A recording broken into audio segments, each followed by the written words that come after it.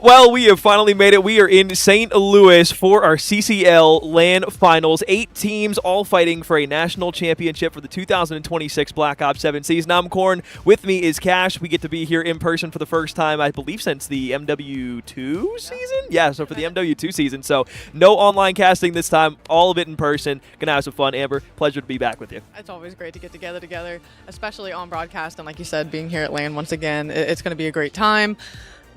Look, this weekend is going to be a whirlwind, I think. With everything we have going on, all of the teams being here, the energy in the building is high. I think this weekend's going to be special. Yeah, it absolutely will be. And you can see behind us, we got this beautiful LED screen and everything. We are at the Impact Gaming Center here in Fairview Heights. I will say this has been a phenomenal facility thus far. Yeah. They have done a lot of stuff to accommodate what has been a large production effort from everybody here throughout the CCL this weekend. We've got all 8 teams in the back playing right now as well, so it's going to be a very, very fun weekend. Let's start talking about the relevancy here, though. $15,000 on the line and up for grabs between all these teams. We have group play today, which will bleed into a bracket tomorrow. The top 2 teams from Group A and Group B will be moving on to the bracket tomorrow. We'll take a look at where the group standings are right now. Obviously, we're just getting started here today for our first day on Saturday, so you're not going to see all that much here, but we can at least show you who is in the different groups. If you haven't seen this on the timeline on Twitter or anywhere else inside of the Discord, Fisher, Oklahoma, Cumberland, and Nwosu, all within Group A. We looked at Group B with St. Clair, Mars Hill, Wichita, and Texas State. Lots of conference championships in here. Really, Amber, these are very stacked groups. This is going to be a bloodbath to try and make it to Sunday. Yeah, when I was looking to see kind of what the order was, you could, as you were saying, put any of these teams, kind of anywhere in that pecking order. And for Fisher, Oklahoma Christian, Cumberland, and Nwosu to be that Group A, like you said, there's no easy, game today, no game you can say, all right, we can afford to get rid of this one or anything like that, because you were talking about kind of how you make it out of group play into bracket. And for the other side of things, you called to it also, look, these teams anywhere, you could flip-flop the groups, you could put them on a random wheel spinner. No one is going to look safe or be like, oh yeah, someone made out with a decent path. No, not even a little bit here with these 8 teams. Absolutely. All right, Oklahoma Christian and Nwosu, hard thing to say early here in the morning. We didn't get much sleep last night after all the setup, I'm going to be completely honest. So if there's any missteps here today, I promise, just stick with us. It's going to be fun. But we'll talk about these 2 teams and how their seasons have gone so far. Let's take a look at our head-to-head real quick between Oklahoma Christian and Nwosu. Realistically, this Oklahoma Christian roster throughout the year, more so than anything else, was something that we expected out of them. We expected the 3-time back-to-back-to-back champions, specifically here inside of the CCL, to really star and shine through. One of the big things, though, that we have coming into this weekend, at least storylines for Oklahoma Christian, this is good and bad news, kind of bittersweet for Oklahoma Christian. Cruzy CoD finally being able to go ahead and graduate, get his degree from Oklahoma Christian. Congratulations to him. Big, huge moment. I know he and his family are super, super proud. I saw them celebrating celebrating. Saw the pictures on the timeline. Looked awesome for him. But that means they are without him this weekend. So their aspirations for a back-to-back-to-back-to-back, a four-peat here inside of the CCL, it's going to be potentially in jeopardy as they have Derry stepping in. Yeah, with Derry stepping in, it's big shoes to fill in a sense. And I don't even know that that's the conversation they're having, right? I think more so it's going to go out and just play Oklahoma Christian Call of Duty. But yeah, of course, congrats to Rory. And, you can't say enough about what he's been able to do in his collegiate career. Topping it off with that bachelor's degree, fantastic. And yeah, zoning into Call of Duty here. It definitely is a talking point worth mentioning that, yeah, it definitely is a much more challenging path for them to take. It's going to take a lot more grit. I think he was kind of like the glue in the sense of that team and what he provided for them throughout the years of playing. So for them to have a step in here, again, you have the camaraderie still, they have the rapport. It's still going to be a different looking team. No, it absolutely will be. 17-5 for Nwosu on the other side, though. This is a roster that was able to just squeak by onto LAN. They're able to play for the championship here this weekend. A lot of conversation throughout this year for Nwosu was a lot of question marks. We had a lot of question marks over some specific players. We were wondering what Biggie Cheese and Insenia would do for this roster. We know Agro and Nate were going to be players who would come back and be able to have a fulfilling season. We just weren't sure what the heights of this team were. The fact that they were able to make it onto LAN, though, is something that kind of spoke for itself. And I'm glad that we're able to see them here on LAN because I think this is a big opportunity for them to kind of prove that, hey, this isn't a fluke opportunity getting to this point in time. Now we finally have a chance to go out and prove ourselves on LAN here. So I think against Oklahoma Christian here, yes, on paper, maybe the records don't look all that crazy, and maybe Oklahoma Christian got the best of Nwosu most times throughout the year, but on LAN it's going to be a little bit different. You're looking at a different roster. This is one of those moments where you look at a round robin where everybody's playing each other instead of the group, and only two teams are going to be able to escape out of group play. All of a sudden, and Nwosu, you come out of the gates hot here. A lot of warm up this morning that they were able to have, a lot of practice that they were trying to get in yesterday. I'm looking at this Nwosu squad like, okay, yeah, not only are they pretty decent, but this could be a very early upset potential for them. You get off to the races here, all of a sudden you win maybe a close series, 3-1, 3-2, maybe even a 3-0 coming out of the gates. You're looking at this weekend completely different. That is a great chance to get into Sunday. Obviously, there's still Oklahoma Christian on the other side. It is still them, and early on, like you said, I think that will be the best opportunity for them. You get time in group play to kind of feel the teams out, see where everyone's at, a little litmus test, but it is a very quick run test at that. They don't get much of a chance to say, okay, here's how they're looking to start, but you don't really get any cracks to say, okay, we're going to get back at them, we're going to try to do this. The map counts are going to be important, like you were kind of calling too. If you can win it anything faster than 5, I mean, that would just be, unbelievable. Winning it all together would also be something that puts you at a great point, at least to start the weekend. So, yeah, like you said, you want to call underdog, call it what you want. Again, everyone here on LAN definitely fought, made their way here. But the Rangers going into this against Oklahoma Christian have a hill to climb, and I think early on, like you said, with them we saw them in here getting plenty of reps, everyone, being on LAN, that we talked, even before the weekend coming into it, that you just throw stats out the window. We know stuff on paper. We look at these numbers right here. Both these teams looking different coming into LAN. So for what we know, it passes the eye test as far as what we should expect. Nwosu, though, definitely can come in here and, look, make magic happen, kick the weekend off on a good foot. Absolutely. Well, look, hey, we know throughout the entirety of the CCL playoffs, regional playoffs, we had new maps that came into the rotation, but we didn't play that within our group set within the teams that were playing inside of the regional playoffs and the CCL playoffs. Now we have the introduction of the new maps. So let's take a look at our veto replay, because I believe somewhere in here we might have something that slipped through the cracks for one of these two teams. Let's take a look. This is going to be something brand new here for us in the CCL, brought to you by SitRep. A huge shout out to JPros once again for not only going through creating this entire website for us, but being able to have this as the replay here. So let's take a look at the hard point here up first. It looks like it's going to be a ban on Sake for Oklahoma Christian. So neither teams have played this, obviously, inside of the CCL. We don't have any statistics for them just yet. On the opposite side, though, actually, that's quite interesting from Nwosu banning the Den here. Oklahoma Christian quite good on that map. Not a big surprise, though, all considered. Having a look at the next pick for the Scar HP, that is going to be for Oklahoma Christian, and them picking it, look, it's not shocking. I mean, again, if you're Nwosu, maybe you're happy to get this as what is going to end up being the map 1. Get a look at that and see what you can do. For Oklahoma Christian to pick it, they want to start it off on a certain foot. Absolutely. Well, we'll see the Colossus search and destroy here for map 4.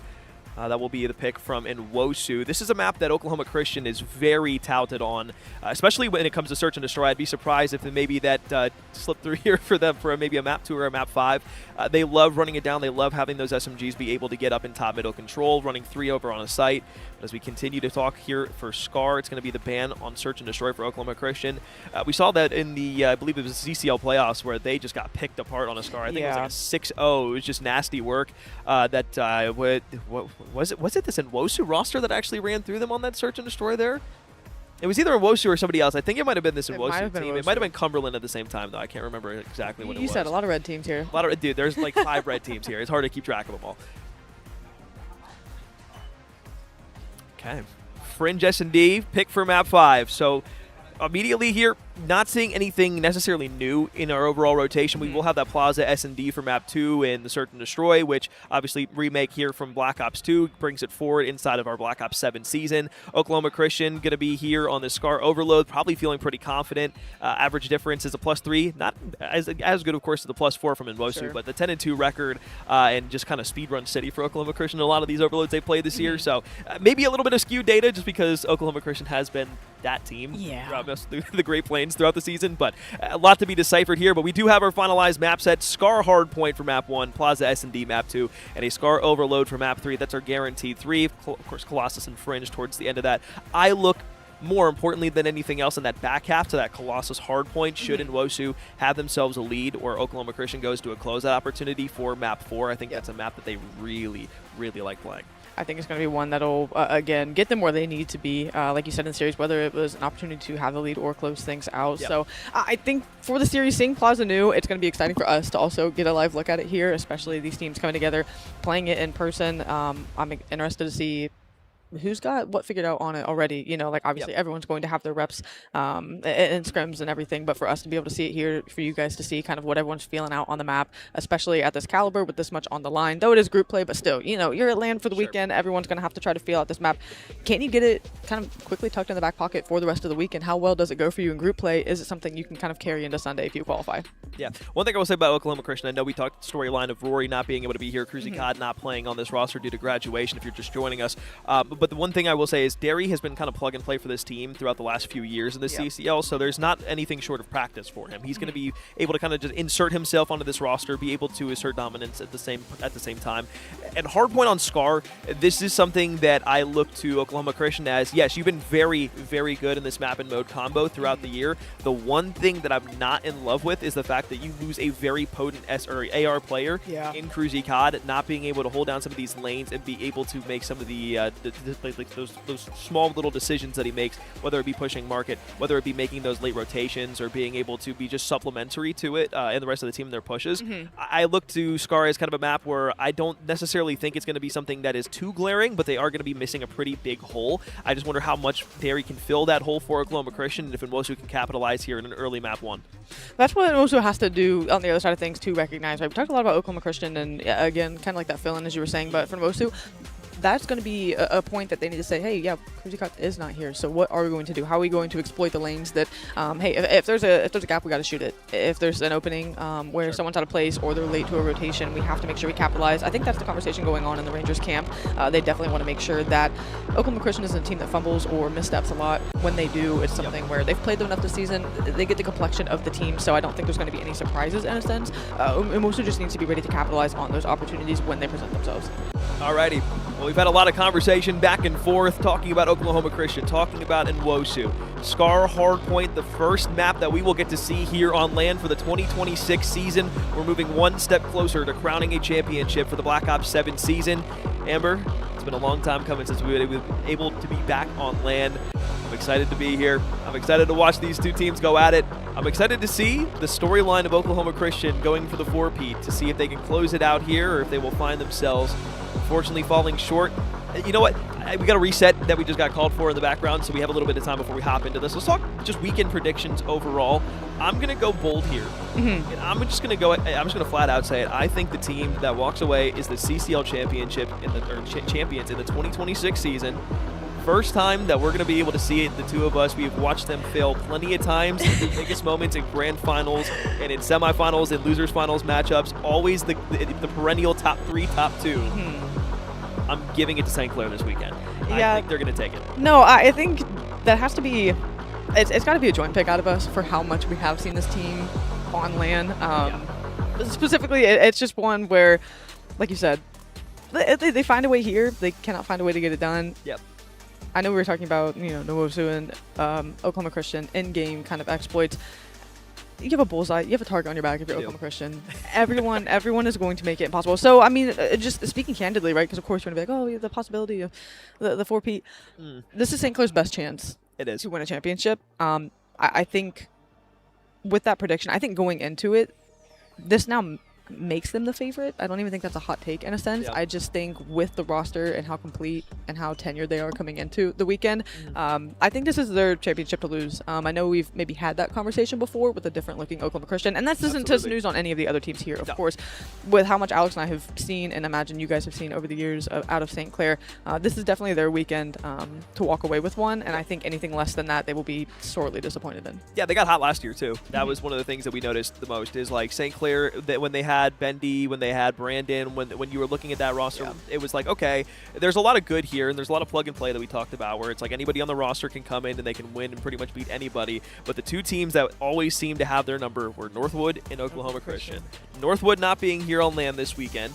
Oklahoma Christian being put at a significant disadvantage with not having Cruzy this weekend due to graduation. And then you also look to Fisher. Fisher is the one team that scares me for them. Fisher is still a very good roster nonetheless. Like, I know we're sitting here talking about all these other teams and we're picking St. Clair as a favorite, but don't be surprised if you see Fisher in a grand final come Sunday and you're like, okay, well, these guys look final because they have played all individually very well over the course of the year, whether it be inside of the CCL or Challengers respectively. All of them are still at the top of their game. Fisher's looking very good. I just don't know if I trust the Fisher Falcons enough to be able to take that grand final over St. Clair. So that's going to be the storyline that we take in the rest of the weekend. Let's kind of keep that out of the background for right now because we have a hard point to get into here in Map 1. The Inwosu Rangers, Oklahoma Christian. Map 1 here for the CCL Finals. We are finally getting kicked off under LAN, and Prada will open up with the first blood. It's Derry who connects on to Nate with the Semtex over the top. And inside of Market, Derry will be looking for Biggie Cheese. It's a slide through on Manny with the NPC in hand. Early mid-map control coming through. And Senna going to be the one closest to at least contest time for the moment as the rescue team's working out of spawn, but it's going to be Brady in the back line. Proto's going to get 3, absolutely going to give Oklahoma Christian the break as well. So now you're stuck in Market if you're Biggie Cheese. Once again, you got the rotation that you wanted. All arrows forward for Oklahoma Christian. They're trying to get these kills mid-map. A little bit of time on the board, but it's going to be Inwosu on the rebreak. That's a good turnaround there. You look for Nate inside of P1. Manny on the back end will now go for the 1v1 challenge inside, and Senna will win it up close. It's Gus there for an immediate trade. 15 seconds left in the rotation over to P2 on the cards. How about those shots from Gus inside of Market? Keeps his teammate alive as Prado over the top as they're able to rotate on over. So it's a 1v2 now on the rotation. Aggro will lose that. You have Gus and Prada trying to just wrap this around once again, but it's going to be the lockdown of P2. If you remember this from the last time Oklahoma Christian played, P2 was their home spawn. Can they repeat what they're so good at doing? As for now, things look good. Word's going to be in. Spawns are going to be flipped out. All eyes going to be forward. Aggro takes a big headshot.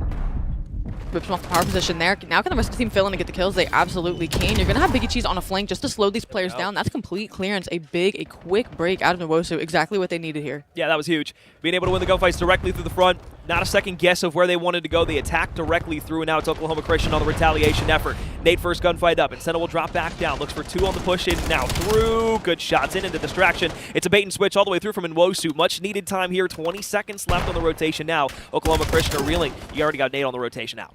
And to have the guns this hot for Inwosu early, again, that break was huge because the time they were able to flip it to was just something that kept the game close. Like you said, Oklahoma Christian loves to exploit teams and really put separation early on. They did not let that happen. Now they have themselves in a position fighting for rotation. The map spread is fantastic. They have Oklahoma Christian playing off the back foot for the moment. You finally get that pick on Encena. You can work towards Hill, but it's going to be Inwosu Rangers in early. Aggro on the heady. Got 4 players from Oklahoma Christian flying directly at him. Derry's going to be the first one up for drive. And it's going to be probably there for a trade that should beat everybody, and it absolutely will be. So as quickly as Inwosu were able to break into P2, Oklahoma Christian say anything you can do, we can do better. They go 4 straight on top of it, 4 for 1 on the trades. They're going to continue to push into the spawns here. They read everything perfectly, have full north side control, and now should be able to read, hey, everybody spawning green, let's have some fun, and hold this last 30 seconds.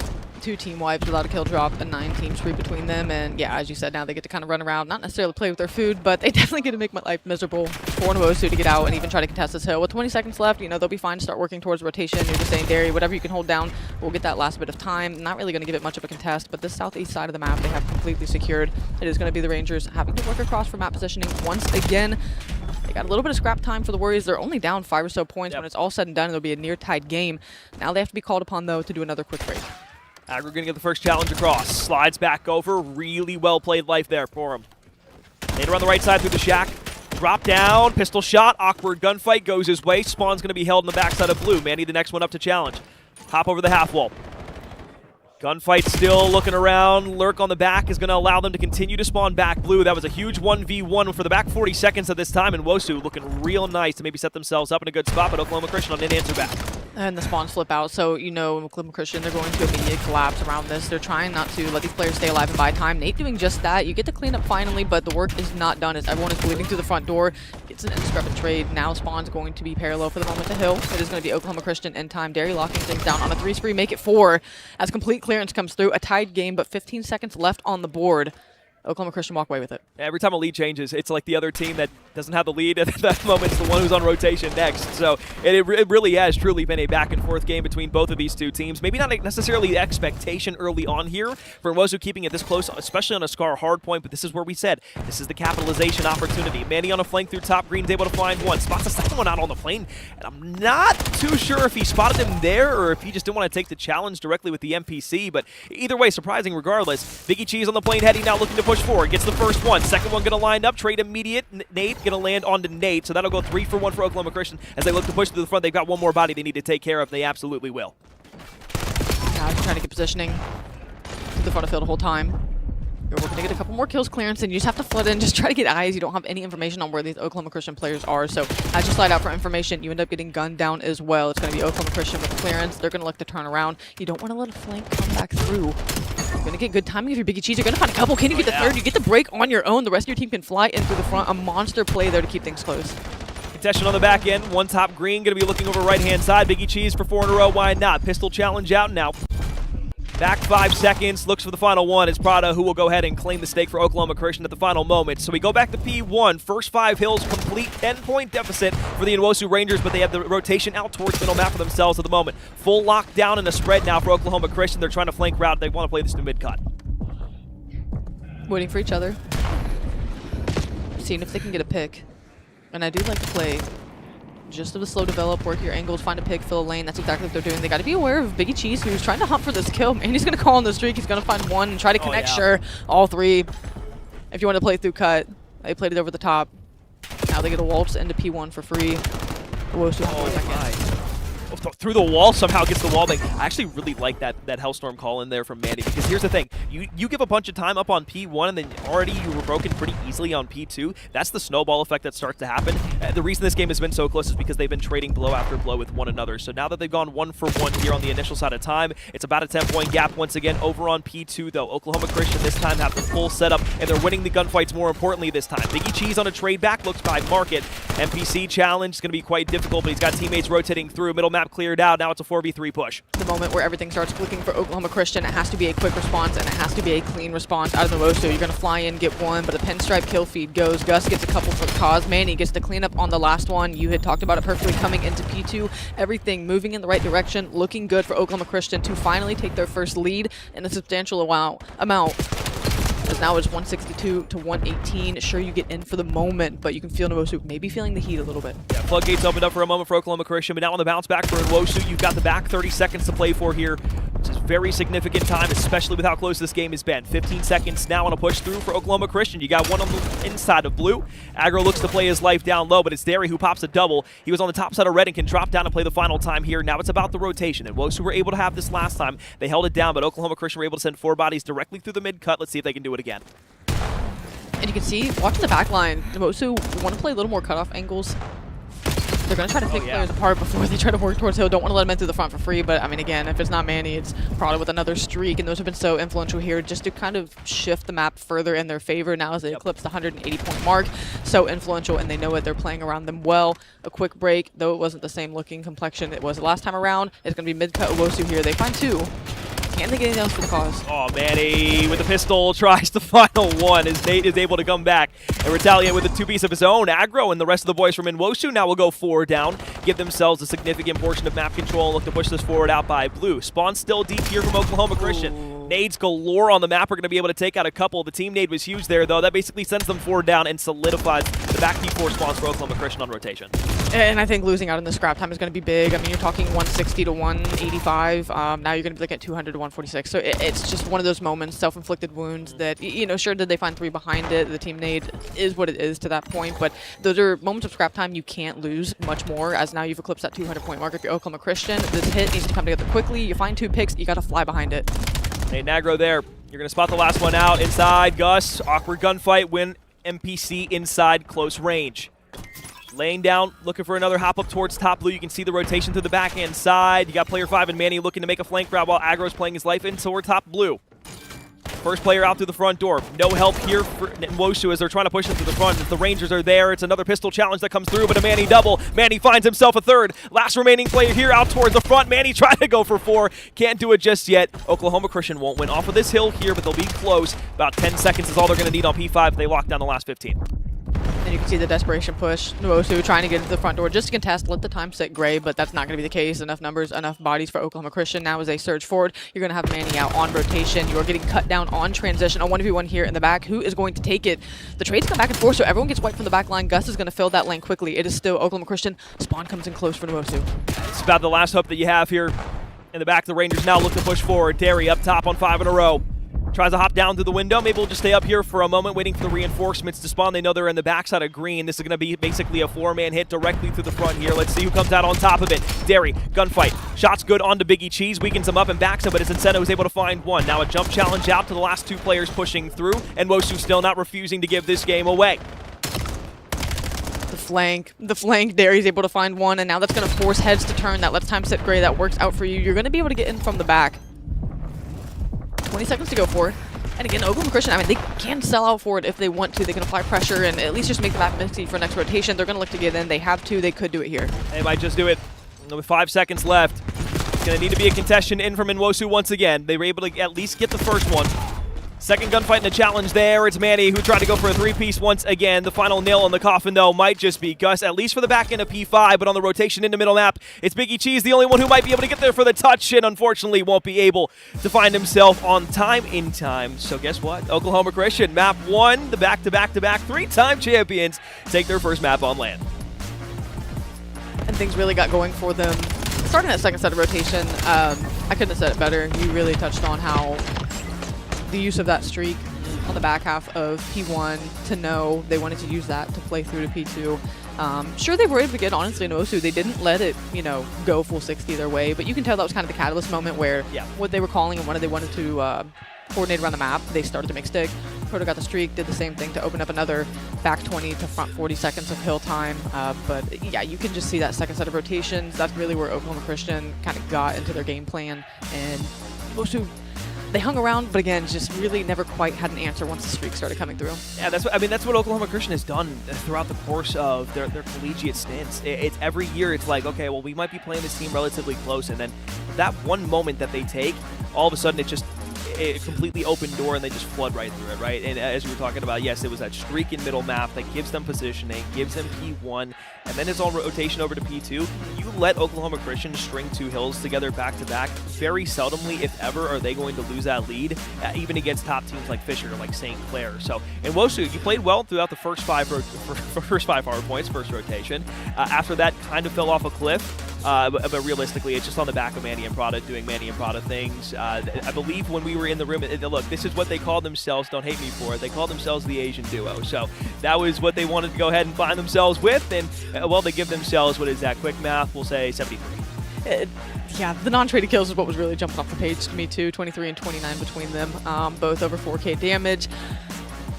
Yeah, what more could you ask for to kick things off? At least from a slaying capacity, you talk objective play, Derry and Gus, knowing when your subs are hot, right, you're just going to fly around and soak up time as they're clearing out lanes of the map. And so just a balanced effort. I mean, you just look at the scoreboard, I just think for me it's balanced across the board for Oklahoma Christian. Everything that needed done got done from different players. Everyone just role-played well that map. And like you said, Nwosu, they hung around. Again, the slaying, of course, has discrepancies, but whenever Manny and Prada play that hot, yeah, it can look like that. I just think back to, okay, they found that opening. So we're gonna have to be like, next time, there is a soft spot. How do we find a way to close that and not give them such a big exploit out of it? But just a few highlights through here. Good play from either side. Really big plays, big moments. Biggie Cheese had a monster out there too. No, he did. I love what Nwosu were doing on the opening breakoffs. Like there were a lot of moments, especially early on in the game, where they felt like they had some momentum to them. Like that first break that they had on P2 was phenomenal. It was gorgeous. Yeah. And I thought that's what we were going to see more of them throughout the entirety of map 1 here on Scar. I just didn't see another kind of moment where Oklahoma Christian gave them space to take those gunfights. It wasn't like, okay, well, we found one, and then all of a sudden it's bam, bam, bam. Like, yeah, right here when Nate and Aggro were able to pair for 2 and to find all 4 down, that was the only other moment where I was like, oh, wow, that was a significant break opportunity that the Rangers had to give themselves map positioning. It felt like after they won those first couple of kills or were trying to play around the hard point, wherever it may have been, either A, they were just getting caught off guard from the third player being there, or they weren't being able to kind of push out in a way that was allowing them to still stay tight-knit close enough, but also then influence spawns at the opposite end. Yeah, and I think what Oklahoma Christian calls on teams to do is, like you said, P2 break, fantastic, look good, wanted to see more of it, thought we were going to. I think what Oklahoma Christian does is you get to that second set of P2, they're like, okay, do it again. Can you make it happen? Can it be that clean? Can it be that well executed? They call on excellence out of all of the teams that they play. You have to be able to consistently execute timely things around the map, and like you said, whether it's caught off guard on rotation, they throw different looks at you that make it harder to make those adjustments and kind of replicate the success you had found. But that's what you have to do to be able to take down this team. You have to continually replicate success and where you are finding good points around the map too, whether it be attack, rotate, things like that. They make it challenging at every turn, and we saw glimpses of it. Those are still opportunities that they will have to capitalize and, again, repeat what they want to do, not necessarily play around, okay, we need to counter Oklahoma Christian every turn. You can see Namosu has a game plan, and they want to go in and say, okay, this is what we are trying to do around. This is where we're going to go, and I think we'll see more of that, especially as the series goes on, and I think this map, too, is going to be indicative of that as well. Yeah, I absolutely do as well. Just kind of taking a look at last year on their championship run, let's talk about what worked really well for Oklahoma Christian when they were inside of the playoffs. One of the things that they were extremely good at was their hardpoint. Hardpoint was kind of their bread and butter throughout the entirety of the tournament. It's actually quite surprising how much they struggled in Search and Destroy, one of their kind of modes that you would expect Oklahoma Christian really to have prowess in. They were 3-5 throughout the playoffs last year on LAN, or when they were playing on LAN, which, like, to me is just such a weird statistic to look at because, like, yeah, they were able to win the majority of their hard points. They were able to win their controls, but it never felt like they were ever really kind of a good S&D team or the best S&D team. And that's not to say that they're a bad S&D team, but it's more so just like where have the struggles come in, and without Cruzy having Derry on this roster, we talked about that being kind of something that might hinge them or kind of perplex them in game one. Didn't do either of those two things. They would look completely fine, especially after that first rotation when they got settled in. And now in a Search and Destroy, this is where that plug-and-play player, though, really becomes like, okay, can you comm effectively? Can you be able to be in the spot for those first bloods? Can we really be all on the map together to really play our game? So that's what I'm looking for here out of potentially, Derry in an S&D, especially given the fact that last year struggles for Oklahoma Christian were, again, specifically in the second game mode. And I think because they're so good in the respawns, you can see the 5-3, and like you said, almost gets overlooked where it's like, okay, yeah, they're 5-3 in Search and Destroy, but they're winning championships, so what really does it matter?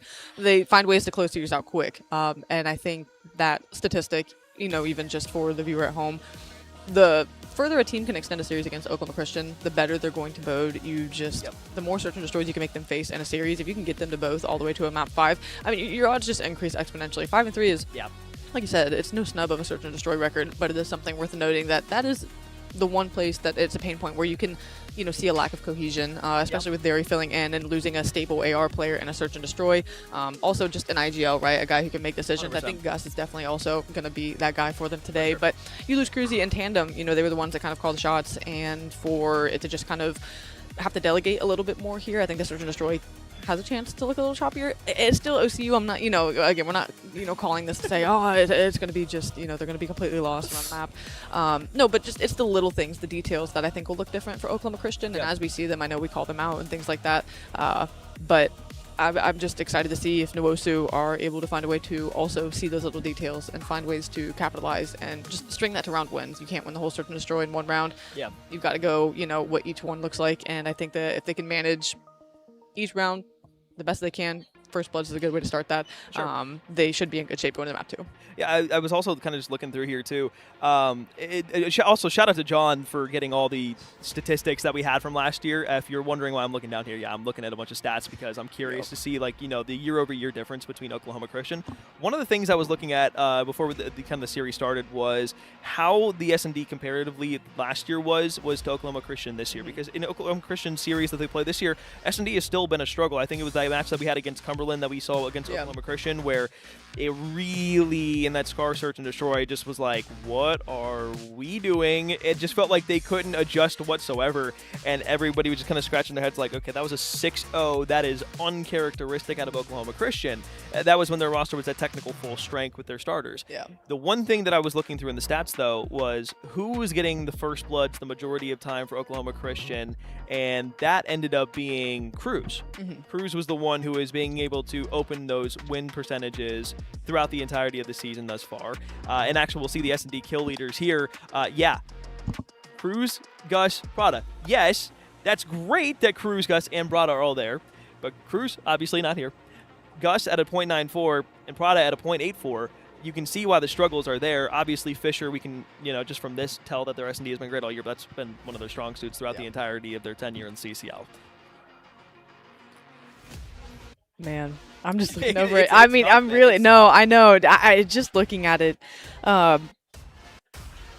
you really, look, you really want to call the numbers because they're in front of us and say this, that, and the other. We're not going to try to string together some kind of magic concoction of how can this .94 end up we'll call a spade. Yeah, it's going to be new for all of us here, especially I almost think it's an advantage in a sense on it feels like a neutral site, right? You're going to play on Plaza. It's going to be a new map where it's not one that Nuos is going to maybe have an entire idea of what you're going to be doing. They'll have an idea where your players want to get to, but I think it's going to be one that if there's ever a map to kind of lose your main guy, let's get lost on a new map. Let's just see what works for us and what's going to work here for us this weekend. So I'm excited to see what they do look to bring. And for the other side of things, Nuoso, again, coming out, talking, kind of focusing back on the series, right? They're down 0-1 going into map 2. I'm not calling it do or die or anything. We talked about how much Search and Destroy has been an interesting talking point for Oklahoma Christian. Here from Nuoso, with it being on a new map as well, it's a 50-50, right? They have an equal opportunity to do just as unorthodox things as maybe Oklahoma Christian would throw. So you want to, of course, get an early advantage where you can.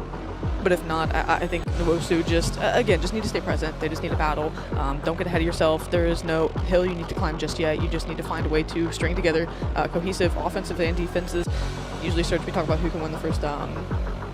Usually talk about who can win the first offense, and I think the team that can kind of feel that out, get map pressure and presence first, is of course going to find success. But for Nuosu, they just need to go out and look, say it's 0-0 once again. Let's see what we can do. Oklahoma Christian looking good, and Wosu, this is their map pick though. Yeah. And going into a map pick where you're kind of just, it's weird to do something that feels unorthodox on LAN, especially when you've practiced away throughout the entire year. That makes me believe that Inwosu feel very confident in the way that they're able to play this map.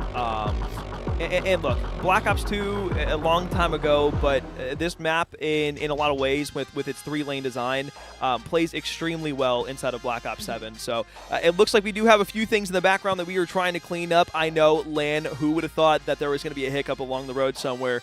Trust me, last night we ran into lots of them. So we're going to step aside. We're going to take a break. When we come back, we will have the continuation of the Inwosu Rangers versus Oklahoma Christian series here in the first round of the group stage.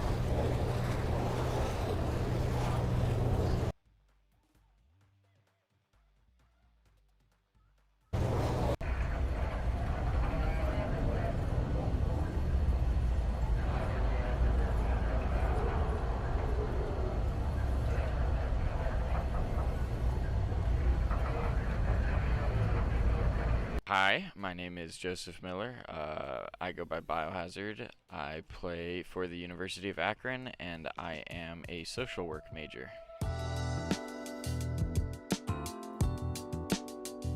I started playing Call of Duty competitively around my senior year of high school, so 2018. I broke my rib cage and I was kind of on bed rest for 6 weeks straight. In that time, I got really into video games, and Call of Duty was my number one. Honestly, I wanted to get into competing in Call of Duty when it was right after I graduated high school. I attended World War II Champs in Columbus, which was kind of local to me. And then like seeing the stage, seeing the competitive aspect. Honestly, what really did it for me was like all of the Champs banners with all of the rosters and the team names and the player names and everything. And like just seeing that aspect and environment, I knew that I wanted to try that and try to get to that level. I would kind of play in random various like online leagues with my friends, and I would never honestly really find much success with it. Honestly, just like a stroke of luck, I got a college COD recommended video on my Twitter, and I didn't realize that like there was a whole collegiate league for it. I did what any logical person would do, and I went through the college COD Twitter and looked at every single college that they were following and looked to see if there was any of them in Ohio. And I saw the Akron one, and I was familiar with Akron esports because of Tristan on the Rocket League team. I was a huge E United fan, and Tristan played Rocket League for E United as well as for the University of Akron. And so I looked through Akron stuff. I saw that they didn't really have anything about Call of Duty. Took a leap of faith, and I emailed the director of esports and I asked him about a Call of Duty team. And I was honestly just really fortunate enough that they were looking to build one as I was messaging them, and so it just kind of all fit into place. It's definitely not as easy as most people probably would view it to be from an outside perspective, especially like going to class, having things in person, you know, like contributing to like college life and stuff like that. Like you don't want to just be a shut-in who, you know, goes to class, goes to practice, and then that's it. Like, you know, I tried to, you know, put myself out there and, you know, meet people and make friends and all of that, while also, you know, having that competitive aspect, you know, going to practices and things like that. And it definitely, it's a lot to get used to, especially when I was 22 when I first, you know, went back to college. So I kind of had to relearn school life in general as well. I definitely, for advice, I would tell people to focus on, you will be a student athlete, and you need to focus on that student part as well. Make sure that you are attending class, you know, doing your homework and things like that, so that way you still have the opportunity to compete. Obviously, you know, competing is fun. Making a name for yourself is fun. It's very enjoyable, but you have to do the not so fun things as well in order to appreciate, you know, the enjoyable things. So please go to school. Absolutely. Last year, we were watching in our esports facility. We have like a 9-panel TV wall that we normally would put, like, if one of the esports teams has a match up, we would put it on the big screen. It was a football game, and so we put the football game up on the screen, and I wasn't paying attention, and apparently like the ESPN video people were behind and thought that it was really cool that we were like watching the football game. And so like then they put it on ESPN, and they were talking about like, they were like, oh, like the Akron esports team is showing support to their football team. And I was like that's me. It's really cool to see. A lot of times when people think of esports, they think of, you know, being there, playing the game, things like that. And like you said, there's so much more that goes into it. As long as you are interested in the field, I'm sure you could probably find something that interests you. For me, it was social media. There's casters, there's, you know, like editors, so many things behind the scenes that you probably don't think exist. And you can find anything. And so for somebody that kind of wants to dip their toes into it, I definitely say don't be afraid to take that leap of faith. Don't be afraid of rejection. You just kind of have to put yourself out there, and if it's meant to be, it will find its way to you. But don't ever really give up hope, and I promise that whatever you find, it's meant to be there for a reason. I definitely, honestly, it feels funny to say, but like kind of what everybody's doing this year, like, you know, like the listen-ins, the player interviews, the behind the scenes things, kind of like humanizing it, I guess, would be a better way of putting it. I definitely think that, you know, putting names to faces and all of the things like that, where you're going behind the scenes, you're going more in depth. It's not just becoming another league. Like, you are, like, this is college. These are students in this league, and so being able to have these students have the opportunity to, you know, discuss their lives and, you know, be more than just a Call of Duty gamer and things like that. Like, it's definitely really interesting to see, and it's really cool to, you know, be a part of it now. I definitely am excited this year for the competition because I'm the only one that's returning, and so it's definitely interesting to see to go from being on a team with people like Bowie and Thieves and MZ to people on my team that nobody like really knows who they are. So like kind of giving these guys the opportunity to prove themselves and build their own names for themselves while also doing the best I can as, you know, the veteran. I say that so that way I don't call myself old. Teach them kind of the ways and teach them how to play proper, learn the game while, you know, like kind of pushing them forward, so that way once I'm done after this year, like they can kind of carry it on, and then who knows, you know, in the future, maybe not let them focus too much on what Akron was and now picture what Akron can be with them in the picture. Hello, my name is Michael Wiglar. I go to Conestoga College, and I'm currently studying a business program. I'm in my last semester. I've been playing Call of Duty as long as I can remember, honestly. My first one I can really remember playing was Black Ops 1 with my dad specifically. He was kind of the one who got me interested in it in the first place when I was, I'd say, 11 or 12. And then as I got older in the teens, we'd always play it around Christmas time, just kind of play all the retro CODs. It kind of was my stepping stone into competitive Call of Duty. I would say the first time I realized I had, you know, a little bit of talent is when I was playing AW, Advanced Warfare. I had a little group I would be playing kind of game battles, UMGs with when they were still around, and we did pretty well. We were usually on the top of those ladders, so that was kind of the first inkling to me that I thought I might be able to do something competitively. So I've always seen the CCL like from afar. All right, well, welcome back to the Impact Gaming Center here in St. Louis. My name is Corin. With me is Cash, back on LAN, of course, as we were talking beforehand. If you're just joining us, welcome to the CCL LAN Finals. I know we took a longer and extended break there. Had some technical issues that we won't necessarily dive into, but took a little bit longer to figure out than we initially had planned for. So if you, again, are just joining us, after Map 1, Oklahoma Christian had a phenomenal Scar hardpoint that they were able to take by about 100 points over in WOSU. Here in Search and Destroy, though, we talked about Oklahoma Christian struggles a little bit before the break, though.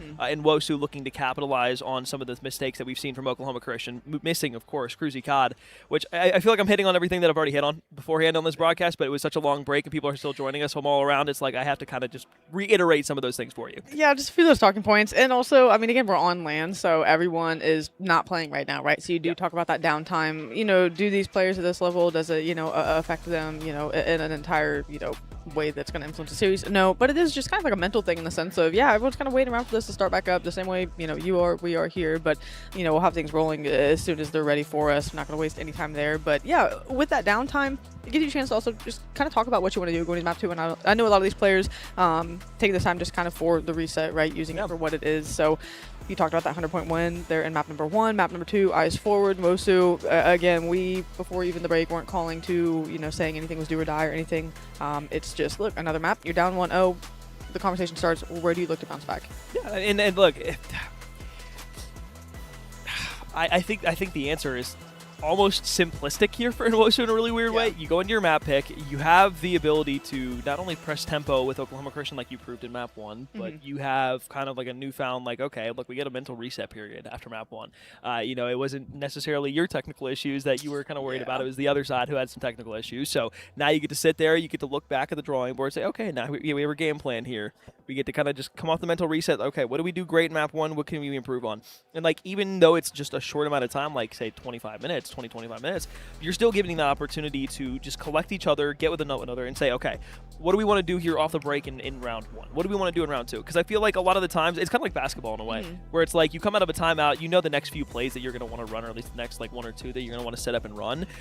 Let's get to that in Plaza in map 2. Let's know what we want to do right off the rip as we start out map 2. Let's know what we want to do in second round on our first offense, first defense. How do we want to attack this? How do we want to go about that? And I think now that Nwosu is going to have that kind of strategy for them, I think that's going to allow them to open up. Now, does that all entirely depend, infringe upon the fact that they would have done that during that intermission?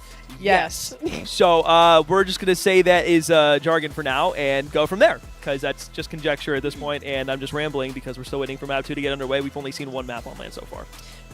Yeah. That. Hooray! We see a loading screen. Fingers crossed. Hopefully this is the one, but no, I mean, there's still points worth bringing up, of course, because sure, you said shorter break in 25 minutes. 25 minutes is still a break. A break's a break, but yeah, you would think at some point that conversation was had, even if it was right after they realized there was going to be an extended period of time, just kind of talking things over. It's still very early in the day. It is very early in group play. Like I said, each of these teams play each other 3 times, so a long day ahead of us. It's still match number 1 of day 1. Now we get into map number 2. It looks good on our end, Alex. Let's get this map underway. All right, let's have some fun. It's going to be a straight bang out here behind the bar. First gunfight to Biggie Cheese. Why not? Go for trades. Manny and everybody there. Okay, well, you get the first blood, and then it's just everybody immediately following suit and in line behind. A very quick round 1. It's about what you expected here on Plaza. It was just bang out. 4 chow. There's really not much to that apart from winning your gunfights, and yeah, Oklahoma Christian, they come out when they do it. So you threw something at the drawing board just to get a feel for the pace. It was fast, and I think that's something both teams are going to take and say, alrighty, now what do we want to do here off the adjustment? If anything, early on, a good look. Everyone getting a feel for how other teams are going to look to play Plaza. Oklahoma Christian, Manny gets 2 in the round. No one falls. First bloods, all things going their way to start. You know what I say? I say let's do it again. Sure. Let's have one more time. Here comes a bang out. Nate this time looking for the first blood is Prada and Manny, who will double in, a trade back in. It's the exact same look, just a different first blood this time. Oklahoma Christian up 2-0. You know what they say, bad things come in 3s. Is it too early to have the surely not conversation? And once again, a round not to break down anything. It is just a bang out. It's that simple. Can you imagine it's like 6 rounds of it. I honestly, just give me haymakers over and over and over again. I'm cool with it. If that's what we want to get back to, I'm seeing everybody looking over to the right-hand side. Everybody's probably going, surely they're not going to run it down again. Surely they won't run it down again. And guess what? Run it down. Let's run it down again. Let's go round 3, baby. Come on. Derry first one out for the challenge this time. Shot's good on the 1. Drop down. They'll get 2 for it this time. And Oklahoma Christian, look, it's getting closer. We put the battering ram in the door. First time, didn't move it. Battering ram second time, you give a little give. This time, we're really starting to see that door move a little bit. Maybe a screw out of the door hinge. I love it. I don't... Personally, I don't think there's anything we could have... Is this more exciting than S&D could ever be? Yes, I'm saying there's nothing... After a 20-minute break, I don't think anything better... We couldn't have written a better break off for the first race. I mean, hypothetically, we're halfway through the search and destroy if we keep playing it like this. Derry on 4 in a row. Only thing worth of note, aggro, trying to get 1 on the board.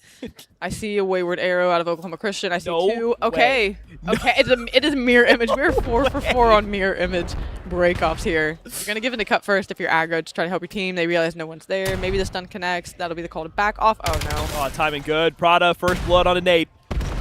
Challenging now from Oklahoma Christian. Should have help from the backs of the bar, and you absolutely do. Manny second. Now 4 versus 2. 2 lines remaining here for Nwosu on the back end on defense. Derry spots 1 out. Second one there, and a beautiful bait and switch throughout middle map. Will at least lock things down, make it a bit easier here.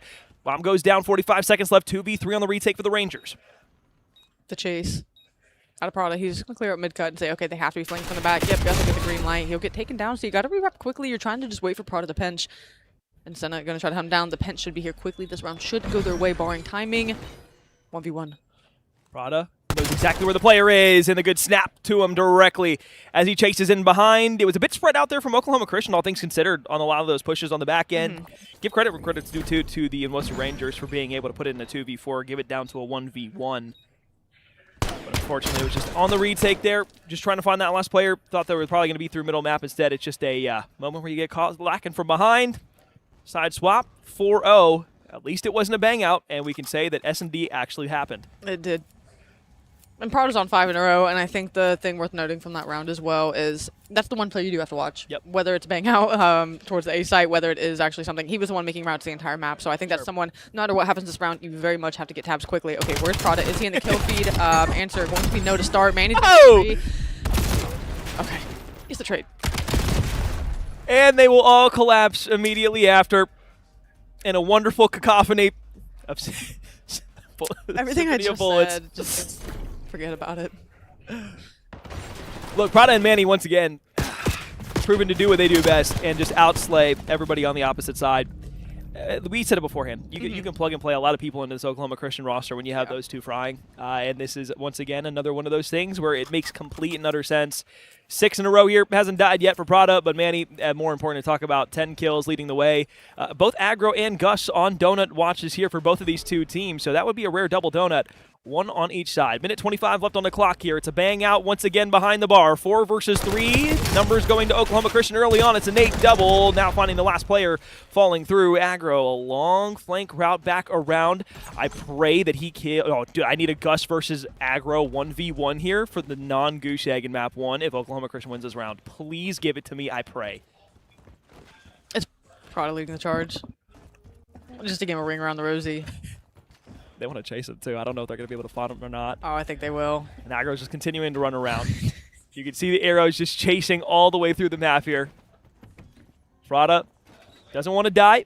Has had a perfect search and destroy here on Plaza and map 2. Keep in mind, this was in Wosu's map pick, by the way. Just to go ahead and give a little bit of added context to that. And so, not only was it bang out straight for the first 4 rounds, we have a bang out here at the beginning of this round. We play Ring Around the Rosie the entire time, and we have wrapped the map 3 times between both of these two teams.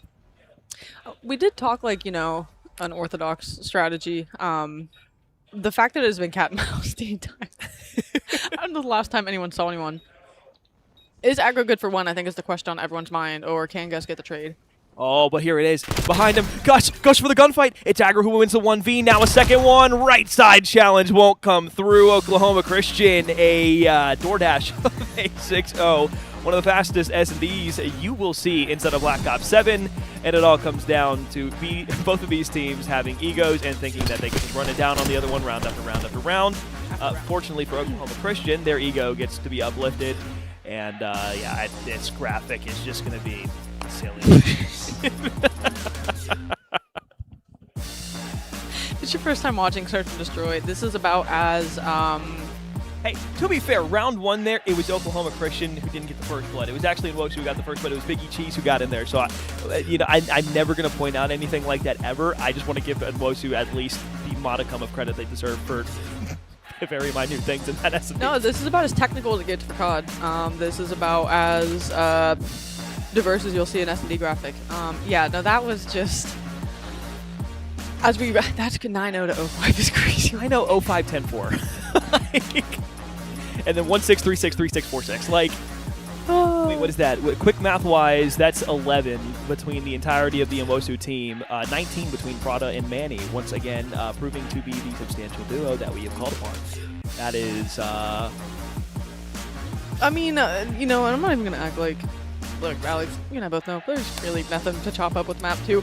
But we do have to have a serious conversation. I mean... Let's do it. As we pivot... It's time to get serious, guys, and we'll go through these Search and Destroy highlights, but I think it's a good time to transition the conversation. I know we're all feeling silly goofy after map 2. You're looking down the barrel of this 03. You're going through Scar Overload where you didn't get dismantled, you hung around. But you're coming off of this map. Just, okay, Alex, I guess what I'm trying to talk about is where do you go from here? I think is... Well, the good news is there's only one direction to go. Yeah. And that is anywhere further up than where you are at right now. This is not to hate on Inwosu, because that was a fun S&D, all things considered.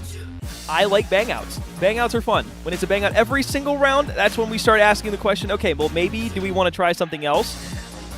If the answer is no, then more power to you. But now we go to a Scar, where you famously lost that map 1 by about 75 points. First rotation for them, as we were talking about in the respawn, very good. Again, if you're just joining us here, the hard point for the first 5 hills was really even. Oklahoma Christian had about a 10-point lead going into the second half.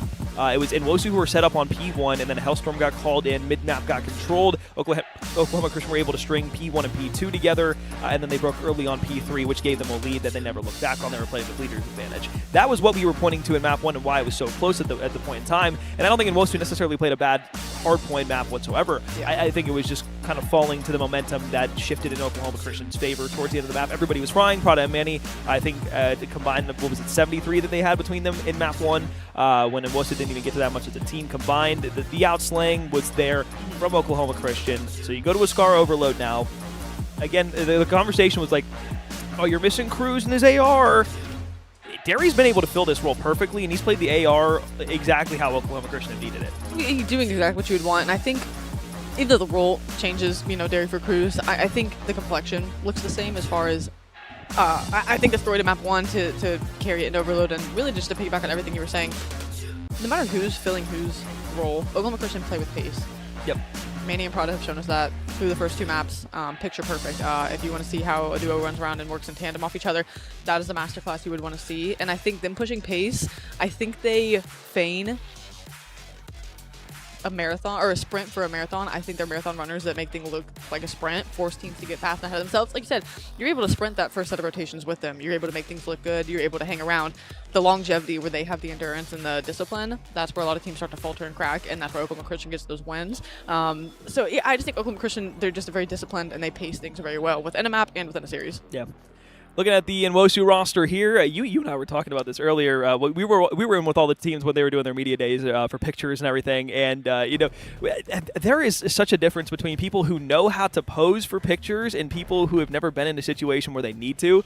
There were a few players on Nwosu who actually were like kind of playing decently well overall. One of those players was the one that you see looking down directly at his phone. And the one on the bottom of the screen there as well, that's in Senna, as well as, I believe it's Aggro. And look, we saw Aggro. He sat there, arms behind his back, just like staring down the camera. You could tell he played football at some point in time. He was putting bodies down on the floor. That is someone starting linebacker, 100%. The pose was a little too familiar. They definitely, like you said, been there before. But it was a lot of fun, the media we got to do with the team. It was. Talk to them this morning and stuff. So vibes are high. At this point in the series, who knows? You can tell they're really kind of just taking it in, getting ready to go into map number 3. There really wasn't, any kind of crazy communication going on. But there really isn't much to say at this point, right? These teams know what they need to go out and do. That's just always the question. We know what we're going to do. The question is always, or what's being asked over. Can you perform? Yeah, execution. Execution. Can you make it stick? It's group play. You'd love to. At this point, even just talking, getting back to the group play aspect of that is what we're doing today. Take a map. How much does that bode for you and your group standings, when it comes down to the top 2 teams? Can you get a map off this team? It's kind of what you're asking now. Starts here on another respawn overload. You got to come out swinging. You've got to come out big here. Can you put down Oklahoma Christian off the opening break and do a decent job? Objective still open for control. Well, you got 3 series in order to get to Sunday. You got to win probably 2 of them if you want to make it outside of your group. Right now, Nwosu facing a rock and a hard place between this Oklahoma Christian roster that they have in front of them. Middle map controlled, at least by now, by the Eagles. Manny looks to push his way into market. Got 2 bodies that are outside of green on 18 playing through Gen. Regen's back to 100 HP. We'll look to the top side of red. Doesn't spot the body out there, but knows that he needs to push the line forward. The lead blocker has gotten into the spawn side. It will stay alive with 2 HP. Has a gunfight coming up here close. Should be able to find Senna, and this should be Oklahoma Christian's opportunity to grab the device in middle. You're trying to wait for this player mid-cut, and Nate trying to bait him out and get the kill. He is able to shoot Gus with the objective. You're going to try to get the trade, but the turn-on comes through. So again, Nate doing a great job mid-map where you had the lead blocker. You had won the 1v on the left side of the map. You end up getting cut down. They were apprehensive about that push, and for good reason. Nate executes, wins the gunfights behind it. You have map control for the moment. Manny's still on the spawn side, looking to cut down the player from market. Nate, the player you talk so effortlessly about. The play that he's able to make on the back end to stop Oklahoma Christian's push is the one he will find next. Derry up in top green, still looking to push out the spawn side here over towards the B point of the green spawn. As you look to Derry now, We'll spot another one now. It's going to be Nate. 2 dotties down. Oklahoma Christian trying to fly this forward, and Gus will be the first one to approach that goal line. Will slide in for the payload detonation. 1-0 up Oklahoma Christian on the board first. You're just going to keep applying pressure, too. You're not going to give up the map real estate, even though the objective changed positions. You still want to keep this pressure, and that does not look like a fun spawn trap to be on either side of. Who is it once again, if not Manny and Prada? That's now the scoop objective. Working towards the A side here. The collapse coming quickly. The pinch has to work even quicker. You're finding the kills. You've got to fly. Good shots in from Derry. Turn back around, and Senna and Biggie Cheese going to be able to pair 3 for 2. And Wosu Rangers now giving themselves a bit of positioning on the map. Down 0-2 here in the first half on a favorable side for yourselves. Trying to push into the red side. Derry up top. Nate gets good shots on 2. They go 3 for 3 once again. 1v1 for the back end of time. Middle map fully cleared out and flushed by the Rangers at the moment. Still go Gus and Oklahoma Christian really just holding pretty much every lane that the payload has been spawning in. That's been the difference maker so far for me, at least. Yeah, just not enough pressure to force them out of those lanes. Like you said, they've just had pretty much complete oversight of whatever they've wanted. Now you can see the pressure being applied, and they're doing it with numbers. And sometimes you have to. If you can't win the 1Vs to, get a power position, send it with numbers, bully it out, do what you can to get those gunfights won. Push comes to shove, the numbers battle does go the way of Oklahoma Christian once again, but you still have pressure out of aggro, and that's what he's doing, trying to buy time for his team. Manny, though, is able to shoot players off spawn. That's going to put a wrinkle in your plan. Oklahoma Christian, when the dust settles, they're the ones on top, scooping the payload, lead blocker, and Derry. Going to be trying to look for a kill first. It's been a lot of fun watching both of these teams so far. Everybody on the map has a real ability to play their lives and just allow the rest of their team to be able to support them over the top and come around for help. On the push forward here, Manny in through the shack. Unfortunately gets shot in the back through aggro. He's able to find 2 up over on the solar side. What a shot challenge from the pistol there. That's disgusting. Goal line stop, and Senna will be there and will finally go ahead and take it through. Punched in the ticket in. Rangers finally get on the board.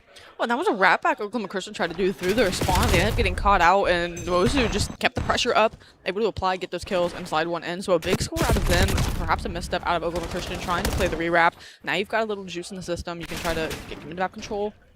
Continue to apply this pressure. They've taken up across the 50-yard line of the map, and really Oklahoma Christian haven't had an answer for the moment of the pressure and pace they've been playing with. Can they keep it up? You cannot let Oklahoma Christian, those ARs, get back to those positions where they were locking down lanes. They're trying to do that here. Guess who's flanking to the back? Manny. You have to be wary of it because he's going to move quick. Yeah, but Biggie Cheese was making a flank at the exact same time, and that will open the door completely on the north side of the map to get through plain side.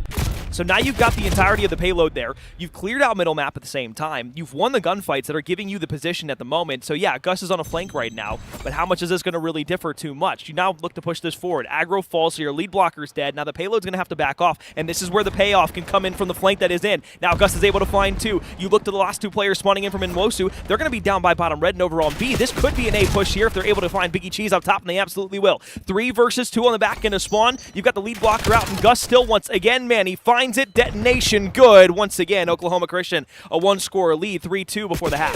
And we'll see if they try to get one more in. 15 seconds left. The objective's about to spawn. We'll see if they look to make one more move on it here. Time dwindling down. 10 seconds left. Derry going to try to pick another kill. Looks like for now, just playing keep away for the moment. Derry, right challenge, picked up here by Oklahoma Christian. They're going to wrap this back middle map. Extra 30 seconds going to get added to the clock. But the only player left here from Oklahoma Christian is probably the one with the device in hand. The problem here from Nwosu is even if you're able to kill Prada with the device, that 30 seconds is going to completely expire, and the half is going to be upon us. So you're not going to be able to push that back out, get another score. Regardless, that was either going to end 4-2 or 3-2. It ends 3-2. We go to the second half where we switch sides. And Nwosu really playing a well game all around. It's just the moments that they have come in bursts. It's not where it's like it's full control all the time. The moments they have come in bursts where for Oklahoma Christian, it just felt like they had more of the map control throughout the entirety of that first half. Yeah, if you look at even time of possession, it would definitely be favoring Oklahoma Christian. But those bursts got them 2 points. Exactly. So, I mean, it wasn't fruitless ventures. If they were having those bursts and getting no points behind it, yeah, that would definitely be a pain point you're talking to where you've got to make something happen. They are, rewarding themselves for the work they're doing. Now can they just make it a little more consistent, a little easier for themselves? Can they take some of this map control on this side? Or is Oklahoma Christian going to try to get early points on the board once again? Manny on the move quickly to blue, able to find one. What more can he do as his teammates take the collapse? Yeah, this spawn is very, very hard to be able to get out of, especially if a spawn trap gets started. Of course, as I say that, Nwosu able to go ahead, break back, at least for the time being. Big thing is you spawn close to each other. It doesn't mean that you're going to have a lot of positioning that you're able to take. One player always able to survive through. Prada gets one in market and realize that there was one pushing directly through 18. You get 3 down. It's the final player now pushing their way forward. And aggro in the back line. Everybody will finally fall. Now Prada once again can push his way forward. Inside of top blue is able to find the first. And bottom B4, he spots out another player able to escape with his life. Somehow stays alive, turns back around to the top side of blue. And you're just causing chaos in the spawn side of Iwosu. And this is a lane performance that you were hoping to keep slow, hoping to keep mitigated. He's just 15 and 15 on a 4 spree now, so he's been quiet to this point. If Prada can get loose, start kind of supporting Manny and what they want to do around the map, it's going to be very problematic for Iwosu here as this pressure continues to be applied. As the objective is scooped, sure, it's going to be 3-2 in the feed. Derry's going to cut down another one. The kills you need to start this round going your way. This should be a score. Good information. Help over the top was there. Sure, the trades are in. But the dirty work has been done for Oklahoma Christian. They tailor themselves another point on the board. 5-2 is the scoreline now for the Eagles. Rangers on the back foot, reeling here in the second half. 3 minutes and 25 to play. Still lots of time for the Rangers to get something on the board. But again, it doesn't need to be a spurt here. We need consistency from them on their offensive hits. Here from the bottom side of red, they're going to be able to grab the payload. Prada top green looks over. Stun check. Good spots 2 out with it. We'll throw a nade deep on just to keep them weak and backed off. And this is all in the name of making sure Oklahoma Christian can just hold this line back as long as possible. Manny over the top, through the back, just has to get the player with the objective, is going to do that. It's going to thwart that push for the moment. You need to win one of these big gunfights. You have to if you're in Iwosu. You're not going to be able to take it. That's one of those moments where you need that to keep the play alive. You fall there, time continues to dwindle. Oklahoma Christian now get the objective. 26 and 18 for Manny. 3 overloads from Gus, 2 from Derry. The Slayers doing the slaying. The players who like the objective doing exactly that. That's why Oklahoma Christian works so well, even with Derry plugged and played on this roster. Back to the opposite side of top green. You look to middle cut. Payload running directly towards you. Shots were good. Second one now. Try to get the Semtex stuck on 1. You go 3 for 1 now, but Manny trades it immediately. Really, the problem here is like, okay, well, you're winning the gunfights on the south side of the map, but you didn't really, you just neglected to focus that you also had players coming from top green, so you had no information, no pressure that you could get up, and now it's just going to respawn back over by bottom red, and it's a death sentence trying to get that over the gate. The transition across the map, flawless start for Oklahoma Christian.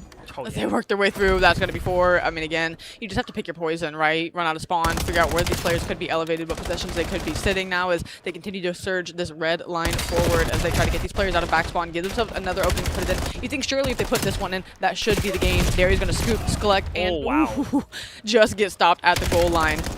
A sigh of relief in Iwosu, but that clock now dwindling under just about 90 seconds. That counts your lucky stars. Nate goes massive and gets 2 for it. Did just enough to allow the teammates to come off the respawn, get the goal line stopped. With a minute and 30, Oklahoma Christian's going to grab this once again. Trying to go south side of the map. Ran into a 1v1. Still bodies here. Derry looking for the one in the back line. Aggro finds it. 4v2. They push across the map, and they are flying forward this time. This is their best look that they've had so far. But they slow down, and they come to a grinding halt when everybody was spawning back green. And I know it's a gut check call, and you can't necessarily see that immediately. But those are the moments that you need with a minute and 10 seconds left in the game. You just have to fly forward. Instead, you find nothing with it. And this is the difference between a team that's a well-seasoned veteran and championship team like Oklahoma Christian and Iwosu, who are trying to get over the hump of top 8 for the first time. Play perfectly separates that, and it's just a moment that you're not going to get back, and one that now you're not going to be set up for anything going forward. You get a quick score there, you can take advantage of the positioning you do have to relocate for new, and that's just not going to be the case as the bomb's still south side of the map waiting to be collected. And if you're Oklahoma Christian, yeah, you just have to play keep away at this point. You don't even have to look to try to do anything else. Buy yourself about 35 seconds time. Keep these players off it. You know they have to surge, fly, and get these scores seemingly impossible to this point now as Manny's going to clean up the last one. Now they'll just set their sights forward, get these players off spawn cut down, less than 30 seconds remaining. Alex, Oklahoma Christian should be walking away with this. Yep. The words that you hated to hear in the MW19 season when we were playing Domination, mathematically impossible, has struck us once again here in St. Louis. 15 seconds left, and Oklahoma Christian just waltzing their way on the journey back home to what will be another map win, comfortable as ever. Can't even grab that final payload to be able to dunk it in. And Iwosu tried their best throughout the first 3 maps they were able to play on LAN. Unfortunately, the Eagles just too strong. Oklahoma Christian 1-0 inside of Group A. They've got 2 more teams, but they are looking real nice at the moment to make it into the bracket. Everyone's playing as well as you'd want. You said, you know, Derry's with the fill in. The objective players are getting to the objective. The Slayers are slaying. There's no hitch in their game to kick things off. And, yeah, they look fantastic for their opening map. Team's definitely going to take note and say, okay, yeah, that's going to affect our veto process potentially. But Christian they look like you would expect Oklahoma Christian to look on LAN. And it's one of those things, and no one was surprised.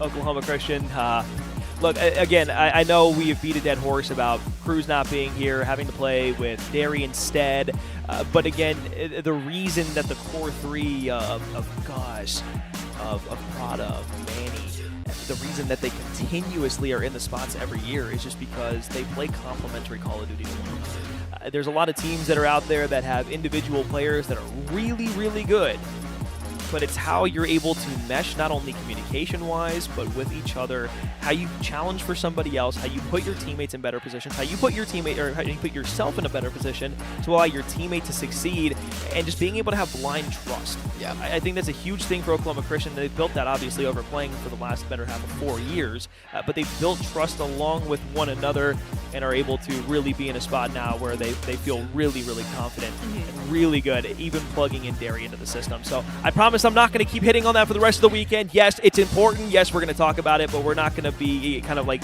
in that constantly. So, yeah, look, we got Manny at 38-24. Yeah, check that out. We got Manny sitting on the couch with us right now. Yeah, that's pretty nice.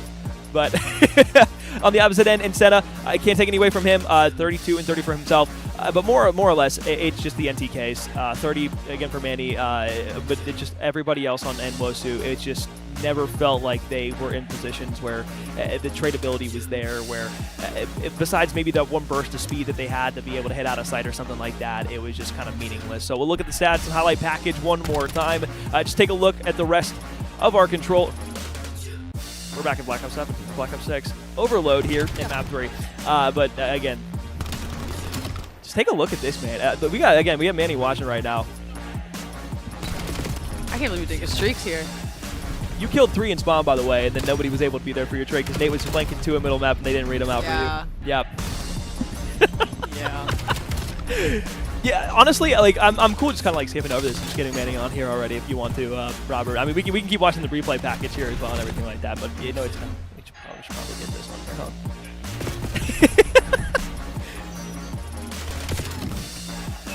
Yeah, you sit right here. It's nice and warm. It's nice and warm. That is hilarious. It's hot in the back there too. Look, we do things differently on LAN than we do on broadcast. We can plan for things like this. Sometimes there's just no planning for some of the things that happen. But we got Manny on here now. We'll come back to the camera here in just a second. Great. Thank you so much. You played great. You look great. You look great. So, walk us through not only the beginning of the series, but just the mindset of everything going into it. I know we talked to you guys before the series. You felt really confident still with the rest of the team, but one of the things that we highlighted so much was, you know, Cruz not being able to be here from graduation. How has Derry been able to come in and just play well with you guys on this roster for LAN? Derry's been playing good. You see that S&D? Uh-huh. Derry's been playing good. I think it just like came down to like trying to get him comfortable. Obviously, like he doesn't have like the same experiences we do. Like we all compete in challengers. Sure. So like we're trying to give him as many tips as possible. Just help him like play the game. To be honest, he's like it's pretty good. So as long as we just like help him and make him like as comfortable as possible and make the game like easy for him, like we'll be good. So with you guys, which is funny you talked about that because Alex and I were talking before you came over here, kind of about blind trust and the core 3 that you guys have, of course, with Gus and Brady. With that being able to give you guys the opportunity to kind of talk Derry through things, how much do you just know what each other wants to do around the map? How much is being coordinated and actually spoken versus trusting each other just to go out and do? I feel like with me, Birdie, and Gus, like we've been playing for so long. Like I think Brady's been 3 years and me and Gus been like together 4 years. So we kind of just know how each other play, and it like really makes it easy to play. Obviously, we're calming, like still like how we want to play things, like. Sure. But like when it gets those like intense moments, like we already know like what each player is gonna do. So like we kind of just play off that. And with Derry, like we're also like all really great friends. So like our chem is like really good. Yeah. Because we're always talking to each other like every day because we see each other in classes and stuff. So it's actually like pretty nice. I think Derry's like his playstyle is like very easy to like bring together as a team. So it's been like pretty easy to like adjusting to not having Cruz. Yeah. Honestly, they're 2 completely different players, like in their playstyles, but I think that like we're just like so good that like we can like just adjust. Yeah. our team's been looking great. Oh yeah, and it definitely shows. That's the intangibles we were. See Derry with the sub, by the way. Yeah, yeah, I did. Derry with the sub. We were talking before. We were like, oh yeah, it was like, oh yeah, we gotta. Derry's gonna fill here. He's gonna be on the AR roll, and then he pulled out the SMG, and I was just in my mind. I'm like, he went from Iron Man to run down mid. Yeah. Also, can we talk about that S&D real quick? What about it? Yeah. How the hell did y'all just come up with the fact that you guys were going to run it down in every single round? Because you not only did you guys run it down the first 4 rounds the exact same way, you guys mirrored in round 5 where you sent 1 person middle for the other team, 1 person middle for you, and then you guys sent 3 into bar. Y'all did the exact same thing for 5 straight rounds? I don't even know. That was their map pick, by the way. That threw us off. That threw us off. Because, like, when we played them in the playoffs, and, like, I think we played them, like, 3 or 4 times this year. They're a very slow team. So when they picked Plaza, we're like, this is just like a 4-hit A every round. So, I mean, as you can see, 6-0. Yeah. Yo, Derry's running that bar. He's the bartender. He's the bartender. I'm telling you. He was running special. down. That was a fun map. I don't know. A rum and Coke is nice, though. Rum and Coke is nice. John had a couple of those last night. Nah, I'm kidding. Oh, man. Oh, man. Well, look, so going forward for the rest of the weekend, obviously, feeling good after map 1. There's a lot of really talented teams still out there that you guys are going to have to go up against. Obviously, you're looking to Fisher in your own group. If you make it out of groups, you're going to have St. Clair on the other side as well.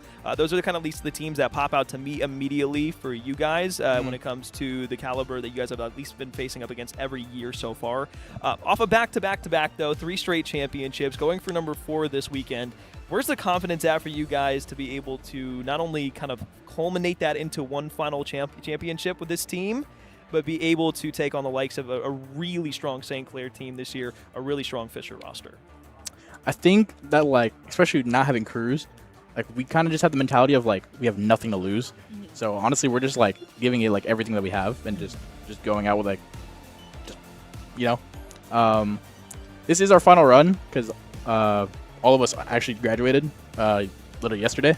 Oh, it was all of you guys? Yeah, all 4 of us. Why did Cruz not come out?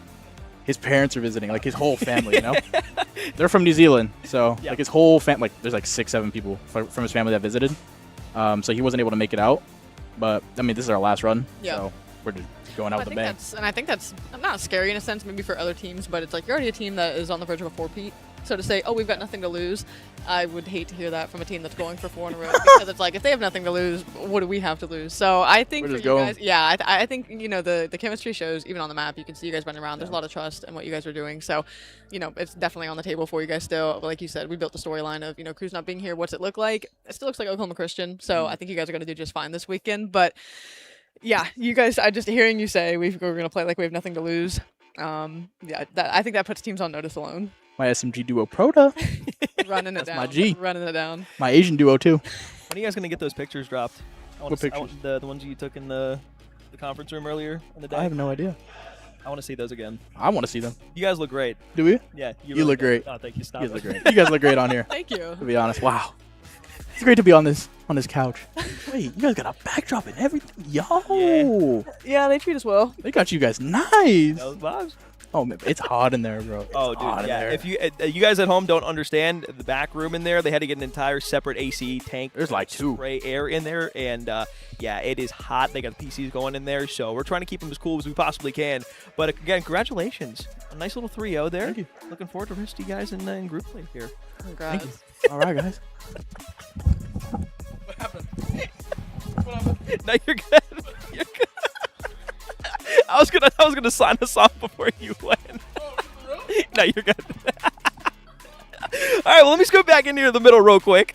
Let's see. Well, we can just recap this real quick and say goodbye for a second. Oklahoma Christian 3-0 over in Wosu. That is going to do it again for what has been our first of what is going to be, I believe, 6 matches that we have on stream here today for everybody in totality. The 20-4 Oklahoma Christian roster came into this as the number 2 seed inside of Group A, looking good so far. They will have to play up against Fisher as well as I had the other team literally on my mind before I said it, Cumberland inside of Group A. So that is going to be where they need to get out of in order to make it to group play. They start out 1-0. Like we said beforehand, probably going to need to win 2 games to be able to get out of there. Maybe 1 and 2 if you start looking at head-to-heads, but I think that's almost impossible. Yeah. So that is the road ahead.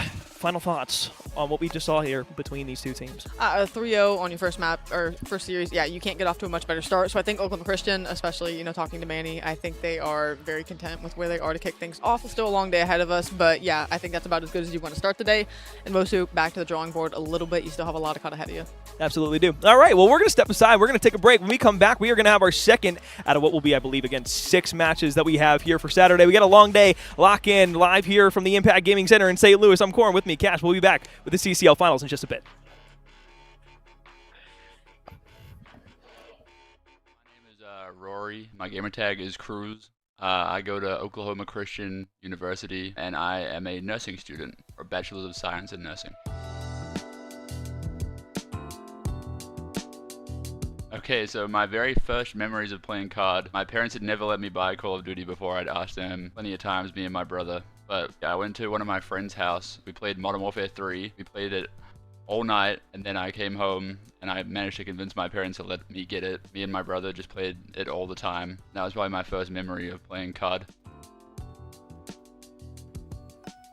So I would say Black Ops. So when I first started playing in Modern Warfare 3, I think my full first prestige in Modern Warfare 3, I had like a .28 KD. I was like the worst player ever. Black Ops 2 League play, kind of towards the end of that game, I started realizing that I could kind of be pretty decent. I was a lot better than all of my school friends, so I started looking for like other people to play with. And then when Ghosts came out, that was when I really being like, oh, okay, I could actually maybe do something with this. So I finished high school in 2017. When I finished high school, I didn't really want to go straight to university or college after I wasn't very motivated. I kind of just decided I needed to take a break, and competitive was kind of like a thing that I like to do to kind of like, not escape from like what was going on in my life, but like it was a good kind of like thing to give me to vent or just kind of get my feelings out. And then it wasn't really until I moved over to the US during Cold War and started competing over here that I actually found out what like the CCL was. It showed me that I could do like both things that I wanted to do. So I always wanted to like try and go pro in CoD, but I also wanted to do like a nursing degree. And so doing the CCL gave me like an opportunity to do both of those at the same time. I feel like it kind of was like a no-brainer for me to kind of come over here because it let me do everything that I wanted to do all at the same time. I would say that the journey moving over here, it was definitely difficult. I think the first time I came over here, just to like give you guys some timeline here, so I moved over here 2020, right before Cold War came out. So I played the competitive year of Cold War in the US. I lived with my fiance, my now fiance, and her family in Tennessee. I competed then, and then I went back home after that in New Zealand trying to get my student visa during Vanguard, and then I moved back here for Modern Warfare 2. So I think when I was here in Cold War, it was very different because COVID was happening. I didn't have to worry about, I had money saved up already. I didn't have to worry about working. So life was very easy. Change that to now where I moved over here. I am paying for my own apartment. I have a dog that I'm also paying for. I have a job, and then I have classes, and then I also had like scrims and tournaments and everything. I would say the journey was, at least for the last 2 years, have been like very stressful, but it did teach me a lot about like time management, prioritizing things. So I actually get asked this quite a lot by people on Twitter. Why do you do this to yourself, or how do you do this?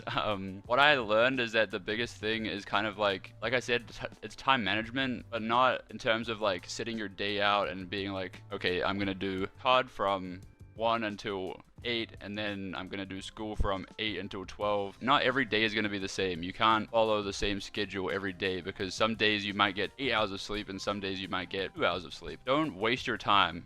Like, I'm not gonna lie, I think over the last 2 years, I've barely watched any movies, any TV shows, always doing something that I think is productive. The amount of time that people spend procrastinating on things, they could definitely work a full-time job with that amount of hours that they spend doing almost nothing. I would say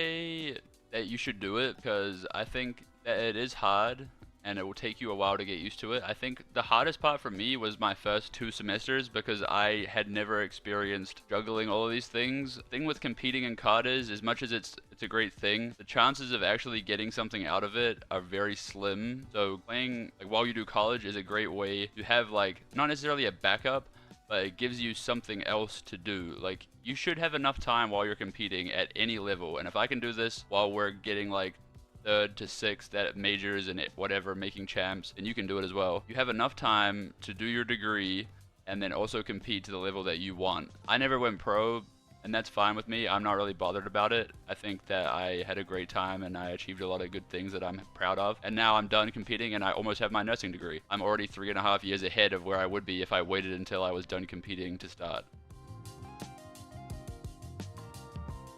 We had not played really with Gus the whole year, and Gus had also not competed at all on Black Ops 6. So he hadn't played any sort of competitive. So we were basically kind of starting from square one with him, which when all of you are all juggling your own challengers teams as well, makes it quite difficult to kind of get there. But I think going into that event, I'm not gonna lie, we drove like a van down there or something. It was like a 9-hour drive. I did not think that we had really any chance of winning that event on the way down there. I was gonna go there and give it my all. Going into that event, there was St. Clair, which was like a full Challengers Elite team, Fisher, who was also pretty stacked, and then Northwood, who were all top Challengers players, but like Flames and Mock also didn't play that much, so they were kind of in the same boat as Gus. But I feel like on paper, we were probably like the weakest team. Yeah, I don't know. We got there and it just all started clicking, playing on LAN with the same guys that I'd been playing with for like 3 or 4 years. Honestly, that stage that we played on at the CCL finals, I think that is probably the best experience I've had like competing in Call of Duty across like any game. Like walking out on the stage with those lights and like the setup that they had there, that was insane. I think that was so cool. And then like you said, like to be able to win on that stage, I don't even know if it was about winning. I think it was about how close the series was and then winning. Like being with the guys that I had been with for like 3 years, and these guys are like probably gonna be my like best friends or really good friends like for life. It just meant a whole lot seeing how much it like meant to those guys as well. Hi, my name's Chris Rodell. I go by CWADS. I go to St. Clair College and I'm studying business and esports administrative. I started playing COD from when I could really remember, just like playing with my dad. Like he would give me like a second controller, probably wasn't even turned on. I was like 3. I originally started off as a sniper. I was really into like FaZe, L7, Red Reserve, all those like sniping teams. And then the way I got into competitive COD was actually one of my friends asked me if I wanted to go to MLG Anaheim one event, and we ended up beating Simp in like a 2v2 booth. And my dad was actually like into Call of Duty. He knew who Simp was, and I told him after that event, that was in like, I don't even remember, I was like 14, 15. That Christmas, he ended up getting me a PS4, a monitor, a scuff, and just said, here, like, let's go see what you can do in COD. And now I'm here. To go pro, it takes a lot. Like only a select few are gonna make it, and you always want to have that backup plan. Obviously, I have full confidence in myself going pro, but it's always nice having that like that extra leverage, you know. Like I think going to school, like it's a great opportunity for you to be able to chase your dreams and still get an education while you're doing it. The reason why I'm at St. Clair is actually because of one of the players, Bendy. He gave me an offer. He was like, hey, I know a couple of our guys are leaving, and I know you want to be part of this. Like if you can just wait one more semester, I can get you here. And it's been fun since then.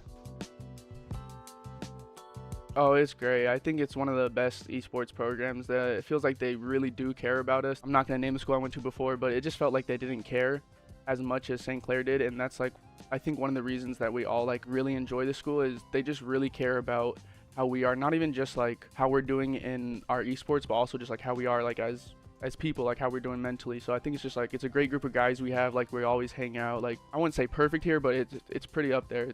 It's one of the best programs. Sometimes I do, yes and no. Coming here, playing in Canada, like, you know, like we want to be like the best in Canada, you know, like that's just, we already know we're the best in Canada, but Colombia, Argentina, Mexico, California, Canada, like we have people from everywhere. So I think it's crazy to me how we're taking over Canada and possibly taking over NA. Like we really only realistically lost one tournament last year. So I think we're putting Canada, NA, we're putting everywhere on the map. Yeah, so with COD, I definitely think it's one of the harder games to balance, just the way the scrim schedule works, and it actually works out. I take my classes in the morning, so I still have all that scrim time. It's, if you can find the balance, like if you want it, you'll be able to find that balance. That's what I tell everyone. Like, everyone thinks it's really hard to balance, but if you really want this, you'll find that balance. The advice I would give is always, like, school should always be one of like the number 1 or 2 priority. You never want to, like, they're giving you this opportunity, like at least in my case, I'm in a different country. Like, that is just insane to me. I'm in a different country to play Call of Duty and get an education. The advice I would give is, like, take the opportunities that you're given. Like, CCL is one of the biggest opportunities for you to still chase your dream and also get an education. Like, it's almost like a no-brainer.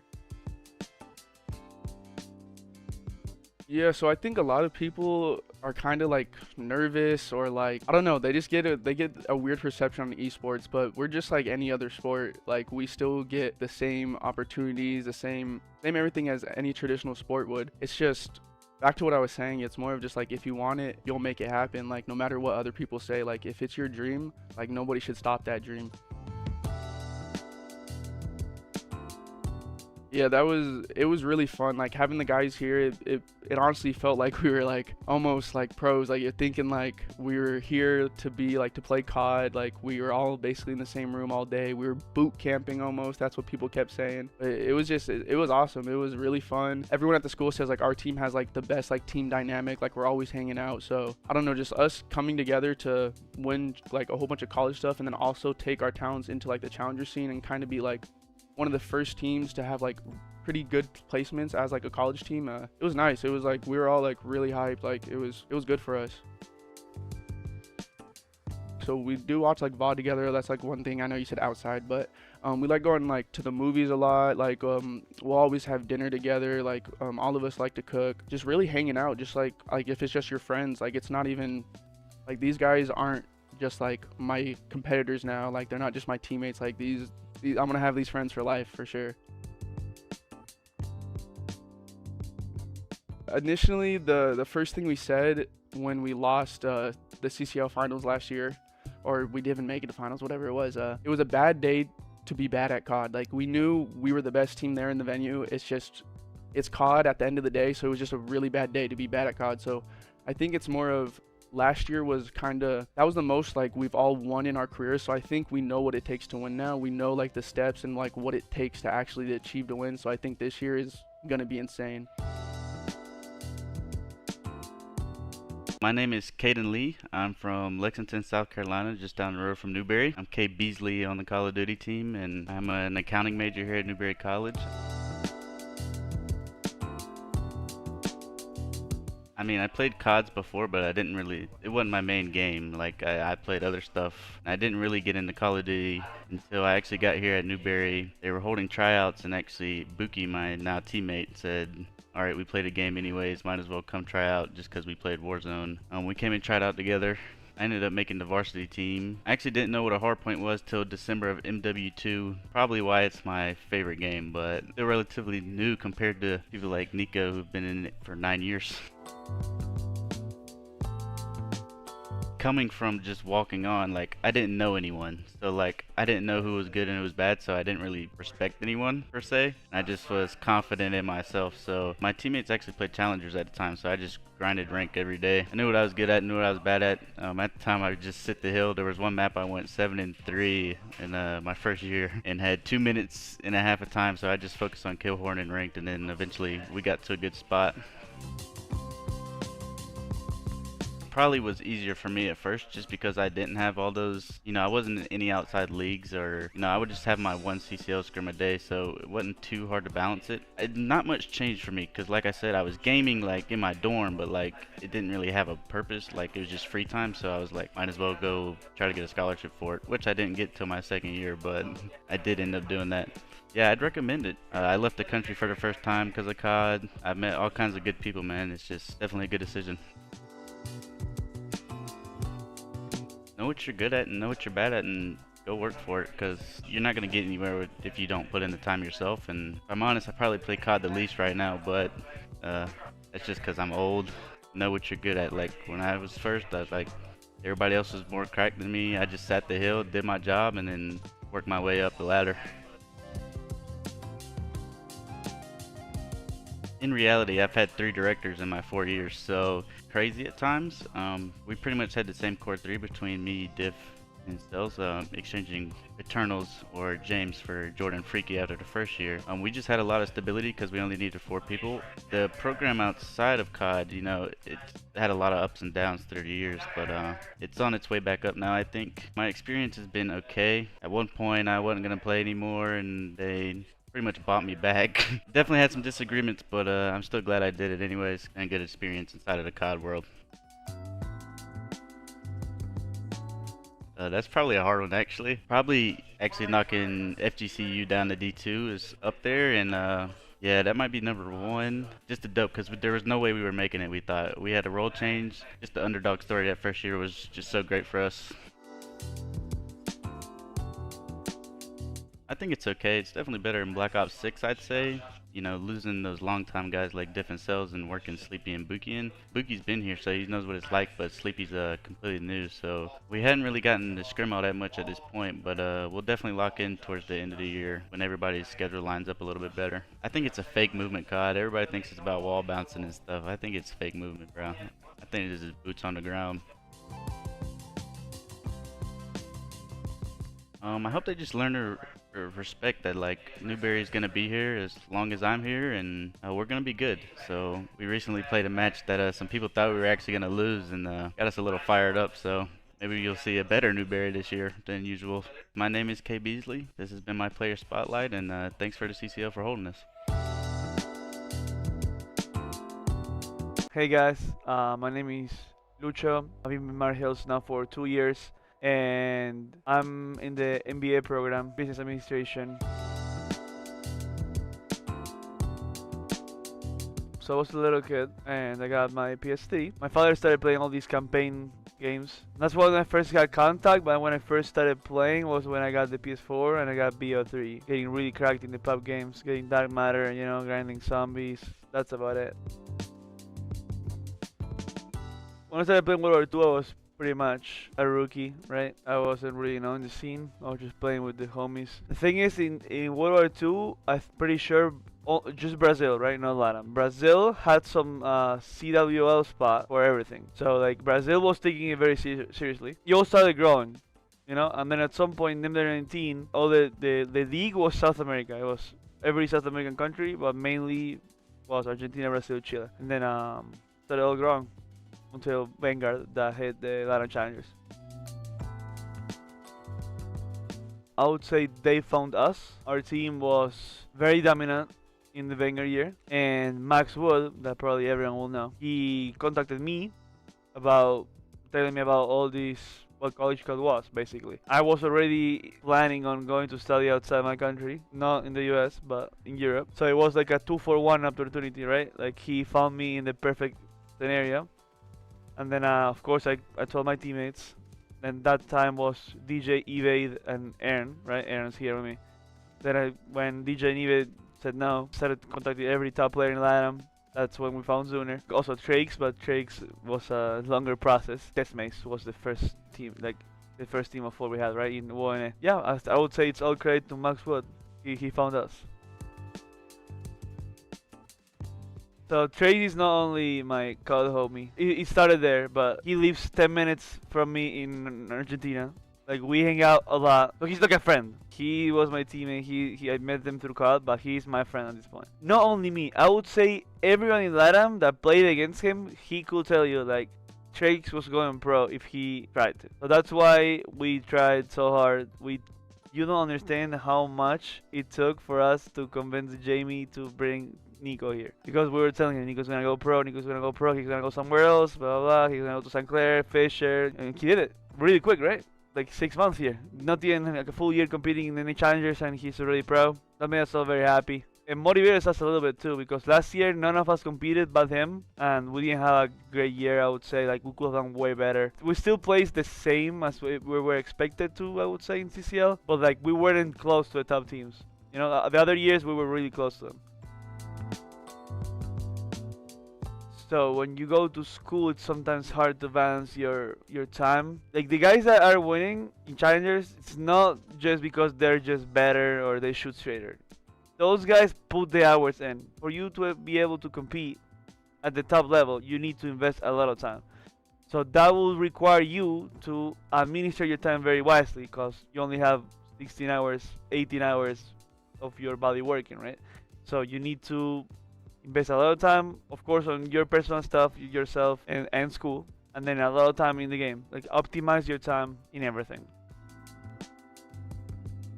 Okay, people that doesn't know, we started the first year, me, Zuner, and Desmaze. Maxwell recruited us to go to UNA. The people that follow CCL in MW2 knows all the drama with the school. So of course we looked to transfer after the first year. Basically, Marcel's was our Southeast finals. We were the Southeast champions. We beat Marcel's in the finals, and I'm pretty sure they had 2 players leave just that semester. They knew us because they played against us, and they had players leaving. We were trying to leave. It was like, oh, just matched. Jamie just contacted me, and then it all happened. At the beginning, I feel like we felt like they didn't recognize us as much.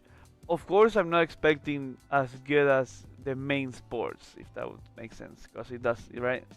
Even though the school is Division 2 and we are the only Division 1 team, right? It wasn't that they were prioritizing them, it was like they just didn't care about us at the beginning. So we started talking about it with Jamie. Jamie kind of felt a little bit the same, but from the very first semester, like, it went all evolving.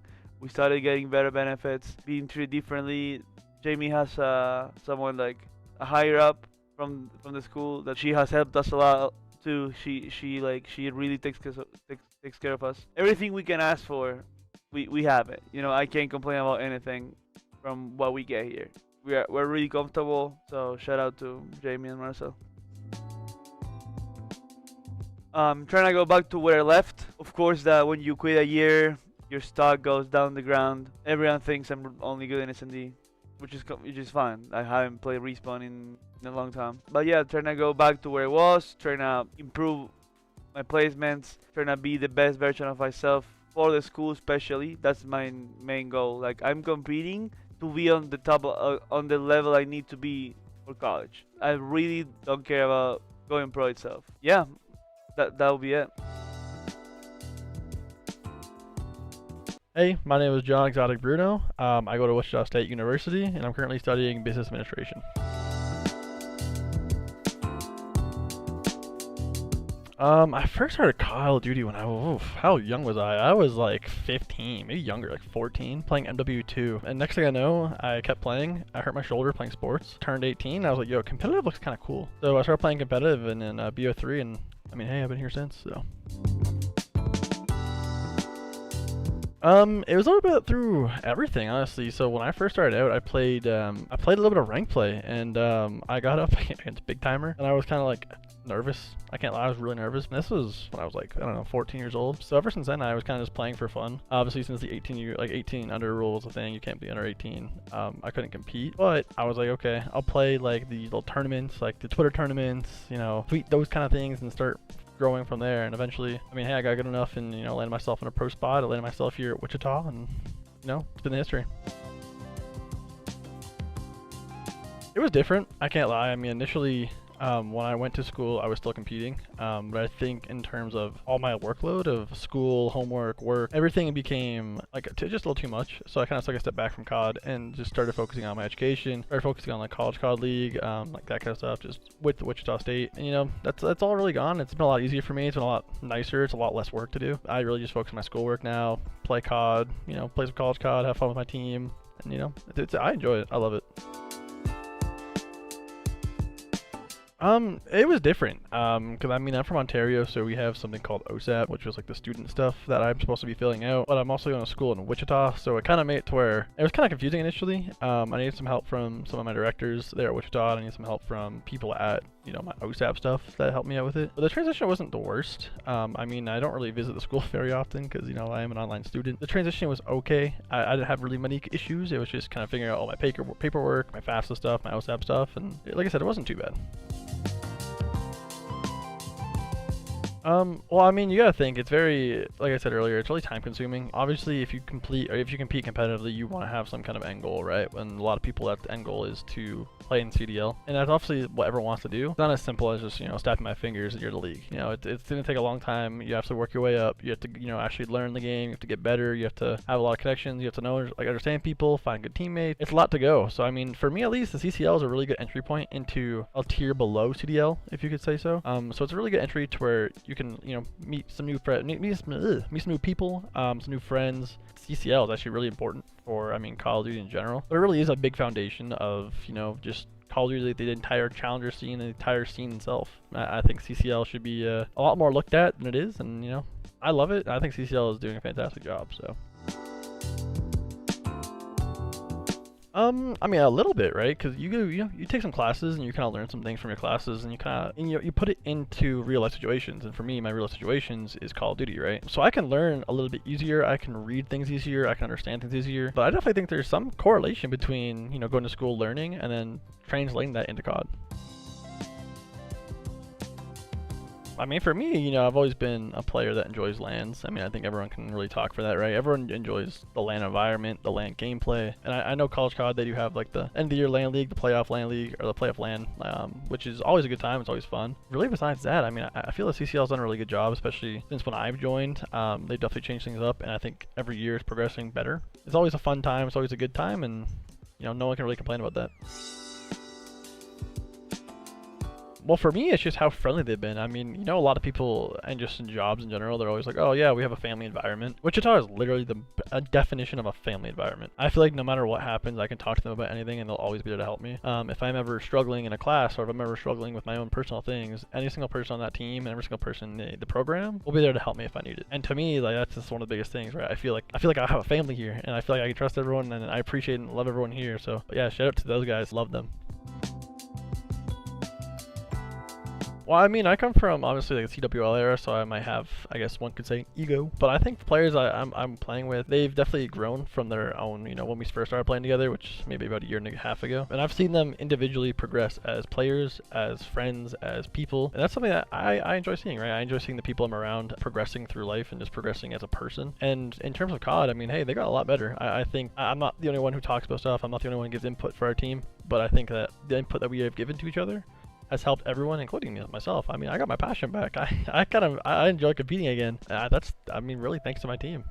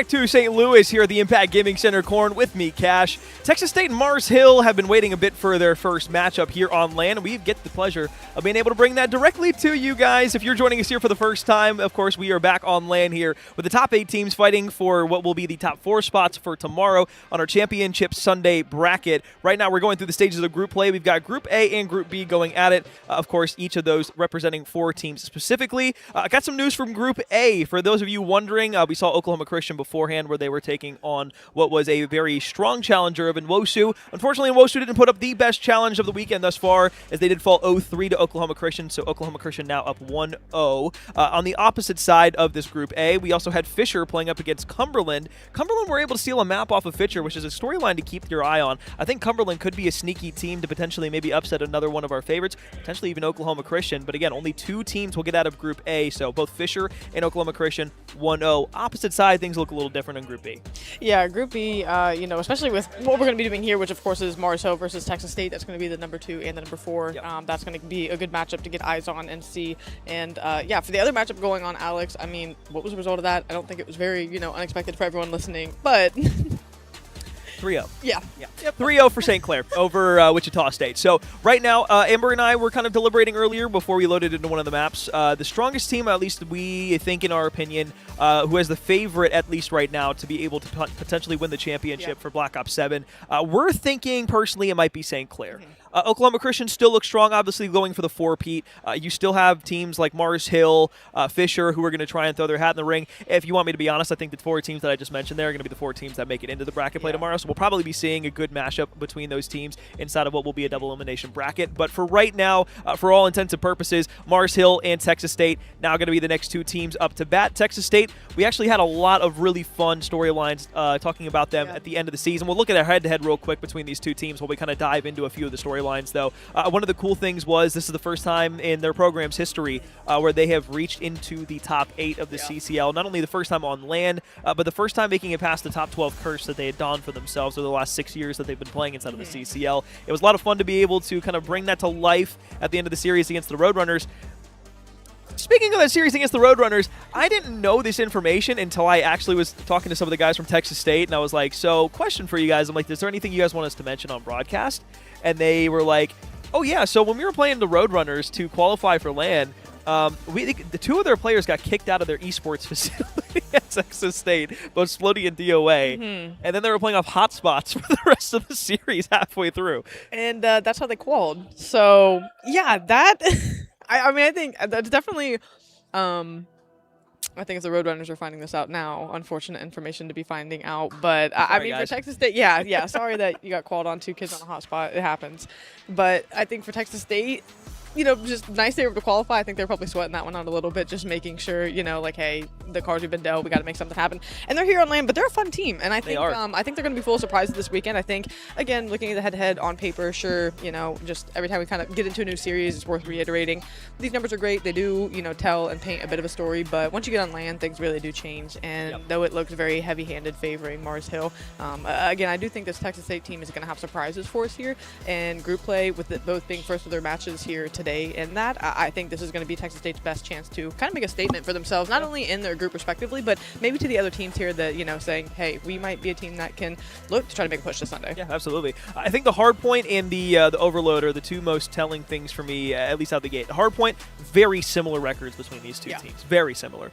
Overload, stark contrast where we see Mars Hill much better than Texas State. S&D has been a mode that both of these teams have really favored throughout the year. Mars Hill, one of the things that we kind of note to every time that we watch them is their pace of play is extremely quick. Obviously, knowing that this Mars Hill roster is filled with a lot of LATAM players, one of the things that you and I were watching all the way back in Cold War and even in Vanguard was the fact that the LATAM region, in Search and Destroy specifically, is very quick. They like to get to the punch, they get to their spots, and they are going to probably over-challenge a few times, but for good reason. Most of the times, the over-challenges that they're going to have are the aggression that lead to first bloods, that lead to catching somebody off guard, that make sure they secure the timing and don't leave anything up to chance. And I think that is going to favor really well for Mars Hill. On the opposite side, though, for Cumberland's a team that also likes to do that exact same thing, and they are a team that has been sneaky in the S&Ds against a lot of the teams they've played. Did I say Cumberland? I meant Texas State. Sorry. Texas State, on the other hand, is a team that plays very similar in that way, where the person that you look to immediately, and this is a name that we're going to highlight throughout the entire series, of course, you know it, I know, everybody knows it, but we're going to say for Texas State, it is Splody. He has been a constant rock and centerpiece to this team, not only in hardpoint to be able to go out, find rotations, and be a route man while slaying out the most, but also being in the S&D and being able to get the first blood. He's going to be quintessential in being able to shut down the pressure that Mars Hill are going to throw in S&D. I think that is going to really hinge the entire series in a really weird way. And I think that's going to be Mars Hill's focus point is, okay, we have to shut down Splody. So I think the conversation with the rest of the team is going to have to be Summit for DOA.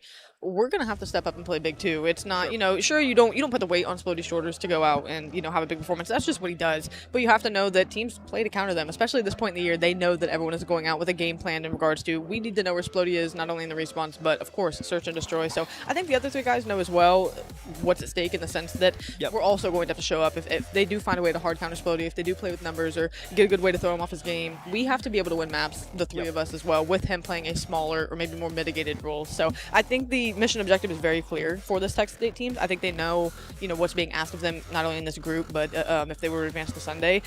This team seems focused on what they want to get done and what they need to get done, and the conversations we had with them. So I am excited to see what they're able to do here. But again, Mars Hill, like you said, the pace of play is going to be the most jarring thing. Texas State does play quickly, you were kind of pointing to. So I do think if there's a team off rip that could get to that quickly, I think Texas State could adjust. All right, we got our vetoes coming in here for both of these two teams. Let's see what we are going to be walking away with here. I'm expecting maybe in the Search and Destroy to have some closer maps.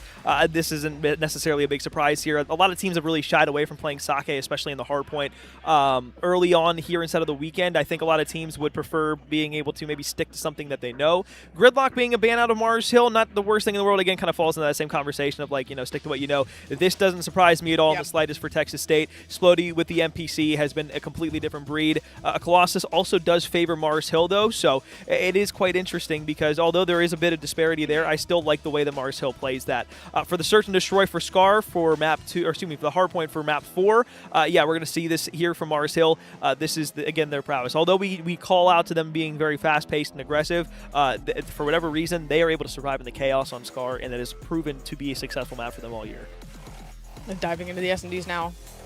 Mars Hill going to give the Scar ban, which, I mean, again, just one, right? They just want to get off the docket, and having a look at French, Texas State, with it getting back into the swing of things, one where, for the series, I think tried and true is going to be what these teams lean towards. So, as Mars Hill with the Raid Search and Destroy pick, again, not shocking. Texas State, though, with reps, do the numbers look better by win percentage? Sure, but Texas State, no stranger to this map. No, they are. See what we get here inside of our final Search and Destroy. It's going to be a den from Texas State. So if we go game 5, we're going to see a den. And as we're slowly starting to see this map set coming together, maps 1 and 2, call me crazy, favoring Mars Hill a little bit more than Texas State, I think. I think that Raid Search and Destroy is one that I really like for Mars Hill. The Colossus can kind of go either way with kind of what we were talking about early on leading up to this point.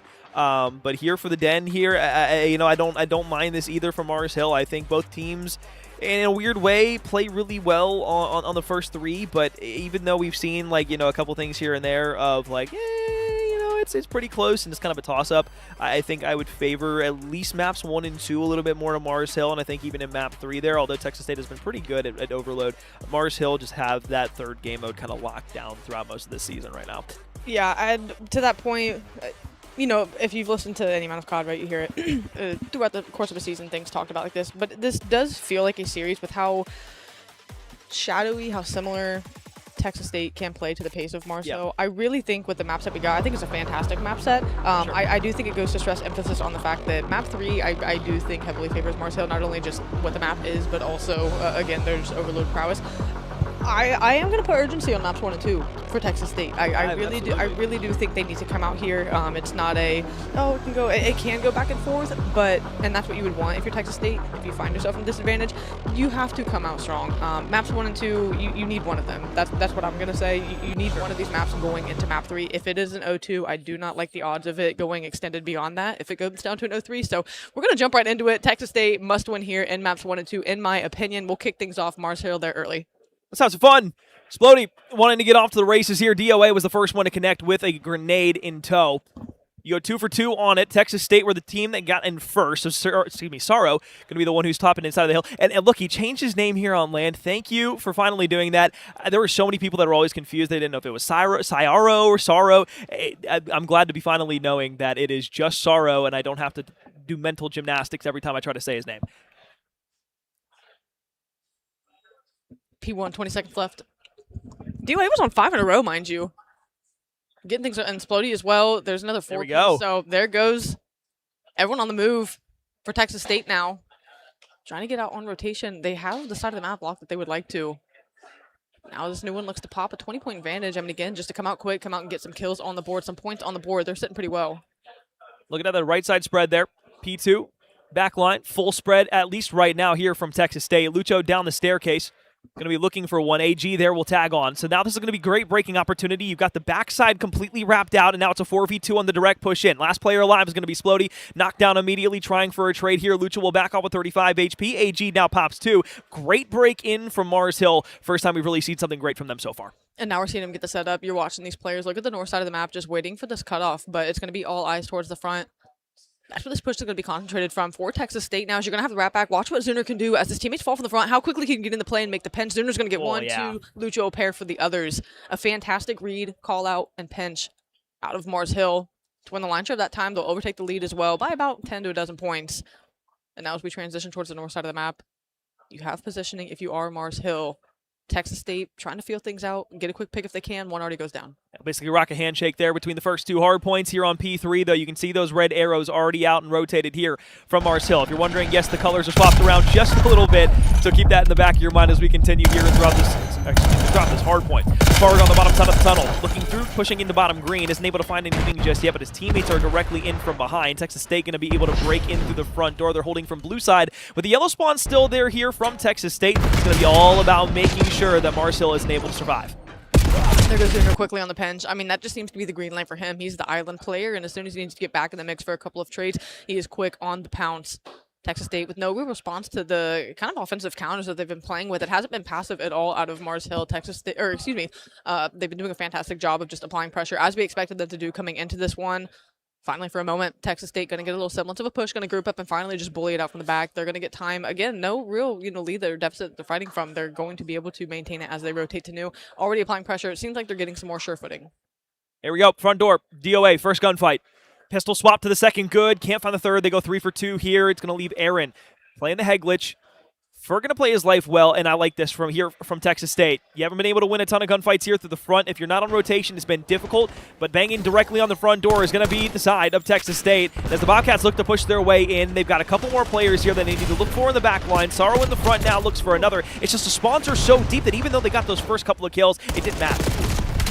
Berg tries to get another one just for consolation, but it is going to be great management out of Mars Hill to not only clear the hard point, look to push beyond it, push this line back. They felt that, yeah, there was blood in the water. They had a moment where they almost gave up the break to Texas State, but found a way to hold on. Found a way to swing the advantage in their favor. Now another quickly pushing. I mean, Mars Hill not really getting a breather here. The kill's starting to go your way for Texas State. Oh, yeah, Splody. Pistol shots deep in, you're good. 4 in a row for himself. 10 seconds left on the hill here. Little knife fight up close from Zuner. We'll take one for free. StemTex is going to back off. A lot of utility being used here on P1. Trophy system should be tossed out any moment here by Zuner. At least you'd hope so, especially as everybody's flying forward. Instead, it's going to be a teammate that puts a StemTex directly on his back. So here we go. Another break opportunity for Texas State as Sorrow is able to find the first one at the door. Second one there. Snap challenge good. Bodies and reinforcements here. Trying to survive in the chaos. It's Mars Hill. Let's get in. Get things broke. Get points on the board once again. As it's been tight through this first set of rotations, and the first hill's underway, we're going back and forth. That's going to be in the kill feed for the moment, at least. Texas State trying to make sense of everything, but I mean, Alex, what we've seen so far, the tempo that these teams are playing with, very back and forth, the scoreline. No one has really gotten out to a stark advantage. Texas State trying to break back in, throw up some caution tape around the point. They'll do just that, at least for right now. 20 seconds left and remaining here. As we see Zuner down low, trying to push in through the statue side. A lot of map full spread. Tops of the map, we look over to P3 on the cut that's pushing through. It's a 1v2 there. You got DOA trying to hold this steady. You got 2 players now rotating through the bottom side of mid to try and get back around by statue. About a 14, now 15-point game here for Mars Hill. Rotation out. It is going to be a full swarm of chaos that's happening between these two teams. A mixed bag of tricks, if you will.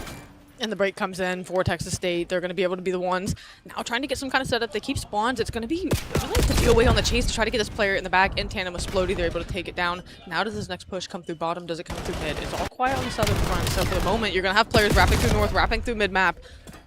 The break underway. You've got to win these gunfights. Big 1v1s. Mars Hill playing well, but they need a break here as Texas State for the first time have themselves knocked over by P2. Let's take a quick listen in with Mars Hill and see how the comms are sounding. Don't stay in close touch it. Yeah.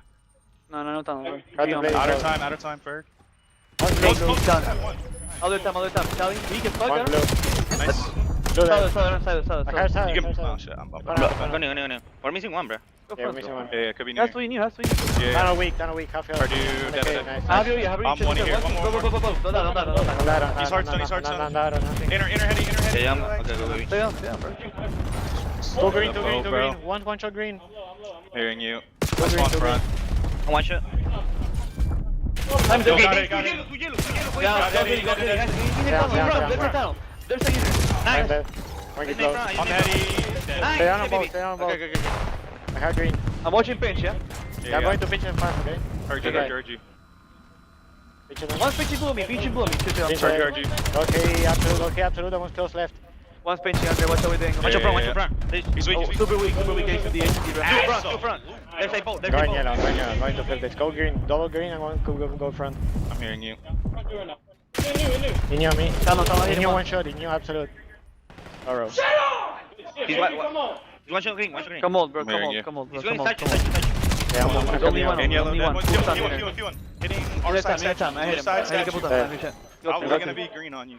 I'm going to 5 spree for Splody. Texas State starting to go out, get a couple of kills, make this map a little bit more difficult for the Mars Hill Lions, who had the majority of the line spread of time early on inside of map 1 here.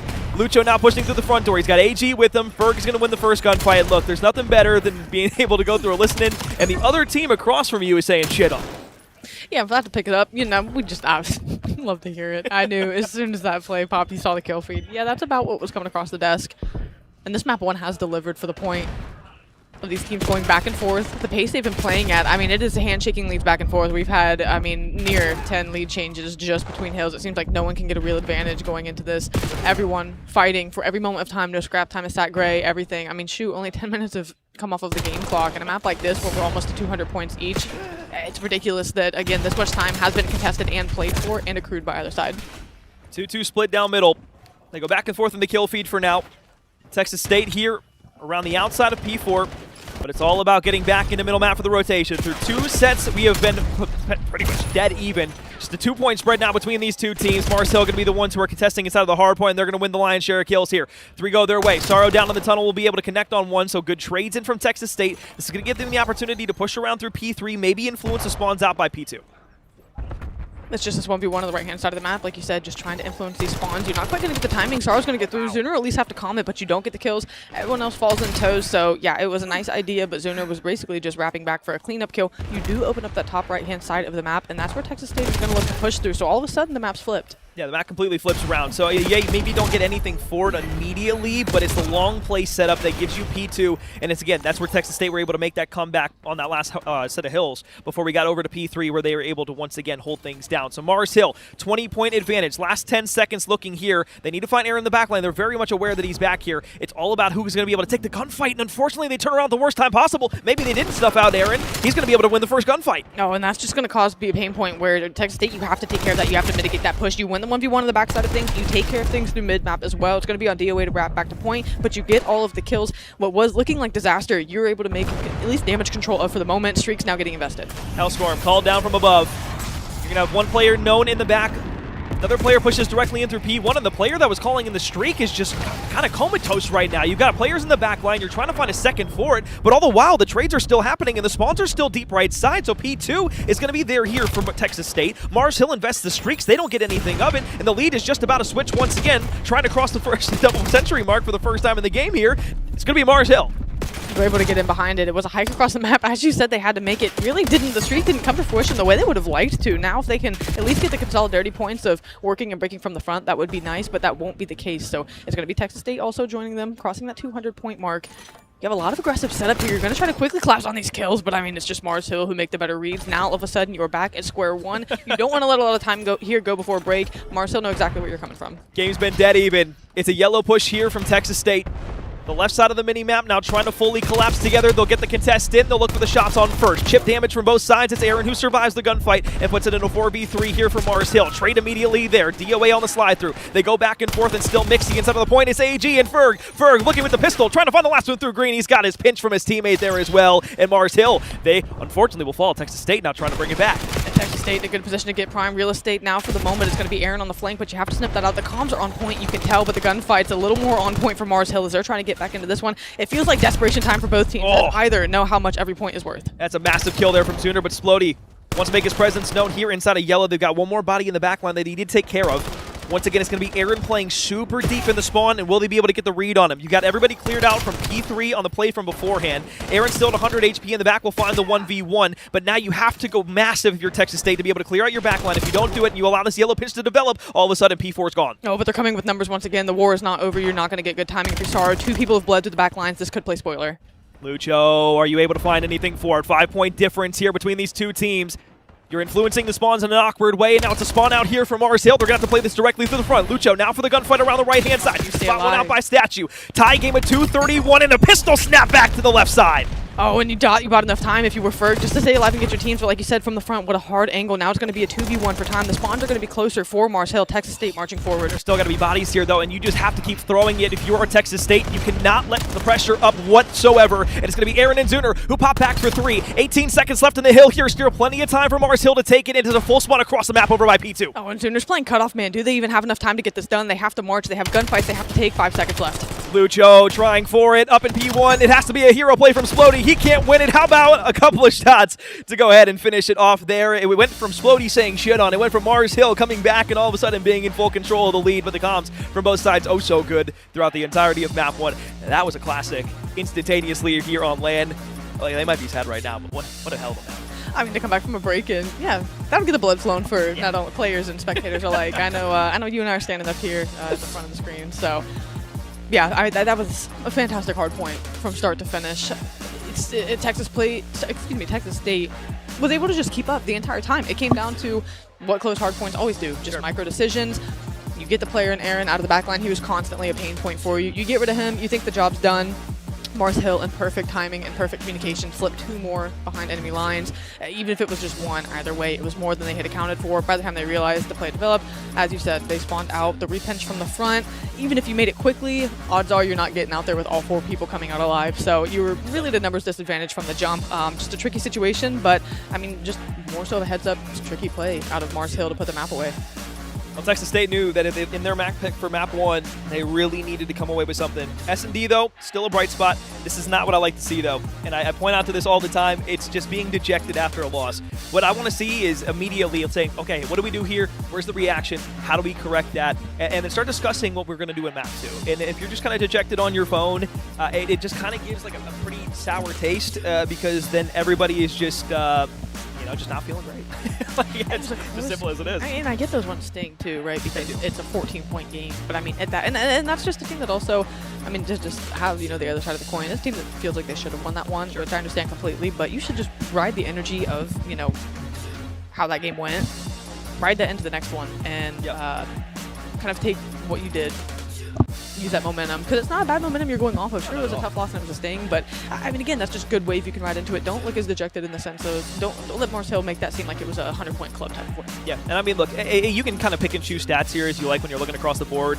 I look at DOA there and I see 22 seconds in the hill, and one of the things that has always been preached, especially in the most recent Call of Duty titles, especially in Black Ops 7, is you just really need to be playing a committal run to the hard point and being able to share time between everybody.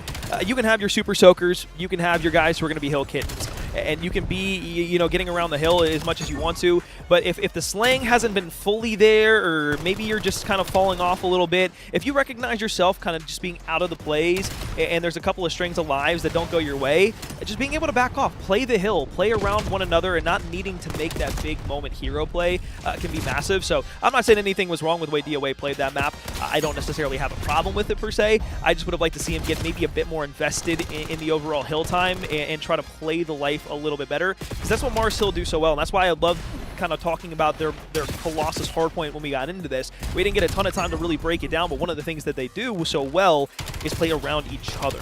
And it's if one goes down, you immediately have that second or third person up ready to hop back in that hardpoint. If two go down, it's not just playing those backside spawns and playing your life. It's being able to find that kill, know where your teammate's going to spawn, and being able to re-hit the hard point immediately.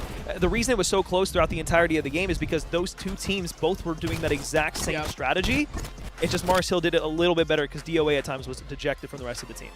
Just that objective disconnect can do just that. It can be a 14-point game. Sure, you think 22 seconds in the grand scheme of 60 everywhere else, surely everyone got enough lump time. But yeah, every team fought for. There was seldom we were calling to great time. There was just no moments where we said, oh, there's an open hard point. Never the case, even off opening breaks. So I think both these teams definitely know how important objective play is going to be. You get the edge in that if you are Mars Hill. And as we kind of have a look at some faces going into map number 2, I said Texas State needs one of these. Was that their one? I don't know. It's not even that I'm feeling that sense after map 1, but they need to make this next one go their way. It does show that they are playing with good pace. No one came out flat-footed. I mean, that was a fantastic map 1 to kind of get a little litmus test between these two teams of saying, where are we feeling energy-wise? It's been a long morning. We haven't really gotten going. This is all of our first matches today. That's a good one to get started with. So I think the feeling each other out process has definitely been done. Now I feel like it's map 2. We've settled into things. Let's go out. Do what we need to do, get another one back on the board. I don't think they need to take it as a, what was me loss. Tough loss. I think this is a team that can bounce back map number 2. Raid S&D up map 2. I don't. Again, this is one of those games where I don't think Texas State, even though this is Mars Hill's map pick, this feels very kind of make like you ever get in those series where like maybe like you're the player, maybe you're a spectator, and like you're watching it and you're like, okay, map 1, oh, this is the map that we picked, and like you play it super close and the other team comes out and grabs it. I think this is kind of like the flip on the opposite side where it's like, yeah, this might not be Texas State's pick for the first S&D, but I don't think they hate playing this map at all. The Raid is a very strong map for Texas State, all things considered, as well as it is for Mars Hill. Texas State, the one thing that I have watched them do time and time again on Raid is being able to kind of survive and live throughout middle map and be able to take over in that same way. The problem is these two teams are almost necessarily mirror matchups of each other in the way that they like to play each of the respective maps and modes, that you're going to see them play a lot of the same angles. So it's going to be a lot of mid-map gunfights. It's going to be a lot of plays out towards A. You're going to see a sniper come out, probably from Mars Hill, but I would expect Texas State probably first to have that sniper out, and I would look either to DOA or Ferg to be the one to grab that, bring it out to the table, and then really start to get some of these lanes chopped down. Expect it probably over towards B more than anything else, but you can still absolutely play A from Texas State, even in towards middle map. It might be able to relieve some of that early pressure that Mars Hill are going to try and throw at you. But again, this is all just conjecture, right? Yeah. The main thing is that from the trends that we've seen, from the ways that we've physically watched them in a first-person way play this, these two teams are very strong on this map. And it's kind of one of those toss-ups where you can't necessarily put your fingers and say, yep, Texas State's going to win this and bounce back 1-1. No, you can't do things like that with these two teams, especially in a pressure-filled situation. The other two teams that they have to play up against in this group being not only Wichita State and St. Clair, this feels like a must-win for either of these two teams if they want to get out of group play. I think, either team knows exactly what's at stake if they lose it, and obviously someone's going to have to. So there's just a lot to play for because, like you said, I'd be hard-pressed to find a situation where a 2-win team doesn't, end up finding a way to the top 2. We would have to have some crazy close series. Neither team wanting this one to fall, and I think in the Search and Destroy, you hit on everything perfectly as far as how these teams play in mirror images of each other to a degree. So it's really those little decisions or what slight off angle can you play that maybe the other team isn't expecting. Because I think these are two of the closest teams as far as play style is concerned. I would agree. That we will see. I think Texas State, is like you said, you really do have that LADAM quickness that these teams play with, and I think they do bring a lot of that as well. Obviously, Mars Hill feels like they are one of the full rosters who have pioneered that here in the CCL, so it's something that they're kind of like the standard for that. But Texas State, I think the island players for either of these teams is going to be influential. You talk about the snipers being able to shut down lanes, maybe take away a bomb site. We saw Aaron, who was an island player in the respawn, kind of getting loose, getting around, causing problems for Texas State. Splody on the other side of things, is he going to be the roamer or going to be someone, like you said, with a sniper trying to, make an impact in the first blood department? Either way, we see Sorrow on the top side of the map, locking down B by himself. Everyone working mid for Mars Hill. So it's a pretty standard spread. Splody, though, like we said in the first blood, able to get that one going, but the trade comes in quickly, something you necessarily don't hate to see, don't love it either, but bomb is going to be down. Sorrow may have found some Possible sweet timing here as the bomb wraps back. Different look for Splody here in the Search and Destroy. Usually we see him with the NPC out. Interesting that he's choosing to maybe pull out the AR for the duration of this S&D. Maybe he just wanted to do it for the first round as he was watching over middle. Regardless, though, A has been completely forced here for Mars Hill as they have caught Texas State sleeping on a rotation back to the opposite side of the map. Aaron, how about you go for 2, buddy? Sorrow now left alive with a 1v2 of his own. Has a full spread and wrap back opportunity through his own spawn side, but it's just such a far spread with 30 seconds left, and you have to find the last kill. Well, that's going to be manageable. All of a sudden, you can wrap this back out. 25 seconds for the final kill and the defuse. You've got about 20 seconds, if that, to make a play on the bomb. Yep. You have to fly, and also that's hoping Zuner gives up his position, because if he replays on the other side of this map, or excuse me, on the other side of the bomb, it's just going to be so tricky. He's going to wrap through mid. Wait He's going to hop stretched it. Wait, he might get timing. He might be able to grab this here if the check doesn't come through middle map. It's going to be really close, and somehow, some way, Sorrow is able to walk away with it. 1v3, first round here in the Search and Destroy. That all just came from being able to just sneak behind the corner there. Sorry, not sorry. Wrap back middle doesn't count. That's just beautiful recognition there, though, to say, hey, I know where this bomb is planted for. He's probably wrapping back middle somewhere. What if I just don't give him mid? And that's exactly what knowing where the bomb is planted does for you. It does say, okay, I actually think I've bought myself enough time. There's no question of, that is the play. If the bomb is stretched there, you don't see the player on site. That's exactly what they're going to be doing. 9.9 times out of 10. Texas State, big heads-up play there to walk away with a round that, started out where they got caught sleeping, as you said. Here to kick things off. Ooh, yeah, nade on the foot doesn't feel good after he's doing his first blood. That'll put you to man disadvantage for sure. They're going to be hurting. Here, can he find some kills for consolidation? Nope, 1v4. Mars Hill quick on the get back.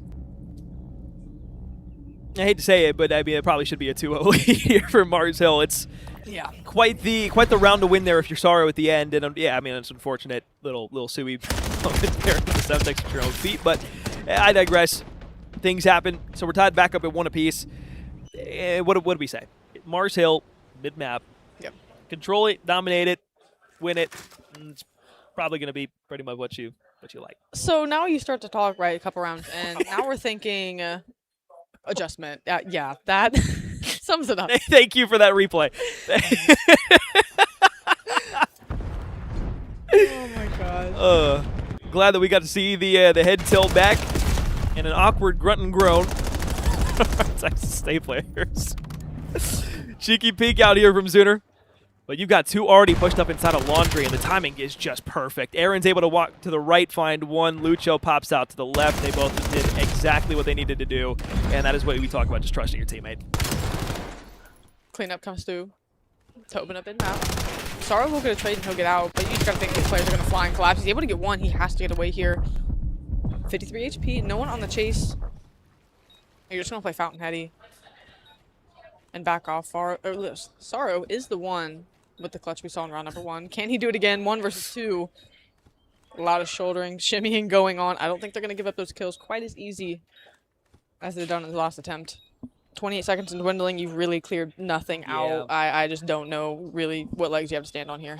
New name, new swag. Spot out Lucho on the heady. Jump challenge there. Lucho's going to be able to just kind of mosey his way back around on the heady. Use the cover to his advantage and be able to secure that final one. Look, you get those first 2 kills, and it's like, all right, well, wait, you have a chance. But, again, when you just take a while to go ahead and get there, and then you give information out to Lucho for free, most of the time you're probably not going to win the gunfight there, especially on a heady like the one back Laundry on raid. So we go back switching sides once again, where Mars Hill will be back to the defensive end. And more so than anything else, it's 2 straight rounds here to the Lions. Texas State going to need to swallow something out, change something up, and Lucho's going to bring the boomstick out.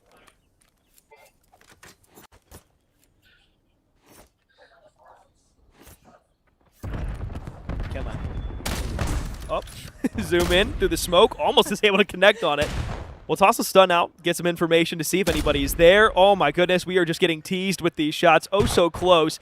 Nade gonna land directly on top of one. You see the bomb. He shoots the bomb instead of his hand, so somehow stays alive inside. Oh my god, I thought the knife wasn't gonna connect there for a second. He's able to swap back to his SMG. 3 versus 3. They go 1 for 1 early on. 34 seconds left in the round. Stun check out. Gonna find Sorrow, who's able to find trade. one Ferg there too. Oh, and Ferg with the big, he just had the big child pull stairs just to alleviate pressure off Sorrow. So what was gonna be a chase and trade, now all of a sudden a 3 versus 1, eyes forward, you get the kill basketball from Zuner, you try to shout through and get another. I really think that comes on Ferg responding for help, coming up pull stairs, and is able to get that trade. Otherwise, I mean, again, you just fall tiki there. Ferg's not even there to get the trade in that situation. So I think Ferg really won that round for him. 2 big kills. and playing trades on his teammates. And yeah, that simply did it for him. It was a great round up until that point where things went even, but totally hinged on his decision to go and wrap back and help his team. I thought at least once we were going to see a snipe there. Not being able to connect on any of those, you were given, I wouldn't say they're freebies, because none of them were really freebies, but you did have the one on the bomb where you at least had the nade connect, so if you tried to maybe hit the hand, I mean, I guess you're just trying to play for the peak that you see there, but hopefully get lucky. Unfortunately, the magnetism doesn't come through, so we go back 4-4. 10 seconds already off the clock here over on the A site. The defense is set up and looking for one top side of library, or excuse me, I can't, it was library. I just second-guessed myself for no reason. Happened. 2 hours of sleep will do to a man. Something like that. Splody opens things up. Opportunity on the board for Texas State to roam a little more of the map. And I mean, you're going to bait Aaron for the chase, but you got to be able to take that gunfight, the AR, SMG up close. He's going to take that, no problems. Playing without fear in his heart, as now this bomb definitively going to wrap back towards B. It is going to be Texas State aware of that, and they're going to send some numbers. You're still going to have Ferg playing on an island. In the event they're able to find a kill and wrap back. And now the call should be in quickly. Look, if bomb's going down, you need Ferg to make moves. He's going to do that. How quickly can he play spoiler here? AG knows something should be up. Oh, Splody, good shots up close. Survives into the water. AG wraps off. Now it's all about where the bomb is planted for. And if this is going to be an advantageous spot for AG to be able to find himself a retake of the site that they're going for the post plan for. Spots one on the right-hand side. Does he recognize that both are over there? Checks the bomb here for just a moment. This is going to give him so much time to play with. Because if he doesn't see the wrap back on the right-hand side, he knows that he has now another 7.5 seconds before he has to really chow this. So now it's going to be the hop on the bomb. First gunfight there. Trying to bait around. Trying to go slide challenge to the right-hand side. The defuse comes through. Get down, Mr. President, as Ferg wins the gunfight. Texas State, 2 straight of their own. Behind big plays. You know, we got to see it through the eyes of Mars Hill and knowing, okay, let the one cross, does the second come through? But Ferg has just the last couple of rounds not single-handedly won it, but his decision-making and his ability to kind of be like, ears perk up type of like, wait a second. Bomb planted, you know, let's see where we want to look here. Go ahead and hot bomb. I'm going to look over here. He's got to be wrapping back the mid if we didn't clear out. If we cleared out top and didn't see him. 3-3 doesn't look crazy. Sure, it's 3 in a row, but he and Splody have paired together these last couple of rounds to, I mean, give Texas State their 3-2 lead, an advantage they're very happy with. You're trying to get DOA on the board, of course, that's definitely, you know, kind of a sore point for you to have a look at statistically, but playing well in spite of that. Ferg slide out. Well, you just gave him a lot of credit for the plays that he was making. Unfortunately, maybe a bit overzealous on that opening gun engagement, but you have Zuner who's still playing ring on the white van. You got the spread throughout full for middle map on Mars Hill. They basically pushed up all the way to the half line here. It's a 1v1 gunfight towards the top side of the map in the north, and another one here for Zuner. DOA walks away with this, so it'll give him a 3v3. Splody's at 59 HP and is forced to back off. He's just going to play the water right now, take a dip for a swim, cool off a moment, and maybe peek up Tiki. He's gotten in a really good spot. He's able to slip through on one. The second player doesn't necessarily spot him out here, but he doesn't want to go for the challenge directly immediately. Back to the jump over, and it's Lucho on the laydown, who just turned around oh so cheekily and was able to find him. And it's just those moments where you wonder, right? You try to have the discipline, say, I'm going to let that kill sit, I'm going to clear out someone to Tiki. Yeah, it's just bad timing. Good decision, bad timing, and that's all there is to that. Of course, you wish you would have had that go another way. It doesn't. 2 versus 2, bomb in hand. AG. I don't think he's going to get ice. But he's in the position to play spoiler. I was going to say he's directly next to Sorrow as well, so this is going to be just the worst timing in the world there for Mars Hill as the bomb was going down. Aaron and Lucha, the last 2 alive against DOA and Sorrow. Sorrow playing the top side of Laundry. Spots one library. Shots into him. Going to back him up for just a moment. Doesn't want to reach out this out. This is allowing Mars Hill to now get some pressure as they look to push up. Right side on the challenge. Hop up here. Close window. Laid down. Great movement from Sorrow. Now forces the 1v2 out of Lucho. 18 seconds left here. About 10 to the good to make a play here for both of these last 2 remaining players. You got to get the defuse as well, and they're both going to play this just perfectly around one another. Nobody giving an inch here to Lucho. They're not even going to take the gunfight directly against them. They'll finally take it in a win at the end. Bobcats starting to play their S&D now. And I was nervous you called to it. Marcel closing distance there whenever they you know, kind of shouldered and hid and backed off when they realized they were playing over by library side. Sorrow with great minimal space movement just to be able to collect that kill, give him just enough angles to look at to give yourself the advantage. But I was thinking if you let Marcel get close, is that their chance to pounce and end up flipping the round on its head. They play it perfectly, play it how they want to. And Texas State with a, I'm not going to say commanding, but a convincing couple of lead advantage here in map number 2 as they have looked good the last few rounds. Deep nade from DOA. Utility off the rip here early in the round. Won't connect with anything, but DOA absolutely will feel the revenge of the nades that Mars Hill are throwing back on the counter. C2 bodies now 3 pushed all the way up through ring. You've got 2 playing in through laundry, and they want to push out DOA in the back line here. I believe they would have spotted him out there. So now as he wraps all the way back, they're going to recognize, hey, we pretty much have A for free. They should be able to get this bomb down relatively quick. They're just going to push through laundry, though. Or maybe they just want to full clear it out one more time. Maybe 2 more times? They're doing a little do-si-do back at it. You're just going to end up leaving Aaron there, going to get the call the bombs down. I mean, the effort's concentrated for Texas State through mid. And you have AG playing the other corner, so really you have the opposite corners of the map covered. It's everything in between that you need to keep track of. Zuner, of course, gets eyes on Ferg. That's a big player, a big playmaker to take down as well. Now you have the real estate. You double cleared out laundry. Now you know for sure where anyone's going to be coming from. They're able to get the kill. Sure, 1 falls in tow. Sara on the other side of things, 1 versus 2 being asked of him again. Already damaged up, already out in the open. It feels like a matter of time before eyes get on him for the cleanup, and that should do it. Trying to play the cover. Just couldn't get anything through it. But again, I think to your credit, I think that was a really well set up round for Mars Hill. Once they got that push up to recognize, say, hey, okay, laundry fully cleared out. We can go back to A. Being able to play your spawn side there, you don't necessarily see it every single round, but those rounds where you're able to just, again, play that full diagonal across the map and then just make sure nobody can wrap through, as long as you don't get pushed out laundry and lose some crazily egregious gunfights there, you should be fine throughout the round. So I'm glad that Mars Hill were able to kind of bounce back there, got to see something new. It was a bit of a different switch up from them, because usually they'll send 4 across the map. It was a bit different to see them kind of play a bit more reserved. Yeah, it was a little more staggered push, which, as you said, just played very well under the favor and what they wanted to do.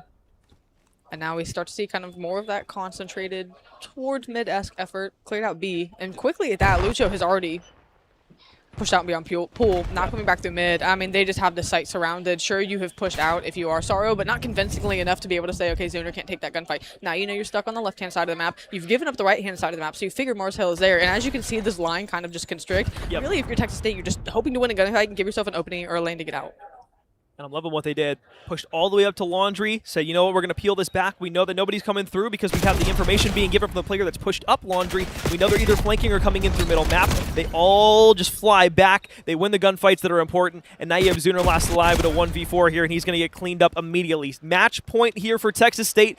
A search and destroy that we felt like is a must-win for them in this series. Now they got themselves right on the doorstep of it. Can they open it up?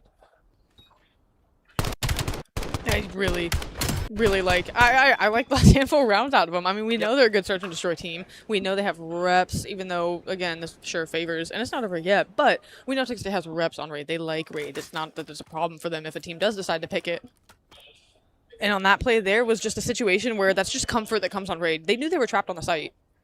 What are you going to do with that? We're going to get the bomb down, we're going to stick to our guns, and we're going to settle in and win it. They didn't panic, they didn't scramble, and they got the job done. Now they find themselves here on map point. Yeah, I was wondering at the beginning of the game why Splody had an AR in his hands. Well, he changed back to the SMG, and all of a sudden, he starts ripping again, and Texas State go on their crazy run. 4 rounds unanswered, now a 5-3. Saro, the second one connection there. AG, Lucho, Zuner, last alive here. White challenge over on the car of the Lambo. Good night, we'll be seeing you. Ripped by the SMG. 3v2. Lucho and Zuner, last 2 alive. They've got the bomb down, though, and it needs to be a retake. I don't think he's going to be ready for 3 players coming out the back, and he's forced all the way back inside of the mansion. But this is going to allow them to escape into middle map, and this very well could be something that works out perfectly for them. Top side of mansion, it's a flank that's coming all the way back around on the opposite side. Do you have enough time for Lucho here to be able to make it into the top mansion? Oh, you absolutely do. Inside of money, the defuse coming through. Shot's good on to Ferg. 7.5 seconds left, and it won't matter. Whoever wins the gunfight here, Mars Hill are going to take the round. That was just poetry in motion. I mean, to get eyes, you said not ready for 3, wasn't ready for 3. Threw the nade down, took off running, and said, we have to get now. Up pool stairs they went. And we talked about, even in prior series, we talked about this Mars Hill team, how tenured they are. That's just trust to say, in a moment like that where you know you're getting tailed by 3 people, we're going to split. Let's do what we need to do. I'm going to keep running. I'm going to go through money, buy time, get back top, get eyes on bomb, and that's exactly what happened. And that's just a team that's a team with reps and comfortability. You don't do that if you're a brand new roster formed. You're kind of going to let's stick together, let's play the trade. Exactly, you don't expect that. So for them to flip it back on its head, to be able to take that round where Texas State thought they were making a good call, which it was with numbers, the fact that Mars Hill was able to get a round out of that and not give away the map just goes to show that I don't think this one's over just yet. Saro's pushed all the way through on A once again. So something that Mars Hill have consistently allowed Texas State to do is get a lot of south side control. They feel confident being able to break it back through middle, taking laundry back over. Shots maybe a bit premature for Splody. Gives away his positioning, but he may have been able to slide out. They've got 3 bodies back there, though. Might be more wise for Texas State to back off of this. Sit up through middle map, they're going to be looking for it. Sploddy's just going to be playing his life here on the front side of Laundry. One might start to challenge inside him here in just a moment. Both shots peppered once again. Nobody refusing to die. It's a 1-1 trade. Oh, and Ferg gets big timing through mid. 'Cause I was going to say, it was just another cutoff where he was playing so apprehensive because you didn't have that information mid where these players were, and now all of a sudden, 2 versus 1, you got to find the kill. Ferg on stairs, you're going to try to get out. Aaron does with his life. This is big. If they cannot clean this kill up quickly, you give Aaron a chance to wrap back. Oh my god, I thought for a moment Aaron gets away from Hold my that. breath. I had to wait. I thought for a second. The wrap back was crazy enough. I didn't think he was even fully healed. I didn't either. Maybe he thought just one was chasing him. Because again, Aaron is someone who we've seen double back, take that gunfight, and win it. There's only about 25 seconds left in around there too, so it was like, okay, well, only one's going to chase me, maybe one's going to go get the bomb down, and maybe that was his entire effort, was to try and just pick that player off, and at least that's what you would assume there. But I think regardless there, when you kind of look around and see what we have out of Texas State, in that search and destroy, there was so much good that we can sit here and we can dissect over the next few minutes. For Mars Hill, it started out in a nice way, and I think those first 3 rounds, from what we were saying too, like that round 1 really felt like it should have been Mars Hill's to win. It just came down to a long wrap back after a 1v3 there from who? Can't think of the name. Sharo, thank you. You're welcome. That's what I'm here for, right? I'm not just a pretty face, guys. I know a thing or two. About a thing or two. But yeah, I think that's a round the Marcel do look back on and go, oh, for sure. Yeah, that is one we would love to have back. Do I think they're stressed? No.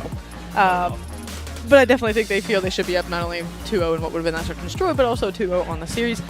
But Texas State, they're battling. I mean, even if we, do the, obviously whenever we go to see the landscape before we finish stuff, I mean, you think it was a 250, 236 hardpoint map 1. We go 5-4 here, Texas State takes it. Now we're tied up 1-1. Have a look at the scoreboard. Obviously started with the 2.0 KD. You look at Splody with 1,500 damage still. I mean, that's still something where it's like he's laying down shots. So, the shots are there, the comms are there, that things are going well. But Texas State rallied back in a big way, and it shows on the scoreboard everyone involved here and there. 3 plants out of DOA.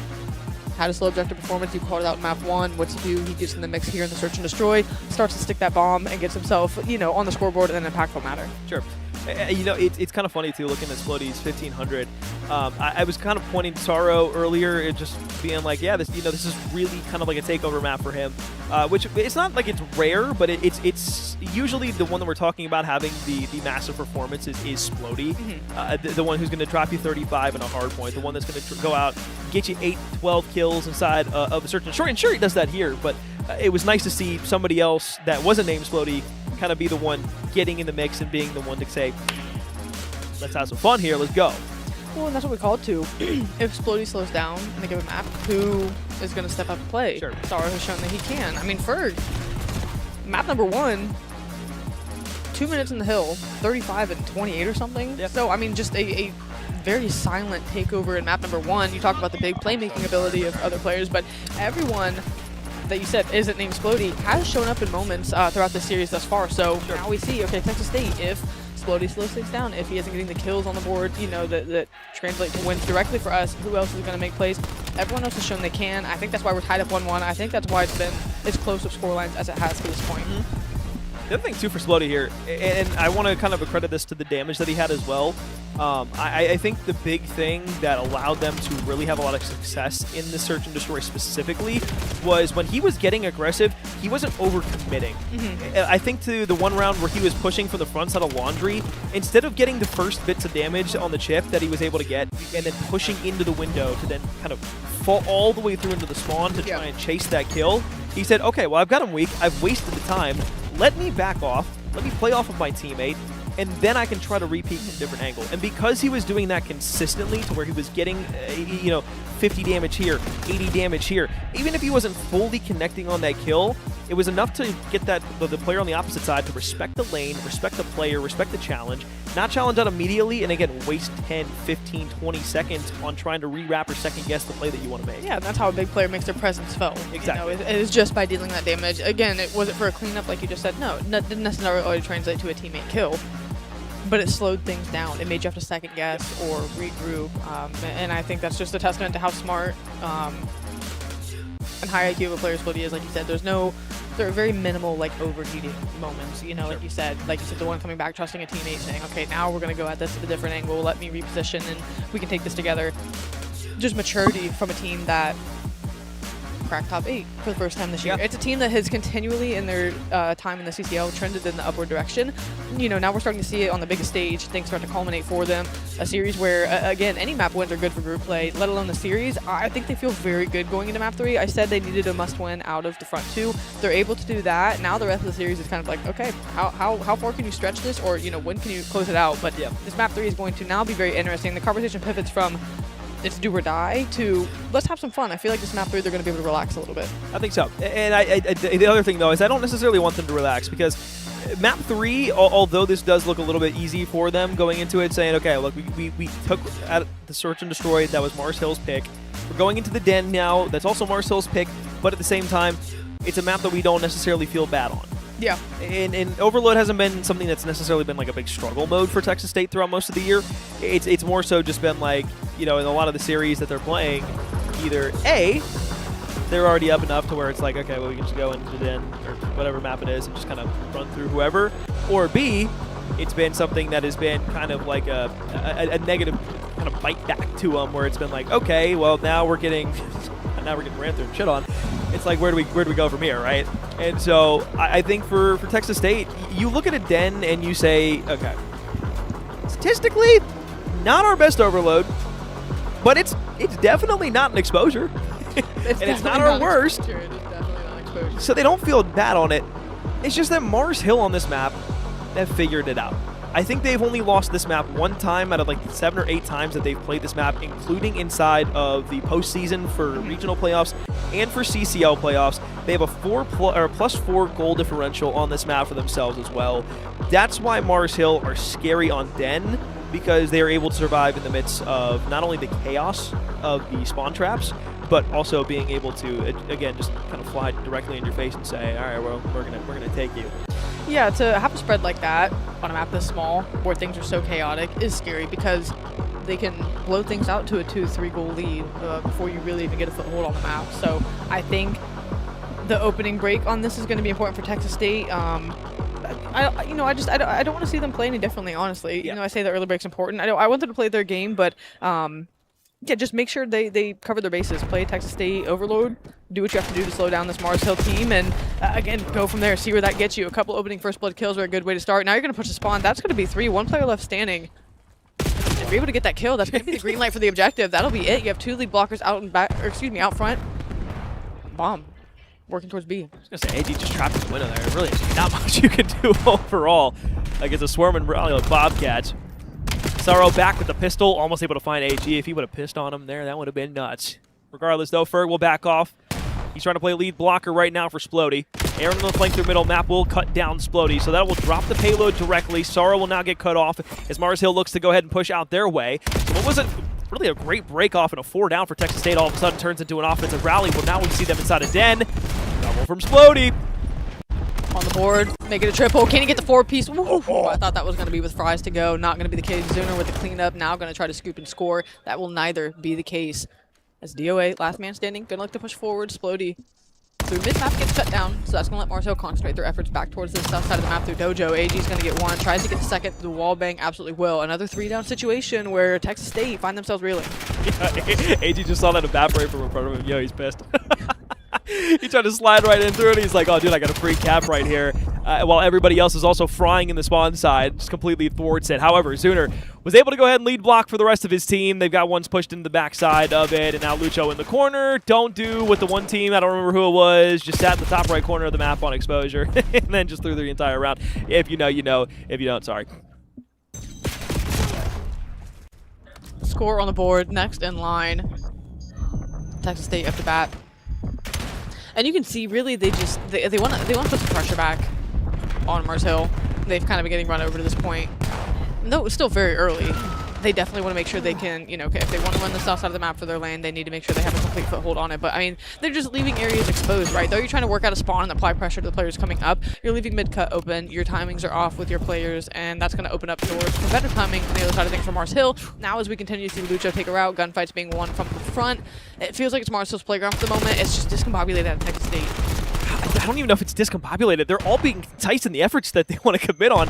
It's just flank, flank, flank, flank, flank, flank, flank. Mars Hill off rip, send one on a weird route every single time, and there's nothing that Texas State can do about it. You get the turn back around. Lucho's still on your spawn. You're getting completely trapped out. You're up north side by B. It's going to be another probably gunfight or two that go down here before you're even really starting to get your feet back underneath you.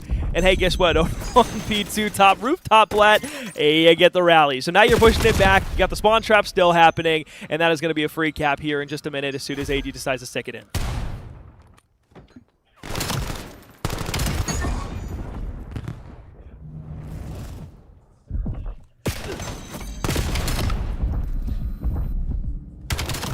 Speaking of sticking, Splody inside a middle map.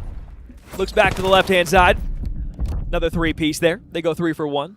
And this should be the final cap here in the first half, and it absolutely will be. Not much resistance in the way of the Bobcats there. Mars Hill having their way at the half. And this is why they have that 4-goal differential. I mean, just even if you can slow things down, it seems like when it rains, it pours. Watching this team play Overload, it's not 1 goal, 3 or so minutes pass, they're able to get another one. No, they do not slow down. When they get the kills that they want to, there's no hesitation in the play call because they know that they're going to win the next wave of gunfights. That's just how assured this team plays. And Overload, not only that, but also on Den. A team where, as you said, just so few losses to this point. Just one even at that. And it shows with how confidently they want to play, with the way they can get the objective. I mean, this could be over by score here if Texas State don't make a stand. It seems like they've been stunned, almost hit in the mouth here in the sense of you expect it out of Mars Hill, but you really expect some pushback out of Texas State. I think they're still trying to formulate what they want to do, but it's just Mars Hill imposing their will. There's not much formulating you're going to be able to do here if you continue to allow Mars Hill to roam free. It is a combined 13 spree between Aaron and Lucho, and of course, as I speak one of their names, that combined streak only falls to 7. Lucho, surely though, having a Hellstorm in the back pocket to be able to use at some point throughout the rest of this game, so you already have to worry about streaks if you're Texas State. On top of the 0-4 deficit, 4:20 left in the round here. Again, plenty of time to work with, but again, it's more so just the fact that you haven't really been able to snowball anything for yourselves, and the one time that you did have a look at it, you got thwarted. And now as the objective gets to kind of roam around mid-map, you get eyes on it if you're DOA. Don't you park this bus. The call is going to be back towards the top side of the map. You just are trying to win some gunfights to give yourself a chance to give a look at objectives. They're just going to be lying in wait, though, for the players that wrap back to give his teammate a free look, but they had eyes on it earlier on. They're able to pull the play. Now can you clear out your spawn side and get eyes forward once again? That's what Mars Hill is so problematic on. Step 1, you get the backside cleared. Now, look forward. Can you win the gunfight to push them back off this objective? That's the next step. Yeah, I think the hope there was that Zuner was going to be able to find more than maybe 2 in the back, and they were going to rotate fully through their spawn and going instead of straight through P2 on Den side, but unfortunately it doesn't work out. Regardless, you pretty much get the same results, though. You still get a spawn trap opportunity here from Mars Hill. You get everybody cleared out. Now you have the opportunity to pick this up through middle map and really start pushing it in top window. Pushing directly in now. Splody tries to turn back around. It's not the best timing in the world, but it's enough gunfights won for Texas State in the spawn side. They're going to be able to wrap this back down towards the south side. It's going to be straight to the dojo. Lucho going to try to pinch. She called flank on flank on flank. Should get timing here mid-map on DOA. The chase is coming through. The eyes are on. Now does the gunfight come in tow? As he's going to be behind a couple of people. There's 1, there's 2. Before you know it, no point on the board. Stopped at the goal line. Mars Hill. Very few chinks in their armor here in this Overload. They haven't scored yet this half, but they have made life hell for Texas State. Lucho patient. Semtex thrown out. Wakens up the first player just enough for Aaron to be able to come over and say, hey, hello, how do you do? 4-1 though. Here's the trade. This is the first opportunity that we're getting from Mars Hill to start really pushing this one back out over towards Dojo after the last one fell short from a flank that came through middle map. First gunfight went the way. On the side of Texas State, you get 3 for 1 now into the back line. You got to clear 2 more bodies out before you're really able to get yourself set up for pointage here. Splody now turns back around. You know, look how crazy they are from the flank. They're like, I know it's coming. I know it's coming. And of course, it's the one time that it's not. And that's why, you know, you give up an opportunity to score there because, again, that's just where they've been getting picked apart at. So whenever you have that playbook opened up for yourself with your Mars Hill, that is a self-inflicted wound for Texas State because of what you have done thus far on the map. Now they're second-guessing their own play calls. That was an opportunity to get a point on the board and start to chip away at this lead. That's not going to be the case anymore as they give up that opening. Now Zuner lying in wait. They know someone's mid. They never know when they're going to strike. And whenever they do, well, everyone else looks to collapse. It is just a really pitchfork effort out of Mars Hill. Every lane they have locked, every avenue they look to push, they're able to get kills, trades, everything they want. Sorrow gets a couple sure, but with this kill coming through, that looks to be the score in a moment. But I thought for a second Sorrow was going to make a hero play. Ferg at least good on the trade. But I mean, Alex, with the time left, I won't say the words, but it's looking dicey. I mean, look, hey, you said trying to make a start. That was a hero play because it allowed the team to come off spawn and get the last shot in the foot. Achilles blows out, and all of a sudden you're looking back the other way. The problem, of course, is you're still down again, as you mentioned, 4-0. Minute and 23 seconds left. You'd pretty much have to go from right now all the way through on perfect rally after rally after rally. And unfortunately, with the way the Texas State's been playing, they've been playing decent, but just not enough to really rally all these points back to back to back to back to back. And that final shutdown there from AG pretty much solidifies things into a done deal here. So for the next minute, we will just be sitting here and looking at gunfights.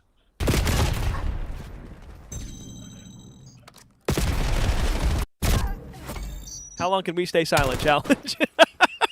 I really thought we were gonna. I really thought we were taking the bit. Well, now if I do, it's just corny. So first detonation in for Texas State. We score with 35 seconds left. Chris Paul hits a huge 3 to cut the lead to 37. So now, I mean, with how close everything is played, and as we look to close this one out here,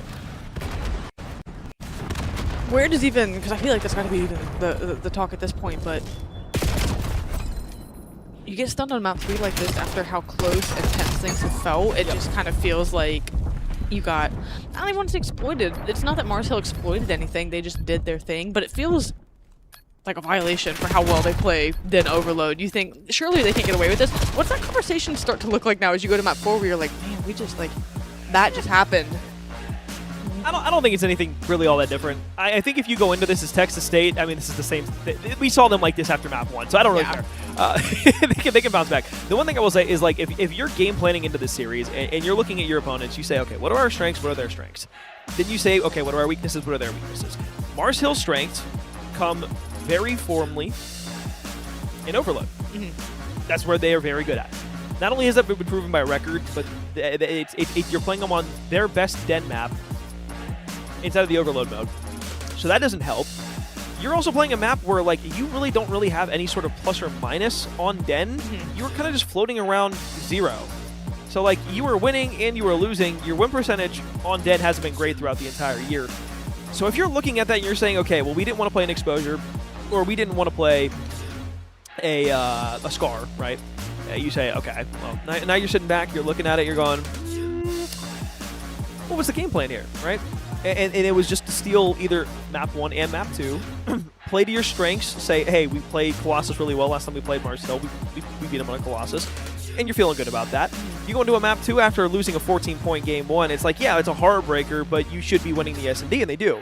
This is a map that Mars Hill on paper, and in the minds of even Texas State, even regardless of how close they played it, should have been, hey, we're probably going to lose this map 3. Obviously, everybody's confident, there's ego involved, but you have to be realistic at times, and you say, okay, we're probably going to lose map 3. We just need to focus on the hard point. What can we do in order to mitigate this? Now, obviously, you're not going to sit there and just throw the Overload for no reason, but you're still sitting there saying, look, if we lose this, it's not the end of the world. We're game planning for map 4. That's where we are trying to get to. We're trying to get to that hard point. And they did what they needed to do, like you said, to get there, which exactly. is take map 1 or 2. So as you said, just the realism of, you know, just accepting it for what it is. Like you said, everyone's sure it's competitive, and like you said, they weren't throwing that, but that's just Mars Hill. Exactly. And they went out and did what they did. So it was a quick map number 3. As we'll have a look at a few of the plays here. And even though you're focused on map 4 for Texas State, for Mars Hill, I mean, still just like, even though they figured they would win it too, that's still intangibly win in the sales, right? I mean, you're like, yeah, we actually smoke showed them. And, you know, Texas State could come out and actually could have played close, and it could have been one where they kind of got like stunned a little bit. But at this point, it's like, okay, you know, you get a map 3 smoke show for how close the series has been. Going into map 4, I think Mars Hill, that's a nice mental stat pad where it's like, okay, if we weren't feeling good before, you know, we lost map 2, this just gets us right back where we need to be mentally. I don't think that was a team that was dejected in any way, regardless of the map 2 loss, but I just think they're a team that you get a good respawn on the board. Okay, we did what we were supposed to do. Yeah, let's go to map 4 and just close this out, is I think, you know, that conversation. Yeah, the bad thing here for Texas State is just like the Overload struggles continuing and not really seeming to have any sort of remedy or fix in the pipeline. It's like watching F1 and like, maybe you don't understand this reference, but like having your favorite team and knowing that like in one specific area, like maybe it's like slow corners where you just suck, and there's no R&D down the pipeline that you know is coming to try and remedy or fix that issue, it kind of feels the same way for Texas State here because, again, we've gone through regional playoffs, we've gone through CCL playoffs, we're down to our top 8. You basically get 3 matches, 3 best-of-5s to go out and say, I deserve to make it to Sunday and play for top 4 and play for the championship. Yeah. If you don't make it out of groups, it's not a failure of a season. Dude, you're in St. Louis right now playing on LAN for a national championship. That's still a great success for the season. But everybody here wants to, win a championship. Yeah. So they're not going to be satisfied if they get top 8. No matter if you think you're the best team or you are statistically the worst team, you're probably going, but what if? What if we get that chance? What if we are the ones who walk out at the end of the weekend? And it's that level of copium that I love about Call of Duty and esports in general. But it's also the fact that, like, when you look at it for Texas State, right? You're not expected to win this. Yeah. You're not expected to win the weekend. And it would be a great underdog story. I'd love to see Texas State come out and win the championship. That'd be batshit crazy. But we're probably not going to get that. And so, like, when you are consistently losing your overloads to the better teams or the best teams inside of the CCL, you need to find remedies and you need to find applications to be able to impose better tendencies and better strategies on them. And I don't think we saw that at Texas State through that game. There was no immediate reaction, and I know I'm talking a long-winded point here, but like there was no immediate reaction to the flank plays that were being made by Mars Hill.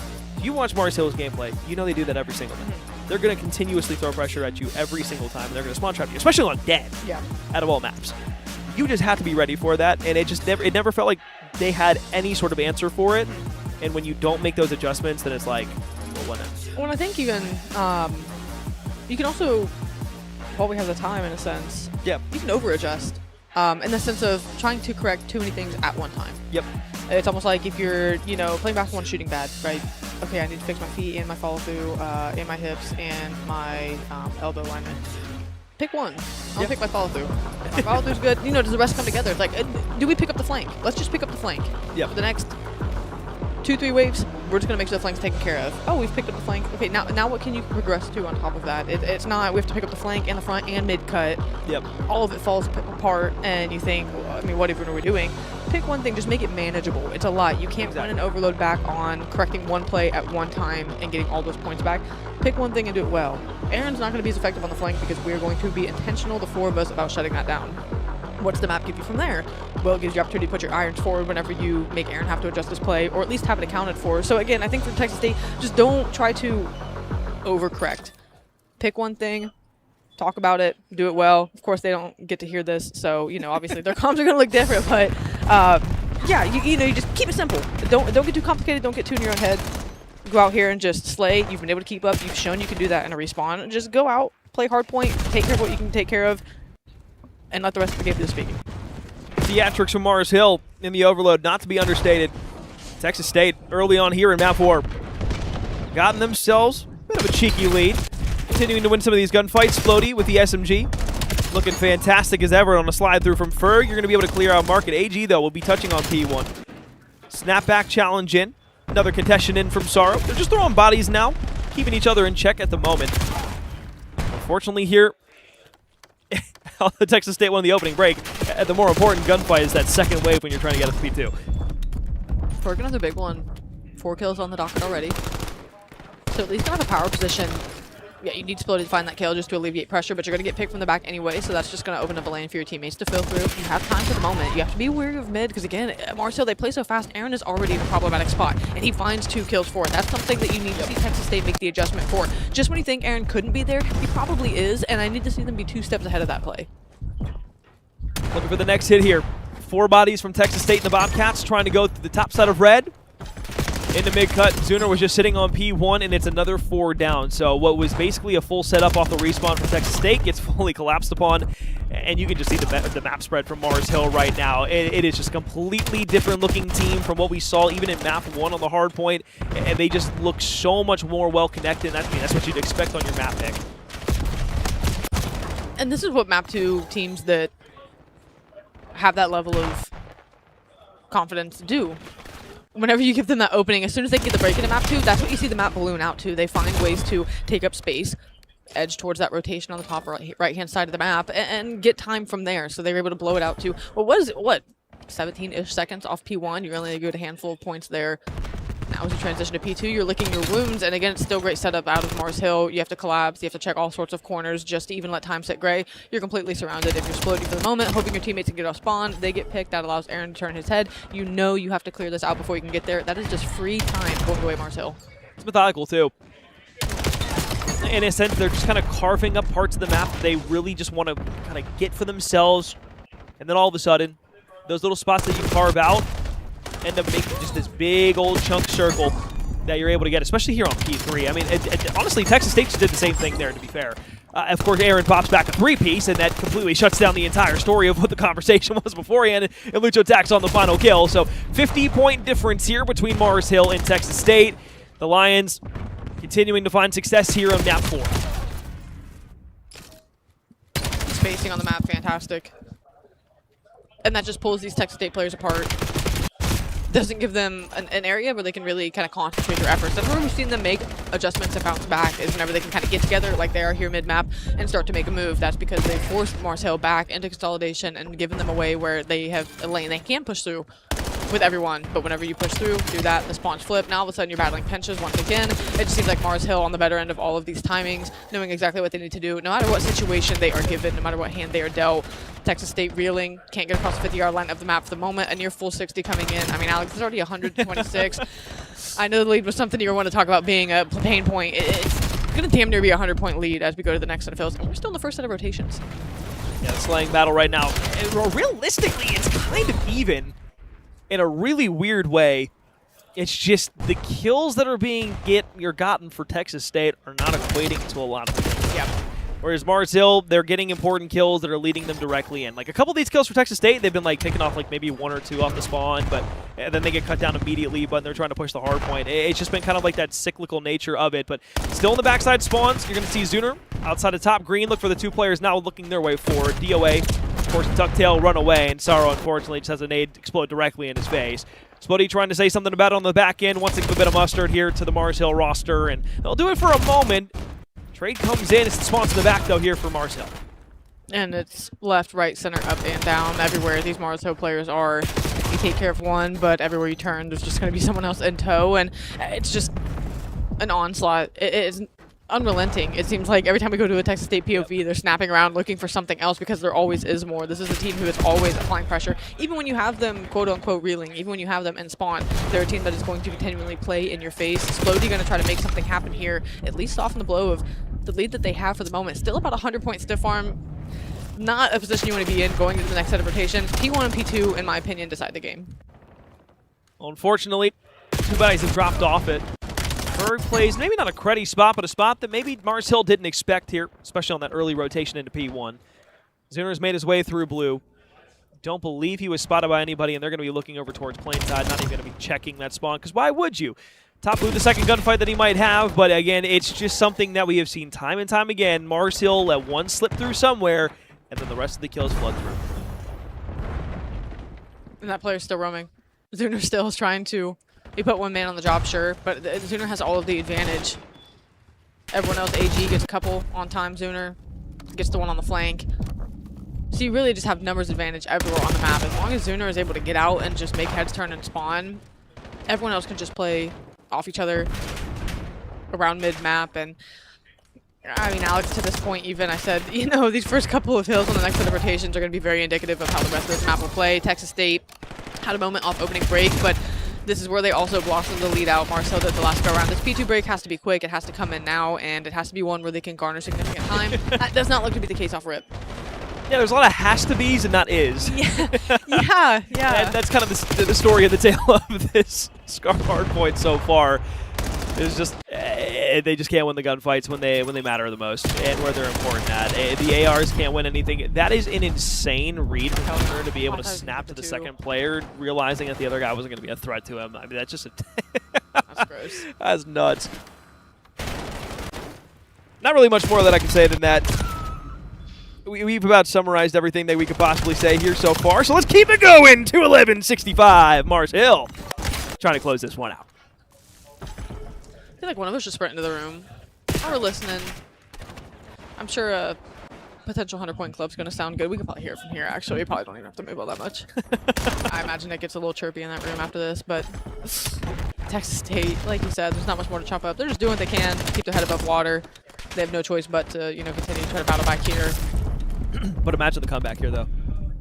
We'd be talking like... We'd be talking like Boston Academy, like in between. Yeah, I'm talking like Mercado NW yeah, too. okay. Yeah, that's Everyone knows exactly where they where were. my mind Everyone went. knows where they were.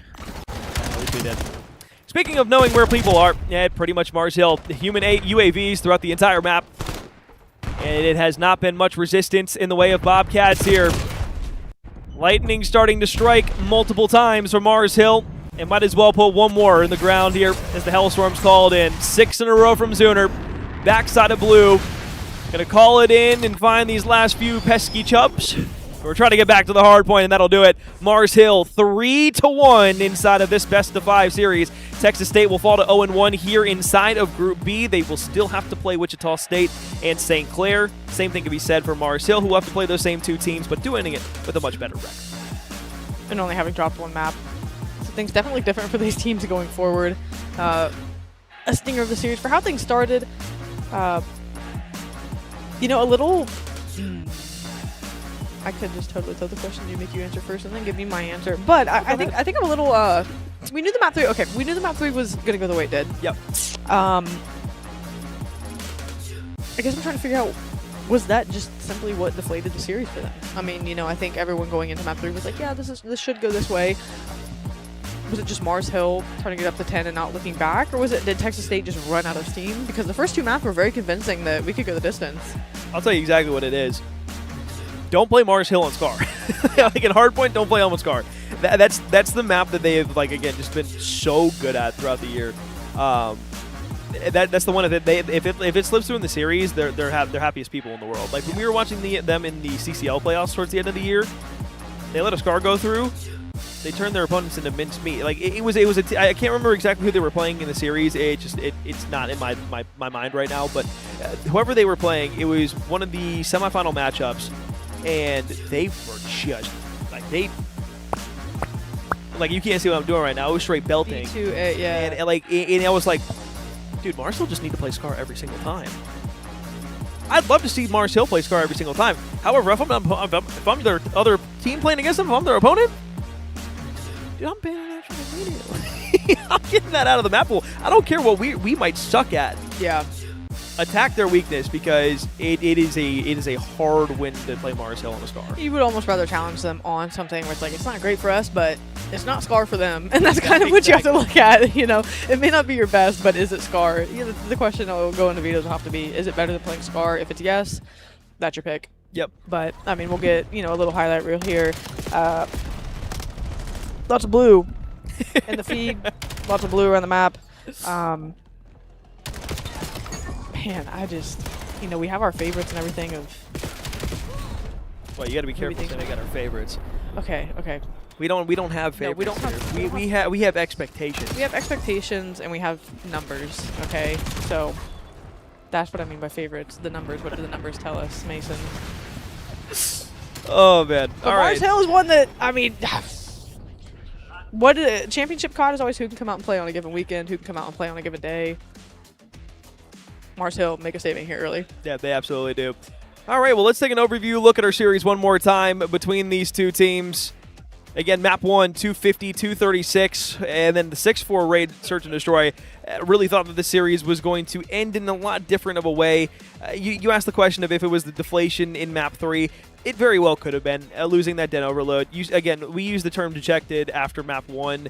It kind of felt that way after every series when we got to look at the player cams, just kind of see everybody looking down on their phones. It kind of sucks. So that being said, 3-1 here for Mars Hill. When we come back from a break, we're going to have one of the players from Mars Hill joining us. Don't go too far. We'll be back in just a second. I mean, like 30 seconds. So don't go anywhere. We're back.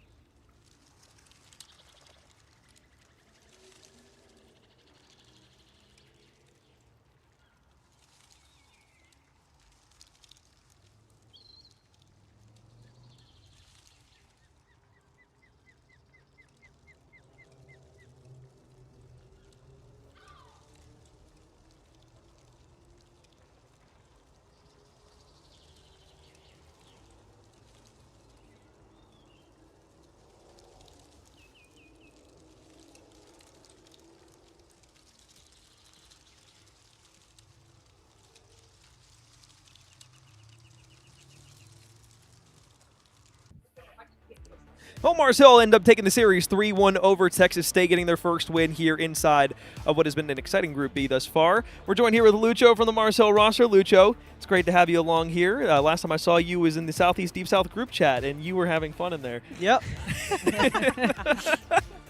And by fun, I mean you were arguing with, what was it, paralysis in there? Oh, I love trolling Nico.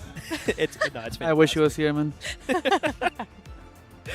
Well, considering the series thus far and what we've seen from the outlook on you guys, one of the big things that we were highlighting from you guys is the overload in Map 3 and how you guys have kind of made that kind of a staple mode for you guys over the course of this year so far. Yeah. Going into the rest of the weekend, when we talk about overload, what are you guys looking for inside of a series? Are you trying to just get to that Map 3 with at least a 1-0 advantage or 1-1 advantage? Or do you feel confident that when you get to that overload game mode, if you have any sort of advantage on your opponent, you're going to be able to take the series?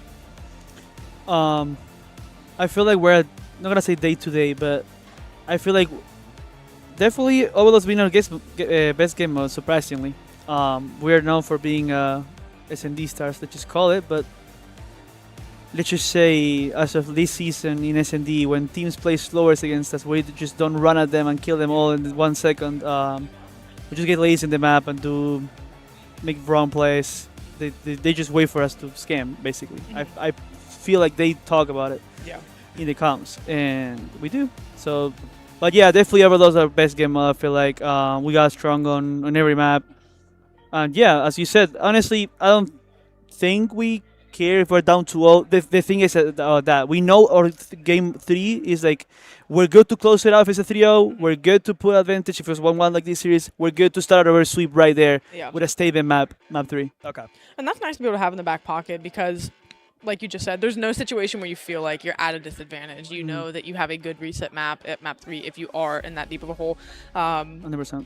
And you talking about Search and Destroy, right? Alex and I talked about before we went into your guys' series, watching a lot of you guys through the LAN scene, how quick of Search and Destroy plays you are, and like you said, how word has spread in the sense of people just slow down, wait for you guys to make a mistake or overchow, and then look to capitalize off that. Do you guys have intentional conversations based on who you play to slow down, or is that kind of your mindset going into Search and Destroy this weekend? Let's play slower, or does it vary based on the opponent? So there's multiple teams that we never played. For example, I don't think we played Texas State ever in our this is 4th year playing CCL. I don't think we ever played Texas State. So there's some of these teams that we may know because of challenges, right? I play with Pelody a lot this year, for example, but we usually take the first 2 or 3 rounds to see like how their playstyle is. They play aggressive, they play like slow in this, especially in the mid rounds, right? They try to plant the bomb fast, they try to take their time, rotate bomb size, you know. And I feel like we just get lazy sometimes in the map. What I'm gonna tell them right now is just like, take your time and be active on the comms on what we wanna do. Because one says one thing, the other says the other thing, we just end up splitting everywhere, and the rounds obviously doesn't go well. Yep. Well, speaking of what's coming ahead, obviously you guys are trying to get out, make it top 2, get to tomorrow for the bracket. Guys have not an easy schedule or time getting there, but you made it a lot easier, obviously, taking down Texas State, which 100%. I think a lot of people viewed as probably the 3rd best team just coming into this as like a baseline standard. You've got, obviously, the matchup against Wichita. You've got the matchup against St. Clair coming up. Against St. Clair specifically, what do you guys want to achieve inside of that series, obviously, besides of a win? You guys have struggled against them at times beforehand, or not against them necessarily, but it has been struggles for most teams against St. Clair throughout the course of this year. Do you feel confident being able to take them down inside of the first series here, or is that something that you want to be able to take into tomorrow and be able to beat them there tomorrow instead? Honestly, we're just trying to get out of the pool. Be honest with you, if we 3-0 them today and we lose them tomorrow, that our 3-0 is not gonna matter. Yep. Yeah. If we go to the series both 2-0, right? We could literally turn a coin flip. That doesn't matter. Yep. Tomorrow are the big matchups on that. We just trying to get out of the pool, however, whatever it takes, right?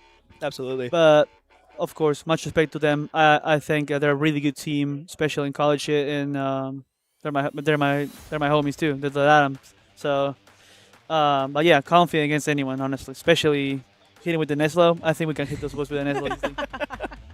Well, all right. Search and Destroy and Overload have been the staples for Mars Hill throughout the year. Hell, if you compare a little hardpoint in there, you guys might be best team on LAN throughout the weekend here. So you guys can hit stride. It's going to be scary. Lucho, appreciate you for joining us, brother. It's been a pleasure. Yeah. We'll look forward to seeing you the rest of the weekend. Appreciate you guys. Absolutely. All righty. I appreciate it. Look at us cozied up on the couch. Look at the little flex. We got the gang up here. Up here chilling. Having a good time. We can just crop It's been a this fun hole. We can weekend. move Yeah, the just camera move over. the well, I guess we can't really do that because it's kind of just on a tripod there, unmanned right now. But We'll have Bobby stick figure in. Whoever else, doesn't matter. exactly. Well, look, we got the Massive Fish. Gang's all here. It's been a fun weekend so far. A couple hiccups here and there along the way, but we're making it work.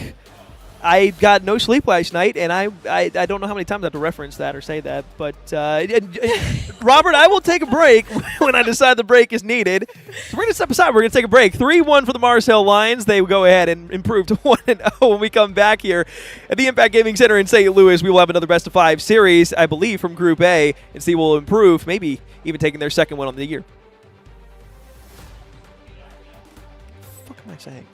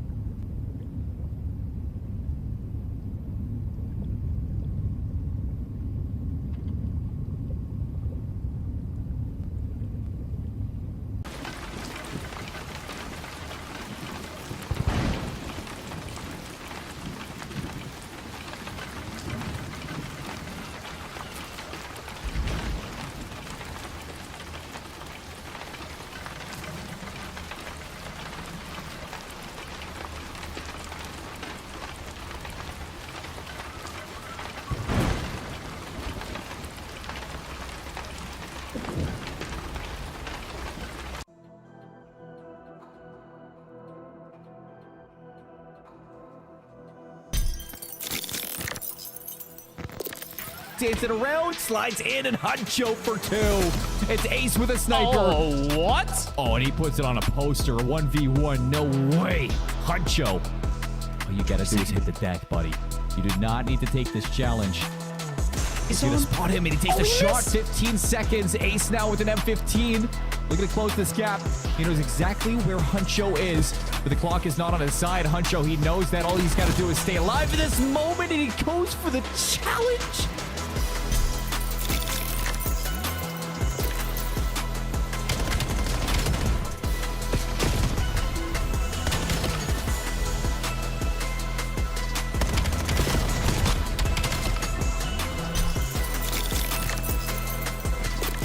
Way Exotic, though, gets caught. 13 seconds, keeping the 1 versus 2, and he's got a sniper out. He's got to take the chow with the pistol. Makes it a 1v1. Walks over for the beatdown. And Geeb again. You gotta be kidding me. Another clutch when the team needs it most. So you still got to be worried about these nades that are going to be thrown from the Fighting Scots, but got Bio in the wing, quite literally, and he's picking them apart one by one. 3 go down. Bio taking over, finds all 4 with the pistol too. Why not? And this is the Akron that we were kind of expecting here. Once you get Bio heating up, he's going to be in full takeover mode for the team, Brody. Oh, mate, I feel like I'm playing Resident Evil 7 right now. We've got a Biohazard on the field, Akron in control of the hard point, and it is Bio on a 6 spree. C4 so starting to be a sneaky boy at 4 in a row. 2, Bio continuing on this spree.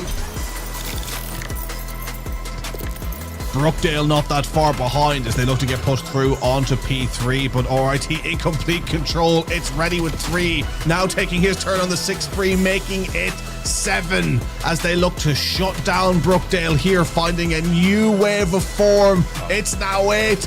Will it be 9? Of course it will. Merciless on the cards. Their skill levels here as they look to try and seal the deal here in our first game of the evening. 10 spray goes 11 spray, looks for a 12.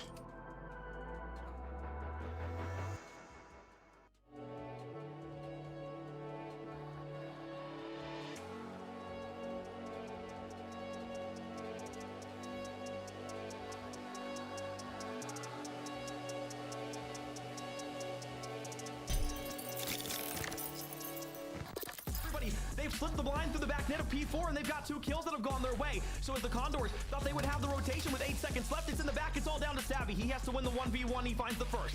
Second now on a slide around the corner. Ferno wins it, and now it's the Buckeyes who have the hill. Oh my god, as close to being down to the wire as they can possibly go, but Buckeye Condon great at holding this P2, so this is trouble for the Condors. Buckeye trying to take us to map number 5. One more chance for the Condors to break on through. They have 5 seconds to do so. Will they be able to do it? And then we're picking up 2. Is it enough? It is! Left over the 1 versus 3 at Savvy, but I feel like this is such a difficult map to pull anything other than a 1v2 from, especially with that bomb down. You can play so tight to get. You have an opportunity to reach out this out. If player 3 is just going to make the wrap all the way back around through spawn, that's another 1v1 that you give away for free. Just going to play this corner here and look for the challenge. With 12 seconds left, no way. Juicy slides the corner, and Savvy does it yet again. Bomb still is yet to go down, and Peach was able to find one on the crew, so this is an opportunity for Wichita State here, although it looks grim.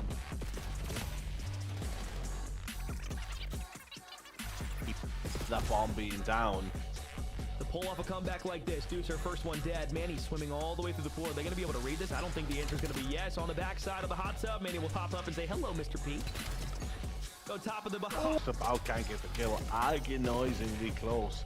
And the first blow going for Prada, trying not to get traded out himself. Peach eventually picking up 1. The run through coming through, the timing going to be immaculate.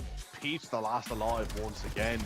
And Oklahoma has blood, just shows they have it all on lock from here. 4 versus 3, make it 4 versus 2. Dear God, they found the rhythm. Oh, straight sprint up top. Deucer gets nuked off the map.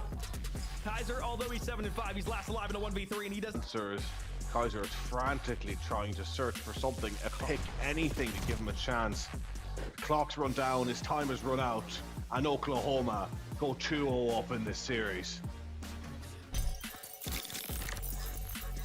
Just more or less, it feels like they're just trying to not concede rather than attack, which is a very scary mindset to play with, if you get what I mean. Yeah, sure.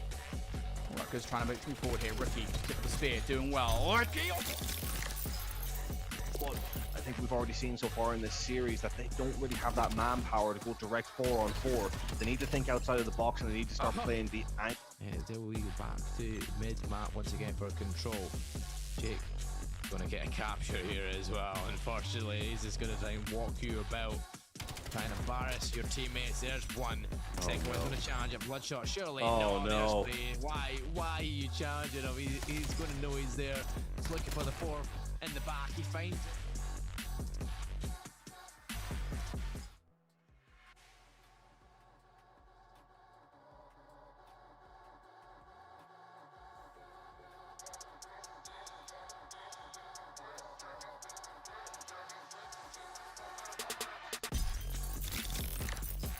Boilermakers might not be in the hill, but you see two players working through the tunnels. It's Revy through green. He's going to open up with a kill. He's still got the traffic in hand. Goes for a slide out.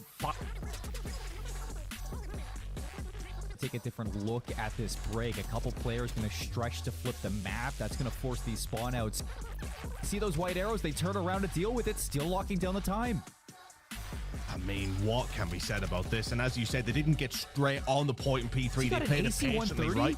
The case of how long can they hold on, because it's going to take more than one clean hill to get them back into this one now as Revy finds them merciless. Hey, he's got 10 in a row, make it 11, looking for number 12. He's not going to go.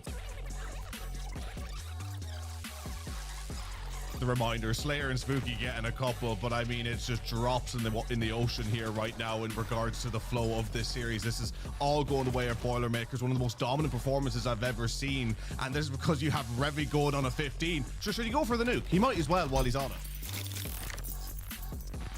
Backline's able to put some shots in on one, does his best to get away, but is going to be reaped.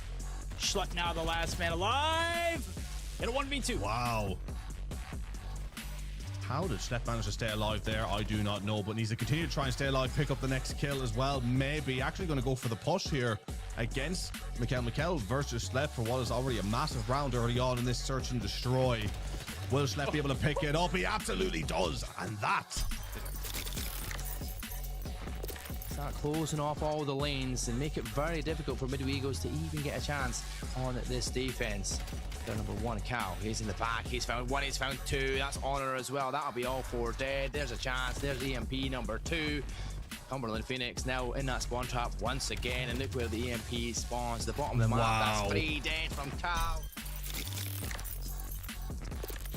Was a bit of a weird reposition there from Condi. Actually gives him a look in the middle of the map, and now he goes down himself. Leaves Drafty in a 1 versus 3. First kill through, 25 seconds. There's time for them to pull up to 3 versus 1. Drafty down to 59 to the pistol. Surely not for the 1 versus 1. Drafty, you maniac! The fact that they took that result, again, I think this is all scary things that will play on the mind here, but Amity not letting it play in his mind as he gives someone an A few moments later. second time around. Technically, not really a miss. The shot was never really on, but Amity looking super dangerous. Every shot could be the last you come up against in this round, but Amity with the pistol going to pick up 1. Knife out for 2!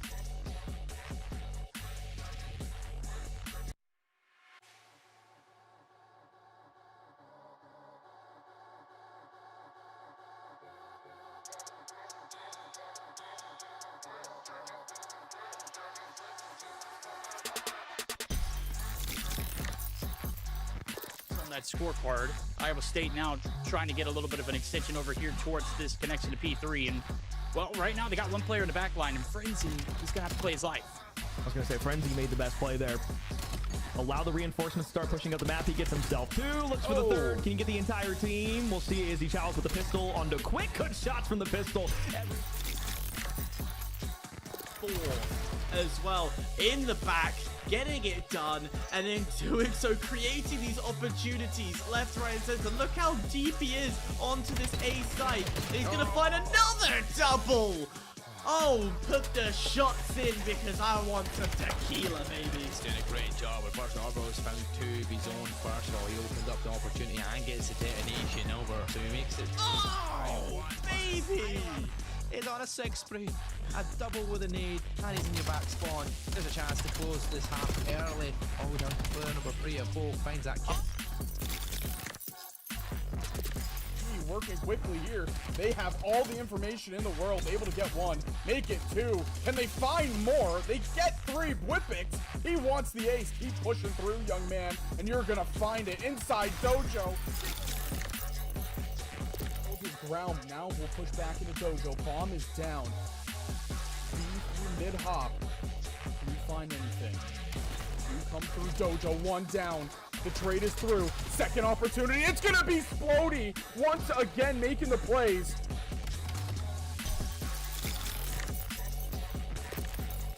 But intel should be going perfectly for Wildcats. Cracked there for the trade. 1v2 clutch up.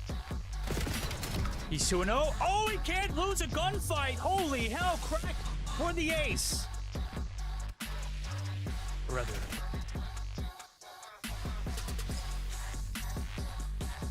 Backside rotation, crack clearing and everything out. I don't know if he spotted him there, but sure they're gonna wait to take his perfect fight. 25 seconds on the clock. Now is better than ever. And it's just Moo who has gotten lost on the map. The timing just couldn't go his way, ladies and gentlemen. An ace to go.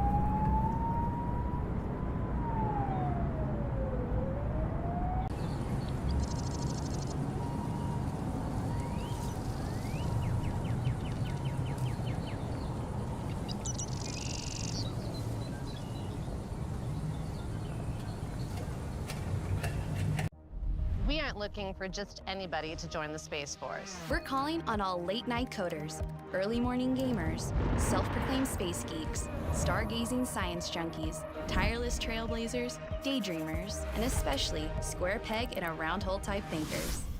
To shape the force that protects our interest in space and our everyday lives on Earth, the only force created for the 21st century. We need people like you. So consider this your invitation.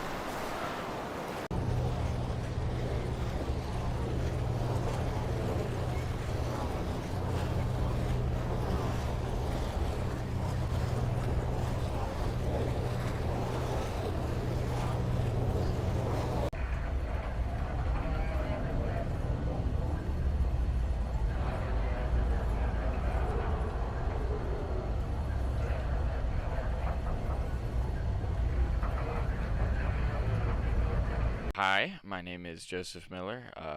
I go by Biohazard. I play for the University of Akron, and I am a social work major.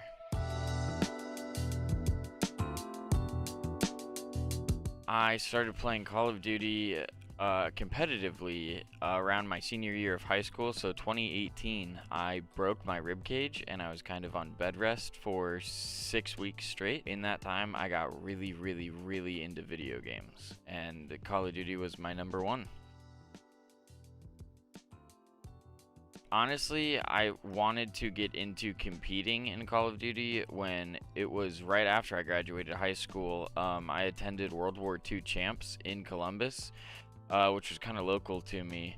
And then like seeing the stage, seeing the competitive aspect, honestly what really did it for me was like all of the Champs banners with all of the rosters and the team names and the player names and everything, and like just seeing that aspect and environment, I knew that I wanted to try that and try to get to that level.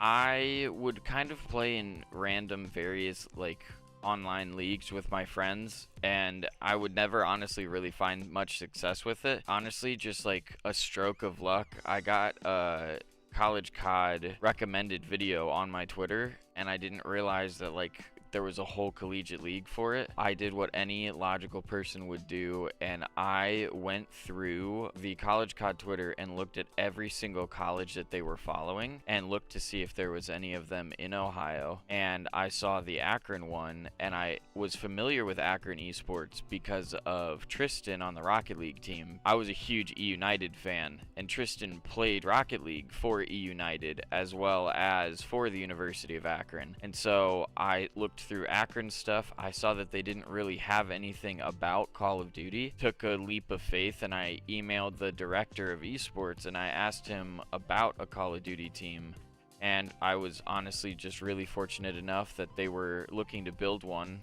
as I was messaging them, and so it just kind of all fit into place.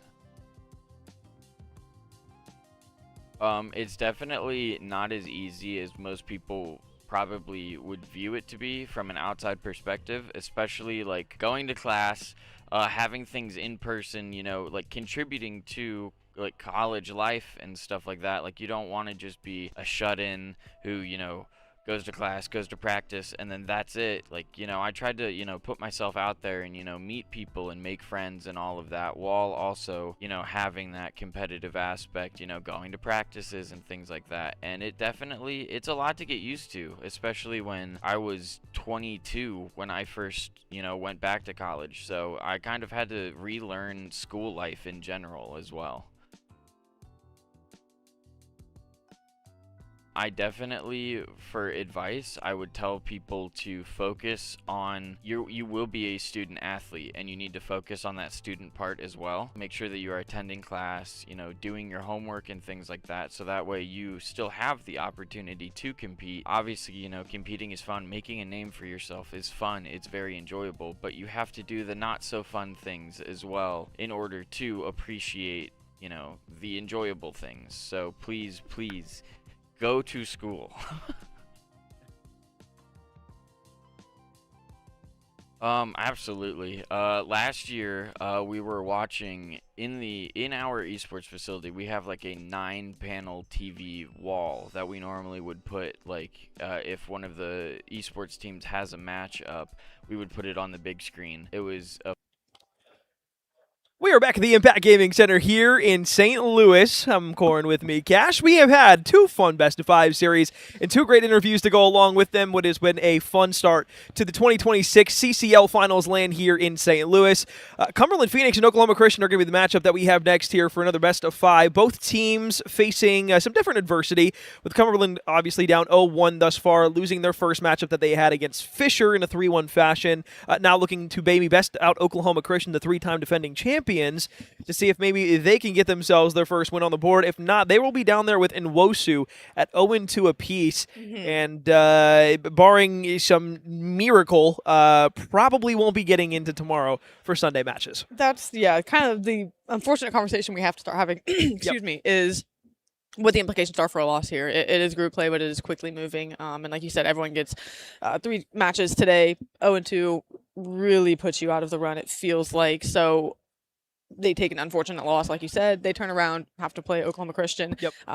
Yeah, no one really has to lather it on too heavy about what's at stake for them here in this matchup. Again, looking at what's in front of us, we have said time and time again, right, these are great to look at an extent, but Oklahoma Christian, different team on LAN, as they do have a roster fill, and it's going to be Derry filling in for Cruzy CoD. Cumberland Phoenix, either way, have to take down a Titan, no matter, you know, what 4 players are on the other side sitting on this roster. So looking at the head-to-head here, yeah, you have a look at the overall win-loss, of course. Another win notched in the column, search and destroy. Again, maybe a marginal edge, if you want to give it that. But the series can go any such way. We've seen, you know, a team lose their map pick already, you know, multiple times today. So, again, it really has panned out. The teams that should win have been winning. Cumberland, you know, again, I hate saying do or die, but really they do need to come out, at least try to take some maps, if not the series. Well, yeah, I mean, because Fisher already beat Nwosu again, who are 0-2 now. So if you get to a spot where you're at right now, 2-1 for both OCU and for Fisher, that's guaranteeing you Sunday play. So this is for Oklahoma Christian to get into tomorrow right now. If they finish 2-0, there's no way Cumberland or Nwosu are going to be able to get back to a 2-win record.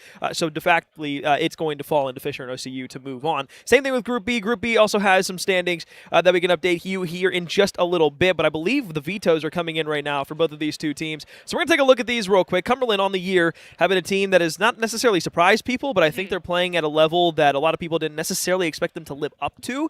With a lot of promise coming into this year after a really strong 2026 outing last year in the Black Ops, 2025 outing in the Black Ops 6 season. Oklahoma Christian, guess what? They're going to ban Sake once again. They did the exact same thing inside of the first series we saw from them on stream, and Cumberland will ban Gridlock, so we're going to get those 2 new maps up on out of here for the hardpoint. Let's see what we will lock ourselves into here for the rest of the way. Oklahoma Christian, no surprise. They want to start out on a Scar here for map 1. Feel pretty confident on it. Problem is, though, Cumberland on the other side, 3-0, average differential, almost 150 points. They haven't dropped a single Scar hardpoint throughout the entire year. That's going to be an interesting one just to see kind of what the square up looks like off opening rip. And Cumberland, for the 4th HP, yeah, they're going to choose, you know, the Colossus HP. It's one where you're kind of just going for repetitions at that point. What have you played a lot of? You want to give yourself familiarity at this point, especially in a situation where you're going to need to get some wins. Familiarity maybe king over, you know, how, you know, plus or minus the map is for you. So I don't hate that pick for the map 4. And now we're going to dive into Search and Destroy and see what we look to get.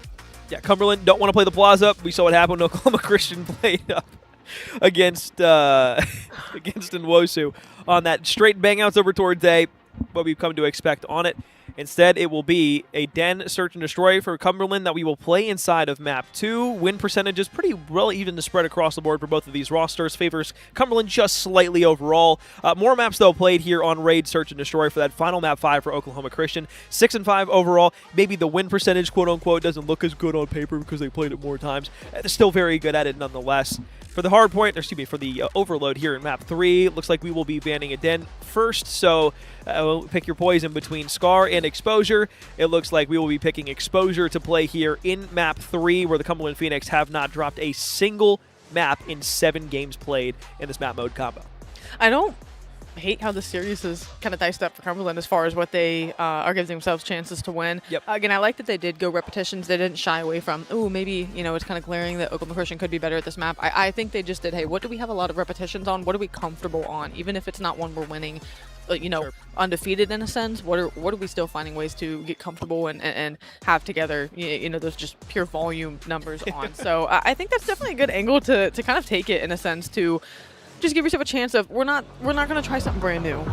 You know, if we're going to come out and beat Oklahoma Christian, at least be comfortable doing it, you know, like let's at least try to make it as pain-free as possible and not have to second guess too much, as Oklahoma Christian's already going to give you a lot to think about going into a hard point, going into a series. So, I mean, Alex, the TLDR that we've given the long version of probably every time we've given it, Cumberland need to win here just to give themselves a shot at anything, if not just to make OCU's life more difficult.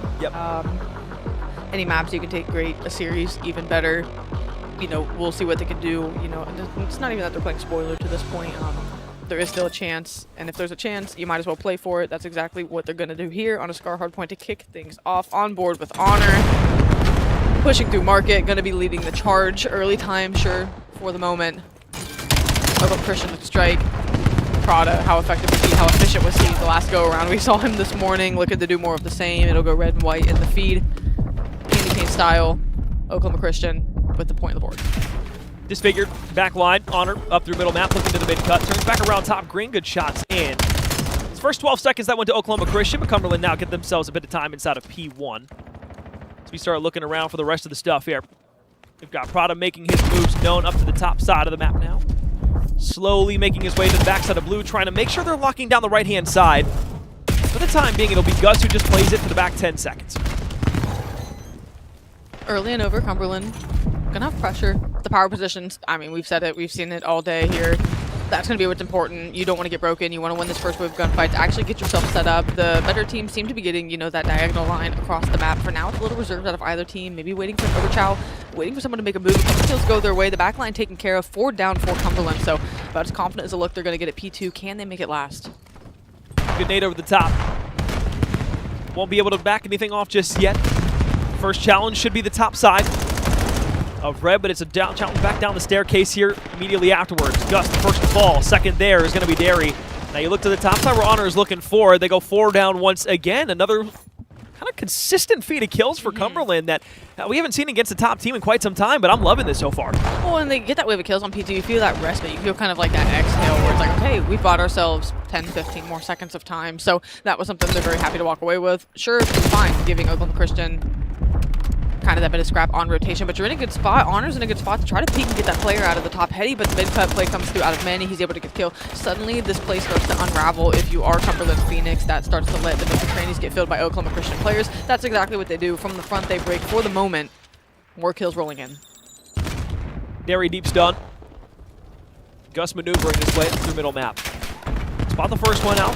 Back off, play his life. Doesn't realize that Sorrow's coming up into the cut.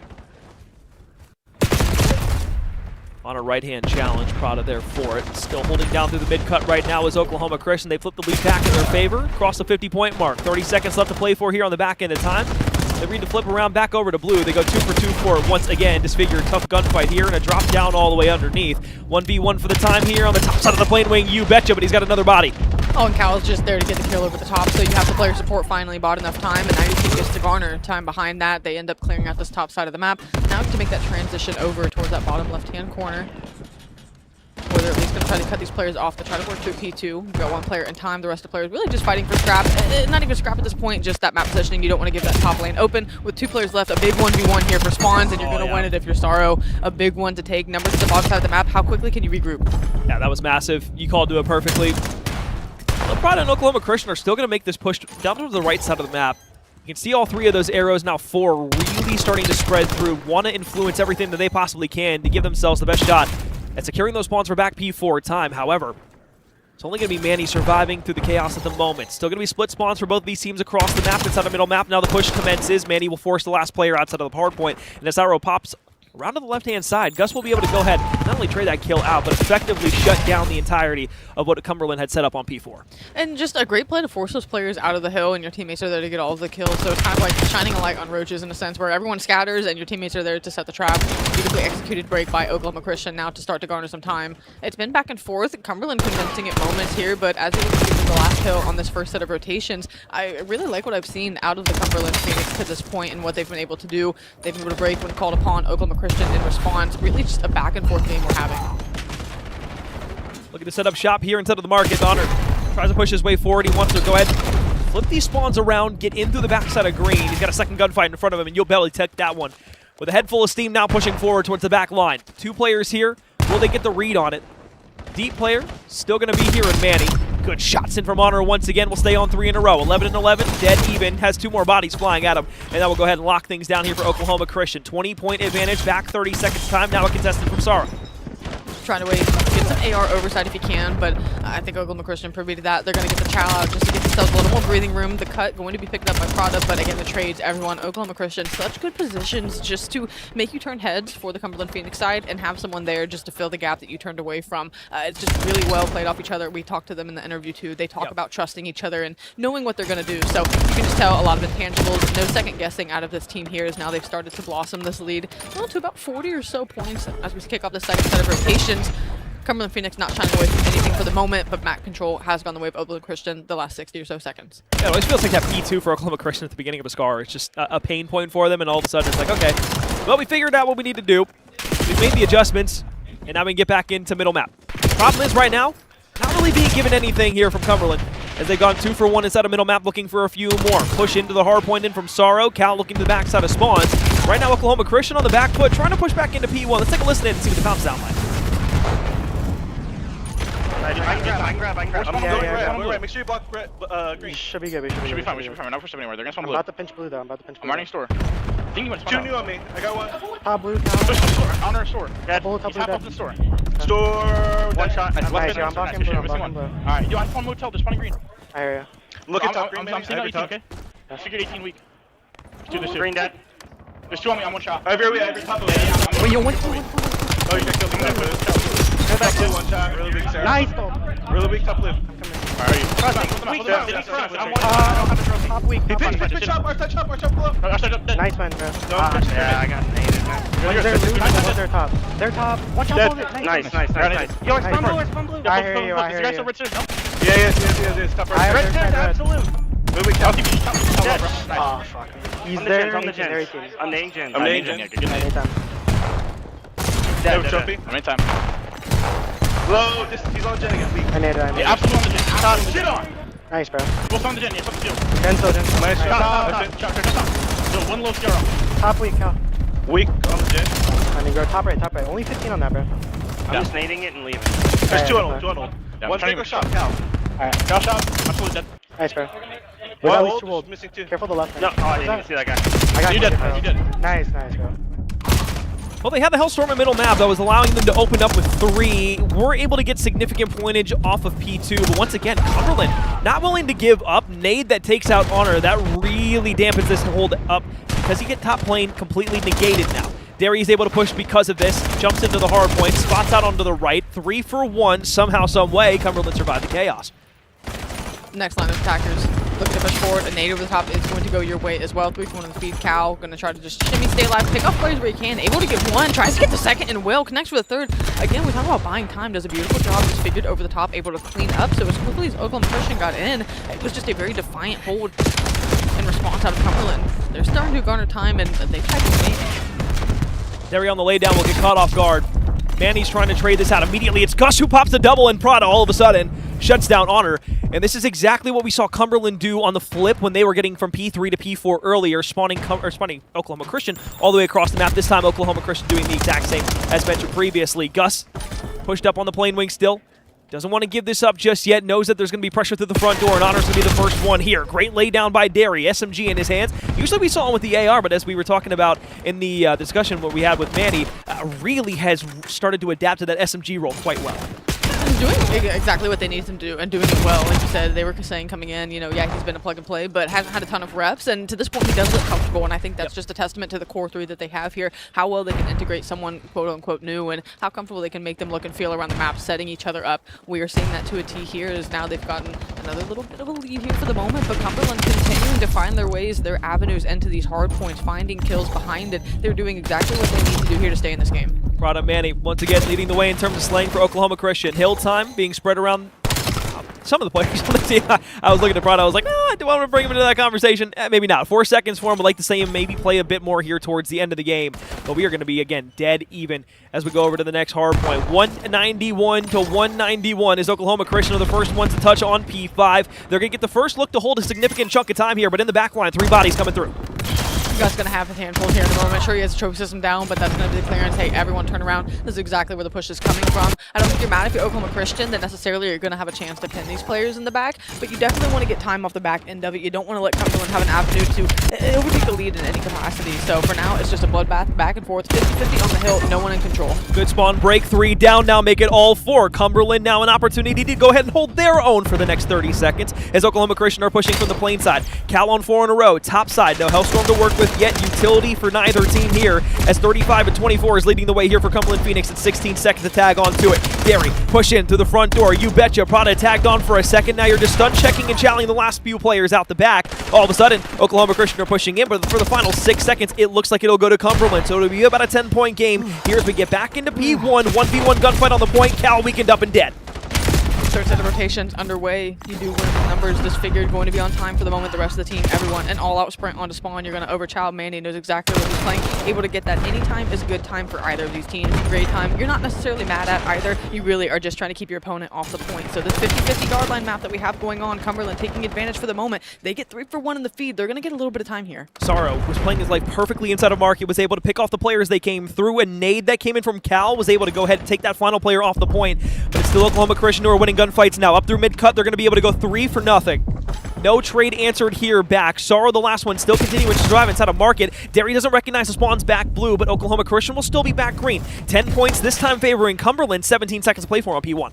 And if they get this time, I mean, again, you're talking about close striking distance. I know you're trying to manage the game if you're Oklahoma Christian and say, let's get set up for P2, but this is time you're leaving on the board. This huge could put them over the 230 mark.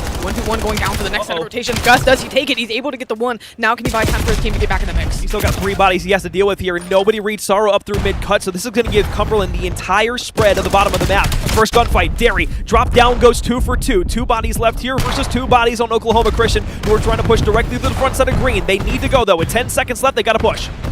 Over the top, Derry going to try to get 1, but he's going to get gunned down. Gus connected, and Gus is a 2-piece. Gus another 1, and that's going to be Prada in the feed for all 4 of them. They are alive, and this is going to be close. They would need all of it to win it here. 6 seconds for margin of error. This set P2 needs to go perfectly, and they have to get out in transition. 4-man break through the front. Now it's this time Cumberland pushing through blue. You got a player flanking away around through inside of Market. Hellstorm doesn't connect on anybody there. Everybody stays down. Manny's able to find 1. Manny, a second one now on the challenge. Has to go find the 3rd one, but it's the trade that comes in immediately. Still 2 bodies here now pushing in. They go ahead and find the player back. Jenny, 10-point game once again. Great shots from this figure. Top side of red, though. Prada finds a double. He finds a 3rd. And he drops down inside of the hard point. And now it's all about the rotation over towards next. They need the 4 seconds to go. But inside the middle map, it's an absolute malice in the palace here as Prada goes on top of the trades. Prada, 1 more. Pistol challenge. Oh my goodness. He slides across and is all the way in. 13 seconds now for the win for Oklahoma Christian. Hold your irons. Look forward. Win these gunfights. That's all you got to do on either side. Otter now on the challenge up to the top side of lane. Inside of the hard point. Still players here from Cumberland and for Oklahoma Christian. Prada once again will pop a double, and now pushes his way forward. The last one can't get traded out, and you just have to go now if you're Oklahoma Christian. Final 2 players. Contestants inside. Derry with 17 HP pulls the AR back out, traded immediately, and Prada won't be there this time to pull the hero plays. 11-point victory in map 1. Hell yeah. Yeah, we're back. Ooh-wee. That's the map we have been waiting for. We have been waiting for that one. I thought we got a glimpse of it the last series. This is what we wanted. I mean, you could tell back and forth the entirety of it. I mean, I'm still even reeling off that last engagement, but all right, Cumberland, a fantastic job the entire time. Just everything breaking, holding. It didn't matter. There was no big point for either side that was like that sealed the deal. It really came down to just decisions at the end. I think honestly on the P2 transition when both teams there at the very end were giving up 8 whatever seconds, which was big, but they knew P3 was even bigger.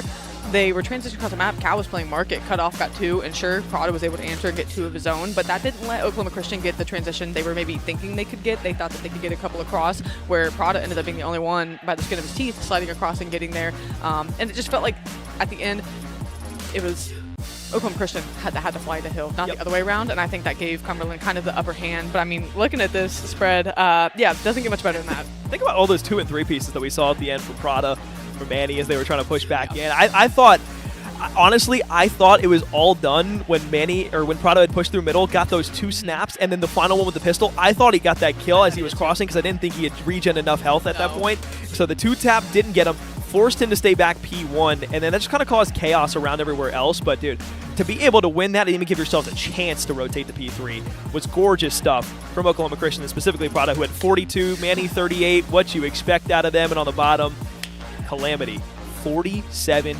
32 non-traded, 5,400 damage. Manny only had 38 and 5,600 damage. So, you know, it's like one of those things where you look at the numbers and it's like, yeah, raw kills looks great. Damage, just got to finish your kills. I'm going to be honest, though. The number that I look at immediately, and I'm walking to the screen right now, you guys can't see it, 6 seconds in the hill there from Prada. I know that we point things out like this all the time, and it at times can feel like it's maybe a moot point, but even with the 42 there, being able to play in and around the hard point, especially when you're the guy that's frying everybody on the map, kind of just got to sit and soak sometimes. But I'm a caster, what do I know? Yeah. He's the player. And you play for Full Scale. Yeah, we suck. Not the double whammy. Yeah, it's LAN. Yep. Best 8 teams in CCL. So you know, said the point, it gets nitpicky. It does. Zero margin for error, too. That's what I'm saying. It does get nitpicky at this point. Yes, 6 seconds in the hill out of one player does matter. You know, I know you could point and say, well, that's our OBJ player. What if they could have got the 6? It doesn't matter. You know what I'm saying? It's just exactly. It is that close to a margin. You have to get down to the nitty gritty and say, yeah, 6 seconds just isn't going to cut it. You know, well, the map was just that the other. You have to find a way.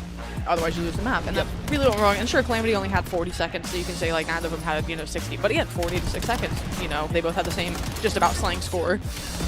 The objective is what wins the game, and Cumberland got the edge in that, but I mean, this hill was impressive out of them too, as we're looking through the highlights. This whole comeback sequence where they were able to kind of like string P4, 5, 1, and 2 together, because they weren't really far contested on all of those hard points. Like the back end of 4 to 5, though, when they broke in for the spawns, was massive. It was a 4-point game with 8 seconds left on P2. Yep. So like you said, that transition out of Oklahoma Christian, I thought he got that. I mean, yeah, just watching this now with not the surprise of what happens. Yeah. I would just honor just shreds him. Yeah. That it was. I mean, it was the fact that they were coming off spawn after Prada had got the close kills there, and they still had to hop over green wall while they were already pushed up on plane wing. You know what I mean? Yeah. And Oklahoma Christian, I mean, you can obviously see the player reaction. Of course, Cumberland definitely stoked to be able to come out and get that map win. Oklahoma Christian, not really sweating it that much. I mean, it was a great game for them. Yeah. And the big thing in here, too, is like, we already kind of hit on this as like the main point at the beginning of the series, right? Oklahoma Christian, if they win this series, they go up 2-0 on the day. And that gives them qualification with Fisher to move into the bracket. Cumberland is in a must-win situation. They not only have to win this match, but then they have to go up against Iwosu. Oklahoma Christian's got to go up against Fisher after this. If Cumberland comes out and they win this series, there's a very real chance that Oklahoma Christian could lose a series to Fisher, and all of a sudden they're looking at a spot where Cumberland's now 2-1, and Oklahoma Christian's 1-2. Yeah. We expect Oklahoma Christian to be a favorite to make it out of the bracket, maybe even kind of easy. Cumberland did give a fit over to Fisher as well. Took them to 4 maps as well. Yeah. But that was an S&D that they took off them. They took a hard point off of Oklahoma Christian, a very good hard point team. So now I kind of look here and say, okay, well, if Cumberland's playing really good lights out, search and destroy, and we've asked questions about Oklahoma Christian's S&D throughout the entire year thus far, going into map 2, this sets up a very interesting storyline where now all of a sudden, you're going to play back against the wall Call of Duty if you're Oklahoma Christian, something you haven't really had to deal with, not only throughout the entirety of this year, but throughout the last 3 years in the CCL, as you were the 3-time back-to-back-to-back reigning champions. Yeah. That's what you're defending. So then search and destroy. How are you feeling about this right now? Because I'm feeling rather confident for Cumberland at the moment. I think they just needed that one. Call me crazy. I won't call you crazy, but I just it's like an omen in the back of my head that I just keep. Manny on the couch earlier saying we're gonna play like we have nothing to lose, and I think that where Cumberland does look like, I mean, again, a great storyline and something that is very possible to come to fruition. A lot has to still go their way, like them winning. I think Oklahoma Christian is only going to relax, and most teams say, don't relax, you want to play, to form. Oklahoma Christian, their conversation, we don't have anything to lose. Okay, we lost map 1, but we don't have anything to lose, guys. Like, let's just go out and play our search and destroy. Where Cumberland, I think, need to put together maybe something a little more polished in the sense of they do need to go out and execute well. Oklahoma Christian has permission to play freer. And that's because they've taken that pressure off themselves. So as we dive into map number 1, the first blood does go the way of Calamity as the opposite side is trying to work through, and Calamity is just shooting missiles right now. 2 early ones to get into the round to get site secure. Bomb is going down. Run on Gus, last alive. 45 seconds on a retake now. Gonna have to be some crazy gunfights. First one, you betcha. Sorrow the first to fall. Gus in the back line trying to make the magic happen, and a great read and chow by Honor as he jumps on the corner. First round, relatively simple, all things considered. And I'll be honest, that was just a simple A hit. Yeah. And you don't expect a round 1. You expect maybe a middle or a B hit, especially with no trophies out. But just kind of push up immediately into A. You only had 1 body there, and you just played free takes on the side at that point. Went in, did what you needed to do, and got the round win. And offense, as it should go, we have seen not a lot of that today. All right. To a defense now here for the Cumberland roster. Take Cal on screen as they look over towards B. Looks like Oklahoma Christian want to go ahead and get cheeky over maybe towards the top side of the map and try an A hit of their own. I don't think Disfigured spotted anybody out just yet. Playing very passive right now on a full spread across the map. Basically just defaulting here to see what lane is going to give them the best route. But Honor inside of 10, they're backing down to the lane that there's 2 players on, and obviously that's information that's kind of like asinine to them because they have no idea, but still, it's going to be something that's very important here as Honor looks to line up the first. Oh, with a boomstick from the top to Gus. We'll be seeing you. Oh, a second as well on Derry. I maybe didn't get the hint that you can't pass there. Oh, man, yeah, I thought for a second I was going to get something in response, but... Second, tries to reach out. It's been a game of what if so far. Yeah, it really like has almost. Been. Almost. But against another good defensive round. I like the kind of play style that we're seeing out of Cumberland. Like we're being aggressive to a point, right? We're getting to the spots that we want to get to on the site and holding the positions that we need to be in, but nobody is getting over aggressive. And hopefully that stays that way throughout the course of the game. And I want to see Oklahoma Christian kind of do that same thing as well. Don't get too antsy. Because when you get antsy in a spot, you're like tweaking. You're like, oh my god, somebody hasn't pushed me in like 10, 15 seconds. I'm like, maybe they're not coming there. Maybe I can take some more space. And then when you get that over bit of greed, and then all of a sudden the round falls apart, and I think that's what happened there a little bit with Oklahoma Christian just running back over onto B. You just kind of had to make a play at that point, so it's kind of like a mute point. But regardless, point still stands. 4 straight for Cal. Sorrow jump across the bomb site, and they look like they are about to explode onto Manny. He just survives a snipe shot. Oh, he's able to get one for it at range. Sub, by the way. Sub, by the way. Sub, by the way. Green lit for 2. Sub, by the way. Yeah. Honor will improve to 4-0, though, alongside Cal. Cal finds his demise in the round. 2 versus 2 on the backside. It's Gus who's able to connect. Prada and Gus last alive, like the corner that he plays. They just both in tandem are able to collapse on that final player. For the first time here in the S&D, finally Oklahoma Christian get themselves on the board. It has been hard fought at that. Indeed it has. They have Tooth yet and had nail no easy rounds to come by for either side. I think execution-wise, through 3 rounds, we have seen a little more consistency out of Cumberland. But at this level, right, all a team needs is 1 round, and sure, they only were down 2 for the good. But to be able to get that one on the board to this point, you know that's one where, okay, we're on the board. Let's go out. Let's do our thing. They're making their adjustments at this point. That's what the calls are. Round number 4. All right, what can we do to best them? You talked about it, okay? We saw an A hit out of them traditionally offensively for Cumberland the first time. A lot of times you see mid-map pushes. What's Oklahoma going to bring? Oh! They're going to bring a traditional mid-map push. Unfortunately, Cumberland's ready for that, and Cal with the boomstick still connecting 5-1. 2v2 this time, Gus and Derry. Cal playing the top side of blue.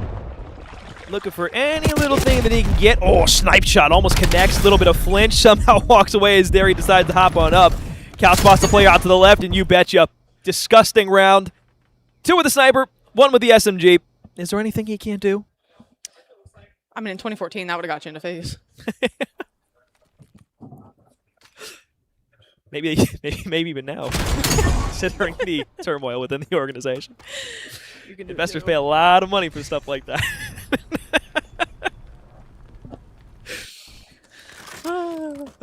It's still daylight. We can't say it's been a long day, can we yet? Oh, we can. Right, it's been We a got long here day. at 8 in the morning, all right? You know what I mean? Well, some of us did. I got here at 8:30. Needed my beauty sleep for an extra 10 minutes. Took a long shower. Anyways. Cal top window, spots one out. Teammate in the broken window. It's going to be able to suppress and fire, back him on down. Derry plays backside dojo. He's got 2 inside of computers he needs to worry about here in a moment. But for now, it's Manny who's going to have to take the brunt of the force directly through the front door. Good call-outs there. Now Cal will back off on the opposite side. You don't ever expect anybody with a sniper to push directly up into top middle, but he does it anyways, and now you put yourselves in a 3v2 and min advantage. Couldn't have said it better myself. And now as they rewrap, I mean, he's just playing your tail man. You're going to get bombed down quickly. He's still going to have a sniper in hand. Which, I think if you're Oklahoma Christian, you have to close distance. Knowing that information, you have to make this close. You cannot let them, you know, get lanes spread out once again. Both teammates trying to push the mid. Oh, man. Hard challenge there as his figure peeks around the corner. Doesn't use the tree to his advantage this time. Just uses the raw gun skill to be able to take the player outside of middle map. Prada last alive now. Anybody can do it, it's him. Stun check's not going to connect. Gets good timing, but there's still 3 bodies here. Gets good chip damage in the second, so maybe gives himself a shot at it here. Sniper's still out. 20 bullets left in the mag and only 10 seconds left to really make a play. So there it is.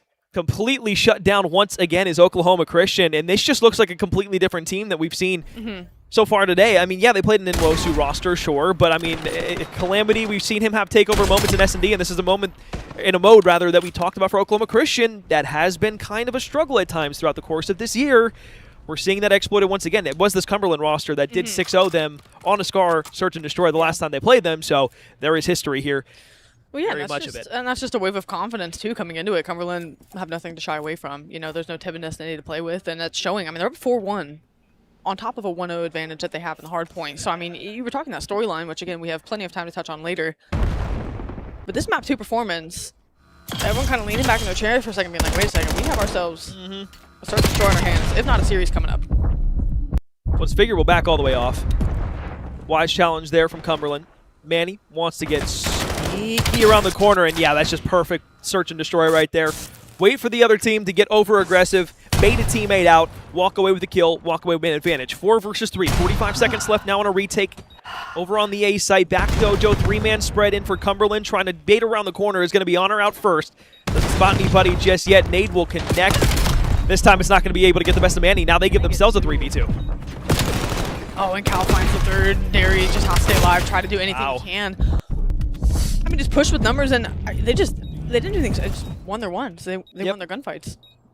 Nothing to dissect of trickery or deception. Bully ball, and took the round. Alex, this is 5-1. It is indeed 5-1. And I think the realization is starting to settle in that the defending champions are potentially going to be down 0-2 against, albeit a very good Cumberland roster. I think, maybe I'm just not in the right circles on Twitter, but I don't feel like Cumberland has gotten the love and the respect that they deserve throughout the year. I know when we're on broadcast, we try to kind of talk about this roster in a positive light because they, again, from last year even to this year, just feel so much better. But their Search and Destroy is just so good, and the fact that they've been able to work on their hardpoint, work on their overload is great. We'll talk more about that here in a moment as the Hellstorm's going to get called in over the top from Cal, who's on 6 in a row up to this point. Manny, first one to fall to the hands of Disfigured. You got the rest of the 3 players now all spotted out on Oklahoma Christian.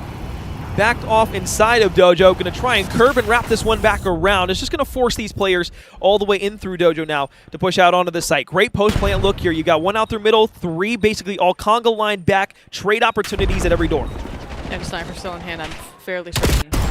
Out of Calamity, Honor's going to get 1, switch sides, switch door frames. You just apply pressure. You have 20 seconds to make a play on the bomb, and you have to find these kills. Gus gets 1. What more can you do? Time is dwindling. Gus, second kill. He's got 1 more middle map that's flanking around, but doesn't read the player inside of 10. And Cumberland Phoenix, all of a sudden, come out of the gates. Not only taking S&D off of Fisher in the series, they lost 1-3. Now up 2-0 on the side of Oklahoma Christian after forcing 3 players on Oklahoma Christian under 4 kills between the 3 of them. Yeah, it's just, that wasn't a fluke. No. That was and these maps for Cumberland haven't been flukes. Oh, yeah, no, that's what I'm saying. To this point, it hasn't been like Oklahoma Christian scamming. No, Cumberland is taking it to them right now. I mean, it was a very close map 1. It's not like but that Search and Destroy was devastating. Yeah. Start to finish, there was no, there's a light through the door for Oklahoma Christian to maybe, kind of blow this one open. No, they won the lion's share of first bloods on the rounds. They took it. Alex, I mean, there's a lot to dissect. There absolutely. You and I would need like several hours after, but for the sake of the viewers, yeah, that was just, it's impressive what they've done to this point because. Sure, you talked Oklahoma Christian being maybe a faltering Search and Destroy team. This is the place you don't want to falter. Sure. And we talk a lot about, we do talk a lot. I guess the angle I want to take it is you talk a lot about people and teams and kind of where they falter. How often, do you talk like these teams getting to shine too, right? Cumberland are shining this week, and what we've seen thus far, sure, they're not off the ideal start, but against Oklahoma Christian, where backs against the wall, they have to kind of have a big bounce back. I mean, to be up 2-0, that's no accident. That's them really just saying, like, we just have to go out and execute our game plan. Yep. We have to go out. I don't care who's on the other side of it. We're going to go out and play Cumberland Phoenix Call of Duty. That's what we've gotten. It wasn't anything flashy. Yep.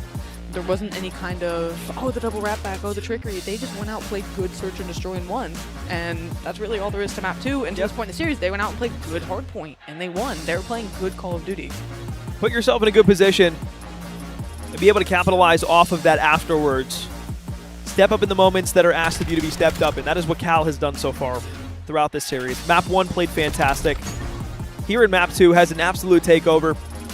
Ran around with an AR at one point, pulled out the sniper, had the SMG. Anything he could possibly get a kill with, he could, and would, and did. And he leads the Phoenix to a win here in Map 2. So this is the question that I now have. How far can Cumberland steamroll this into a Map 3? Because you know there's going to be bounce back from Oklahoma Christian in a respawn. You have full momentum in this series right now. You are forcing the back-to-back-to-back champions into a hole that they have not yet faced in a very, very long time. Yeah. Because here's the thing. This isn't just like it's a bracket play in the winners, like round 1, round 2, whatever it may be, or even the winner semis. There's no lower bracket to fall to for Oklahoma Christian. If they lose this would guarantee them to have to beat Fisher, a team that at least right now feels like they are at a better peak than Oklahoma Christian is with their current roster. And Phoenix, all they would need to do is beat Nwosu, who Oklahoma Christian did not struggle against at all earlier, might I add. No, and you laid it out perfectly. This is what you said could happen, and we wanted to see what Map 2 looked like at its conclusion. It is happening. So we're progressing towards the very real possibility that Oklahoma Christian zoomed out, maybe in a little hot water, but zooming in, Alex, they have to reverse sweep just to take the series. I'm not even talking, the implications of winning or losing the series has. They have to win 3 straight maps just to beat Cumberland at this point. So you talk about the macro points and, kind of what the rest of their weekend could look like. Yeah. They have a long road ahead of them within this series against Cumberland. And like you said, Cumberland have all of the momentum right now. Oh, yeah. What's to stop them from closing this out in a 3-0 fashion? I think themselves, honestly. Not only do they have all the momentum, Amber, they're going to a map where they are 7-0. Yeah. Have already taken this map mode combination this weekend on LAN. And now they're looking for the first time to take down Oklahoma Christian for Cumberland as a school. Do you know what? I can't imagine what they're feeling right now in the back of their minds, going like, dude, this is our shot. Like, this is our shot to make it to Sunday right now. Because if you win this, I know that Cumberland is incredibly confident to go up against Nwosu and say, look, we'll take it to you. Yeah. We will beat you in a series. Not to say that Nwosu's not going to give them a fit, but I know that if Cumberland are not even only able to beat Oklahoma Christian here, but if they are able to then go up against Nwosu with a chance to make it to Sunday, you bet your ass they are absolutely going to take that opportunity. Cumberland is the team this year that when they get a chance to be able to steal a series away, very seldomly do they throw that opportunity away. Yep. And I think that's the one strength that they didn't have last year that they absolutely have this year. They have the ability to finally close out. And that is why I like watching this Cumberland roster so much this year and why I had such high expectations coming into the weekend for them. We obviously had our favorites for Oklahoma Christian and Fisher making it out, but that's just off of common knowledge and what we've seen over the last 4 or 5 years of CCL. Cumberland year over year has gotten better. This is the first time that I've looked at this roster and said, holy shit. Yeah. We might have something cooking there. Yeah. If not now, then when?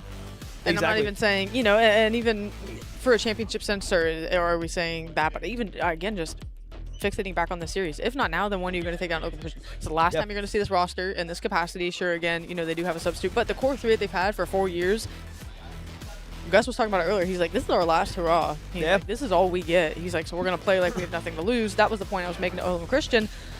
If you want to beat, I know what it's like, you and I have both competed before when you're playing against a team and it's Oklahoma Christian next year versus the last 4 years. Going to be completely different. It's still going to be Oklahoma Christian, yes, but you want to take down this version of, the team you want to take down that version of, right? You want to take down the core 3, the big 3 of Oklahoma Christian, especially on LAN.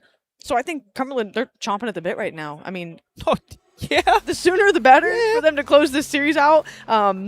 I feel like that team is disciplined enough to not be, thinking about all the implications we are like we're laying out for you guys. But like you said, in the back of their minds, I think they know like it's got to be now. It's got to be now. It absolutely does. So here's the thing, Oklahoma Christian, you've been in this situation before. You've been down 0-2.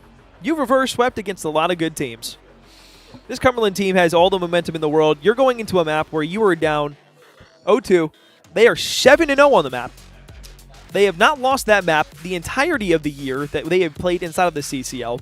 And they have already practiced it against Fisher and beat Fisher by a handy margin on that map mode combination this weekend, today.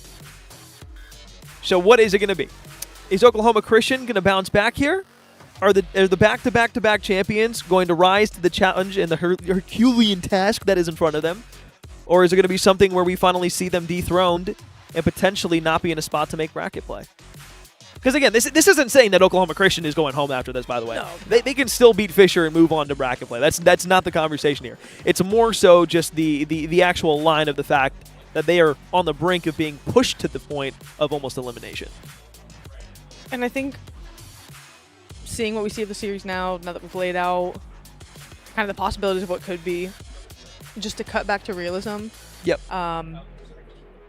Derry went 0-7 in that Search and Destroy. Yes. He is a fill-in for Crazy CoD.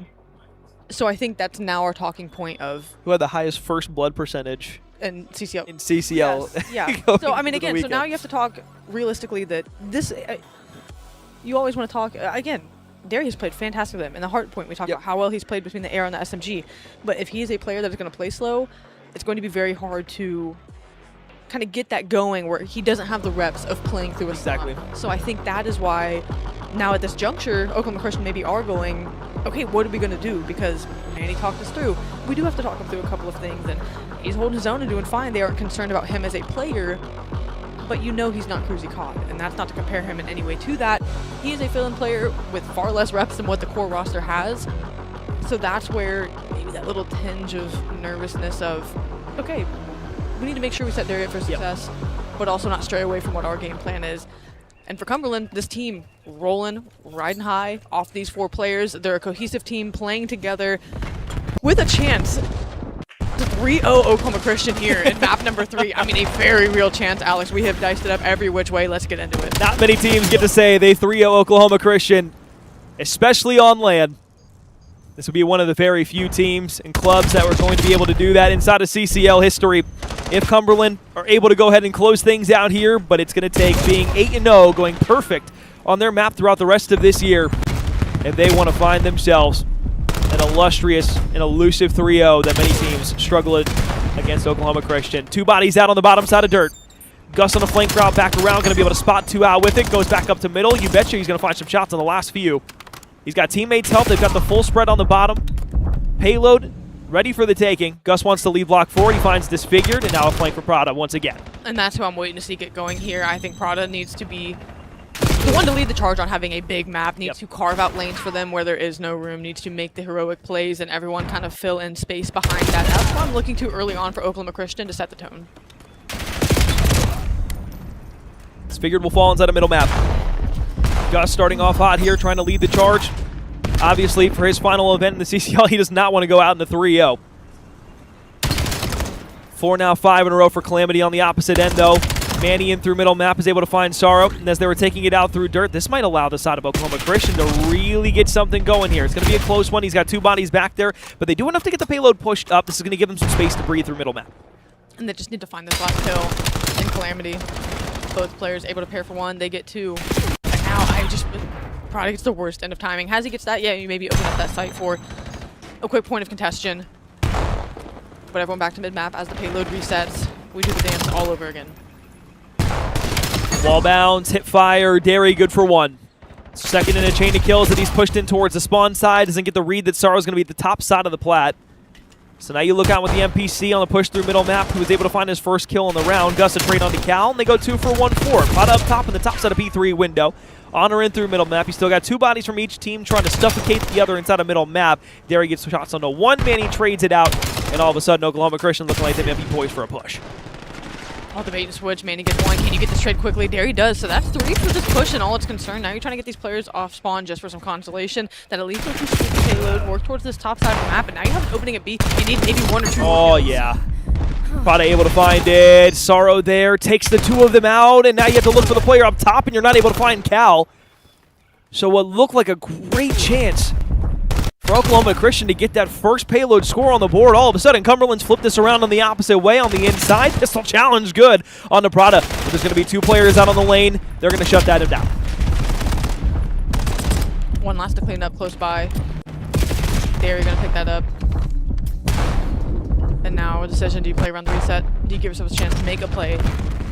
on this payload as mid-map to get picked apart once again to go down to the feed. So, I mean, Cumberland, again, with the green light to push forward, they sure know they need one more kill, but if they can do that, at least take up space there for the moment. Honor's going to do that and continue to apply pressure to the side. Close challenge, Honor. Prado will win it away, but still just continuing to force the issue over on the backside of the zone. Bead bomb directly in sight.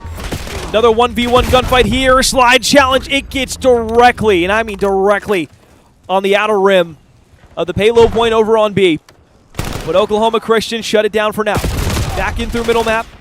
You're trying to clear out as much space as you can. Gunfights are not easily won right now here for Oklahoma Christian like we usually see out of them. Cumberland still just sending relentless pressure on the top of the map. I like Manny playing patient there too, just to be able to find one out and now make a move offensively behind that. You've got the payload working. Can you pick this kill? Absolutely. And now you have numbers to work with. Now you see Oklahoma Christian turn the pace and apply pressure. They're trying to clean these out. Honor gets one. Prada gets another one. Derry through. You have opening here.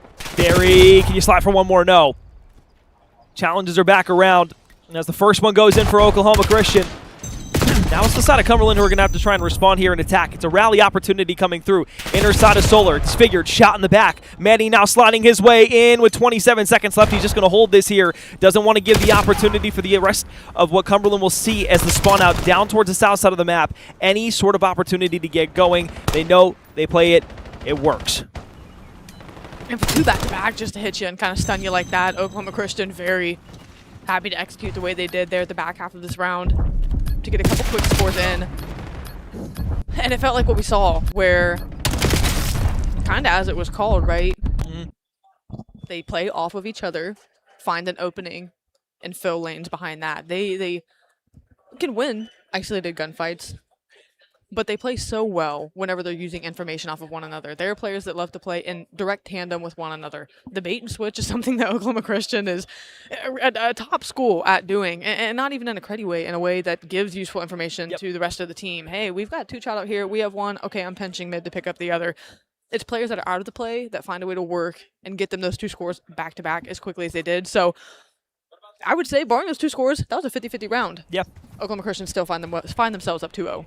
Also, I wish we could do like a full breakdown on like why it was so effective to hold that EMP point away from B. I'll try to explain it as briefly as I possibly can after this first sequence of gunfights goes through. And as Prada is here, he is fully streaked out, 18-11, trying to have a takeover game. Gus definitely a helping party in this situation too.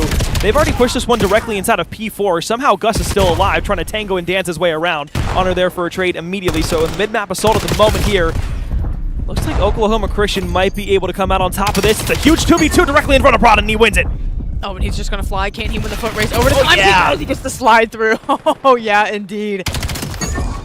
3 on the board quickly. Oklahoma Christian definitely letting the shoulders sag, a sigh of relief come through just to know that they have built themselves this little margin of lead. Now you see them playing a little more free, a little more carefree. Cumberland kind of reeling for the moment, the payload back in your hand. They're working the objective, they're working the map. Now they're starting to work the kill feed. You can see the slaying getting a little lopsided. Wanted to fully wrap that back to their spawn. The entire goal of that was to fully get everybody committed into middle map, and oh my god, did that work perfectly or what? Gus slips through the inner side of Solar, stays alive, and then he gets a kill for it as well. Disfigured just turned around, Tucktail didn't know what to do. That is gorgeous. You get the bomb pushed all the way up. Instead of being able to take it, just go straight through middle map, or push all the way up. You wrap your spawn, you get everybody middle map. That's like a ball fake that you just marvel at sometimes, you know what I mean? Like, that's just when you lean back, you get a smile on your face, and you go, oh, gee golly, that was nice. I mean, let's all remember what Cumberland's record is on this map, right? I mean, undefeated? Just to show you what Oklahoma Christian is doing here. We've seen fantastic Call of Duty today. We've seen some Overload masterclasses. Oklahoma Christian is putting on a show right now. I mean, in a map where they really were in a bind going into it, they look cool, calm, and collected.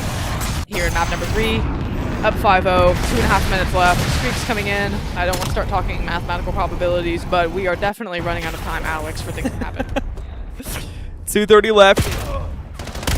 Payload south side of the map, once again out by Dirt and P5. It's been a song and dance here from Oklahoma Christian, a symphony of kills that continue to fill and ring the map out. Scores that go ahead add as just great crescendos to what continues to be a louder and louder performance. As Derry looks to the middle side of the map, they just got to close for 2 more minutes to keep this series alive. Force out what would be a game 4 on a map that Oklahoma Christian did not pick, but has a strength against Cumberland on. But again, it's not over just yet. Payload, backside. Gonna basically need to average a score about once every 20 seconds here throughout the rest of the game, and I know that seems rather impossible at this point in time, but I have seen crazier things, and all of a sudden you get 2 kills there. The problem is you still got 2 on the bottom side of Solar. If you're Sorrow here, not only do you need your teammates' help, you have to win a 1v with pistol. We just hate seeing the words, Alex. But this one, the loops and the bow, getting tied on map 3 as Oklahoma Christian roaming around. Still gonna try to prevent the score.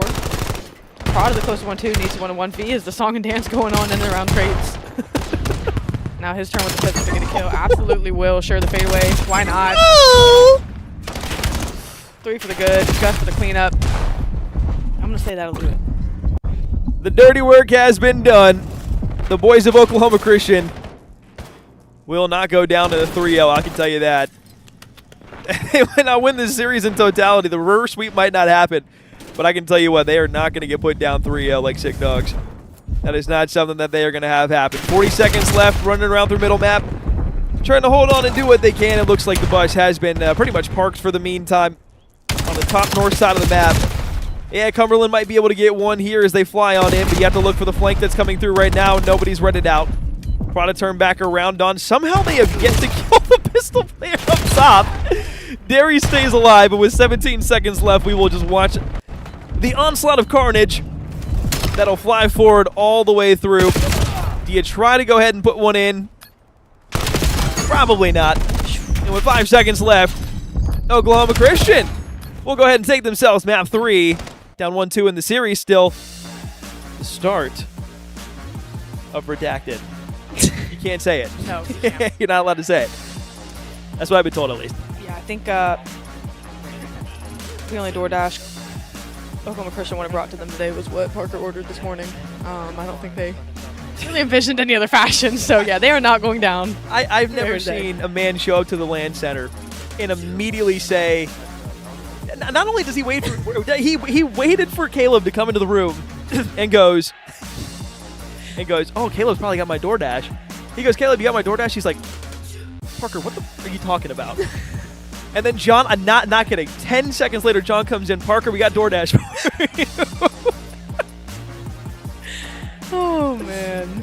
Oh, Lord Punk, folks. You cannot make this stuff up. One of the most prolific players in CCL history. Define prolific how you will.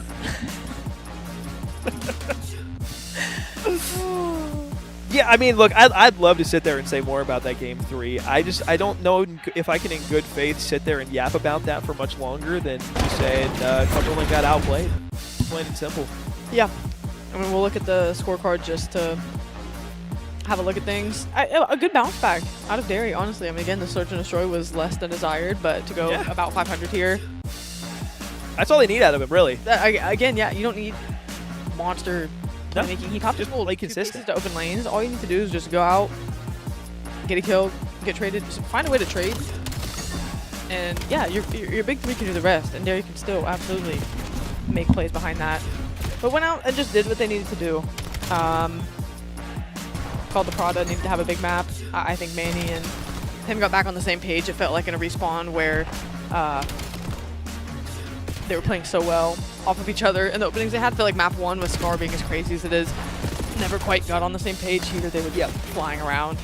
And it showed. It just looked like comfortable. After those first 2 scores went in, that's when you kind of realized, like, okay, they have something going here. And yeah, that trend continued for the duration.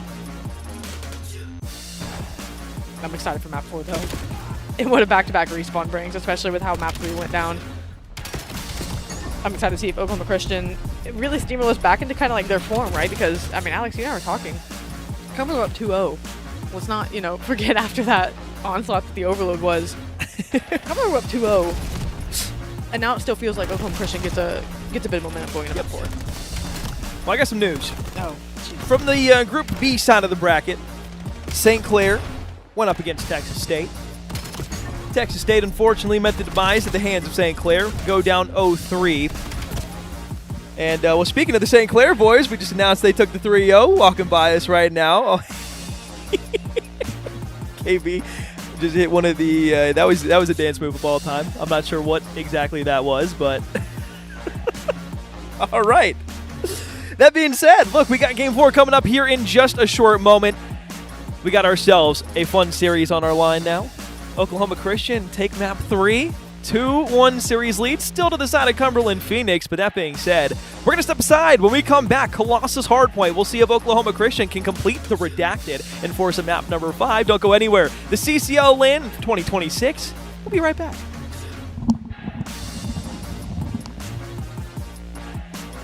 Conestoga College, and I'm currently studying a business program. I'm in my last semester.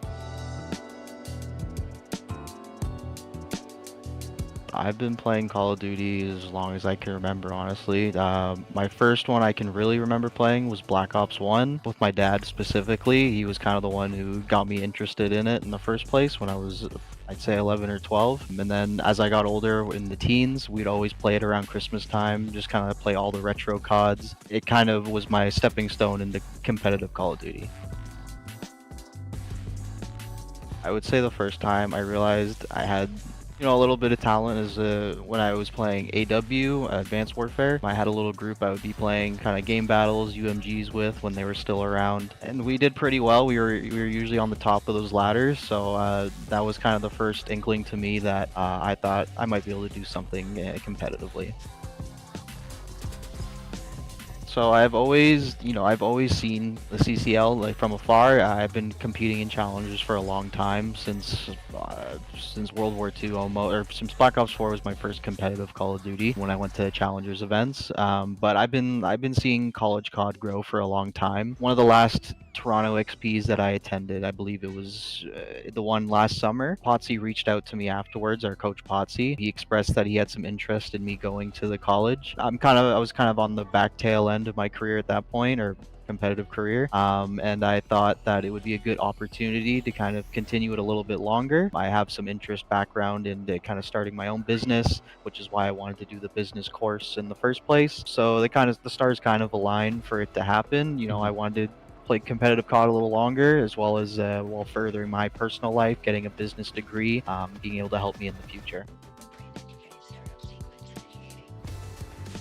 Honestly, one of the main things I'd say is just make sure it's right for you. I've seen a lot of scenarios where kind of someone has a general interest about college, but once they get started, they kind of, that interest starts to fade away, and they kind of, some people end up wasting their own time with it. So one thing I would say, just be sure about what you're doing. I know life's never certain, but do some research into what you want to do. Like I said, the stars aligned for me. I went to college in the past for a different degree. Didn't exactly work out. Kind of life changes. But the stars aligned for me to go to College COD and go to Conestoga. Very grateful to Potsy for the opportunity that he gave me. But again, you want to be sure about what you're doing. You want to be passionate about what you're doing. Even if you're passionate about just COD, you don't want to be going to college for just COD. You want to be setting yourself up for the future. So that's one of the biggest things that I would suggest is just try and be as prepared as you can be. You gotta have a lot of time management skills. Sometimes you gotta make sacrifices, one thing for another. Me personally, I can't always scrim when I'd like to, just because life gets in the way. I have a daughter at home, I have a wife and kid, I got a job as well. So it's all about finding the best balance for you. Everyone has different timings that works for them. Everyone works different hours, has different schedules. So it's all about finding the right balance. We have a very flexible team that we can work around. We practice when we can, but we all understand at the end of the day, life comes first. You got to make sure you're finding that right balance while also finding the time to practice at the same time. We have 3 new players with Cole, Mintz, and Sweep. 2 of them, it's their first year playing challengers, or I think it's Cole's first year and a half. We have a lot of young talent coming up this year. I'm very proud of what our roster last year was able to do and the progress we made. But the ceiling this year, man, it's pretty different. These guys have a lot of skill. I think we showcased it a little bit at Toronto XP, the most recent one. If you didn't see us there, yeah, we're really excited for this year. We got a lot of hungry talent. We're just looking to showcase our skills. I'm kind of the unk of the roster this year. I mean, I was last year too, but I'm just trying to give these guys, give them the best advice I can, lead them to victory, because they're really talented, man. You're gonna see them in challengers this year. You're gonna see their names, I promise. Oh, he's been a real pleasure to work with, honestly. I think me and Eric have a really good relationship. Starting, back from last year, he's taught me a lot. He's kind of, even at this stage in my time here, he's teaching me a lot about myself competitively as well. And he adds a very good structure. He supports me with the structure that we provide to our team. He has a lot of analytical things that he provides, a lot of stats that kind of help us break down some of the issues that we need to figure out. He's a great presence, in the locker room, honestly, like, before games, before LANs. He's a great presence to be around, and honestly, I consider him a friend. He's a really great guy.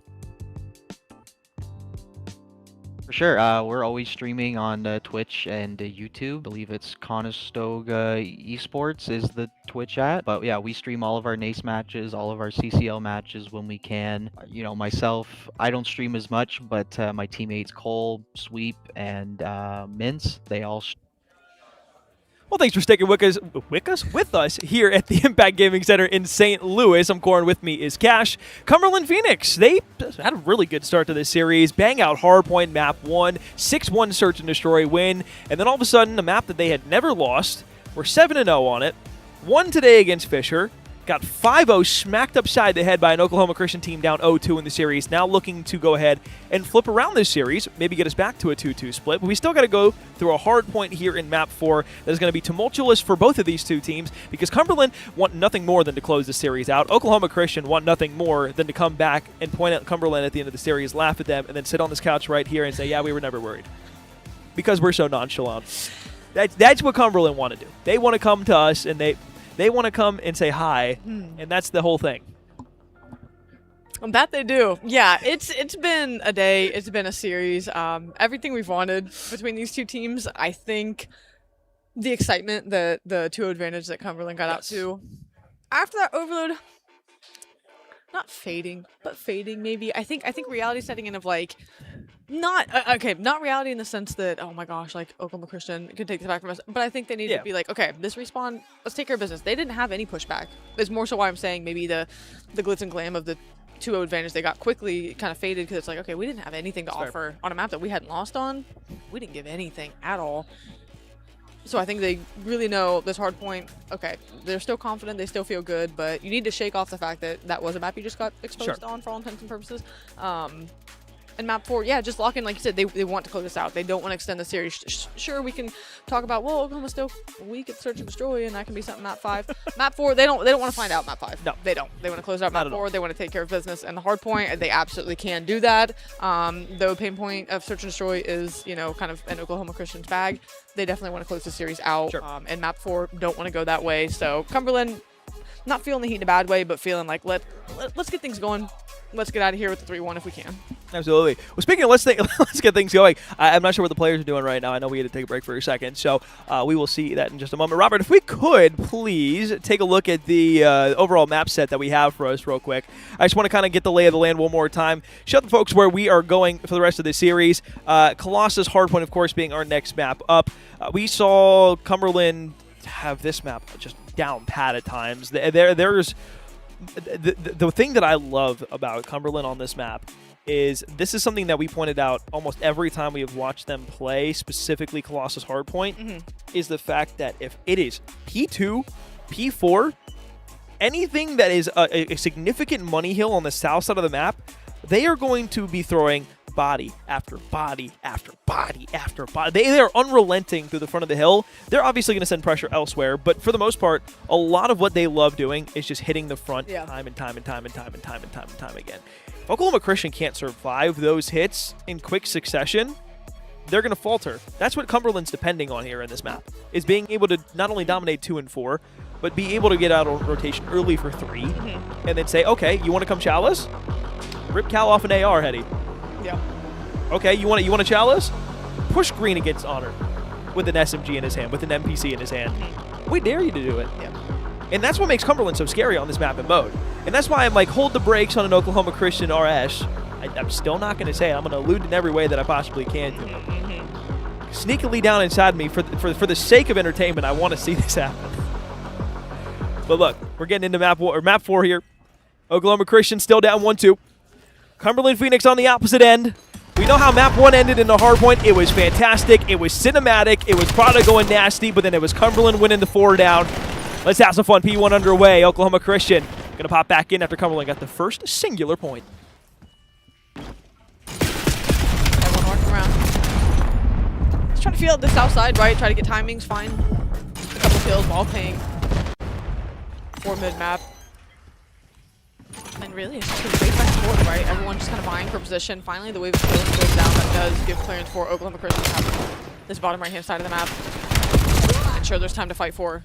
But you can tell Oklahoma Christian putting emphasis on not moving spawns here. But like you said, if it's the south side of the map, Cumberland, they have numbers, they have pressure. And that's their bread and butter, and we can already see that here early.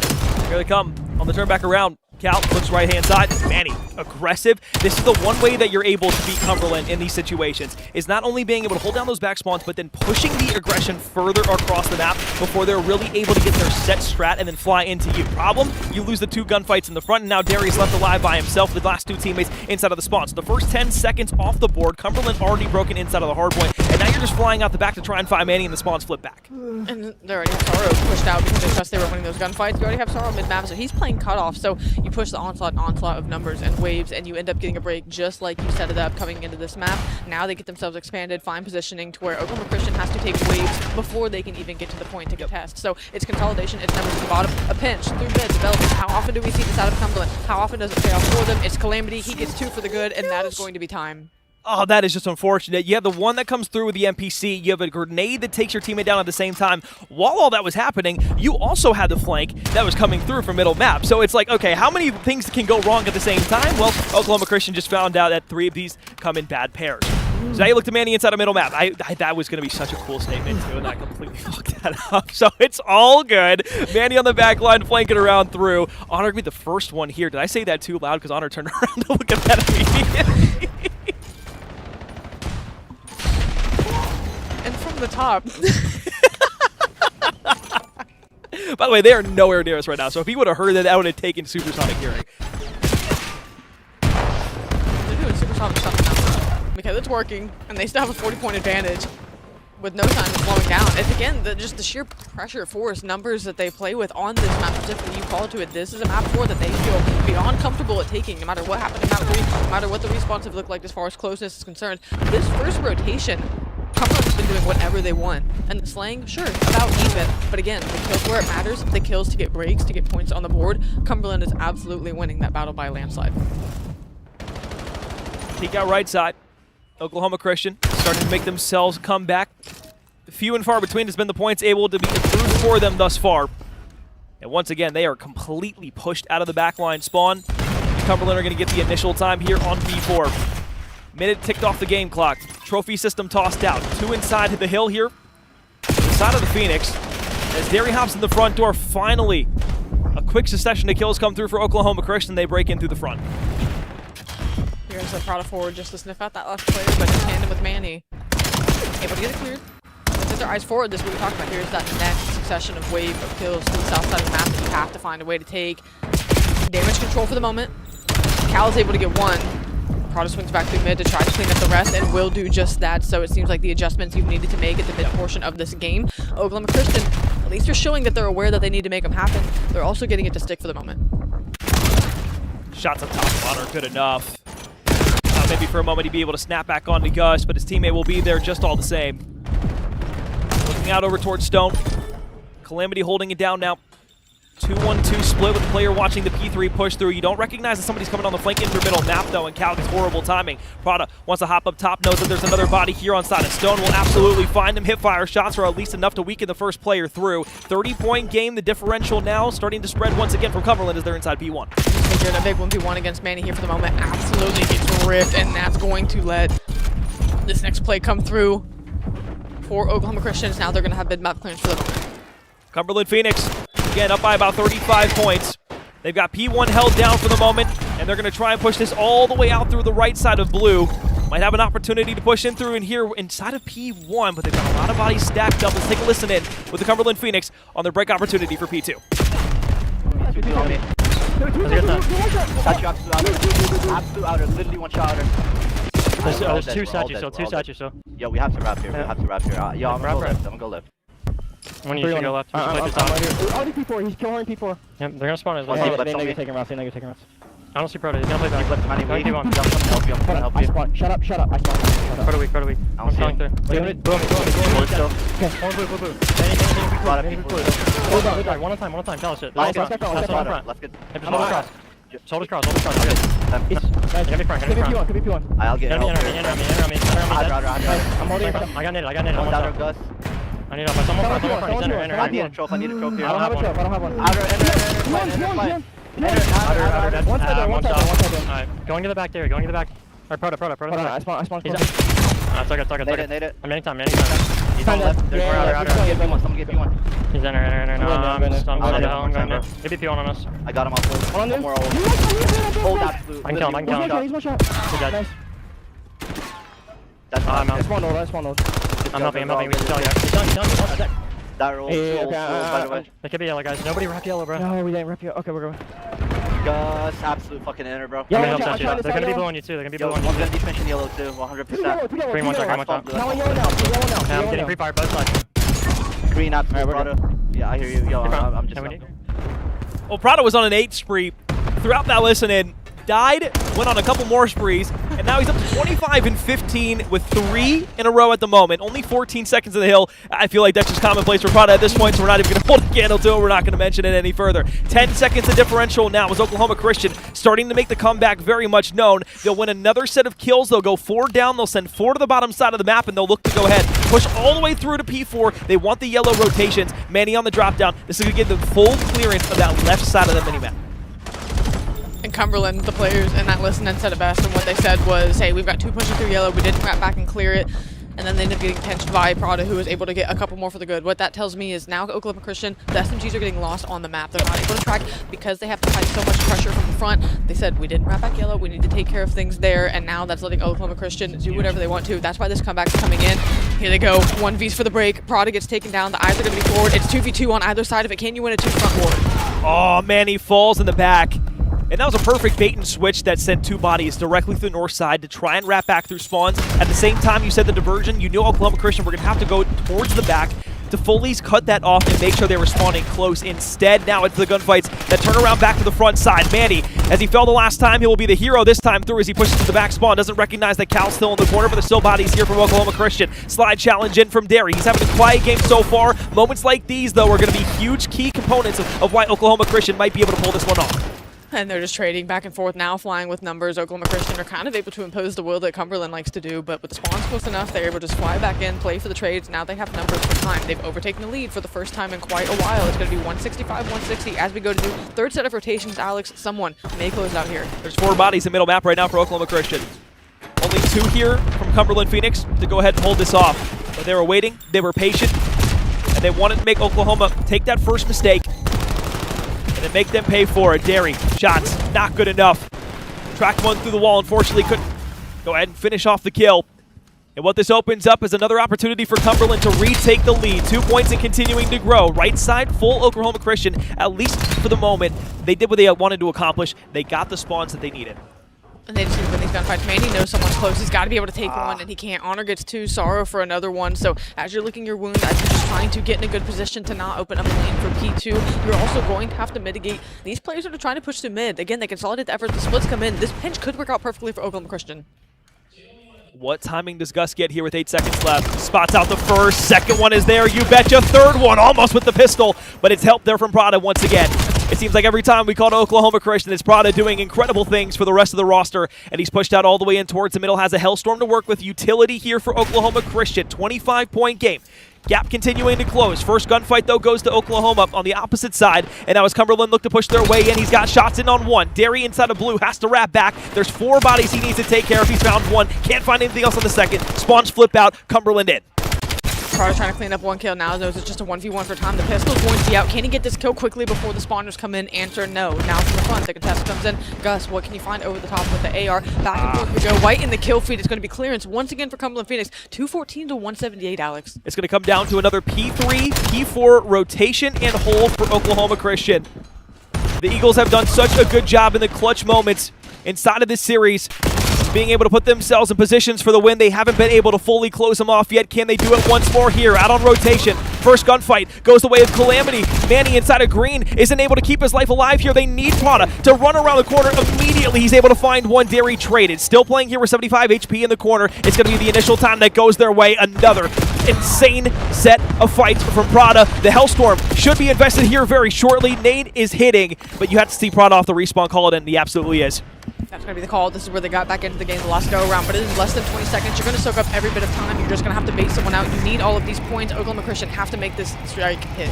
And you cannot lose a teammate in the process. You find 3, you get the opening engagement, you get the break, and you get the spawns. This will give them about 10 to 15 seconds of breathing room. But now it's down to what Cumberland want to do. Do they go for rotation? Do they go for the backs at a time? It's the winner's advantage right now. You only need 11 seconds, and you see exactly what's happening. 3 are going to hit in through this bottom side of green. The tunnel push now working out. Manny, the last remaining player here, trying to hold things on, but with 10 seconds left, it has to be a desperation hit inside of blue. At least a contestation in for Oklahoma Christian, but they're going to have to rotate all the way out to P4 anyways.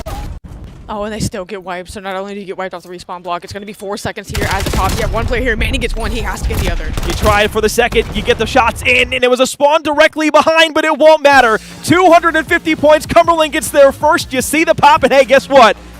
The defending, reigning champions, 3 back-to-back titles for Oklahoma Christian, now sit at 1-1 inside of Group A. If they lose to Fisher, they will be eliminated if Cumberland is able to beat Nwosu. Still tons of Call of Duty to be played here, but for the first time in a long time, we see the champions bleed.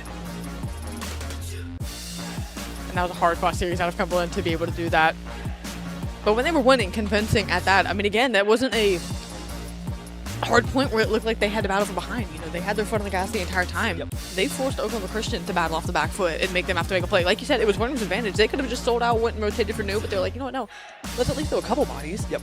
Because if we get the wipe, odds are they only have 1 or 2 people there for scrap. They're also trying to get out on rotation. If we kill those 2 players, they have to double back and wrap back. That gives us a free setup at new. So again, just Cumberland playing heads up, Call of Duty. The P1, I would just not even close. Usually we always call it P1 to say, oh, those plays so scrappy, and time goes back and forth in the middle of the map. Not even a little bit. But you can see where Oklahoma Christian, it was really the P1. I mean, look at how contested it was the rest of the way, and even favoring Oklahoma Christian. Off the opening break, Cumberland came out, played really well, and then on that 3rd set of rotations, whenever Oklahoma Christian had to play around the map a little more, that just let Cumberland play mid-map and garnered, well, damn lot of time there on a hill that you usually don't see a lot of time go one way. And I'll be honest, too, this is why I was scared for Oklahoma Christian having to go to a Colossus down 2-1. Because, again, you and I have seen Cumberland. For those of you at home who have watched Cumberland beforehand, you know how well they can play together on this map. There's moments of disruption there from Oklahoma Christian that are able to slip through the cracks. Obviously, Prada with 39 and just continuing to impose his will throughout the map. It's just, it's these little moments, and it's like, realistically, is it the 19 seconds inside of the hard point that's prohibiting things? Maybe not. Is it the rest of the team not being able to play necessarily at the same pace all the time that Prada wants to try and push and impose on the map? It probably has something to do with that. I'm sure every little piece that you bring into that equation has something to do with the struggles that Oklahoma Christian had in this series, specifically in the 2 respawns of Hardpoint and then the Search and Destroy as well. You can attribute it to not being able to find initial success in rounds in the Search and Destroy. You can attribute it again to the things I was saying about the Hardpoints, where Prada's just playing at a different pace between everybody else. Manny's trying to be there, but he has to kind of be that in-between between Derry and Gus as well, who play traditionally just a little bit slower than the 2 of them. And that's what you start to question about this Oklahoma Christian roster. But let's not take anything away from Cumberland. Oh, yeah. Because I am so happy we finally get to see this roster perform in a big moment. Yeah. How many times have we seen Cumberland be in spots where it's like, boys, can we lock it in? And we finally get to see them take not only down some Titans, but they give themselves a great chance to qualify for Sunday. Yeah, you couldn't be happier for what we've seen against the teams that we've seen them play against as well. At that, it's not been. I mean, we talked about it after map 1 and 2. Yeah. You and I saw the score lines and we're like, this wasn't a fluke. It wasn't an accident. Cumberland didn't stumble into a 2-0 advantage at Oklahoma Christian. You know, that was something that they had earned. And now having got this series win, yeah, it's really is their fate in their hands. As far as what they can control, absolutely. They've done their part. You know, they need to finish out the day strong, but this is a Cumberland team where on the biggest stage, like you said, they're performing. Day one. Can they close out the day in a good fashion and just put themselves in the best spot to give us that day? If they can go out here, win their next series, you know, kind of in a blinding fashion, what more can you ask for from this team? Look at the final moment pop off real quick. One more time.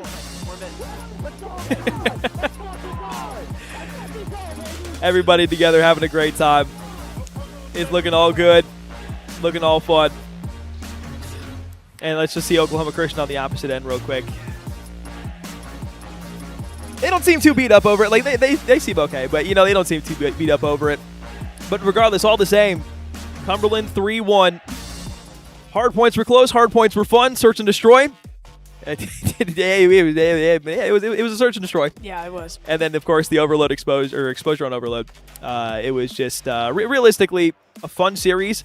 I wish we would have had 4 hard points though, because those were the most fun throughout that. But you know, beggars can't be choosers. Nope. That being said, Amber, we have an interview, so we're gonna take a 30-second break while we get them on camera, just so you guys don't have to see the malarkey that goes on behind the scenes. So we'll take a break. We'll be right back. We'll have an interview with Cumberland Phoenix.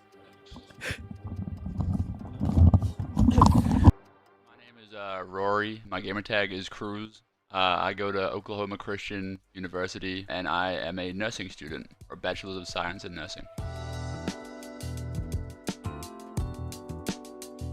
Okay, so my very first memories of playing CoD, my parents had never let me buy Call of Duty before. I'd asked them plenty of times, me and my brother. But I went to one of my friend's house. We played Modern Warfare 3. We played it all night, and then I came home and I managed to convince my parents to let me get it. Me and my brother just played it all the time. That was probably my first memory of playing CoD. So I would say Black Ops. So when I first started playing in Modern Warfare 3, I think my full first prestige in Modern Warfare 3, I had like a .28 KD. I was like the worst player ever. Black Ops 2 League play, kind of towards the end of that game, I started realizing that I could kind of be pretty decent. I was a lot better than all of my school friends, so I started looking for like other people to play with. And then when Ghosts came out, that was when I really being like, oh, okay, I could actually maybe do something with this. So I finished high school in 2017. When I finished high school, I didn't really want to go straight to university or college after I wasn't very motivated. I kind of just decided I needed to take a break, and competitive was kind of like a thing that I like to do to kind of like, not escape from like what was going on in my life, but like it was a good kind of like thing. Well, one of the best wins that we've seen Cumberland Phoenix have inside of the CCL comes at the best opportunity possible. Got Cal with us here from the Cumberland roster. Cal, once again, congratulations. Got to speak a little bit, just briefly there. But talk to me about the match against Oklahoma Christian. How are you guys feeling going up against Nwosu with a great opportunity ahead of you to really be able to lock it in for a Sunday? Yeah, we've been playing OC for a couple of years now. We've only beat them once before now. So it was after losing to Fisher today in such a close series, we were kind of hoping to like find solace in this one, but we actually, you know, came out on top for once. So that is a pretty feel good. The team showed up today. We're playing really well. OC kind of just beat on Nwosu earlier, so I think our chances are pretty good. Yeah. I'm kind of just excited to play again. So yeah, I'm hoping to make Sunday. That'd be awesome. Hey, I mean, you guys did the hard part, honestly. Yeah. You guys have that out of the way. So yeah, looking at this series, you might have heard us talking kind of before we went out of things, talking about how, you know, it didn't look like a fluke. Even how close the hard points played, you guys did look like you were in the driver's seat for both maps 1 and 4. Would you say hard point's your most confident mode, or do you think you played your modes well and just took what the map gave you there? Yeah, I think hardpoint is our best mode. Like the biggest issue we've been having is like we competed with all of the top teams in hardpoint. We just struggle to close it out. Like a lot of the times we end up like just getting chained, and we just kind of get tunnel visioned and just lose our lead. that was pretty much the biggest thing we've worked on this week coming up, is just making sure that when we are in the driver's seat, we don't just blow it away. Other than that, like S&D has been pretty iffy for us, so to have a 6-1 like that was a pretty good feel. Yeah. Like, it was a pretty good feel for that map. Awesome. Well, I gotta ask, going into the rest of the weekend, if you are able to beat Nwosu, what would getting to a Sunday feel for you guys? Like, what would that mean to you, not only you as a person, but like just the entire team in general after so many years of trying? Yeah, for the boys, I know it'd mean a huge amount, because like we love Claypool to death. We want to make everything like perfect for him. Making a CCL LAN top 4 would be insane.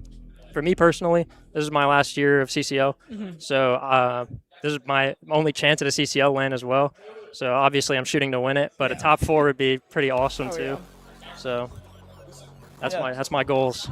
No, it's dope. Honestly, dude, like it's weird how many people are retiring at the end of this year specifically, because being a part of this for 5 years and getting like watching everybody just kind of grow their kind of collegiate careers, but just like them as players over the years has been so cool. And like just getting to watch your story and just the entire Cumberland roster, like the one thing we say every year is like, how far can they make it this time? Can they get over the hump this time? And to see you guys finally get it to a point where it's like, now it's the final hurrah and saying like, let's do it one more time. Absolutely. It's dope to see. So I'm not only rooting for you guys in a really weird, selfish way, but I just want to say, like, it's been cool watching your journey throughout the years. It's been really dope watching not only you, but just the rest of the boys and the entire Cumberland program. So congratulations on the win. Last thing I'm going to ask you, do you have any shout outs for anybody that aren't here this weekend? Shout out to all the Cumberland dudes at CCC in Texas watching and cheering us on. Hope they win their matches too. And then everybody that I like, all my friends home watching, shout out to them. Appreciate the support. All right, final prediction. You versus Nwosu. Feel free to be as confident or as shy as you want to. 3-0? Yep. There it is. All right. Cal is confident. So is Cumberland. And the Phoenix are flying and rising once again. How many times have you heard that in your lifetime? A lot. There it is. Had to do it one more time just for fun. That being said, Cumberland, like I said beforehand, 3-1. They go up and they improve to 1-1 on the day. If they improve and finally beat Nwosu in the final here, and believe Oklahoma Christian, if they lose in any other fashion than a 1-3, they go home. You guys move on to Sunday, and the Cumberland Phoenix will be top 4 for the first time inside of the CCL in their entire program's history. So that's going to be a lot of fun. Got the whole team on the interview over here as well. So we're going to step aside. Thank you again, Cal, for coming on for the interview. We got a couple more matches here for the rest of the day on Saturday, and we're going to figure out who will be the 4 teams moving on to Sunday for the bracket and the teams who will be fighting for a championship tomorrow. That being said, we'll be right back. Love you. I go by CWADS. I go to St. Clair College, and I'm studying business and esports administrative. I started playing COD from when I could really remember, just like playing with my dad. Like, he would give me like a second controller, probably wasn't even turned on. I was like 3. I originally started off as a sniper. I was really into like FaZe, L7, Red Reserve, all those like sniping teams. And then the way I got into competitive COD was actually one of my friends asked me if I wanted to go to MLG Anaheim one event, and we ended up beating Simp in like a 2v2 booth. And my dad was actually like into Call of Duty. He knew who Simp was, and I told him after that event, that was in like, I don't even remember, I was like 14, 15. That Christmas, he ended up getting me a PS4, a monitor, a scuff, and just said, here, like, let's go see what you can do in COD. And now I'm here. To go pro, it takes a lot. Like, only a select few are gonna make it, and you always want to have that backup plan. Obviously, I have full confidence in myself going pro, but it's always nice having that, like, that extra leverage, you know. Like, I think going to school, like, it's a great opportunity for you to be able to chase your dreams and still get an education while you're doing it. The reason why I'm at St. Clair is actually because of one of the players, Bendy. He gave me an offer. He was like, hey, I know a couple of our guys are leaving, and I know you want to be part of this. Like, if you can just wait one more semester, I can get you here. And it's been fun since then. Oh, it's great. I think it's one of the best esports programs. It feels like they really do care about us. I'm not going to name the school I went to before, but it just felt like they didn't care as much as St. Clair did. And that's, like, I think one of the reasons that we all, like, really enjoy the school is they just really care about how we are, not even just like how we're doing in our esports, but also just like how we are, like, as people, like how we're doing mentally. So I think it's just like, it's a great group of guys we have. Like, we always hang out. Like, I wouldn't say perfect here, but it's pretty up there. It's one of the best programs. Sometimes I do, yes and no. Coming here, playing in Canada, like, you know, like we want to be like the best in Canada, you know, like that's just, we already know we're the best in Canada, but Colombia, Argentina, Mexico, California, Canada, like we have people from everywhere. So I think it's crazy to me how we're taking over Canada and possibly taking over NA. Like we really only realistically lost one tournament last year. So I think we're putting Canada, NA, we're putting everywhere on the map. Yeah, so with CoD, I definitely think it's one of the harder games to balance, just the way the scrim schedule works, and it actually works out. I take my classes in the morning, so I still have all that scrim time.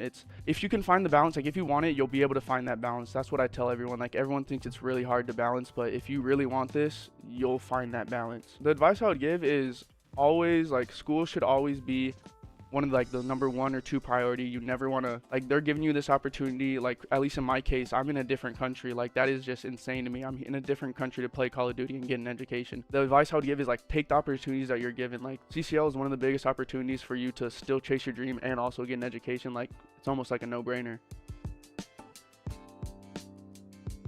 Yeah, so I think a lot of people are kind of like nervous, or like, I don't know, they get a weird perception on esports, but we're just like any other sport. Like we still get the same opportunities, the same everything as any traditional sport would. It's just back to what I was saying, it's more of just like if you want it, you'll make it happen. Like no matter what other people say, like if it's your dream, like nobody should stop that dream.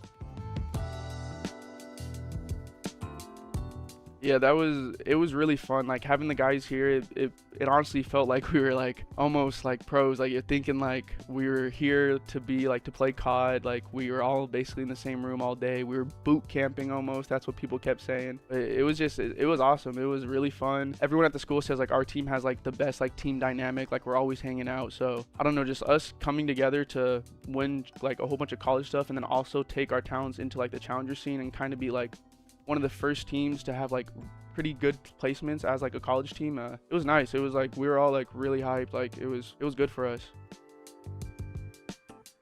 So we do watch like VOD together. That's like one thing. I know you said outside, but we like going like to the movies a lot. Like we'll always have dinner together. Like all of us like to cook. Just really hanging out. Just like if it's just your friends. Like it's not even like these guys aren't just like my competitors now. Like they're not just my teammates. Like these I'm gonna have these friends for life for sure. Initially, the first thing we said when we lost the CCL finals last year, or we didn't make it to finals, whatever it was a bad day to be bad at COD. Like we knew we were the best team there in the venue. It's COD at the end of the day, so it was just a really bad day to be bad at COD. So I think it's more of last year was that was the most like we've all won in our careers. So I think we know what it takes to win now. We know like the steps and like what it takes to actually achieve to win. So I think this year is gonna be insane.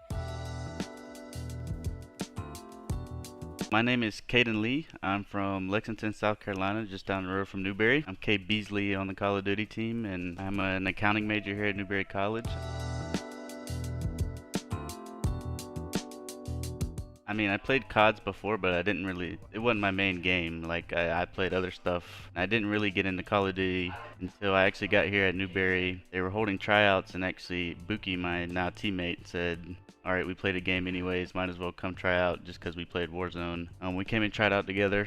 I ended up making the varsity team. I actually didn't know what a hardpoint was till December of MW2. Probably why it's my favorite game, but they're relatively new compared to people like Nico who've been in it for 9 years.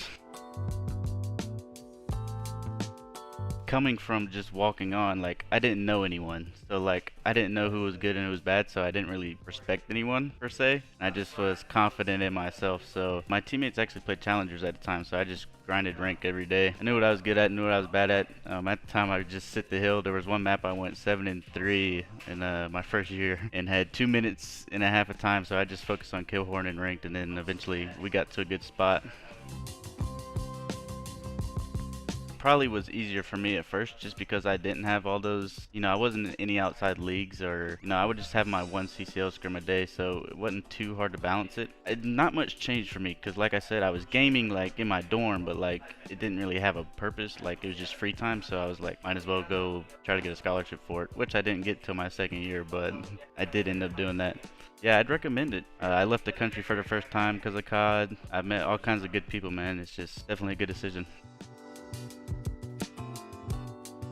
know what you're good at and know what you're bad at, and go work for it, because you're not going to get anywhere if you don't put in the time yourself. And if I'm honest, I probably play COD the least right now, but that's just because I'm old. Know what you're good at. Like when I was first, I was like, everybody else was more cracked than me. I just sat the hill, did my job, and then worked my way up the ladder. In reality, I've had 3 directors in my 4 years, so crazy at times. We pretty much had the same core 3 between me, Diff, and Cells, exchanging Eternals or James for Jordan Freaky after the first year. We just had a lot of stability because we only needed 4 people. The program outside of COD, you know, it had a lot of ups and downs through the years, but it's on its way back up now, I think. My experience has been okay. At one point, I wasn't going to play anymore, and they pretty much bought me back. Definitely had some disagreements, but I'm still glad I did it anyways, and good experience inside of the COD world. That's probably a hard one, actually. Probably actually knocking FGCU down to D2 is up there, and yeah, that might be number 1. Just a dope, because there was no way we were making it, we thought. We had a role change. Just the underdog story that first year was just so great for us. I think it's okay. It's definitely better than Black Ops 6, I'd say. You know, losing those long-time guys like Diff and Cells and working Sleepy and Buki in. Buki's been here, so he knows what it's like, but Sleepy's completely new, so we hadn't really gotten to scrim all that much at this point, but we'll definitely lock in towards the end of the year when everybody's schedule lines up a little bit better. I think it's a fake movement, COD. Everybody thinks it's about wall bouncing and stuff. I think it's fake movement, bro. I think this is boots on the ground. I hope they just learn to respect that, like, Newberry's gonna be here as long as I'm here, and we're gonna be good. So we recently played a match that some people thought we were actually gonna lose, and got us a little fired up. So maybe you'll see a better Newberry this year than usual. My name is K Beasley. This has been my player spotlight, and thanks for the CCL for holding us.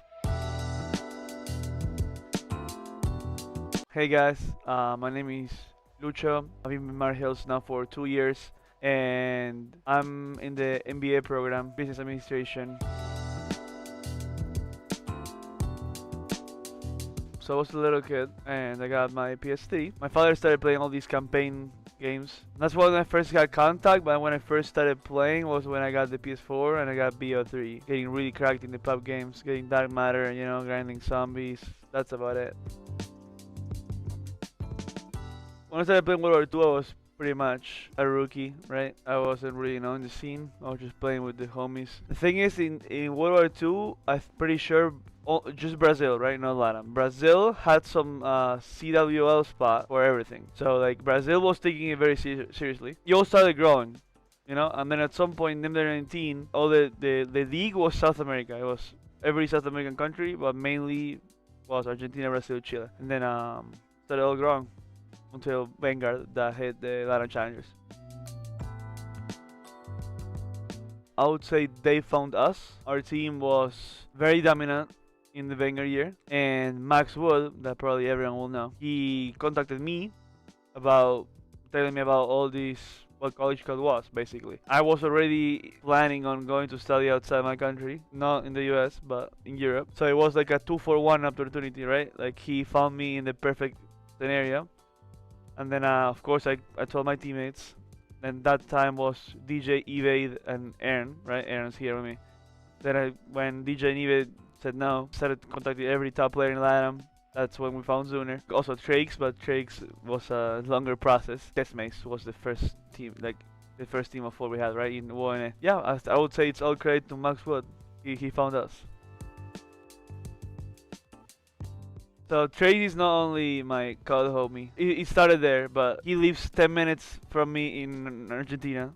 Like we hang out a lot. So he's like a friend. He was my teammate. I met them through COD, but he's my friend at this point. Not only me, I would say everyone in LATAM that played against him, he could tell you like Trakes was going pro if he tried to. So that's why we tried so hard. You don't understand how much it took for us to convince Jamie to bring Nico here, because we were telling him Nico's gonna go pro, he's gonna go somewhere else, blah blah blah, he's gonna go to St. Clair, Fisher, and he did it really quick, right? Like 6 months here, not even like a full year competing in any challengers, and he's already pro. That made us all very happy. it motivates us a little bit too, because last year none of us competed but him, and we didn't have a great year. I would say, like, we could have done way better. We still placed the same as we were expected to, I would say, in CCL, but like we weren't close to the top teams. You know, the other years we were really close to them. So when you go to school, it's sometimes hard to balance your time. Like, the guys that are winning in challengers, it's not just because they're just better or they shoot straighter. Those guys put the hours in. For you to be able to compete at the top level, you need to invest a lot of time. So that will require you to administer your time very wisely, because you only have 16 hours, 18 hours of your body working, right? So you need to invest a lot of time, of course, on your personal stuff, yourself, and school, and then a lot of time in the game. Like, optimize your time in everything. Okay, people that doesn't know, we started the first year, me, Zuner, and Desmaze. Maxwell recruited us to go to UNA. The people that follow CCL in MW2 knows all the drama with the school. So of course we looked to transfer after the first year. Basically, Marcel's was our Southeast finals. We were the Southeast champions. We beat Marcel in the finals, and I'm pretty sure they had 2 players leave just that semester. They knew us because they played against us, and they had players leaving. We were trying to leave. It was like, oh, just matched. Jamie just contacted me, and then it all happened. At the beginning, I feel like we felt like they didn't recognize us as much. Of course, I'm not expecting as good as the main sports, if that would make sense, because it does, right? Even though the school is Division 2 and we are the only Division 1 team, right? It wasn't that they were prioritizing them, it was like they just didn't care about us at the beginning. So we started talking about it with Jamie. Jamie kind of felt a little bit the same. But from the very first semester, like, it went all evolving. We started getting better benefits, being treated differently. Jamie has someone like a higher up from the school that she has helped us a lot too. She really takes care of us. Everything we can ask for, we have it. You know, I can't complain about anything from what we get here. We're really comfortable. So shout out to Jamie and Marcel. Trying to go back to where I left. Of course, that when you quit a year, your stock goes down the ground. Everyone thinks I'm only good in S&D. Which is fine. I haven't played Respawn in a long time. But yeah, trying to go back to where I was, trying to improve my placements, trying to be the best version of myself for the school especially. That's my main goal. Like, I'm competing to be on the top, on the level I need to be for college. I really don't care about going pro itself. Yeah, that'll be it. Hey, my name is John Exotic Bruno. I go to Wichita State University, and I'm currently studying business administration. I first started Call of Duty when how young was I? I was like 15, maybe younger, like 14, playing MW2. And next thing I know, I kept playing. I hurt my shoulder playing sports. Turned 18, I was like, yo, competitive looks kind of cool. So I started playing competitive and then BO3, and I mean, hey, I've been here since, so. It was a little bit through everything, honestly. So when I first started out, I played a little bit of rank play, and I got up against Big Timer, and I was kind of like nervous. I can't lie, I was really nervous. And this was when I was like, I don't know, 14 years old. So ever since then, I was kind of just playing for fun. Obviously, since the 18 under rule was a thing, you can't be under 18. I couldn't compete, but I was like, okay, I'll play like these little tournaments, like the Twitter tournaments, you know, tweet those kind of things, and start growing from there. And eventually, I mean, hey, I got good enough and, you know, landed myself in a pro spot. I landed myself here at Wichita, and, you know, it's been the history. It was different, I can't lie. I mean, initially, when I went to school, I was still competing, but I think in terms of all my workload of school, homework, work, everything became like just a little too much. So I kind of took a step back from COD and just started focusing on my education, started focusing on like college COD League, like that kind of stuff, just with Wichita State. And, you know, that's all really gone. It's been a lot easier for me. It's been a lot nicer. It's a lot less work to do. I really just focus on my schoolwork now, play COD, you know, play some college COD, have fun with my team, and, you know, I enjoy it. I love it. It was different. Because I mean, I'm from Ontario, so we have something called OSAP, which was like the student stuff that I'm supposed to be filling out. But I'm also going to school in Wichita, so it kind of made it to where it was kind of confusing initially. I needed some help from some of my directors there at Wichita. And I needed some help from people at, you know, my OSAP stuff that helped me out with it. But the transition wasn't the worst. I mean, I don't really visit the school very often because, you know, I am an online student. The transition was okay. I didn't have really many issues. It was just kind of figuring out all my paperwork, my FAFSA stuff, my OSAP stuff, and like I said, it wasn't too bad. Well, I mean, you gotta think, it's very, like I said earlier, it's really time consuming. Obviously, if you compete competitively, you want to have some kind of end goal, right? And a lot of people, that end goal is to play in CDL. And that's obviously what everyone wants to do. It's not as simple as just, you know, snapping my fingers and you're the league. You know, it's gonna take a long time. You have to work your way up. You have to, you know, actually learn the game. You have to get better. You have to have a lot of connections. You have to know, like, understand people, find good teammates. It's a lot to go. So, I mean, for me at least, the CCL is a really good entry point into a tier below CDL, if you could say so. So it's a really good entry to where you can, you know, meet some new meet some new people, some new friends. CCL is actually really important for, I mean, Call of Duty in general. But it really is a big foundation of, you know, just Call of Duty, the entire challenger scene, the entire scene itself. I think CCL should be a lot more looked at than it is, and, you know, I love it. I think CCL is doing a fantastic job, so. I mean, a little bit, right? Because you take some classes and you kind of learn some things from your classes, and you put it into real life situations. And for me, my real life situations is Call of Duty, right? So I can learn a little bit easier. I can read things easier. I can understand things easier. But I definitely think there's some correlation between, you know, going to school, learning, and then translating that into COD. I mean, for me, you know, I've always been a player that enjoys LANs. I mean, I think everyone can really talk for that, right? Everyone enjoys the LAN environment, the LAN gameplay. And I know College COD, they do have like the end of the year LAN League, the playoff LAN League, or the playoff LAN, which is always a good time. It's always fun. Really, besides that, I mean, I feel that CCL's done a really good job, especially since when I've joined. They've definitely changed things up, and I think every year is progressing better. It's always a fun time. It's always a good time, and, you know, no one can really complain about that. Well, for me, it's just how friendly they've been. I mean, you know, a lot of people, and just in jobs in general, they're always like, oh yeah, we have a family environment. Wichita is literally a definition of a family environment. I feel like no matter what happens, I can talk to them about anything and they'll always be there to help me. If I'm ever struggling in a class, or if I'm ever struggling with my own personal things, any single person on that team and every single person in the program will be there to help me if I need it. And to me, like, that's just one of the biggest things, right? I feel like I have a family here, and I feel like I can trust everyone, and I appreciate and love everyone here. So yeah, shout out to those guys. Love them.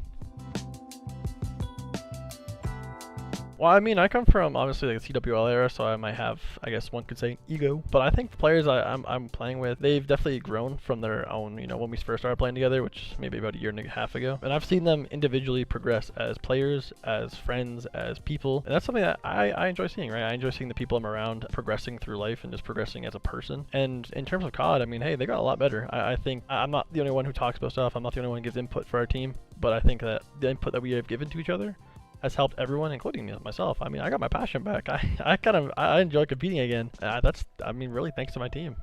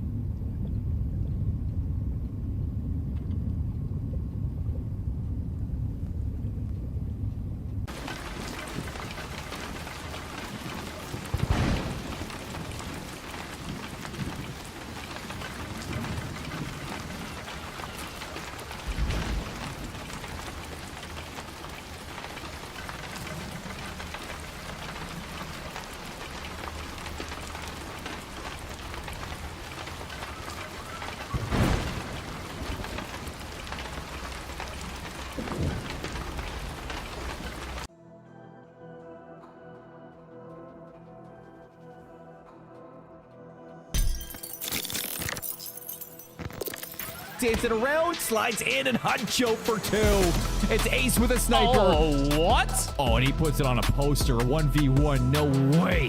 Huncho. All you gotta do is hit the deck, buddy. You do not need to take this challenge. He's gonna spot him, and he takes a shot. 15 seconds. Ace now with an M15. Looking to close this gap. He knows exactly where Huncho is, but the clock is not on his side. Huncho, he knows that all he's got to do is stay alive in this moment, and he goes for the challenge.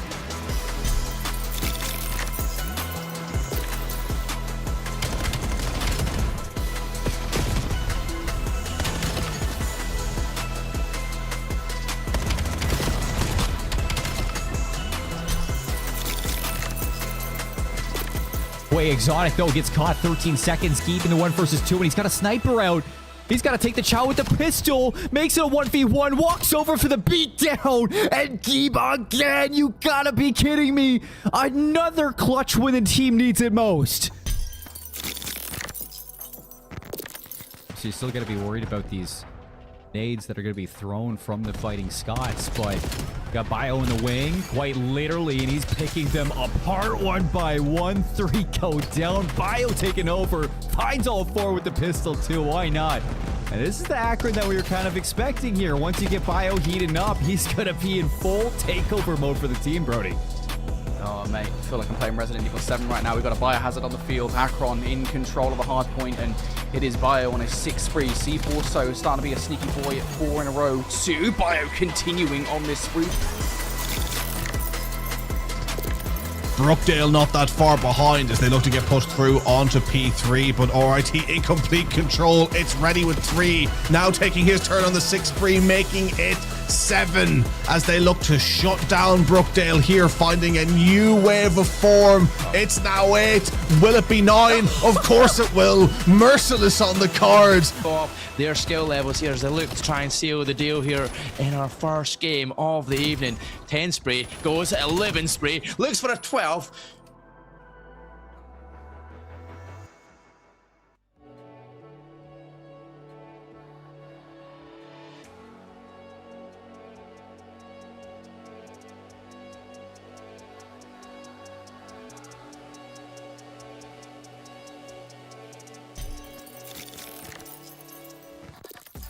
They've slipped the blind through the back net of P4, and they've got 2 kills that have gone their way. So as the Condors thought they would have the rotation with 8 seconds left, it's in the back. It's all down to Savvy. He has to win the 1v1. He finds the first. Second now on a slide around the corner. Ferno wins it, and now it's the Buckeyes who have the hill.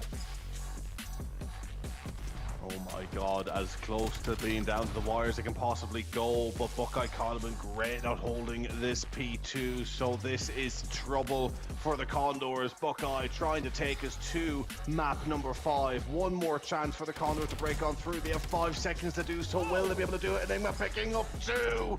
Is it enough? It is! Left over the 1 versus 3, it's Savvy, but I feel like this is such a difficult map to pull anything other than a 1v2 from, especially with that bomb down. You can play so tight to get. You have an opportunity to reach out this out. If player 3 is just going to make the wrap all the way back around through spawn, that's another 1v1 that you give away for free. Just going to play this corner here and look for the challenge with 12 seconds left. No way. Juicy slides the corner, and Savvy does it yet again. Bomb still is yet to go down, and Peach was able to find one on the crew, so this is an opportunity for Wichita State here, although it looks grim.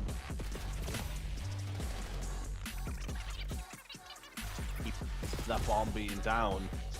To pull off a comeback like this, dude's her first one dead. Manny's swimming all the way through the floor. Are they going to be able to read this? I don't think the answer is going to be yes. On the backside of the hot tub, Manny will pop up and say, hello, Mr. P.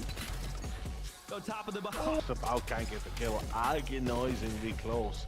And the first blow going for Prada, trying not to get traded out himself. Peach eventually picking up 1. The run through going through the timing going to be immaculate. Peach the last alive once again. And Oklahoma has blood, just shows they have it all unlocked from here. 4 versus 3, make it 4 versus 2. Dear God, they found the rhythm. Oh, straight sprint up top. Deucer gets nuked off the map. Kaiser, although he's 7-5, he's last alive in a 1v3, and he doesn't. Kaiser is frantically trying to search for something, pick anything to give him a chance. The clock's run down, his time has run out, and Oklahoma go 2-0 up in this series. Just more or less, it feels like they're just trying to not concede rather than attack, which is a very scary mindset to play with, if you get what I mean. Yeah, sure. Rutgers trying to move forward here. Rookie, tip of the spear, doing well. Rookie! But I think we've already seen so far in this series that they don't really have that manpower to go direct 4-on-4. They need to think outside of the box, and they need to start playing the... Yeah, there we go back to mid-map once again for control.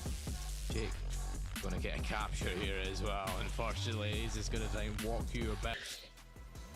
Welcome back to St. Louis at the Impact Gaming Center, where we have had ourselves a wonderful slate of matches so far throughout the day.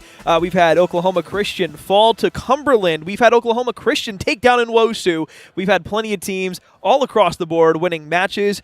But there is one very interesting set of circumstances that has come out of Group A here for the duration of what will be the final set of matches for group play here on Saturday. Again, the top 2 teams will make their way from each of the groups to our 4-team bracket tomorrow. Fisher Falcons right now, Amber, 2-0. Yep. With a 6-2 record.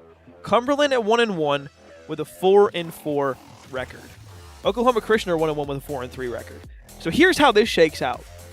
If the Cumberland Phoenix are able to best the Nwosu Rangers 3-0, they will automatically qualify for Sunday in the bracket play. If that happens, and Oklahoma Christian are able to beat Fisher in either a 3-1 or a 3-0, that means Oklahoma would then qualify with Cumberland, knocking Fisher out of contention for Sunday. So those are the storylines that we have out of Group A right now. That is the most important set of standings that we have seen. And St. Clair pretty much auto-qualified regardless. So that doesn't really matter. St. Clair will be there on Sunday. They've had apparently DoorDash 3-0 series. So if you at home are wondering, what is at the line? What is on stake? That is it. Fisher Falcons, they look good on paper. They're not safe. No. We have a chance for a 3-way 2-1 tie. And Jason Tatum's not playing tonight in Game 7. Hashtag soft. Ah, jeez. But yes, that is so. Amber, kind of like taking a look at what we have ahead for us, I guess now. We have Mars Hill, Wichita State Shockers. Both of these teams, very important matchup here, as these two teams have only played one match throughout today. So Wichita State. You give them the favor here, all of a sudden Mars Hill chances look a little bit further slim. Really, I think these are the two teams that have the best chance to make it out of what has been a very competitive Group B. Yeah, it has been competitive from really top to bottom, and we got to talk to Lucio earlier after the Mars Hill game. And he sounded just very confident in how they were playing to this point, especially having just done the one match earlier. They said, you know what, we know how teams actually play around us. We talked so much to their search and destroy and things like that, and their strengths. They're like, we know how teams are playing to us. We know how we want to play our brand of Call of Duty. And he feels confident that, you know, if they go out and play and do what they need to do, they're going to walk into Sunday. They aren't even worried about Sunday at this point, right? He said, it's all for naught. If we can't win and get to Sunday, none of how we beat anyone matters. If they 3-0 Wichita somehow don't make it to Sunday, that doesn't matter to Lucho and co. So they're very focused on, you know, the task ahead of them, one map, one match at a time. And so Wichita State's next on the docket. And on paper, again, Mars Hill looking great. They looked great earlier today. But like you said, both of these two teams vying for a chance at a Group B. Yep, absolutely. Well, let's take a look at the vetoes for the teams that are coming in right now. Thanks to SitRep once again. Shout out to Jay Pros, man. He did so much for the CCL this year with some of the stuff that he built for us. That guy is insane, and he will never admit it out loud, but he is a great and awesome dude. Speaking of weird things that happened right off the rip, Wichita State going out of their way to ban Scar for the Mars Hill Lions. I don't blame them whatsoever. That has been Mars Hill's like bread and butter, essentially. They just don't lose that map, and they're able to survive in a lot of it. They will, however, go for a Colossus, where they are 3-0 with a +104 differential. Mars Hill plays this one close. They have played it a lot more, so that could come into consideration and play a factor. Make a pivot to the Search and Destroy after we get our map 4 here for the moment. And of course, that'll be Mars Hill picking Den hardpoint. Really, any respawn you feel favorable on, but I mean, this one, again, reps for Wichita State, so at the end of the day, you do have a lot of time spent on the map, so that's something you're going to be okay with. See another Plaza SMD ban, can't imagine why. I'm glad we did get one in this weekend, though, because I enjoyed myself on the one Plaza we did see.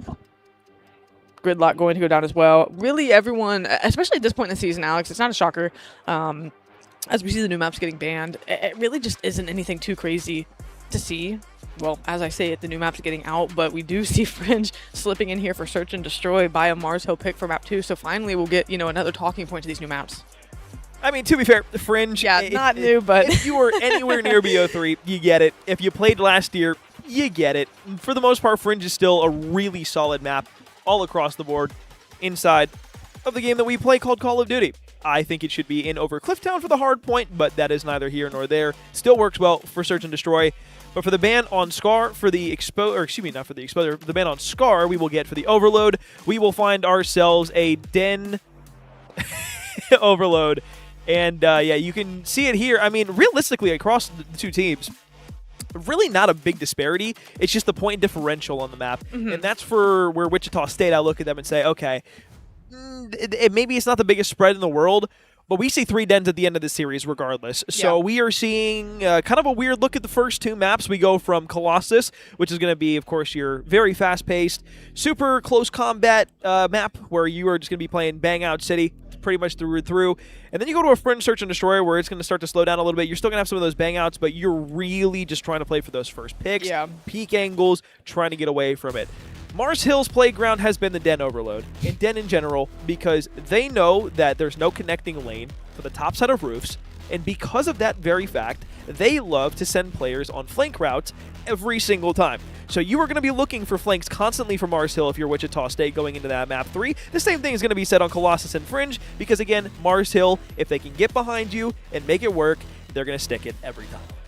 That's just the way they play, and even if you know it's coming, guess what? They still find ways to best team on that. They find ways to find cheeky timings. They know you're looking for it. Okay, they won't throw it this round. They'll make you have to just play for someone in the back that's never going to show up. So when you have that advantage, when you have that in your pocket and in your gameplay that teams counter for so hard, now you can just play straight up. We're just going to run at you, Call of Duty, and they're going to have another player out of the mix looking for someone that will never arrive. So Marcel just has a variety of options they can throw at you off opening breaks, off of hits onto hills, off trying to flip spawns. They really do have an open playbook and respawns. Sure, Search and Destroy a little different, but in the respawns, their playbook is pretty deep, and expect them to kind of tap into that here, perfect things as they want to try to punch their ticket into Sunday. Wichita State going to be opponent again. No one here is just going to roll over and give a win. So Mars Hill, though favored on paper, gonna have to go out and take this one. As we kick things off here, Alex, here we go. Another series underway on this Saturday. Well, let's have some fun. Mars Hill, first one to touch the hard point. John Exotic. Peach will be able to go ahead and trade back for 2. That's going to be 4 down here for the side of Mars Hill. So now you have to look back from the opposite end. You're still spawning over towards P2. You're going to have a couple bodies inside of the hard point. Lucha the first one up for a contestation and a challenge on forward. Peach now wants to slide his way forward to try and push this further out. And of course, that team kill that comes in from AG onto Zuner, that's going to completely thwart what Mars Hill set up for themselves. Wichita State will flip them. Little 1-2-1 spread across the map, south side, maybe having a little more pressure lean towards it, but Kaiser, Peach able to pair and take care of everything, so the spawns are going to be top left. Next hard point in about 15 seconds. We're going to go to the bottom right-hand side, so you're going to have to work across the majority of the map if you're Mars Hill. If you can squeeze some time here and there, sure, why not? But really, the effort is being concentrated towards the back. Zuner does get picked by Peach on a 4 spree as well. So you've done a great job off this break, not only to get 30 seconds of time off new, but again, you haven't given Mars Hill any lanes to get good looks at breaks. Oh, Peach on 6 in a row. How about that for him? 8-1 so far to start out this Colossus hard point.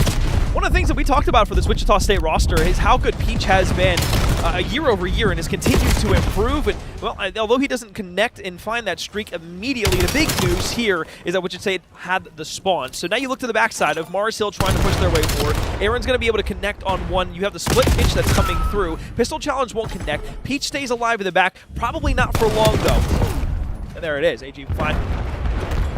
And the first look at actual time for Mars Hill, it's 30 seconds, it's already being contested, but this is the first look through 2 hard points now that Mars Hill has been able to get some kind of clean time, and even then, after the dust settles, everyone battered and bruised for the moment and another wave surging. So they have yet to really chain anything together for significant points. Sure, it's only a 20-point lead. This transition to P3 going to be a big one. They haven't won any big kills in transition. Finally, a break there Zuner's going to give them for the moment. We'll see if they can rally that into any kind of points.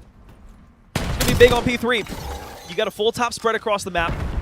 What Wichita State are looking to do here is spread the bottom, try to push out yellow, and then set up a pinch play here. And it's all starting to develop right before our eyes. Exotic the first one up on the gunfight there. Kaiser there over the top for help with the AR support. Looking for another one. It's Deucer and Peach on the back end who finally make that pinch stick through. There's only one player left alive bottom blue side, and as he wraps around, you're going to find Zuner getting 1. But inside of green, you've got so many players from Wichita State who are staying alive and being able to continuously contest for the play.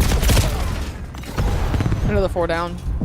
Clearance completely. I mean, again, we talk about when teams get 4 down, right? That's 10, 15, 20 seconds of time for you. And that's exactly, and that's just so important because you do that 2 or 3 times a map. That's 45 seconds. That's almost a near hill just off of getting a clean kill feed. So Wichita State understand the importance of this, and you can see just the way they're playing. They're not consolidated. They're not playing scared. They're not, not aware of what they want to do. They're going out, okay, we're going to get out on rotation now. I trust that we're going to win these gunfights. And even if we lose them, well, okay, it's for 4 seconds. We applied enough pressure there to force them to have to come for it. And now with the 3-point lead over at New, you fall for the initial bit of gunfights. You clean up the rest, so you're going to wrap back, be back in time. Mars Hill, just really no answer. Peach gives the spark. The rest of the teammate following suit. Backside, you can see where the spread is. You got the hard block from Kaiser. And the deep side of yellow, playing around Stone. You got a full spread. Problem is, though, Mars Hill winning the gunfights on the north side of the map, trying to push out Kaiser in the back line and Deucer as well. AG's going to take that first gunfight challenge, doesn't realize that Deucer is fully pushed into the back line, and that's just a creative bait-and-switch play out of Wichita State that gives them the spawns. Deucer, another one on the player through the flank. At Mars Hill, you can see what they want to do. They just want to throw something different. They want to send all these players not through the flank. You know they're going to have two people looking for that pitch to hit, so you're going to take numbers through the back and try to win them with Peach. I mean, shooting lasers right now, I thought kind of snapped for the moment, but ends up getting killed. Aaron also going to get exotic, so you're through to the back line. You still have one more to clean up, and AG does just that. But again, for 10 seconds of time, Alex, they have not gotten anything of substance here. I mean, it's in your 100-point lead. I mean, the rotations have been not bad. Mars Hill's been getting out on rotation. It's just Wichita State are doing everything to command the map the way that they want to. Whether it's a delayed pinch play that allows them to get bodies into position and then really collapse on a hard point, or just play for the spawns immediately and then worry about getting back to the hill later. Yeah. The gunfights that are being won through the front by Kaiser, by Peach, are just incredible all around. So Wichita State, yes, they continue to build on this lead. For Mars Hill, it's all about starting this comeback now. AG's popped too, so some significant pressure coming onto Wichita State. Let's take a listen to their comms and see how they're affecting it. Nice shot. Alright, watch out for Nate. Yo, he's close on me, close on me. One shot, two shots. Done anytime. One more outer. Statue. I'm here with you, I'm here with you. He's top statue. On top statue. Ready? I have a shot. Let's try and get spawns. Yeah, Let's try and keep spawns. Try and keep spawns. Telling our P1. Nice, one shot P1 AP. I need help. I have real fun. I need it. Yeah, we can't hold. Statue. One shot time. I'm dead.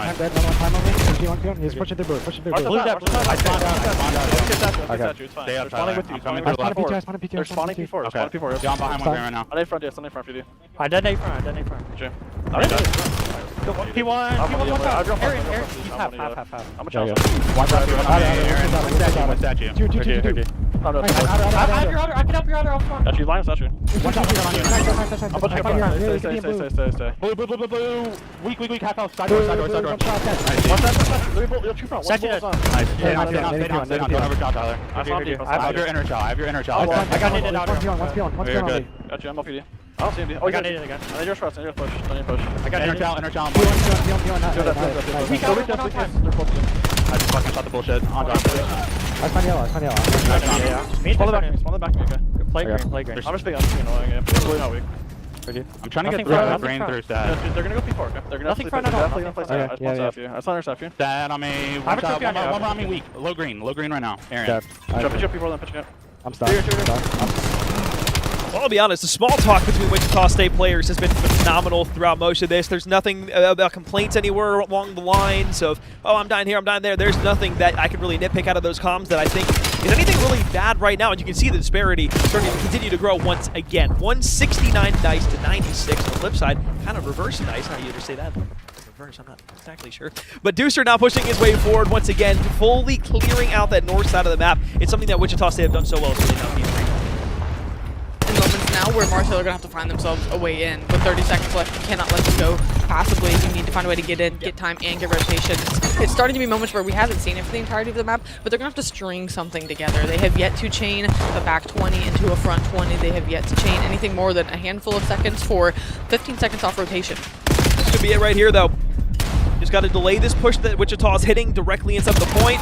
Good jump challenge around. The only problem with this right now is that player 4 and Exotic has slipped the net and gotten through. You're still going to get those deep left spawns, though. So 3 players on 1 with a double now coming in from Stone. Deucer directly on the chase, flying in forward. First gunfight, 1 directly inside of yellow. Side cut dead. Second up to challenge now for Mars Hill is still pressure here in the back line. Kaiser stays alive, plays it through P3, fully flips it around. That might have been game. And the way they're slaying right now has just been, I mean, insanity to watch. The scoreline's devastating, but looking at the score column, there's no one that can hang with the likes of Peach, Kaiser, Exotic. I mean, again, Deucer is doing the same with Hill Time as well, but they just don't have an answer. They are getting gunned around the map, and what's that letting Wichita State do? Sure, get a lot of time, but I mean, just looking at the scorecard, there is no one that can hang with the pace they're playing. Wichita State have come out and stunned so far in map 1. Is it over? No. Is it really, really close? You could argue. Aaron, good for 1. Gonna need this 15 seconds and a whole lot more time. Seems pretty common at this point in time of what we've been trying to say for Mars Hill throughout the entirety of this map 1. As Deucer falls and Dinner's there for a trade, this might be the look that Mars Hill needed to at least get some time here early on in P1. Completely different looking roster than we saw before. Kaiser almost pops the 3-piece, but Aaron weakened up, although is able to find Peach. You got Deucer in bottom middle, almost gets turned on by Zuner, still survives at 71 HP, but hey, better time than no time, right? Slide chow, bait switch comes in, Exotic gonna get the cleanup, they're gonna have the numbers, 37 seconds to fight for. Again, they have to let this go, but they have to keep the right side control, so really the ball is in the court of Wichita State to throw different looks. They can get out on rotation when they want. They can apply pressure. As long as they're playing middle map, Mars Hill has to respect that and play middle map as well. They can't bleed out into new, so once they get this wave of kills, it sits great for the moment, but there's still 2 players here, so again, you don't get the setup you love if you're Mars Hill because you have to respect the scoreline. We've seen Exotic play well online, but I don't think we've seen him play this good in a while. And I think he's just excited to be back on LAN here. Got the rest of the boys here with him. Everybody frying. It's going to be a 1-second difference on this. And as Kaiser was on the rotation out there, it is going to be Mars Hill who hold on for the time being. 100-point deficit, trying to climb out of it here. 2 hills they would need to string together perfectly. Wichita State wouldn't be allowed any sort of contention or any time at all. However, that seems as futile as trying to turn the sun blue. As Zuner turns around on the back end side, you still got players spawning in here from Wichita State. It's all just delaying the inevitable right now. Tense developing, gunfight starting to get won through mid-map. You're able to at least make a little bit of it. Back and forth it goes, but Kaiser gets the lion's share of the gunfight. Going to get the win for the numbers. 2 points for the good for Wichita State in map 1 to come out. And I don't want to say the word shock, but I mean, I feel like I have to fall into the trap. Was it a shock, or more so, like you were saying, was it just Wichita? Hey, look, they're excited to get out here and play. If today's not anything, anyone can come out and show up. So I can't even say that it's really, you know, a quote-unquote upset at this point, just being map number 1. Dude, Wichita State are pissed off right now. Yeah. They feel like they should not be down 0-1 inside of the standings at the moment. And this is kind of one of those moments where they're going up against the Mars Hill roster where you're like, okay, everybody's talking really good about Mars Hill. People are saying, oh, Mars Hill really have a chance this weekend, us included. And I think there's like a specific narrative there that like Wichita State almost get disrespected in a way by people because they don't necessarily look at them and say, oh, that's a top performer. That's a Sunday contender at a Wichita State. I mean, you and I have kind of almost omitted them from conversations with them at times just because we feel like the 4 strongest teams are the teams that we kept highlighting with Oklahoma Christian, with St. Clair, with Mars Hill, and of course with Fisher. So it's like, now we look at a team like Wichita State and we say, okay, great map 1. Obviously this is going to define the entirety of the series. What was the one thing that we were told in the interview from Lucho? We're going to have fun Nesloing everybody. Yeah. So they got to be afraid of the Neslo. They got to respect the Neslo. In this moment, they're going to need a Nest. Yeah, that is going to be a way that they have to reel it back and get it done. And for him saying that they love that, yeah, I don't think Mars Hill is super tweaked out at map 1. I don't think they're happy with how map 1 went at all. That's definitely not something you would expect out of them. And that's not to put down what what Wichita State went out and did. I mean, again, we were calling to the slaying performance about, 60% of the way through the map, saying there is just a discrepancy that cannot be answered. Everyone going negative. And sure, does a plus negative KD matter in the grand scheme of things? No, but it paints a picture of the scoreline too. You know, it's a 90-point game. How? They were getting gunned at every turn. You know, it just seemed like you said, we hadn't seen Exotic shoot like this in quite a while. On LAN, everyone has come together and playing well. That's what you want to see, everyone firing at the same time, to the same capacity. Deucer puts down 90 seconds in the hard point. Everyone plus or minus 60 seconds. So just an all-around good team performance. And for Mars Hill, I think what Lucho said where we got to listen in with Wichita State, and like you said, the small talk was almost perfect. Sure. I mean, they were really tagging everything that they needed to around the map. Nothing, got past them. And for Lucho, we didn't get to hear that camp, but he talks about how sometimes they'll get lazy in the comms and they'll kind of let things go. And I think with how well Wichita State was playing, I would think that Mars Hill on the other side of things were missing quite a few things. And Lucho said that is a tendency they have. They'll get lazy in their comms and they won't really tell everything they need to.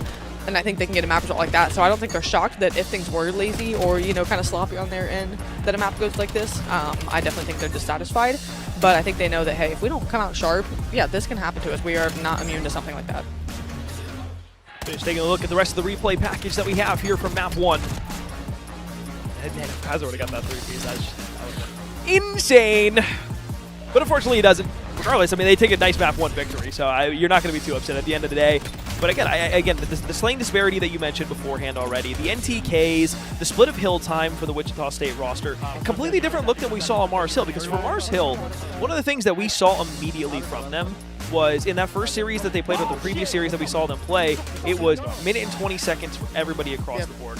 They weren't able to effectively even get to the hard point for the first half of the game. And when they did get to the hard point, it wasn't like everybody was able to just kind of like revolve in and out with multiple kills going their way.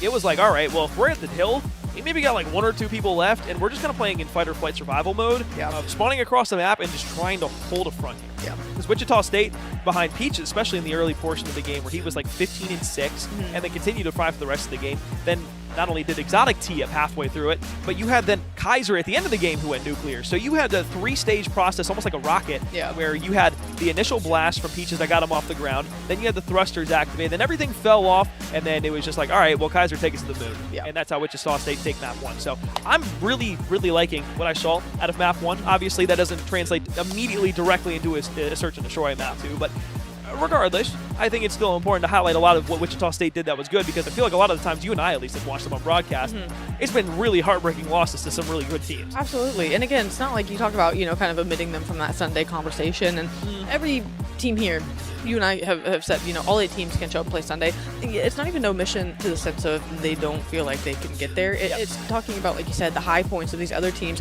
Wichita State have very high highs. And this map 1 sure isn't a microcosm of what we know they can do in a series. Yes, they still have work to do in front of them. But Wichita State's team, like you said, is their disrespect felt in a sense that people have said bad things to them? No, but they feel like they've been left out of conversations. They're like, hey, we're here this weekend. We're going to show you why we do stand a very real chance to make it to Sunday. Why we believe we'll make it to Sunday. I think a lot of LAN weekends, it's important to touch on the intangibles of just the atmosphere of being here. You're in person with everyone. Of course, playing, you know, at facilities and stuff is one thing, but when you're here with your opponent across, you know, the stage or the table from you, it just adds a little, like an edge to the competition, right? You know they're sitting right there. You want to go out and get the win. I think Wichita State's kind of playing with that chip on their shoulder in a sense, and they want to come out here and put on a strong series. Opened up with a 1-0 advantage in the series in the hard point.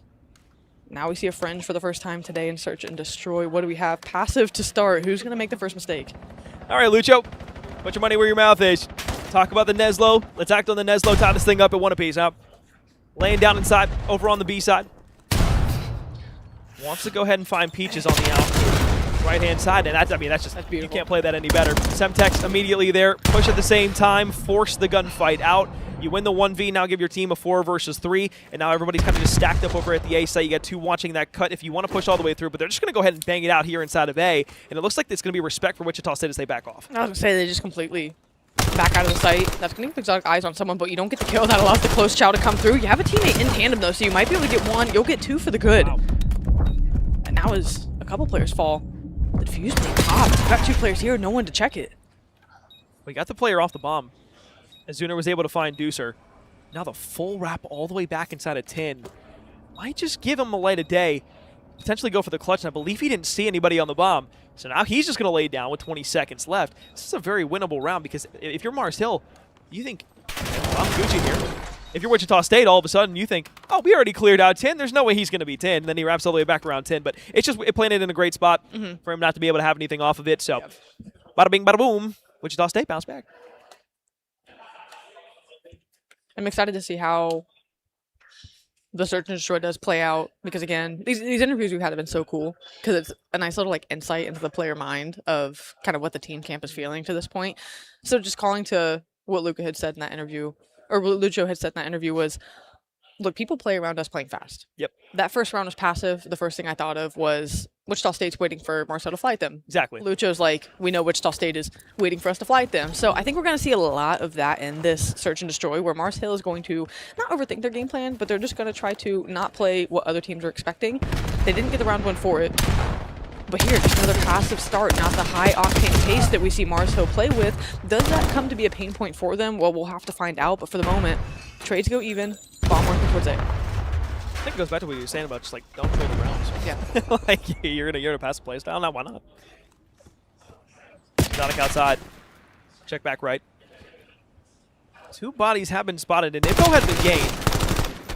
If you're Exotic right now, you are not giving that one up easily. But you'll finally go ahead, subside to the backside, rewrap the spawn. Check over half wall, find a hop.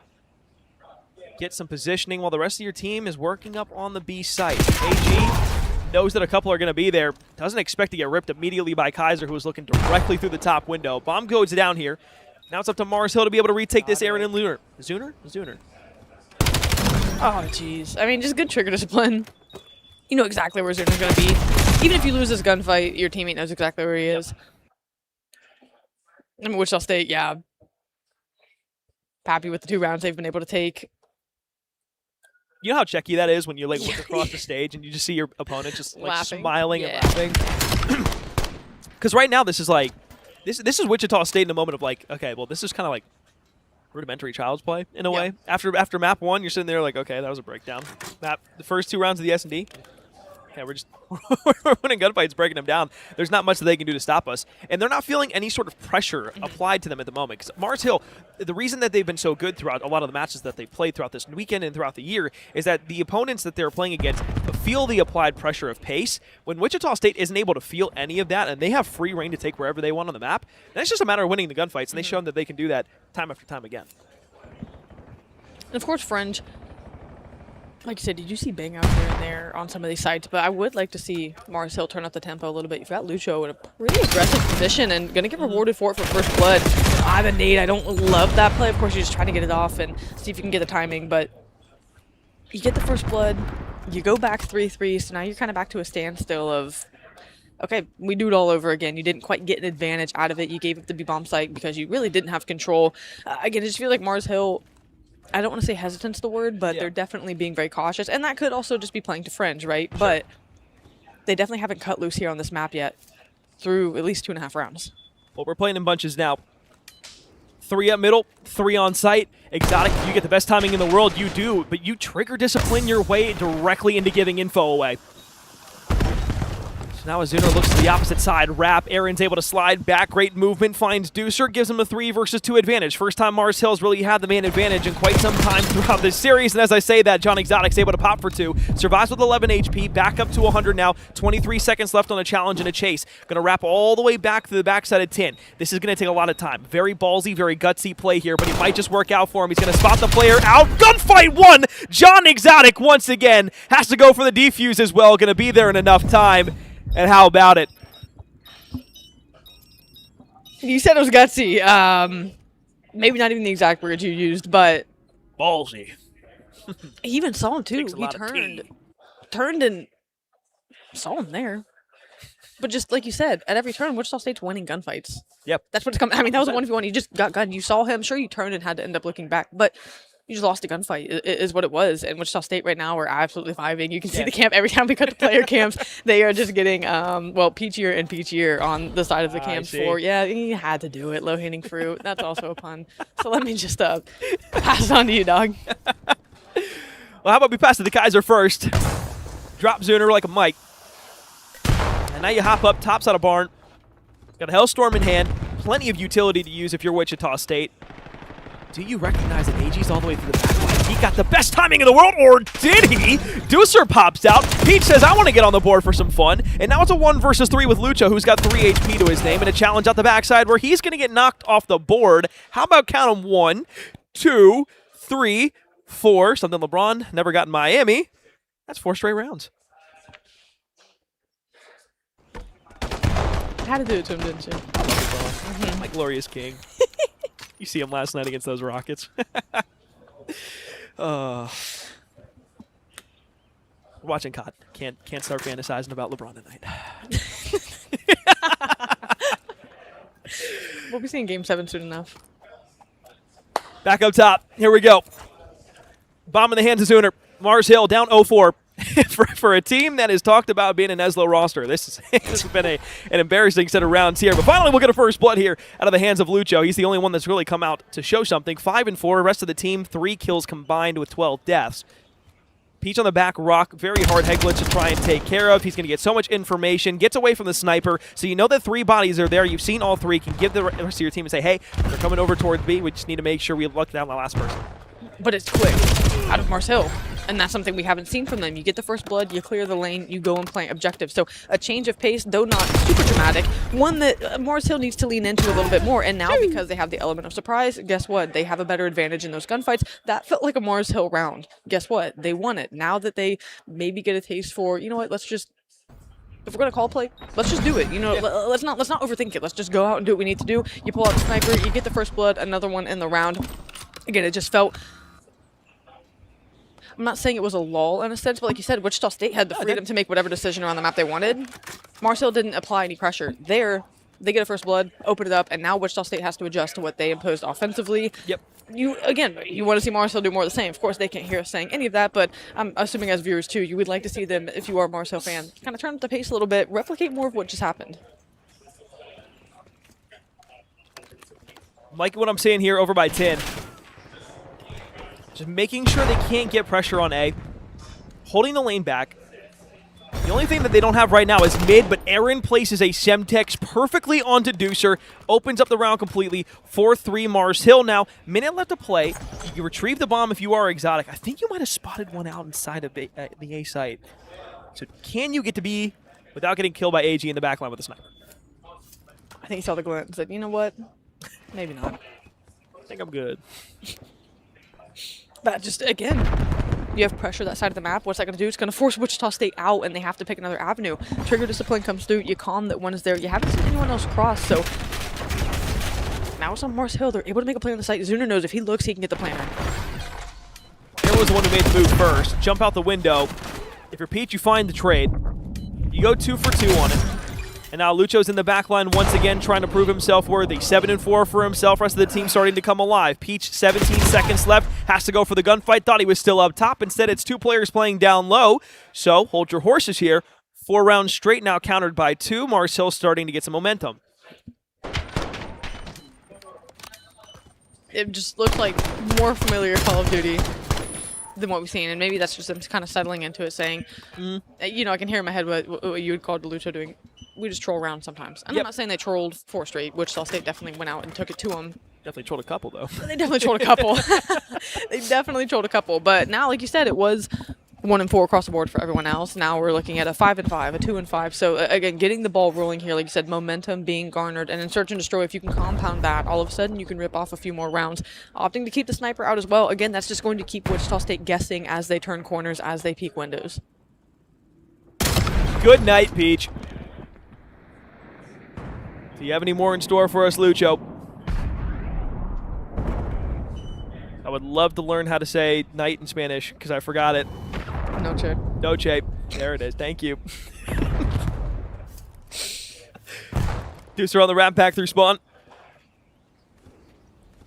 This is giving so much space to Mars Hill right now. I believe that there was a streak used. Exotic just gets caught off guard as AG slides to the door. I mean, that's just great bait and switch. You can't be upset about that.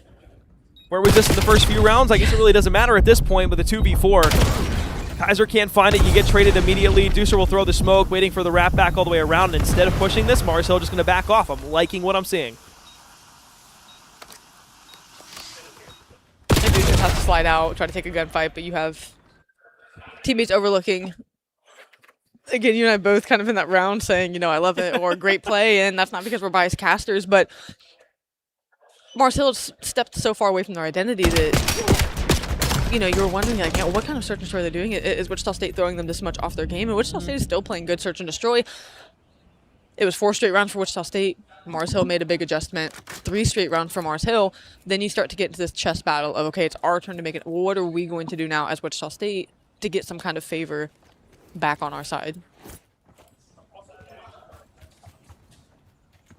1-3 split on the defense. Lucho on the Mars Hill line is going to send 3 directly at the push that's coming out here. It's just going to be a full-on bang out. Aaron finds the first. It's all 4 dead. Very reminiscent of what we saw in the Plaza Search and Destroy earlier on today, where it was just a straight bang out. They go 4 for 1. So as quickly as we saw Wichita State take the first 4 rounds of this Search and Destroy, that entire buffer they built for themselves no longer matters, as it is back tied up 4-4. First to 2 rounds takes map 2.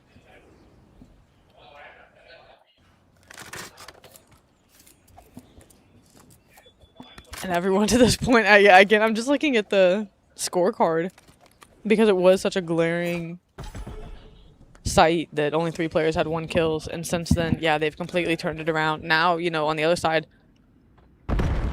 imagine some Wichita State players only having 1 kill since their 4-round burst. But Lucho with Sniper being very effective. Again, just backing players down and Mars Hill filling lanes behind it. That is just their bread and butter in search and destroy. And he gets eyes on people, even if he doesn't hit the shots. Hey, two, just cross street. You guys will have your handful in a second. They wisely back off the site. Wichita State's going to try to turn and apply pressure. We'll see if they get anything for it, but again, wisely, Mars Hill have backed up, so now they're going to see if Wichita State overextends. And they're going to have to try and force something here. You want to try and play for a 1v gunfight that you can cut off, that you can find somewhere else.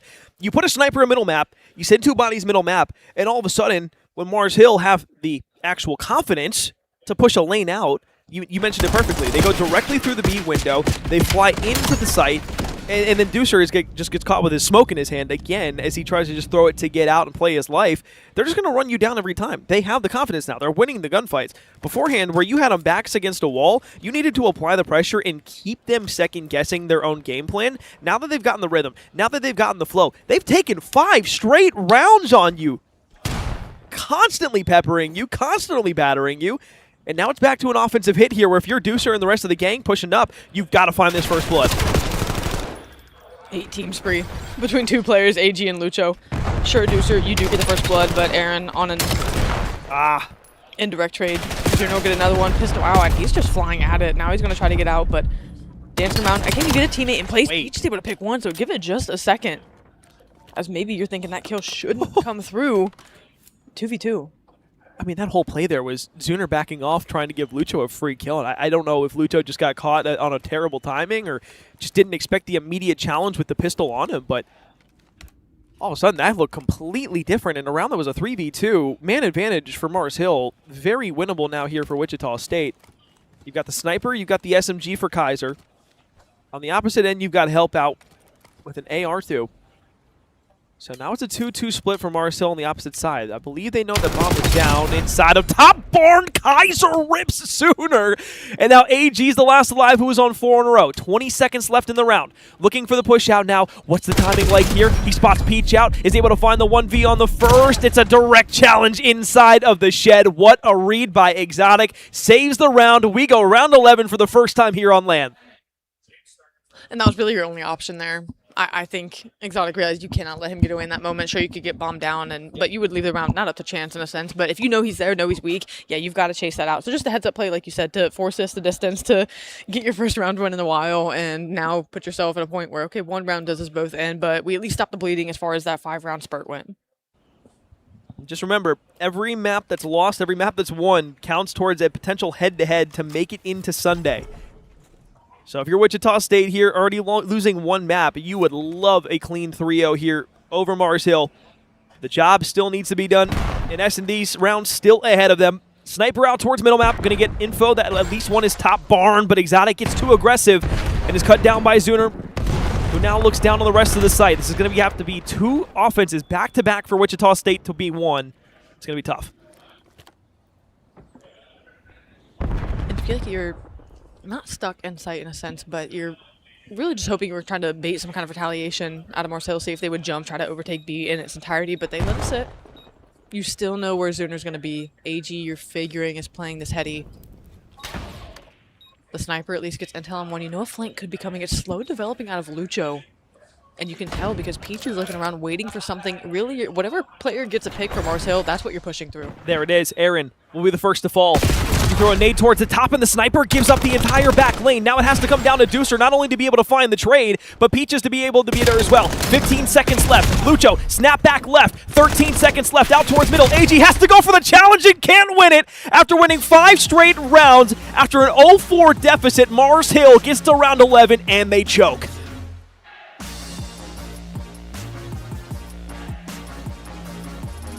Peach finding that kill was just, that was everything. It spoiled exactly what Mars Hill wanted to do. They were so waiting on Lucho to get in a position to be a little aggressive in order to pick, or if Lucho could get one from behind. Someone fell before that, and that completely flips on his head because now that makes Lucho have to come out of positioning faster than he would have liked to, has to make him get in the mix, chase for kills. You called it over-aggressive on the first blood with Zuner. They end up getting the round back for it. I mean, Mars Hill won all of the first bloods but 2 is what jumped out to me, and they sold the first 3 is what I'm seeing. The 5 rounds they won all came down to kills. I mean, sure, they had, you know, bomb plan and stuff in certain instances. When it rains, it pours for Mars Hill. 8-2 in first bloods and losing 6-5 in around 11 is nuts. Like, genuinely think back to a series that you can point to, not only you, Amber, but just like anybody that's watching this at home right now. Think of the last time you saw a series like this where you could figure out and pick out even 3 rounds of the team that won or the team that lost getting either 3, 4, 5, whatever it may be. The most you'll probably get is probably like 3 first bloods. Yeah. That's it. The fact that they got 8 comparatively to the 3 for Wichita State when it comes back is to the, nuts. It comes back to the look at the first 4 first deaths for Peach. Kaiser and Deuce are only 1 first blood apiece. Aaron and Zoon are getting blooded 1 time each the entirety of it. It just goes. I don't know. For me, it goes back in that Wichita State did just enough those opening rounds. And it could have been Mars Hill in their own head, sure. I'm not going to try to, like, over-speculate. But Wichita State, just reading the map in front of them. We have space, we're going to take it.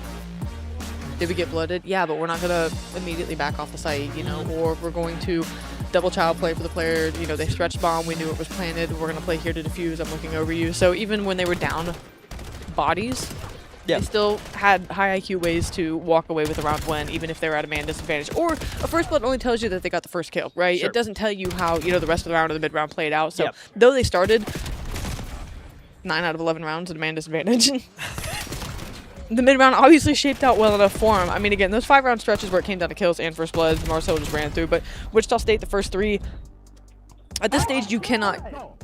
I don't want to say throwaway rounds because again it talks about omitting that Wichita State in that conversation. But you can't lose 3 straight. Yeah. And then expect to be in a good position later down the line. And that's what happened to Mars Hill. They lost the first 3 rounds, put themselves in a really bad spot. And then, I mean, sorry, but scammed round 11. They had the advantage. And yeah, I just. The thing that I wonder is, like, once that bomb went down, I initially thought, I'm like, okay, I like the play top red, not to challenge that out immediately, because you know somebody's probably going to be watching over that window if somebody's coming off the bomb. And so, like, those are the 2 most likely places to be playing. I question how long it took to get everything set up when you're in a 4v3. Yeah. And if you're Lucho making that flank all the way through the back line, I just either A, it needs to be faster, or the rest of the teammates need to make the noise immediately so you can play faster. Because the thing is like, if you're playing the flank, you never want to be the first one to engage, right? Like, if you're the first one to initiate on the flank, then 90% of the time, the rest of your teammates are going to be able to be turned around back on immediately, because that flank that's coming through, you're going to hit one, but everybody's going to then turn around, and then it's like, okay, well, now that we've got you, we can just find where your teammates are, because we know they're going to be over-aggressive.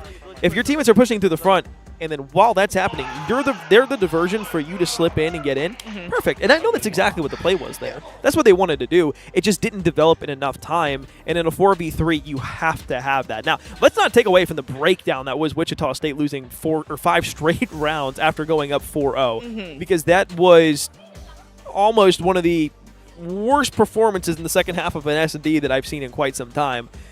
So thank God they were able to come back and clutch that one up in a lot of those necessary poor situations. Yeah, we'd be having a very different conversation just based off of 1 round, honestly. It's them sending it to round 11 definitely absolved a lot of sins in that search and destroy. But we'll move on from it. If you are just joining, boy, does this not tell the story of the series to this point. You are definitely missing some context clues somewhere around the middle of both of these maps, 1 and 2. But Wichita State, Laclosse's hardpoint, the first map, I mean, again, the 161 points earned were pretty much in the middle portion of that hardpoint. The beginning, very slow start. By the time it came to where they were finding footing, similar to the search and destroy, Wichita State just turned on the afterburners and closed it out. Same thing can be said here. In map number 2, and now we get tripled in. Lucho, the interview, again, you've got to pull from the conversations that we've had with these players, right? It's just what comes to mind, getting this insight. He said, no matter what situation we're in going into map 3, we're going to have 1 map. That's their attitude about Overload, and specifically Overload on Den as well. He said no matter what it's looking like, whether it's to close the series, get a 2-1 advantage, start a reverse sweep. He's like, we are confident in our map 3. We know we can take it, and then we'll play from there. So for Mars Hill, based on what that team camp, is saying and feeling, this map feels like a lock to them. It has to be, of course, but that's how confident they are in their Overload gameplay, that this is assured for them. they've got triple den as well. Yep. If there was if there were 3 maps and there was a mode to kick that off, you know, to make a redacted, this would be one you'd want to have if you're Mars Hill. I was gonna say the one thing that I looked to at the back half of this series was like, okay, there's a triple den there, and if you know anything about this Mars Hill team and what we have talked about, not only through the course of this week but just the season in general, is that slowly but surely den became a staple map within their rotation. It's I don't want to say surprising that they allowed 3 dens to slip through. I'm just surprised that Wichita State was like, you know, yeah, we'll play on den. And maybe they have a trick up their sleeve that I don't know at this point in time. The one thing I will say is when we looked at the overloads between these two teams in the vetoes, on this map specifically, the disparity really wasn't all that large between them, and that's one of the things that I think we pointed out to immediately was like, yeah, Wichita State, although they don't really have like a great goal differential per map that they've played here, they still are very, very good on this. I think it's like 7-2 is their record comparatively to Mars Hill's around roughly the same. Yeah, and I think, you know, kind of the point to go into this overload on is the goal discrepancy with Mars Hill in this. That, again, they can really just pour it on whenever they get things going. We've already seen that today. We'll see if we can see more of it here replicated. The battle for mid-map shakes down. It is going to be Wichita State with Kaiser left standing. It's going to try to push forward, get eyes on the players working off spawn. South side of the map getting worked on. Payload still in the middle of the map. It's going to be map advantage favoring Wichita State for the moment as Peach picks up another. To the top side of Broken, AG clears the spawn out for the moment in time, but they're going to be able to grab this payload, bring it all the way south, and now it's all about the push. Can the lead blockers continue to find kills? Great Semtex nade will find Lucho on the backside. Exotic will try to jump across, almost gets there. Now there's only one player left alive in the back, and he's able to grab it, slide through. First score capped in by Wichita State. Have yourself an opening break, Deucer. I mean, started out on 5 and was able to get the scoop and score at the last moment. Any advantage you can get early, you're going to take. I thought Exotic was about to snap for 3 also. This entire series, Wichita State have been shooting. I'll say that in the respawns. Off to a good start here. Mars Hill just really vying and fighting out of spawn. AG's going to get a big 3-piece going just to give themselves some breathing room. As now it's their turn to try to work the map, try to work this objective. You need this kill here just to give yourself some space. That'll be the case. And now as AG looks to push this line forward, everyone in tow behind him. He falls. That slows things down. Peach gets a second. Can Aaron get a trade? Answer, yes. But you feel like this pinch is going to happen. These kills are going to come through. You think the play is sorted for the moment. Kaiser finally gets the last laugh. Point coming in their middle map. You expect it from this Mars Hill roster on Den. Exotic looks to push forward. Kaiser following directly in the back line. The stun was almost perfect enough just to slow the push down. Unfortunately, though, for Mars Hill, they weren't able to get back over to B in time through spawn. So now it's all about the flip out. You got one inside of P2, now pushing through the front door. It's a 4 versus 2 on a trade. Now they're coming through. It's a 1v1 for the final bit of time. Exotic wins it here. Just going to wait, not grab this payload device just yet. Wants to lead block out. Ooh, you feel like you probably should have won that one against Lucho instead. It's a turn back around. That's going to thwart the push out. And now with numbers flying forward, Deucer's going to get a couple. I mean, whenever this kill feed goes, it fills up completely. Everyone running and gunning here early on in this respawn. Going to try to skip the payload, working towards the top side of the map this go round. Aaron's going to have to be the one to get a kill, and he can't. Oh, wow. Lucho, whew, thank goodness there on the cleanup. It just feels like that's what those moments are for Mars Hill at the moment. Just a sigh of relief when they can get that kill. 2 minutes left in the first round, or first half.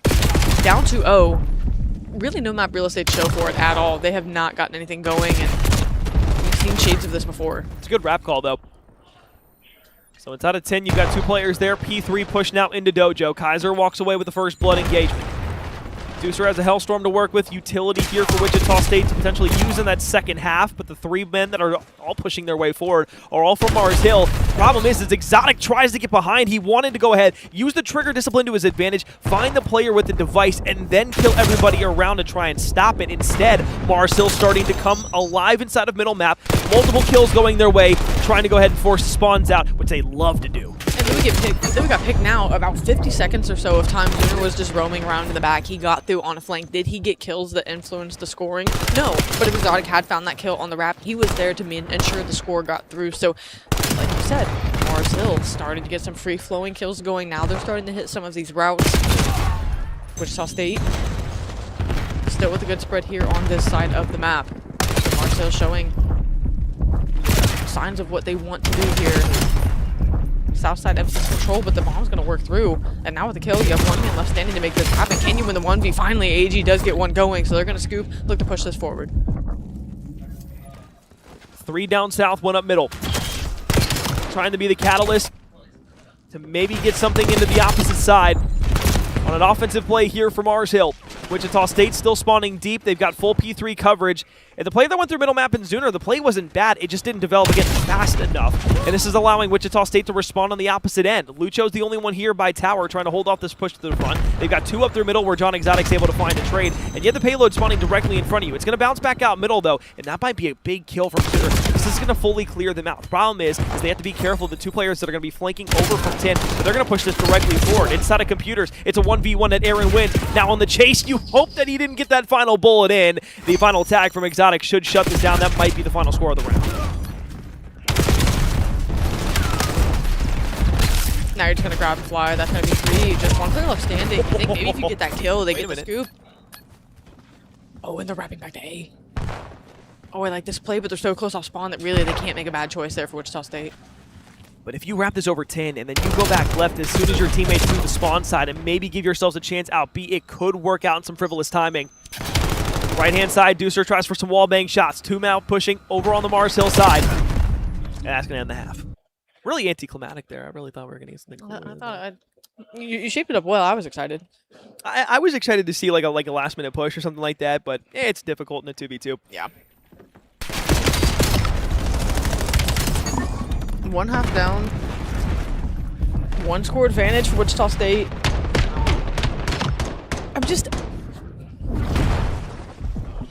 Is flat-footed the word I want to use in the response from Marcel to this point? I'm not sure. I'm really I don't know if it's some. I don't know if it's flat-footed. I think and correct me if I'm wrong. I think the biggest thing is that you're looking at this team expecting more out of them. Yeah. I think when you're expecting more out of them, you're expecting these plays to hit a lot quicker. I think it's just being underdeveloped in a lot of ways where either somebody's trying to force something out way too early or somebody's hitting something too late.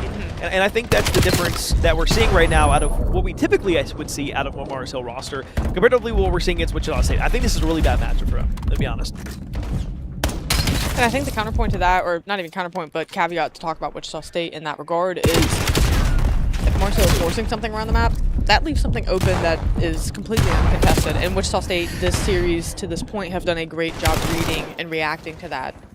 They're not overthinking it. What's open, we're going to take it. We're not going to second guess it. And if there's some point of contention, we'll handle it when we get there. But they are just free flowing around the map, and it shows. It feels forced. It feels rigid for Mars Hill. On Wichita State side, they feel more comfortable around the map. It feels more ebb and flowy.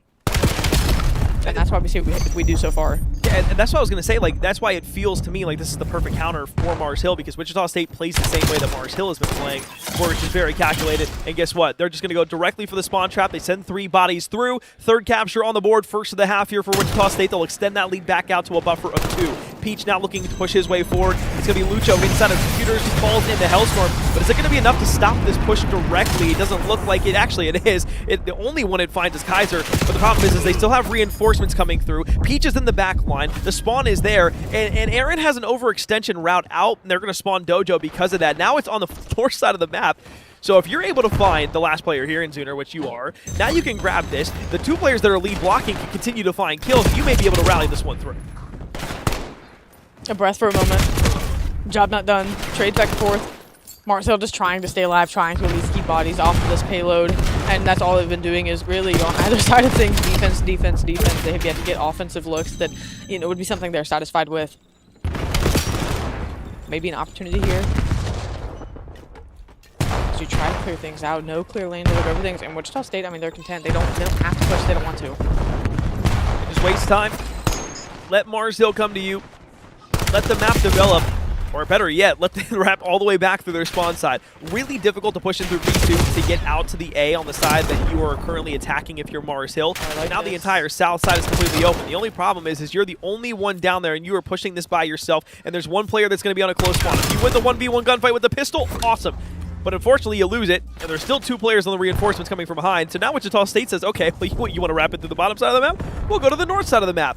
And this is going to force an entire rotation. If you find Zuner inside of the window here, it's pretty much chalk. Zuner finds 2, and that forces them to stall out. Pinch play. Marcel trying to get one going. You're stuck here. If you're Deucer for the moment, AG will at least clean it up.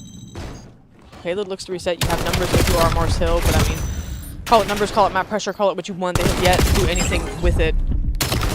Asher, you get a good looking kill feed. Still need 3 scores in less than 2 minutes. You got away. Got an opening here. A small one at that, but he can't lose any more bodies. Oh, Exotic. Trying to make quick work and mince meat of his opponent. Instead, it was Dooner. He was able to pop 2 for it. Now you push the spawn side out. You got the pistol player there, and that should be a free cap his day, and it will be. 4 advantage now for the Wichita State Shockers. Trying to close out a 3-0 series over the Mars Hill Lions. They talked about how good they were at being able to overtake the other team, play the Neslo, win the S&D, win the Overload. You think you have a guaranteed map 3 in your map set, all of a sudden, Wichita State comes out, smacks you in the mouth, and you haven't been able to respond since map 1. And that's what we talk about. You come to LAN, you have to throw it all out the window. You really do. Who's going to show up and play in a given series? Wichita State have showed up in this series and played from start to finish. There has been no falter, no let up. We'll put a caveat in the search and destroy, but as we still have a few moments to close out this Overload, it has been about as good as you would like. As Peach, though for 25 and 25. Pretty plays on the screen. They'll push forward. They'll allow the last player back, either to allow the payload to just completely reset, or to find a couple of kills, maybe even both at the exact same time. Team kill from Zuner onto Aaron. They go technically 1 for 1. They'll still continue to win some gunfights here around the map. But with 30 seconds left, it feels like it might just be over, and it might be too late for Mars Hill to make a significant pushback on this series. The grenade lands directly at the feet of Lucho, and this one is all but over. Thank you to the time limit up top for allowing us to keep playing this. I wish it would just end like it did in Domination back in the day, or like we wanted it to end in Domination back in the day. But regardless, with 8 seconds left, Wichita State opened up the day losing their first series. This time, however, they'll come out against Mars Hill, and I'll be honest, this one's kind of shocking to me, and I don't even mean that as a pun. This one, are you... Peach. We have the monologue, and then... All right, well, congratulations, Wichita State. We'll clap it up for them at the same time. Oh, what a surprise. What a sweet treat. Man. Just that insult to injury. Oh, man. No, I will say, though, I will say surprising, right? You and I, it's fun to talk storylines, shape things up, and do the whole thing. But we also, you and I also do try to keep it real in the sense of who should come in and win a series. Mars Hill should have come in and won the series, but now that we have seen what we have of all of these teams throughout the day, look, we knew nothing was safe coming into a tournament like this. For a lot of these players, it's kind of a last hurrah, and I think there's a little bit more on the line for a lot of these guys playing. Absolutely. But we're talking here's all the exciting things going on with Group A. Group B also just got very interesting suddenly, very quickly. So yeah, they are definitely saying like, okay, we want a piece of the pie too. We want to make sure that it's not just some cut and dry, squeaky clean trip to Sunday for anyone that's going. I think, again, you called it St. Clair being maybe the safest one, but kind of looking back at the series here, Alex, I just think a team effort. I mean, you just don't see much discrepancy in a good way in the numbers out of Wichita State. You said Mars Hill at times forcing things. It looks like maybe trying to make something happen that just isn't there. Yep. And then wondering why it's not developing. There's nothing there to develop. And so Wichita State played a very good series. I think Mars Hill played their own part in kind of spoiling some things that could have gone right for them. I think they either overthought it, or whenever they realized what they were doing, they tried to overcorrect it. So I think they had some self-inflicted wounds at various points in every one of these maps. But Wichita State went out and again just played free-flowing CoD, and that's what won it for them, is the fact that they played relaxed enough in their play style to kind of just go with the flow. And that's what it looked like here, especially in the Overload, man. Just the back and forth between them, the way they really just took whatever lane was open in front of them, and to win in the fashion they did. I'll say last year, even the year before that, previous, I think the big thing that we talked about since MW3 from Wichita State was, you had the ability for there to be a lot of slang from Peach, from Kaiser, from Deucer, and Exotic. Like, each of them had the ability to pop off at any given moment. And in a lot of the ways that they would play a series, you'd have 2 guys pop off in a series. You'd have 3 maybe. But it never felt like at any point Wichita State had, against a very good team, I guess I should say, it never felt like they had all 4 players at the exact same point flowing together in a way that made sense. And I think that's what we've seen this year from Wichita State, which is made a significant difference. Was it a little bit different against St. Clair? Was it a little bit different against an Oklahoma Christian? Like, there's a lot of teams that they played up against that, like, yeah, they still met the ill fate of falling in a series to them. But these games that they've played against some of the top teams, it wasn't like we were having the conversation like we did, like some years ago, even last year, I guess, too, where it was like, here's the disparity between the top 4 teams and the top 25 of the CCL, and then there's a big gap between the next 5. Like, it doesn't necessarily feel like that for Wichita State anymore. They've closed and bridged that gap a lot further between some of the top teams within collegiate Call of Duty. And I think, especially on LAN, with everybody being able to kind of just be in the same environment as one another, being able to bounce off each other's energy, and especially seeing the opponents across the stage. I know that probably it's a lot for Exotic, because, I mean, that's the environment that he's used to. Yeah. John, is that the environment you're used to? Being able to yell across the stage and shit talk? You didn't say a single word?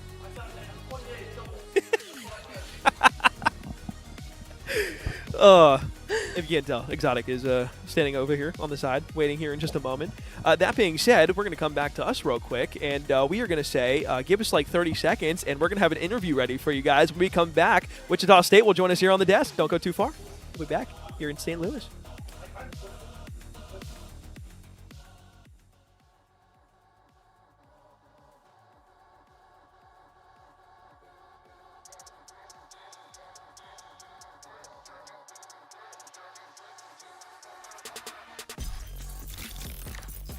Boilermakers might not be in the hill, but you can see 2 players working through the tunnels. It's Revy through green. He's going to open up with a kill. He's still got the traffic in hand. Goes for a slide out.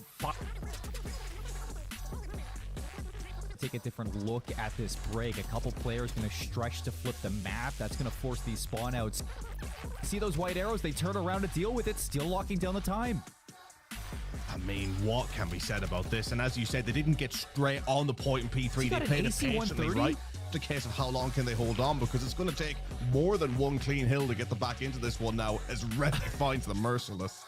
Yeah, he's got 10 in a row, make it 11, looking for number 12. He's not going to go. The reminder, Slayer and Spooky getting a couple, but I mean, it's just drops in the ocean here right now in regards to the flow of this series. This is all going the way of Boilermakers, one of the most dominant performances I've ever seen, and this is because you have Revy going on a 15. So should he go for the nuke? He might as well while he's on it. Backline's able to put some shots in on one, does his best to get away, but is going to be reaped. Schluck now the last man alive. In a 1v2. Wow.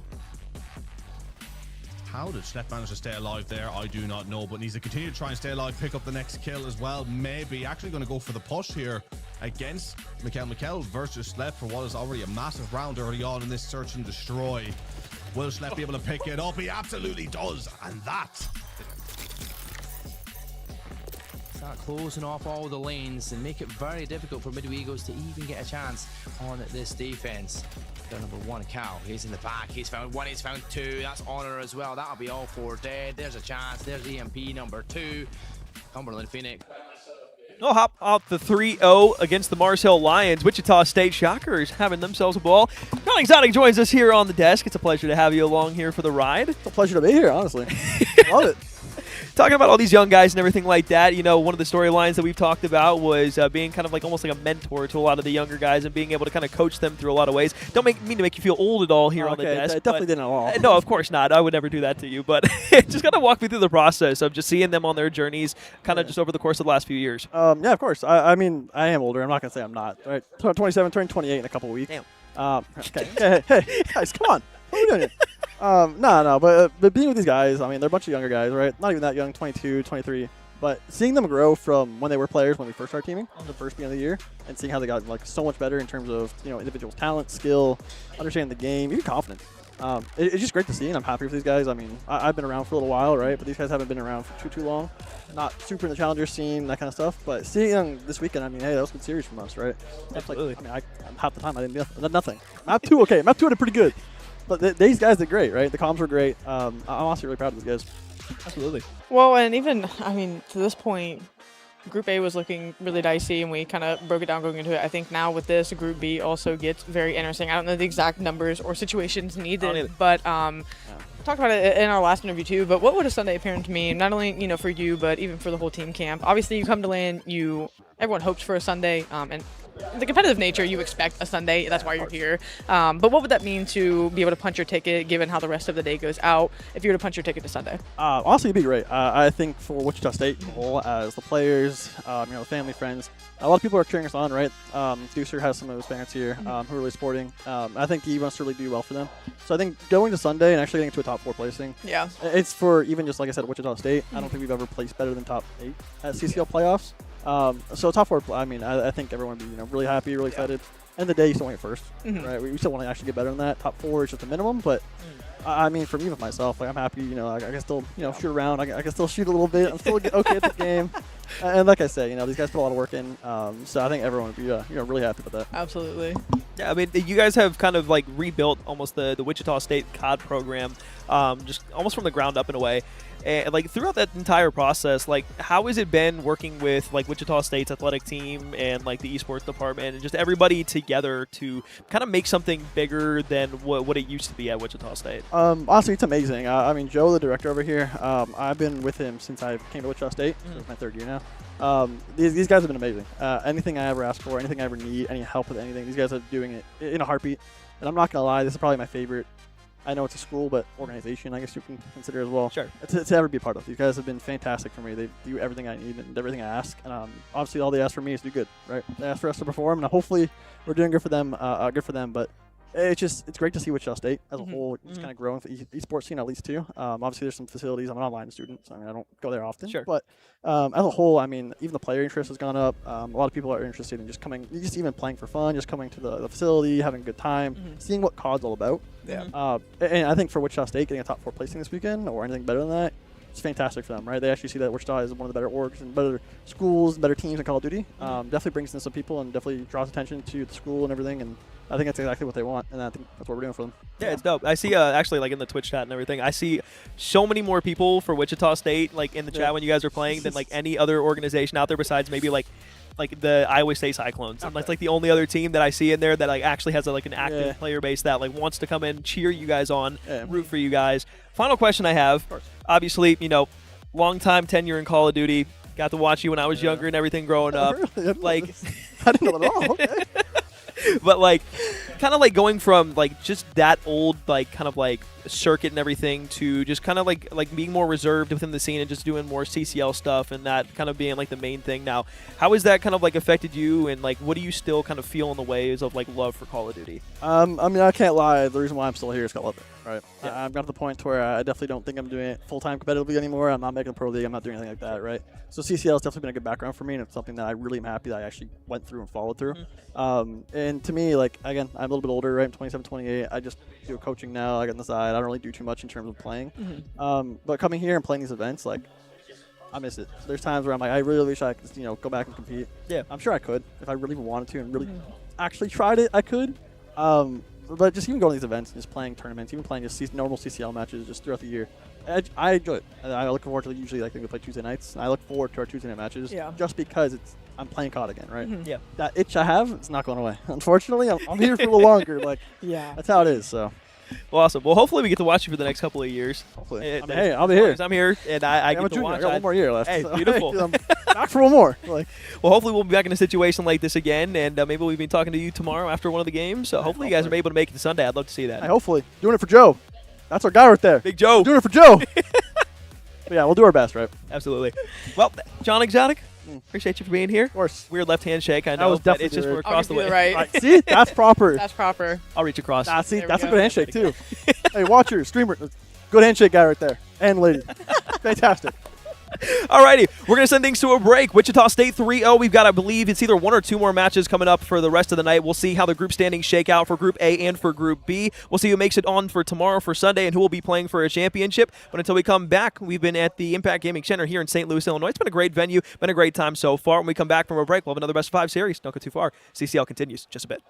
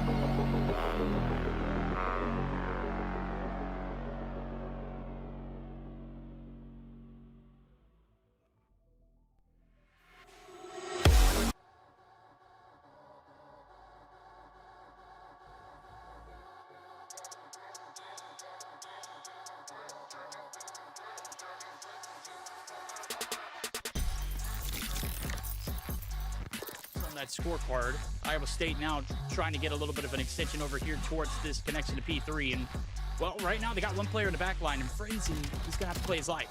I was going to say, Frenzy made the best play there. Allow the reinforcements to start pushing up the map. He gets himself 2, looks for the 3rd. Can he get the entire team? We'll see Izzy Chalice with the pistol onto Quick. Good shots from the pistol. 4 as well in the back, getting it done, and in doing so creating these opportunities left, right, and center. Look how deep he is onto this A site. And he's gonna find another double. Oh, put the shots in because I want some tequila, baby. He's doing a great job. First Arbo's found 2 of his own. First of all, he opens up the opportunity and gets the detonation over, so he makes it. Oh, baby! He's on a 6 spree, a double with a nade, and he's in your back spawn. There's a chance to close this half early. Oh, down to player number 3 of 4 finds that kill. Working quickly here. They have all the information in the world, able to get 1, make it 2. Can they find more? They get 3. Whippix, he wants the ace. Keep pushing through, young man, and you're gonna find it inside Dojo. Ground now will push back into Dojo. Bomb is down. B through mid hop. Can you find anything? You come through Dojo. 1 down. The trade is through. Second opportunity. It's gonna be Splody once again making the plays.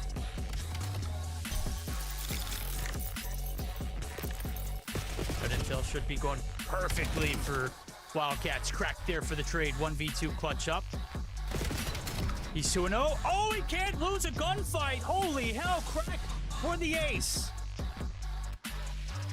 Brother.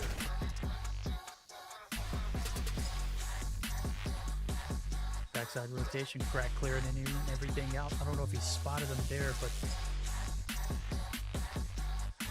I'm sure they're gonna wait to take his perfect fight. 25 seconds on the clock. Now is better than ever. And it's just Moo who has gotten lost on the map. The timing just couldn't go his way, ladies and gentlemen. An ace to go.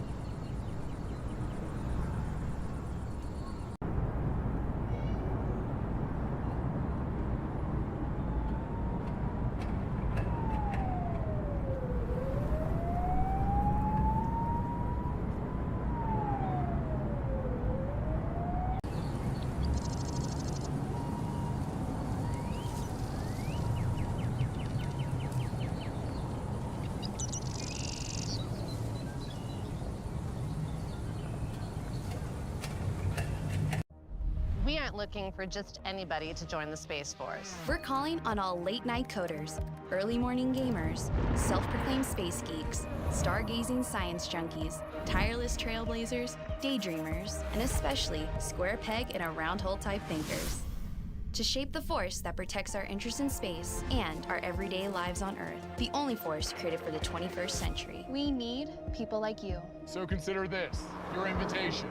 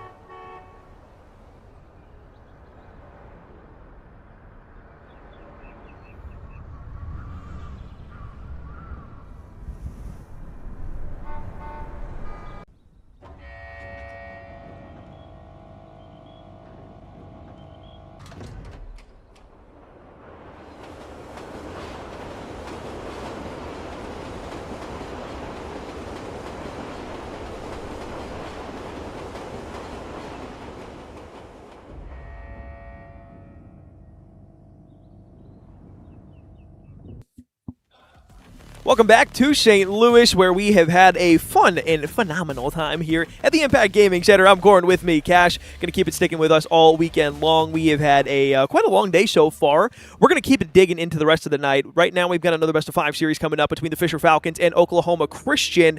I guess in order to kind of talk about this series, we need to take a look at the standings, because it is very imperative that we understand everything about them to see what the stakes are to get to tomorrow to finish in the Sunday bracket. If you don't get to the Sunday bracket, obviously, your CCL playoff run is done today, your LAN run is done today, and your hopes for a championship are kabloozy. We got the Nwosu Rangers down there at 4. Unfortunately, they are completely knocked out at 0-3. They went 3-9 on the map count, 25% win-loss on the day. Some very close games actually just took the Cumberland Phoenix to a Game 5. They did lose it, but they still took them to a Game 5. Yeah. The biggest difference here, though, is that changes things dramatically for what Oklahoma Christian and Fisher are going to need to improve inside of the bracket. In order for Cumberland Phoenix to make it to Sunday's bracket, to be playing tomorrow, they need Oklahoma Christian to lose flat out. Doesn't matter how they lose, they can lose any sort of combo, 3-1, 3-0, 3-2, doesn't matter. They just need Oklahoma Christian to lose. In order for Cumberland Phoenix to get knocked out, Oklahoma Christian needs to win this upcoming series in any fashion, 3-0, 3-1, or 3-2. So very simple. Oklahoma Christian win, they leapfrog the Cumberland Phoenix into the second slot. If Oklahoma Christian lose, Cumberland Phoenix will stay where they are at that slot up top. The biggest difference would have been is if the Fisher Falcons would have lost to Oklahoma Christian, then if Cumberland would have 3-0'd, then they would have been in with Oklahoma Christian. That scenario no longer exists. So it is either win and you're in for Oklahoma Christian, or the top two stay as they are inside of Group A.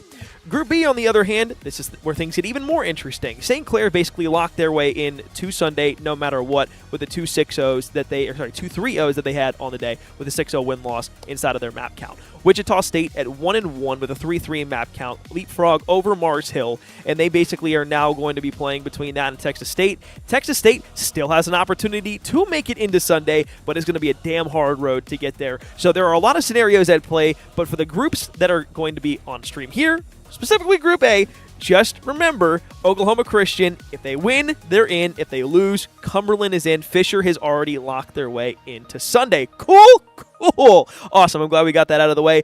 Amber, does that make sense to you? Because it makes sense to me. Yeah, it makes sense to me. You should look into teaching after your COD ventures are over. But yeah, win and you're in, and Fisher have done enough of the work to give themselves a ticket secured for Sunday, where they didn't have earlier today. Yep. Like you said, you did lay out kind of how things could have looked differently and where Fisher's spot was on the line. But now Cumberland in the spot where not quite Fisher fans, seeing as they're hoping to play them tomorrow, but definitely want Oklahoma Christian to lose to give themselves that Sunday championship, berth for the first time. So for Oklahoma Christian, they know what they need to do here. It is against you keep saying the same words, but sometimes you've got to. It's against who coming into this weekend was their hardest matchup, is what everyone was looking at to go into. This could be a grand final matchup. Now it's to decide who is playing on Sunday. One of these teams, Fisher gets in regardless. Oklahoma Christian, just to get to Sunday, needs to win this game. So a lot on the line here for Oklahoma Christian. You don't put too much stock in reputation in a sense, but they want the 4-peat. A lot of pressure. Teams have come out swinging against them. So yeah, Oklahoma Christian are going to have to come out and win here tonight. In any fashion, they would like to convincingly, just for, I think, even the mental aspect of going into Sunday rolling pretty well, because they kind of got stunned here a little bit earlier and now have to fight for their spot, which is something they're not very familiar with. Well, here's the thing. If Oklahoma Christian do lose the series, that means that Prada, Gus, and Manny, as well as Cruzy's already technically played his final CCL match, because he isn't able to be here this weekend, so he no longer will be in the CCL because he's graduated. The rest of the boys are also graduating. Terry's the only one that's not graduating on this team, so this could very well be Manny, Prada, and Gus, the 3-time defending champions, last match within the CCL, which is an insane thing to say in a moment where they're not even potentially looking at making it to Sunday. So we're looking at on what we are going to see throughout our series so far. Scar Map 1 for Oklahoma Christian was their pick. Map 4 is going to be a Den hardpoint for the Fisher Falcons. Pretty bog standard for what we see out of both of these teams and what they prefer. Lots of close quarter stuff, even in the respawns, is what I'm excited about too, because I want this to be a 1,000-mile-an-hour, series between these teams. I just think that's when these teams play at their best, is whenever the micro decisions are going to be what influences things at the end of the day. And with the high IQ level that these two teams, especially the history of them, how much they've played together, how much we've seen them over the years, what that's going to look like. I just hope the series is going to be good map picks through and through. And yeah, we're seeing a little bit more of that too, is now we see Fisher pick the French Search and Destroy for the map 2 slot. That's going to be a back-to-back series where we get French S&D at the 2 spot. Oklahoma Christian going to pick Raid Search and Destroy for 5. And of course, we'll do the little dance, pick your poison for map 3 here in a few moments. But early thoughts, I'm not mad about it. I'm not mad at it either. I think for a lot of the maps that we see here, each team has their own strengths and weaknesses. I think for Scar on the map 1 hardpoint, I think that's where we've seen Oklahoma Christian really lock in that map and mode specifically. And whether it be a map 1 or a map 4, usually they're pretty good on it. It was actually the map 1 they played against Cumberland. We thought they were going to be able to clutch up there at the end. Instead, it didn't turn into what was going to be a fruitful venture. Yeah. That was the spark of what ended up being a 3-1 series win for Cumberland, putting him in this spot in the first place. So Fringe S&D, that was the Fisher Falcons pick. I'm actually quite curious to see how they like playing the map and how they're going to be able to move around the map together, what their kind of strategies are, what the play calls are going to be throughout the map, because that could be a very interesting map too. And I wanted to see not only how Oklahoma Christian counter that, but do the exact same thing that Fisher are going to be able to throw out in a map that, well, really these teams haven't played since last year. Scar Overload map 3. It's Scar and it's Overload. 2 Scar respawns, I mean, yeah, not much more to say. Exactly. But that's our guaranteed map set for 3 maps, and then we got a Den Hardpoint and a Raid S&D to close things out throughout the rest of this series. So, now that we have maps, now that we have everything to kind of bring up and talk about, I believe that means we are soon to load into this one. Let's talk about this map 1 a little bit more in depth, though. Oklahoma Christian earlier on in the day, one of the things that they have has almost been synonymous with them this weekend when playing Scar Hardpoint is being able to lock down a significant time on P1. And once they get into P2, specifically in the earlier rotations, whether it's the first or second rotation, sometimes it just feels like they almost fall flat at times, and that when they get that hold out on bottom red, somehow, some way, it's always that first wave of kills where either they just get discombobulated or maybe they get overwhelmed, and then all of a sudden that first push from the opponent is what allows them to break in, and then that gives them a good chunk of time. Now, is Oklahoma Christian able to either break back into that or rotate out on P3 and then hold down time? The answer is absolutely yes. But against the Fisher roster, I think it's going to be a little bit different this time, because you're not going to get afforded some of the same opportunities you were getting against Cumberland, same opportunities that you were afforded against Nwosu. This is a much different, much more refined team in the Fisher Falcons. And as I look forward to the rest of this series, not only is it going to be difficult for this Oklahoma Christian team to go out and beat them, but keeping everybody on the same page, cool, calm, and collected. I won't name names, but we were told that there was a little bit of composure loss after the series against against Cumberland. So I just would like to see everybody kind of just keep their cool. If it's a bad map, it's a bad map, whatever it may be. Again, you're playing for your tournament lives at this point now. This is the final do-or-die moment for Oklahoma Christian. We need to see something very positive out of them, and that could just be simply the vibe from everybody on the team and not getting checked after an S&D. Well, and, that's almost like competitor, rule set 101.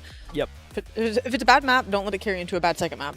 Exactly. If you take a bad shot, don't let it carry into a bad second. Just forget about it. Go on to the next one. Take the good things that you need to. But like you said, I think for the Oklahoma Christian camp at this point, keep the vibes high. I think that's a great thing to mention because, it was, and if they make it, it is an untraditional route for them. It's a little more contest heavy than maybe they would have preferred comfortability wise. Everyone would love, just to easy breezy skate their way in. So now that they actually have to push back, fight, and like you said, play this refined Fisher esports team, it's going to be something where composure is going to matter. You are going to be tested, and it is going to be, whether it is even a 3-0 or not. I can imagine the series is going to be hotly contested on either side of things. So, yeah, as long as everyone can stay on the same page and say, win or loss, on to the next map, win or loss, on to the next map. Oklahoma Christian stand to be in a good spot. I think Fisher play with a certain level of composure that is very hard to shake. So even talking the Scar Hardpoint, you talking about how we've seen Oklahoma Christian play, get broken, re-break, whatever their P2 looks like, which again, talking that specifically, and if you don't know, a money hill, just something where people can garner, just a significant amount of time. Oklahoma Christian have not looked confident in that, is the point Alex was trying to make. And so my point in that, just being satisfied with, okay, if we get broken, I like their P2 to P3 transition. Yep. It has looked good for them today. So they do have bright spots where if things don't go right, they do know what they want to do off the back end of, maybe a play not going right. Did we get a full 60? No. How can we translate it to into a front 20, into a new front 40 on new. Again, just a lot of nitty-gritty details. Alex and I have seen so much of these teams over the years, so we could go on for hours about the details of the playmaking ability of, you know, any of these 8 players. We're just excited to get the action, excited as you guys are for their tournament lives, for their, I mean, you said it, it's sad to say, even just it's starting to hit a little bit, but yeah, their last collegiate hurrah this weekend in its entirety. This map in this, or excuse me, this series could be their last hurrah. You know they don't want to go down on an L. You know they want to keep searching their way forward. They've got to do it against Fisher, who are already guaranteed a spot in the top 4. Can Oklahoma Christian join them here with any kind of series win?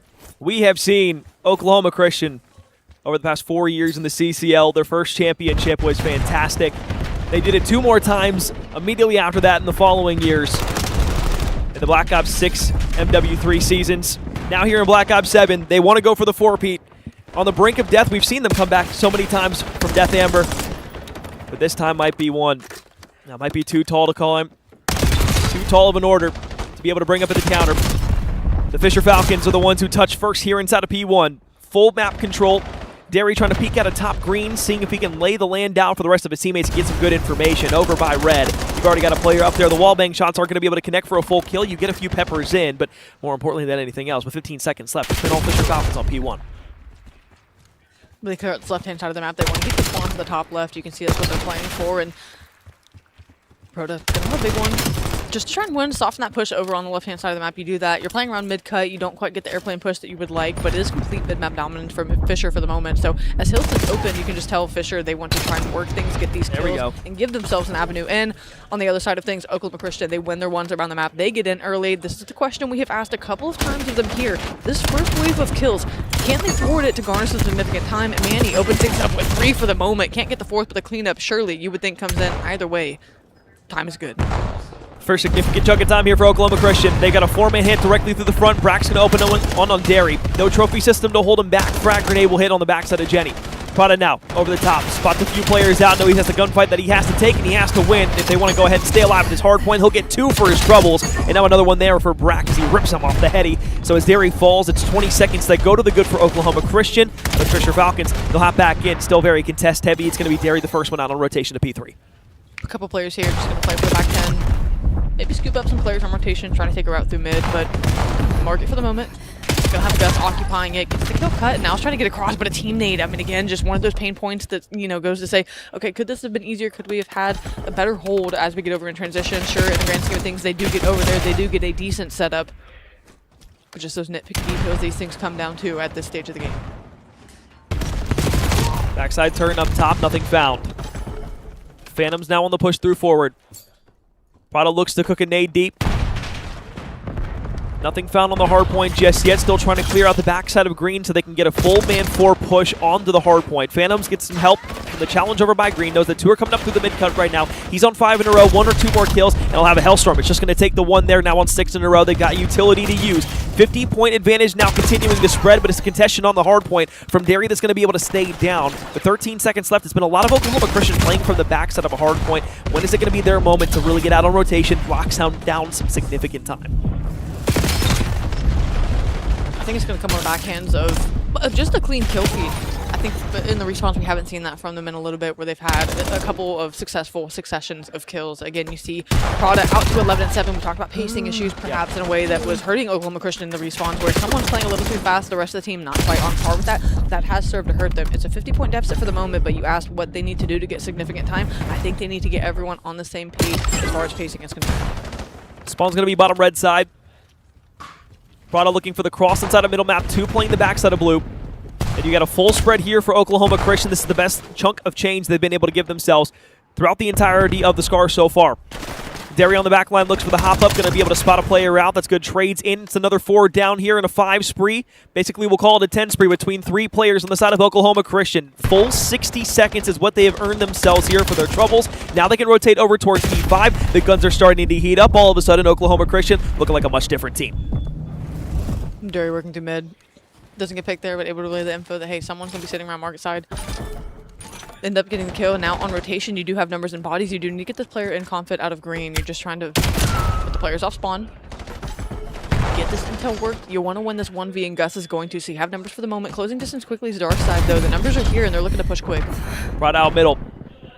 Looking for a streak of his own, wants to match what Fisher have in terms of utility. Double out their middle, challenges with a pistol, very aggressive. Doesn't get the streak more importantly than anything else. So the over-challenge and the over-commit there.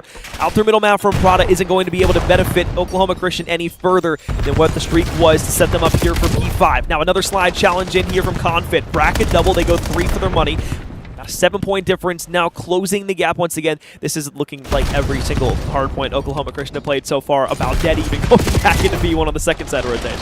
But from this, they had to battle back from a 60-point deficit, so you can't overstate, you know, how big that P4 was for them to garner that much time. It was looking like, you know, 80 to 30. It was like 80-20. So they really needed to get that to get a breath of, you know, fresh air in their lungs to go into this next set of rotations. It was 35 seconds off P1 the last go around for Fisher. So even though you said the guns of Oklahoma Christian have woken up, we need to see it translate here in mid-map, because the first 2 hills, it was all Fisher in market.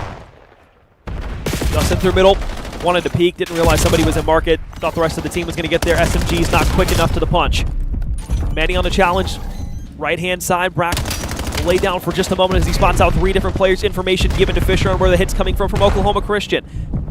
Back up to 100 HP, challenge up to top green, just want to get some suppressive shots. The rest of the team make their way forward. Nobody out towards plain side.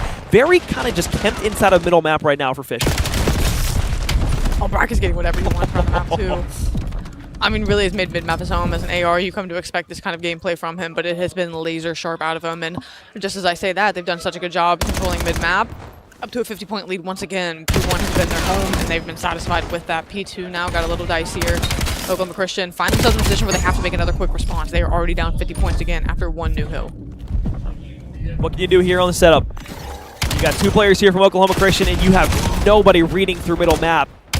Confidence playing the backside of green, and in a full wrap that gets the spawn secured by back green for P2. They knock everybody from Oklahoma Christian back over towards bottom blue. It's going to be a 4-man hit directly through the front. First one to take the gunfight is going to be Derry on the right-hand side. Challenge. Top red. You got 2 bodies laying down inside the left-hand corner. First gunfight doesn't go their way, and it just seems like flurry after flurry. Every time the Oklahoma Christian roster pushes, Fisher are there to shut them down. Manny tries to get one, which is a lot of lookout to clear out. And sure, you're able to get one going here, but again, like you said, Fisher just running it over for the moment. 80-point win, or excuse me, 80-point deficit. A clean kill feed finally, but that just only affords them the chance to rotate. That doesn't give them the rotation. That doesn't give them the setup. It just gives them the opportunity to. What can they do behind it? Gus out front on the hard point. Looking to go ahead, suffocate everybody from Fisher. Off from the green side. A jump up's not going to be able to connect just yet. Bracken Confid there for the first 2, looking to make their way in. Hellstorm going to be invested over the top. Everybody on Oklahoma Christian has been forced back as Derry and Gus will fall as the first 2 inside of this exchange. 40 seconds left on P3. Lots of time bleeding and draining off the clock right now. Oklahoma Christian down 70 points to the Fisher Falcons at the moment, and that gap continuing to climb, trying to get over the 200-point mark of the Falcons.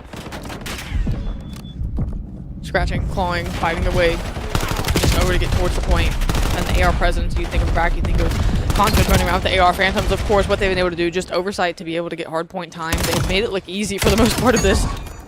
Hard point is, sure, Manny's going to snap and get 2, but again, what's it going to turn into? And I just think the team being so disconnected, Fisher Falcons playing so connected, so disciplined, has ran up the score the way that it has, and now it feels like, you know, not quite do or die in a sense, but the way the map has gone, it feels like Fisher can rip off 30, 40 points on a given hill. You definitely need to make it stick.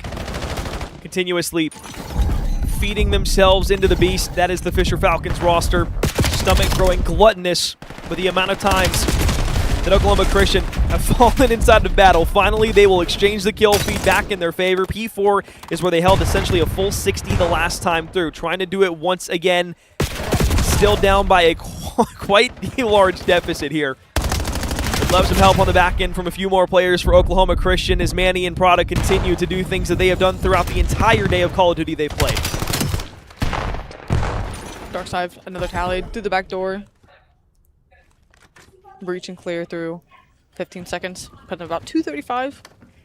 Going to new Oklahoma Christian. Get out. Have a chance to get the setup they want.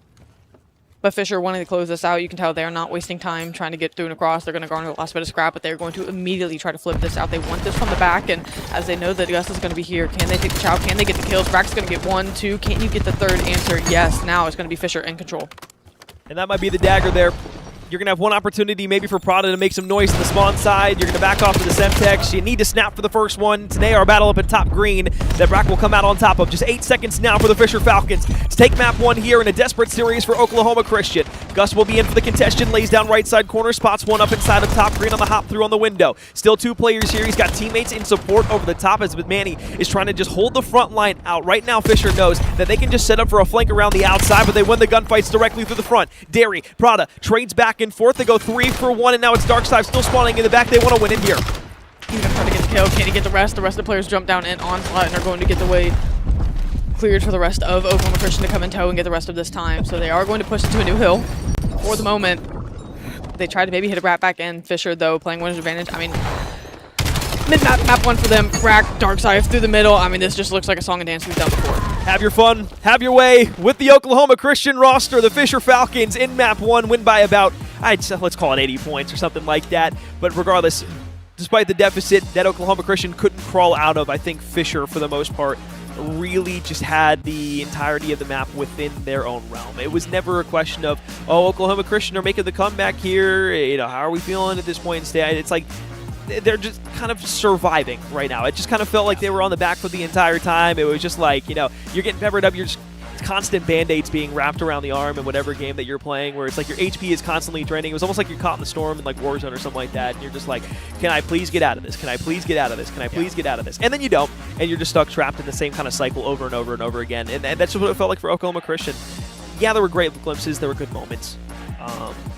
But I mean, I hate to be the one to have to say it, but like, you kind of have to. And like, look, this is nothing against, you know, Derry coming in for Cruzy COD in the moments like this, but it's tough for him when not only has he not played necessarily the entire year with Oklahoma Christian's main roster, but you know, you're missing one of the most prolific players that has been within Challengers and the CCL within the last 4 years. So it's like, it's no surprise that this team is going to struggle without Cruzy being here in person, but it's just some of the maps that Derry's had throughout the weekend, it's like you have to technically look at that and say that's the problem, even though you don't necessarily want to in a lot of ways. So yeah, it's just unfortunate. It's just the one thing I will say, and I hate to go this long, but like, I would just wish he had more engagements on the map than anything else. That was really something I picked up on and wanted to call to. It was to kick off the second set of rotations. I think he had 25 engagements, and Brack had 25 kills to that point. And like I said, even if the KD is less than desired, that just tells me he's playing timid. You know, I think he's reserved. I think he's definitely wanting to do well. I mean, of course, who isn't? But I think he's wanting to do well, and I think at that point, don't slow down. You know, just, if you're gonna play pace. Exactly. Gun, it happens. Whatever. Everyone has had absolute bad maps, but at least push the pace and don't hinder the flow of how things are going. Yep. You know, again, playing timid, I understand the stage you're on, what's at stake. I understand being scared in that regard. With the engagement being so low, it's almost like you didn't even give yourself a chance to be effective because you sat out 50% of the plays just by the timidness maybe you were playing with. And again, that's not to put Derry down as a player at all, but like you said, it is just the staunch reality we're facing. It is an Oklahoma Christian roster going up against a full-fronted Fisher Falcons without their IGL, without their primary AR. And again, with Derry playing timid, it definitely isn't going to help Oklahoma Christian. And I hope the talk in that camp, which I know they, you know, we're kind of chatting it up with him earlier, just being like, look, go out and play COD. Exactly. Go play COD. There's no, what do we lose if we lose? Nothing. Exactly. That's all there is to it. You don't lose anything. So, you know, to play timid, again, I think it just goes to hurt more than even just being a step in goes. So I would like to see just an air of confidence in the Search and Destroy. Obviously, the last time we played Search and Destroy as well, it wasn't great. Go out and play COD. That's all you got to do. Exactly. That's all you're here to do. You don't have to overthink it. And you know, that's such a good team camp anyway that I know the conversation isn't anything other than that. Just a well-refined win for Fisher. You know, not much more you can say, but that is unfortunately at this point the talking point. I know it's only map 1, still a long series ahead of us. Of course. But you and I have watched a lot of Call of Duty in regards to saying that's definitely where, you know, there is a sore spot for them. That Fisher is going to press a thumb in and press a thumb in until it's unbearable, and until they get the series win. That is what Fisher is out here trying to do. They know that, and that's how they played map 1. Keep it up, boys. Ready? All spawn in that back on me right there. All right. I did like that you kind of pointed that out, though. It was when you were talking about there was something that was just in my head, and I had the entire point there, and it just completely evaporated. So let's talk Search and Destroy on Fringe. There was something that you said that I genuinely was like going to actually point to, but oh well. It doesn't matter. If it comes back, we'll go back into it. But now we'll talk about Fringe and the Search and Destroy here in Map 2. Oklahoma Christian haven't played this throughout the entirety of the weekend. I'm not sure if Fisher has either, and if they have, I'm not sure if we have the updated kind of stats page for it overall. One of the things here that I think that I want to kind of take a look to for Oklahoma Christian is, okay, well, if we're going to try to get Derry to push the pace with the rest of the team, if we need to kind of like, if we don't want to slow down what everybody else is doing and kind of throw off the pacing, either A, it just needs to be something where and this is the hard part too, right? You don't want to micromanage somebody to the point where like you're telling them go here, do this, do now, this because like they're still their own player, and you trust them enough to at least make a play if they need to. It's more so just like you don't want to use them as bait either at times, but like it's a tough after an 0-7 performance, you kind of have to. Yeah. So we'll see how it unfolds over the course of the Search and Destroy here. Obviously, lots of talking points to still go into here with Oklahoma Christian, but I want to see them use some more utility with Derry and allow that to just kind of be that first person that gets that peek out. If it's something that they just get a little chip damage in, cool, back off, let somebody else go out and fry.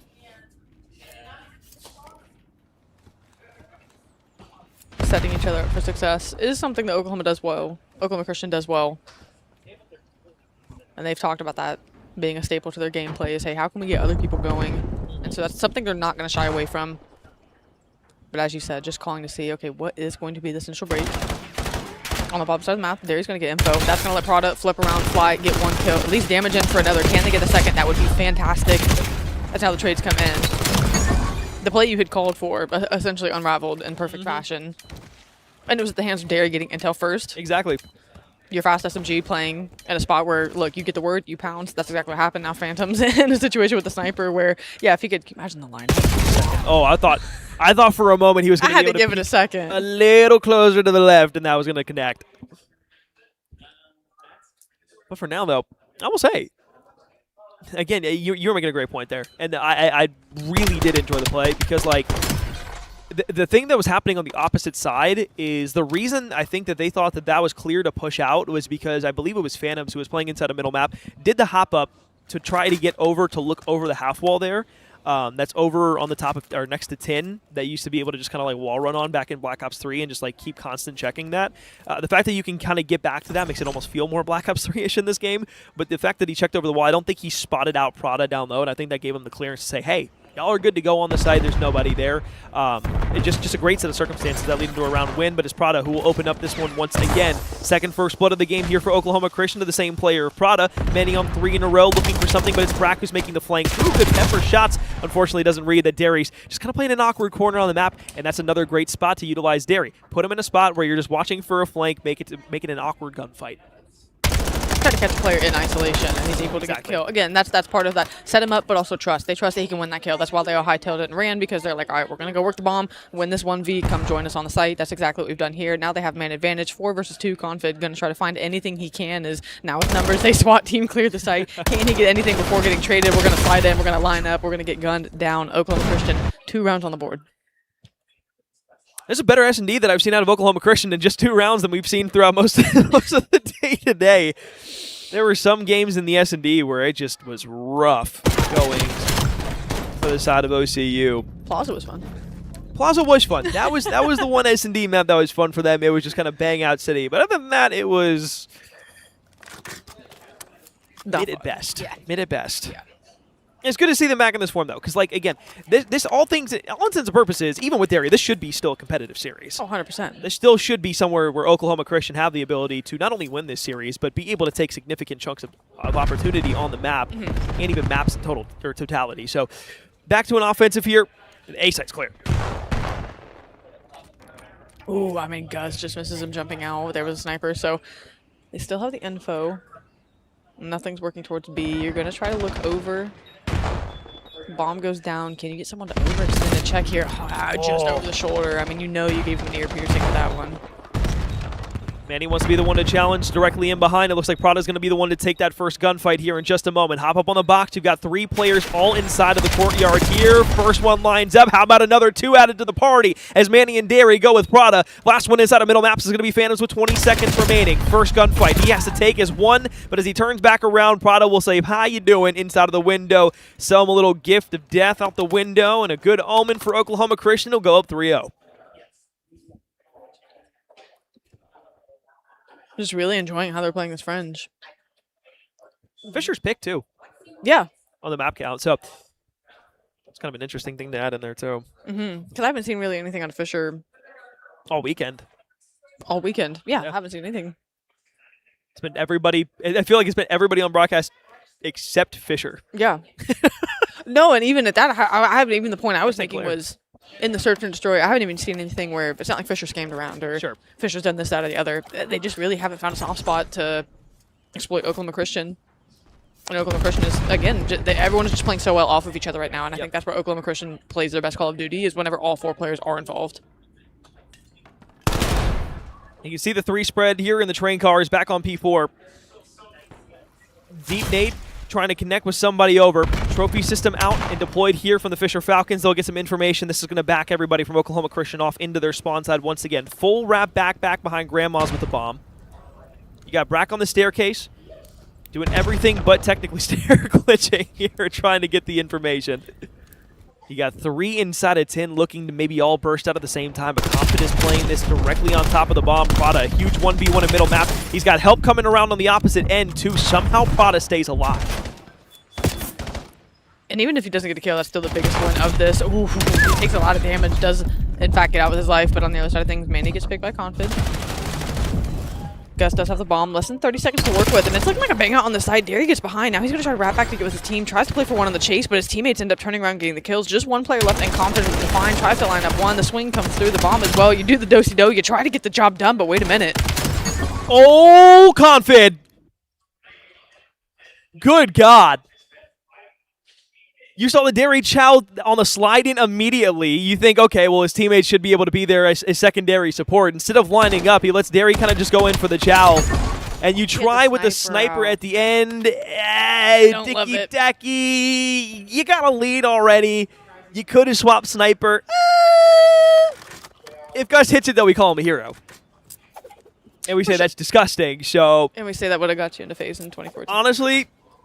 I can't really hate on Gush because like I've been pretty sweet, you know what I mean? I've been pretty sweet. Yep. 0-4 for Brack though, uncharacteristic. On the insta swap. Yeah, I mean I had a burner of a map 1, so yeah, 0-5 to be going into round 5 waiting for that one to start. Definitely something Fisher is feeling, but Phantoms connecting with the sniper, drawing things up at 3-3. Again, his role pretty much play for intel, and if you can get a pick out of that, fantastic. But just passive play defensively, and we haven't touched on it a lot this weekend, but even just talking search and destroy, defensively, you don't have to make a move. Yeah. Oklahoma Christian is like, we have the lead anyway, but they're like, we're on defense. They have to make a play at us. Why would we overextend and give something up that we don't want to? So they're snug as a bug over at these bomb sites. They've got Derry watching. There's eyes on the cross. He's going to back down. The rest of the team's going to wrap. You're going to see them make that play quickly. And Darkside realizing it's Derry, they're going to chow it out as well. They're going to try to take up position on this. With the AR, you jump it aside. You lose the gunfight. Gus is going to try to get another damage dealt. Has to wrap back now. 1v2. Bomb getting planted. 19 seconds left. What's the timing here? Lines the first one up. Knows the second one's on top of the bomb. Oh, Gus has had 2 different gunfights inside of that little corridor there inside of Market. That if he just is just a ½ centimeter closer on 1 or 2 bullets, all of a sudden you're looking at completely different. Got to give credit, though, to Confid, being able to not only get that bomb down, recognize that he was at a disadvantage in the spot that he was in, wrap on the opposite side of the bomb, use that to cover in his advantage, be able to win that. So although Oklahoma Christian started off with a 3-0 spurt, and they've been winning a majority of the gunfights throughout some of these rounds, all of a sudden, the Fisher Falcons are starting to get a little bit of wind in their sails, starting to fly again. Brack, the one player you definitely want to see if he gets going. Surely at some point, But across the board, Oakland Christian playing fine. But like you said, Fisher starting to piece things together. That's where you start to say, okay, do you make an adjustment? Do you make a call to not play the side of the map Confid's on with how confident he is playing? Looks like this bomb's working towards A, and the defense not really budging on that either. Very slow round out of the Oklahoma Christian boys right now. Usually they try to like show a little bit more face over on the side. Confid weak in the corner. He's got the Hellstorm now, and they are starting to roll really quickly through everybody. Brack finally gets himself on the board, joins the party. Gus once again, can you do something crazy for me, sir? You got one directly over to your right. You got one playing the bomb. Confid has no idea that he is here, and they are just like all directly around each other, and he looks the opposite way. So now everybody's going to go unchecked, and he's going to say, okay, what is this? Turns back around, knows that Confid's there with the sniper. Gosh, are we? Are we serious? He's going to do that with a smile on his face every time, too. He knows that that's hilarious. He's not going to smile right now because I said something, but he's laughing internally going like, yo, but if I hit that, though? Yo, but if I hit that, though? Because if he would have hit that, I would have said some explicitives. Yeah. Curse words. Mm-hmm. That would have been really funny. Stressing me out. This map. 3 rounds to Fisher. 3-0 up. 3 to Fisher. We kick off the back half of the search and destroy. Brack gets 1 on the board. Confid's still on 7 in a row. What, things have flipped on their head quickly. Again, Hellstorm to use. Utility in that back pocket of his, and he's just going to pull it out and start whipping it around on the map. Looks to connect with 1. It's a team kill on the dark side. Phantoms gets a little bit over-aggressive, and now it's going to be directly through the top side of the barn. Somehow Confid doesn't connect with it, and now Phantoms will fall. Brack, shaky shots. Maybe that's why he's had such a rough game, at least to start things off here. And as Manny's up in the courtyard now, you got another one wrapping top red. Bomb's going to go all the way back through like the front side of Grandma's. I think Gus is going to spot it out. They are in a sniper duel right now. Please get me on Gus's POV. Please!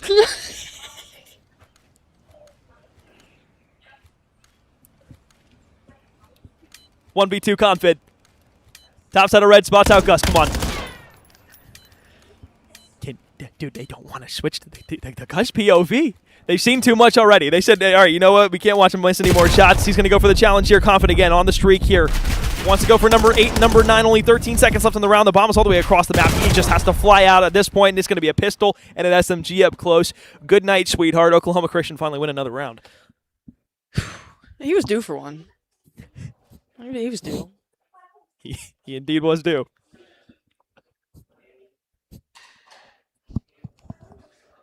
Slow the role that Fisher was building for themselves. Gus, it's sniper shot, they get around win. That's pretty one-to-one math to me. I trust your math, so we'll go for it. Yep. I like that. Yep. That's good stuff. Not like it's been a long day or anything. We are crunching something up in this head. I'm not sure what. All right. 4-3. Oklahoma Christian once again have themselves a lead. Little bit of wiggle room to work with. Phantom's back's all the way off. Stun check out, and he's going to know at least 2 or 3 are there.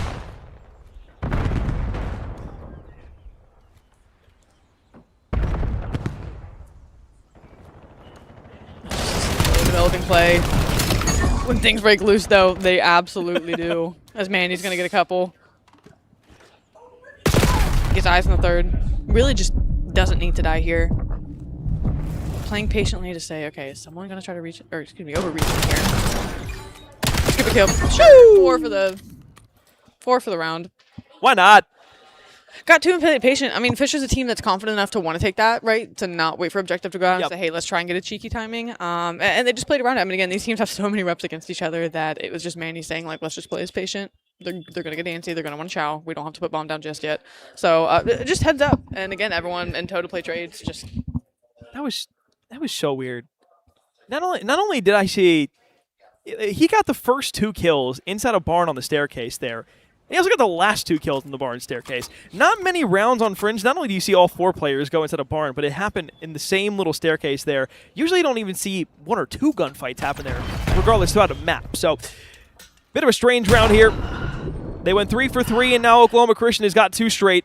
Up through middle map, everybody is gone. It was a gamble stack over on A for the defensive side of Oklahoma Christian. They give up the entirety of B, feeling, I guess, quite confident to be able to retake this site on the opposite side of the map up north. Well, and that's what you're going to do if you're going to use util and tac. You've got to make use of it because you're going to rotate to the site. You're not going to have it, so your play has to develop quickly, and that's exactly what Fisher did. Just a perfect demonstration of, hey, bait and switch, make a little noise, run over to B, get the bomb down. Oh, my. An absolute hammer for a pistol to take that one. 3 fall in succession. Last one up's going to be Manny. He's like, I've had a few gunfights here before. Absolutely nukes Confid off the map. Now has a couple more in front of him. The timing is impeccable. Directly behind one. Has another over towards his right-hand side. If the reaction snap would have been there, cool. If he would have got through the window, maybe gives himself a chance. And you can see the smile on his face. He's going like, but imagine though. Everyone's had their moment for Oklahoma Christian. I guess the big story now, though, is just kind of watching the rest of the Fisher Falcons' offensive defensive rounds kind of develop throughout what we've seen so far. Because that 3-round stretch that they had was awesome to see. And I'm glad that they were able to get to that point. And then Oklahoma Christian, when they rip the Band-Aid off and they go flying back out at it again, it's like, okay, well, it's just a byproduct of Manny, Gus, and Prada all playing well. Derry being able to be supplemental in these rounds as well. Now I want to see that kind of get back out to it, but Brack has gone from an 0-5 standpoint to 5-8 on 3 in a row. And we have now the opportunity to get back over here in towards middle map. Gus with the sniper. Oh, the timing. Payoff. Manny 11-4. Just gonna back down, rewrap. Really minimal info, barring, okay, we've got bodies on A. You're not quite sure what mid-map looks like. I mean, there's someone under Gus's nose, and sure, he gets one. Immediately traded out. 2 to go once again. Sure, bomb is over here. Derry kind of just waiting. Playing the info game as you're gonna have Manny with bomb, having to make a play. Don't love it. I understand it. For the map, Derry. First kill. Second one. Oh! The trace was good for the first few. Almost able to lock it in. Chin up, big fella. Come on. One final round, round 11. A search and destroy that feels like it could be the swing in the series to give momentum to Oklahoma Christian, or it could be the pitfall and the nail in the coffin that solidifies what could very well be a 3-0 for the Fisher Falcons going into the overload. Still a lot to be played out, of course, in the rest of this series, but that's just kind of the feeling that I get from it. I don't know if you feel the same, Amber, but I'm sure you probably do because you're sitting here shaking your head, and I know they can't see that, but I can. But here we go, round 11. Lock it in, boys. Phantoms and the rest of the Fisher Falcons. They've had a lot of success throughout the middle of the map the last few rounds. Deep nades over towards the A site. Doesn't connect on anything just yet, but they do weaken one up. No lives taken off the board just yet. 15 seconds gone. Full B site control. It's going to be down to Oklahoma Christian to retake the site once again on a gamble stack from A. Bomb not going down just yet. There's a retake, and they're just going to overextend. I think they're going to try to catch them on the rat back and get these kills. They go 1 for 1. Gus out there for another. 3 versus 2 for Oklahoma Christian. Trying to put the nail in the coffin here inside of map 2.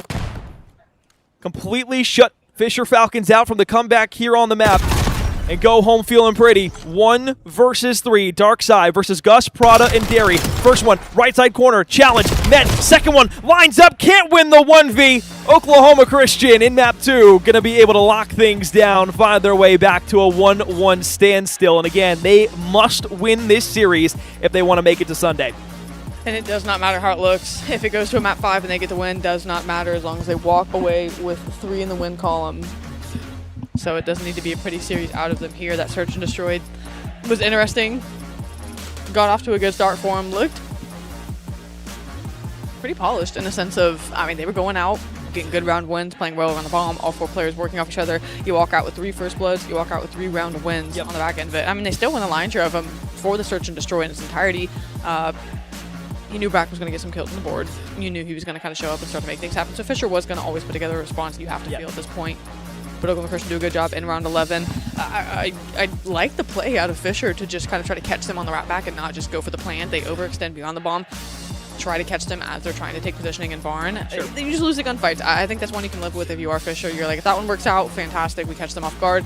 You just lost the gunfights, put yourself in a bad spot at a numbers disadvantage, and you end up losing a round. I don't think they're sweating it that bad. Oklahoma Christian, happy to get one on the board, though. Absolutely. Take a look at the stats one more time, and I mean, between the three main guys on Oklahoma Christian, you look to Manny, Gus, and Prada. 32 between the three of them. Lots of non-traded kills, tons of damage that comes out on top of it. 3 first deaths went to Manny. Sure, gets a blood for it, but I looked at Prada there. Those first 2 rounds that we watched, 2 bloods immediately early on in the game. The one where he laid down inside of the courtyard between Tin and between the A site, and then another one where he was able to find success out through middle map.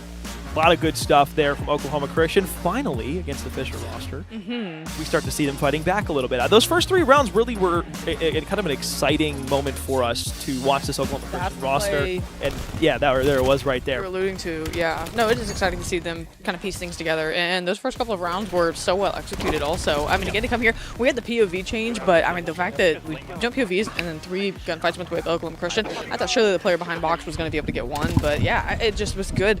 The calls coming through, everyone knew what they needed to do. I mean, again, you even saw on the scoreboard there he had 3 assists, which was second highest on the team, which again, I mean, just dealing good damage and just getting good intel relayed. So he was involved in a lot of the plays there. We talked about how much that had shied away maybe in the respawns. You go to a map 3, another respawn where you just want to see that trend continue. Search and destroy, it's a little easier, right, to stay in the mix because things are a bit slower, but that just shows the confidence Oklahoma Christian have to say, like, yeah, it's not some ugly stepchild situation. Let's get in the mix. Let's go execute this play. And again, he played his role well. There were 3 rounds where Oklahoma Christian were facing a man disadvantage clutch situation. He was in one of them. Gus was in 2 more. So there were situations where they could have pulled off, you know, kind of something to win the search and destroy earlier. Regardless, I think it was still a good team search and destroy out of Oklahoma Christian. One where their S&D has looked shaky of what we've seen of them today, which has been a lot of search and destroy. So to go get this one, I know they're feeling good.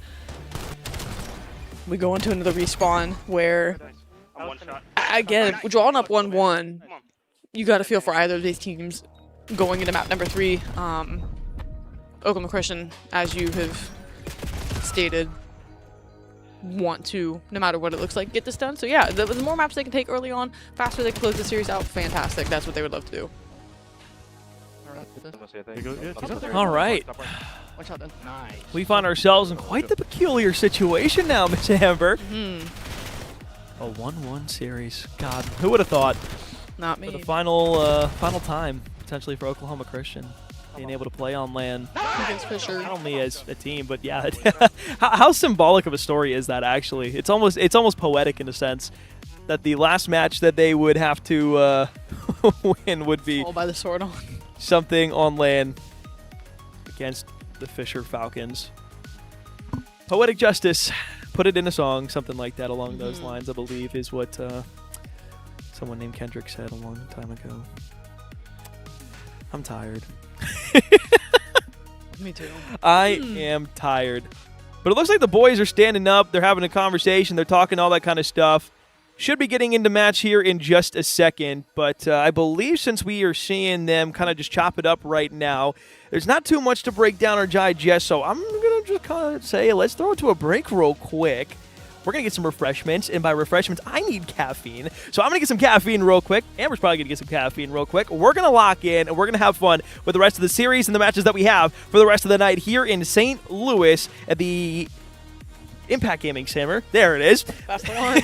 There it is. Like I said, long day. We'll be back after a short break. Don't go too far. CCL LAN 2026 continues.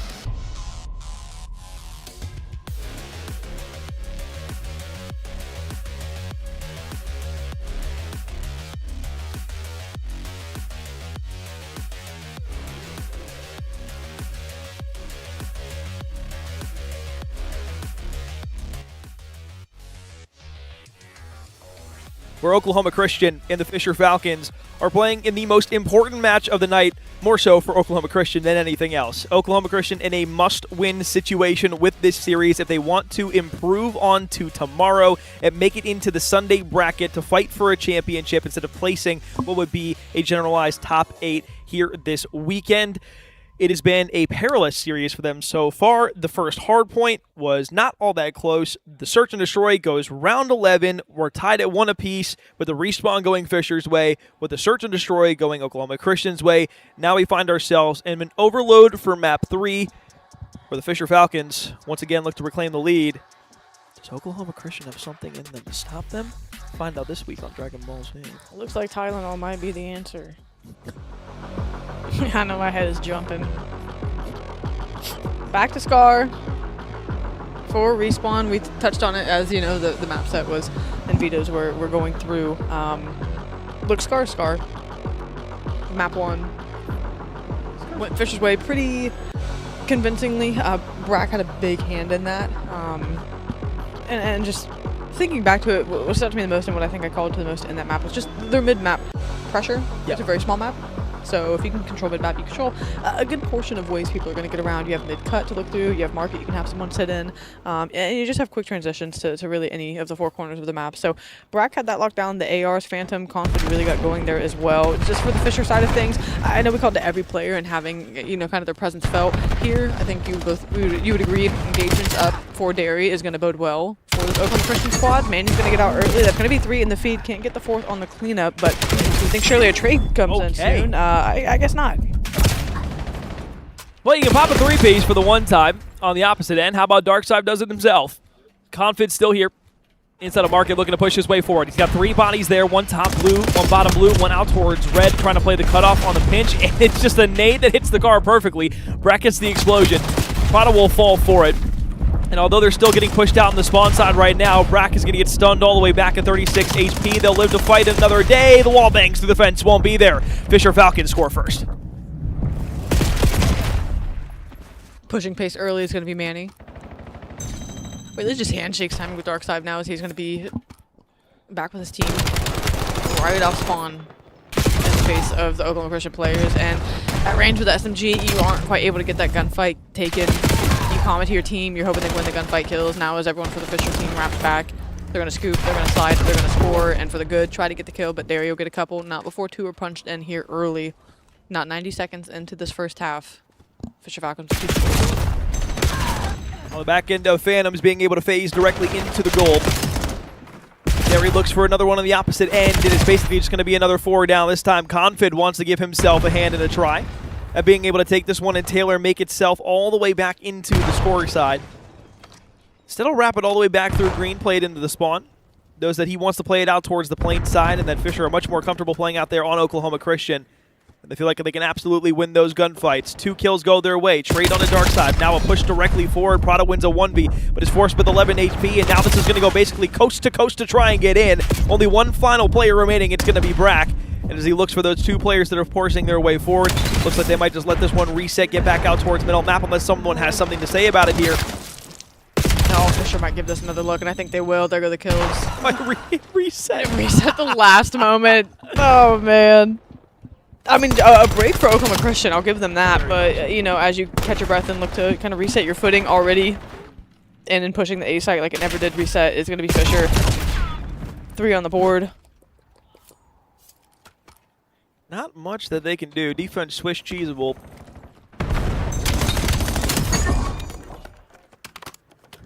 I promise that wasn't a Derry joke. That just kind of came to me as this perspective changed. Confident double on 4 in a row. Trying to slow the roll of Oklahoma Christian. All these players have had long days, long nights. Have played a lot of Call of Duty today. You can see the fatigue starting to set in on some of the decision making. Some people getting a little too aggressive. Some people playing a little bit reserved. But I promise you one thing. Everybody playing with their hearts right now. Oklahoma Christian with Prada on board. Still trying to survive here in the middle map. They're going to get a somewhat close spawn over by the bottom side of B. Over on P1, Prada turns back around into the market. That's 3 down. This is the first opportunity they've really had. How about you give him number 4, Prada? Hey, how you doing? We'll see another one slide its way in here for Oklahoma Christian, and for the first time, they set themselves up with a nice spawn trap over by green. And all it took was one good wave of kills, right? It doesn't need to be some crazy effort of we have to play so well for 2.5 minutes to get things done. No, you just be in good positioning around the map, get a good wave of kills, and that'll get you a point on the board. You just chip away at it. You're not going to get it all back in one go. Try to replicate what got you success there. Product got out, mid-map, able to snap and get some kills, give him some support players, look to work the objective around that. Of course, much easier said than done. But this team knows what they need to do to be able to get points on the board. That was a good way to do it to get one. Now less than 60 seconds. You're going to try to at least stop Fisher for sure from punching one in, but if you get the window, don't be surprised if Oklahoma Christian try to make a push, try to make a last-second play to get one in before the half. I would have laughed. It was like, yeah, let's just do the same thing again. Try to find the 4-piece. Yeah. Which in theory would work. It would. And it should work again if they could get, a spot where they could replicate that. With a Manny deep nade. You got one playing out by Blue. Still now making their way forward. They haven't grabbed the payload just yet. It looks like it's going to be Phantoms to go back, grab that. Maybe push his way forward onto it. Derry clears him out. It's a pistol challenge immediately, but Manny able to save it and help from the top side of Blue. It's a brack attack back on the slide. Slam of Blue, though, as he hits the half wall. Now 2 more bodies in front of him. Oh, almost found the final one. Derry here. 8 seconds left. Trying to grab onto this. It should reset here in just a second, and it absolutely will. And they might be able to grab that in time. They're going to have one final push here with 30 seconds left. They've cleared out the spawn side. 3rd kill falls. 4th one there. Should be traded. And they will say good night to the half with a crispy 4-0 lead. 4-1. Oh, it is 4-1. Dude, good shout. Good catch. Yeah. That's good. That's good out of you. Good eye, kid. My dad is just a metal ring right now. There's no actual, no nylon. So, yeah, good catch indeed. Well, we will continue into the second half with a 4-1 scoreline, thanks to Amber. Yep. Something's crunching up there. I don't know if it's numbers. I don't know, but we are still chomping at the bit. Darkside 2014 in that first half. Very influential member on the roster of being able to continuously get out and attack forward as the lead blocker for the Falcons. You had Brack, who started out a little slow, then started to really tee up. Got himself a couple of captures, ended up with 3 in that half. Phantoms tagged on the last one. Confid been there, of course, every step of the way with these burly Brolic men that continue to fight here on Scar. Dark side of the back line, continuously pushing the line forward, getting inside of the opponent's spawn, and there's not really much that they're able to do. The last one was laying down, just let it go in and said, I don't want to chow you. It's like you're watching LeBron go up for a post, and you're like, well, I'm just going to step to the side. I really don't want to see that in front of me. You're not taking a charge in that moment. They get a quick one on the board. A minute off the clock. The duo of Manny and Prada not really getting things clicking here. Just another respawn where, yeah, it's been challenging for them to get on the same page. Usually Scar, we've seen them do damage earlier today and this weekend, running around in tandem. If there's a team that can kind of look at this flank. Counter that play would be Fisher. Darkside, gotta finish your food. Gets the one, teammate for the other. Gus gets in. For the Oklahoma Christian side, back to the drawing board. Well, the flank would have came through in enough time. I don't know if he would have gotten to the back of the 2 players that were pushing the device directly into the spawn of Fisher, but it would have been a lot closer, and it might have given them a chance. Problem is now they got to go across 4 individuals who are all playing the back line here. It's a jump challenge across, tries to slide it in. Second player there, now 2 more trying to push it through the back end. But realistically speaking, right now for Prada at least, you're just planning to play the market. Got 1 directly to your left inside of middle map, just trying to play for information right now. Darkside, I'm loving the spot that he's playing, and this is going to let him get behind enemy lines. Might be able to find 1 or 2 for it. Instead, he gets spotted out of 17 HP. Brack will be the one to scoop. 1 person ahead of you. You get the pinch through mid-cut out of there. You're able to at least chop that down for the moment. Now you're going to have the wrap back out of the Falcons players. Maybe just to keep themselves in the position to contest the objective. Oklahoma Christian going to seize the opportunity. Kills make it a lot easier to make that cut through mid. You're able to get 1, Gus. Now the first player pushed up, so you do have to kind of grind to a hole here for the moment on this push. You're really just trying to make your own flank shoot as well if you want this to develop, right? You cannot let something kind of just pierce you from a side avenue to support this play. It has to be the responsibility of Derry to get eyes on. Or excuse me, product. Let's go with the payload. Trying to work this way forward. Unfortunately, though, Brack has been there And it's flanked in through middle map. You were able to get one of your gusts. This allows really an immediate pickup and an opportunity to flip this offense to the opposite side because you've got somebody pushed so deep into the spawn side. It's force spawning Oklahoma Christian red. They'll slide in. They tried for it. They got him weak as hell before he was able to touch the point. Unfortunately, though, wasn't enough to stop it from coming through. 6-2 for the Fisher Falcons. 2 more scores to close out map 3 and send it to map 4. Less than 2 minutes to work with. For Oklahoma Christian to battle back, they got to get 4 scores just to send it to overtime. Oh, wow. Tried to hit the turn and burn, didn't quite connect there, but the teammates good on the trade. 3 down, mid-map open. You got to get Darkside taken care of, and he has had his way here on Scar. Up to 34 kills, 21 deaths. Been the roaming slayer for Fisher, and impact being felt on the Oklahoma Christian side of things now as they scoop objective. Less than 90 seconds left to work with. It's another airplane push, but it's going to have to be a little bit snappier, Alex, if they want to get something in. Phantoms, top side, plane, doesn't see him, doesn't spot him. Isn't able to walk away with the kill. And it's Derry, who unfortunately now gets cut down from behind. So Halo going to be making its way forward once again here in just a moment. 2 players spread throughout middle map. It's a double nade from Brack, a popcorn if you will. 34 from Darkside in this map. Leads the lobby, leads everybody on the Oklahoma Christian side by quite a decent margin. Confid looking to go ahead and slide this in for number 7. Once again, just another case of not enough damage before the slide comes through. 1 score away, 45 seconds left. Now it's just about, okay, do we waste this time or do we just end it here for the Falcons? Kills coming through. Looks like they might just try to get it done here. The pistol chow out of Brack. Over the top to spawn, everyone gets taken care of. Pick your poison at this point, close it out, let the time run. Either way, Fisher walk away with the map. One last opportunity for a score from Oklahoma Christian. 18 seconds down to 15. 15 now turns to 13. Prada's just continuing to run around, and they're going to be able to bring this out of their base. Darkside now wants to push this across the map. He's got a 39 bomb. Can he go ahead and cap it off with number 40? He tries to challenge with the pistol. With 2 seconds left, that will officially go ahead, and I thought it would do it. I forgot that if he still has the bomb, it's okay. Thank you for the team kill in the back, good sir. Fisher Falcons, map 3 winners, 2-1 series lead.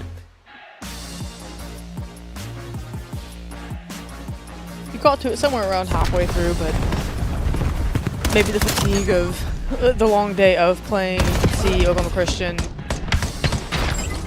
less and less able to, you know, they're swinging, and if they are landing, it's not as intense as it was at the beginning of the series, or even at the start of the day, but we saw them. I just think Oklahoma Christian maybe to this point running out of a little bit of gas. Fisher, it's just a constant onslaught. Fisher doesn't play streaky, they don't play hot and cold. It's so consistent that where you falter and waver, their game plan just doesn't change, and that's why they're just so good, just grinding away at these teams, just applying constant pressure throughout series within the maps. They get out to a lead, they don't really look back. The map 2, again, we talked to for Oklahoma Christian to go out and win. It was on Fringe, newly reintroduced to Black Ops 7, though not new to really any of the players. Still one that maybe you don't have formulated exactly how you want to play it. Fisher also guaranteed Sunday gameplay, so Oklahoma Christian battling from deficit once again. Fisher with 1 map to close it out. Oklahoma Christian, they win it in any fashion, and they find their way into Sunday.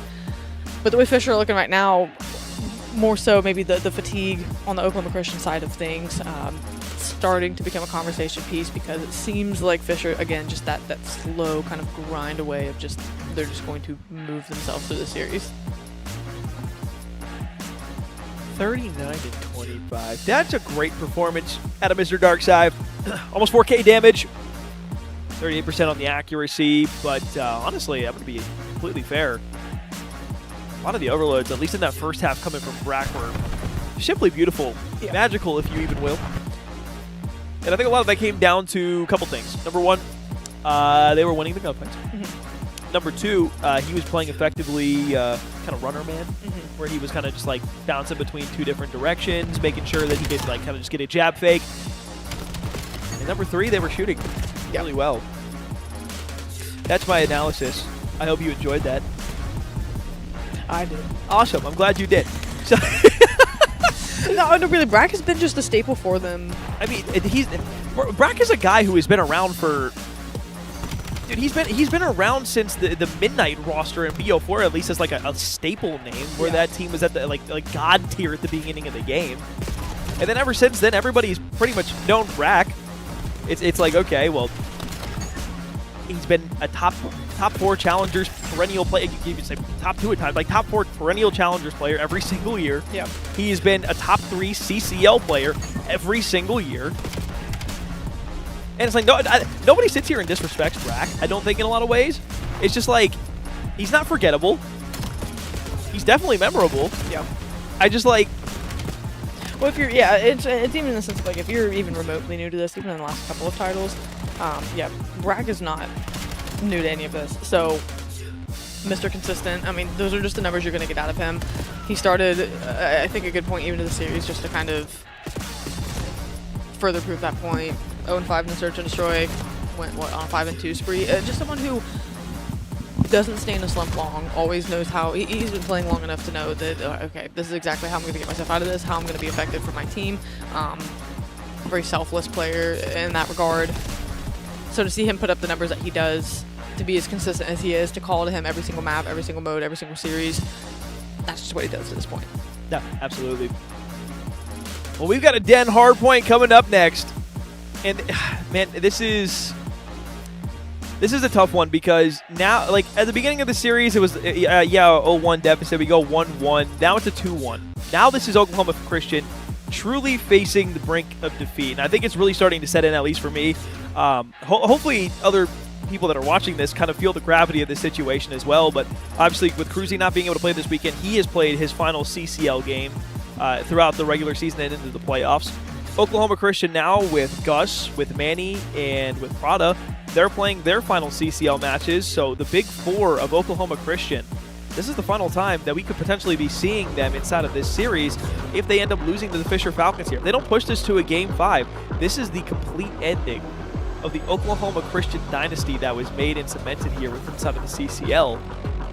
And that's a monumental moment in a lot of different ways, because we have record breakers, we have record takers, we have household names, and we have one of the most winning, if not the most winning team that we have had within the CCL's history with this team, beating out even the old Northwood with Fame and Flames and all those boys. So it really does suck seeing this and saying that out loud, that this could be their final game. So if it's going to get sent out, gentlemen, let's send it out with a goddamn bang.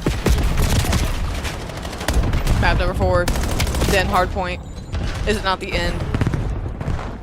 Really, it's up to Oklahoma Christian to continue this series on, to give themselves a chance to fight for Sunday. It is far from over, but yeah, it's definitely not easy for them the rest of the way. They know that the players feel the way. Alex was able to shape it up in a great way to say, hey, this is really what they're playing for. Yep. It's more than a ticket to Sunday, right? These guys do not want this to be their last map, last series together as a core 3 with Derry filling in.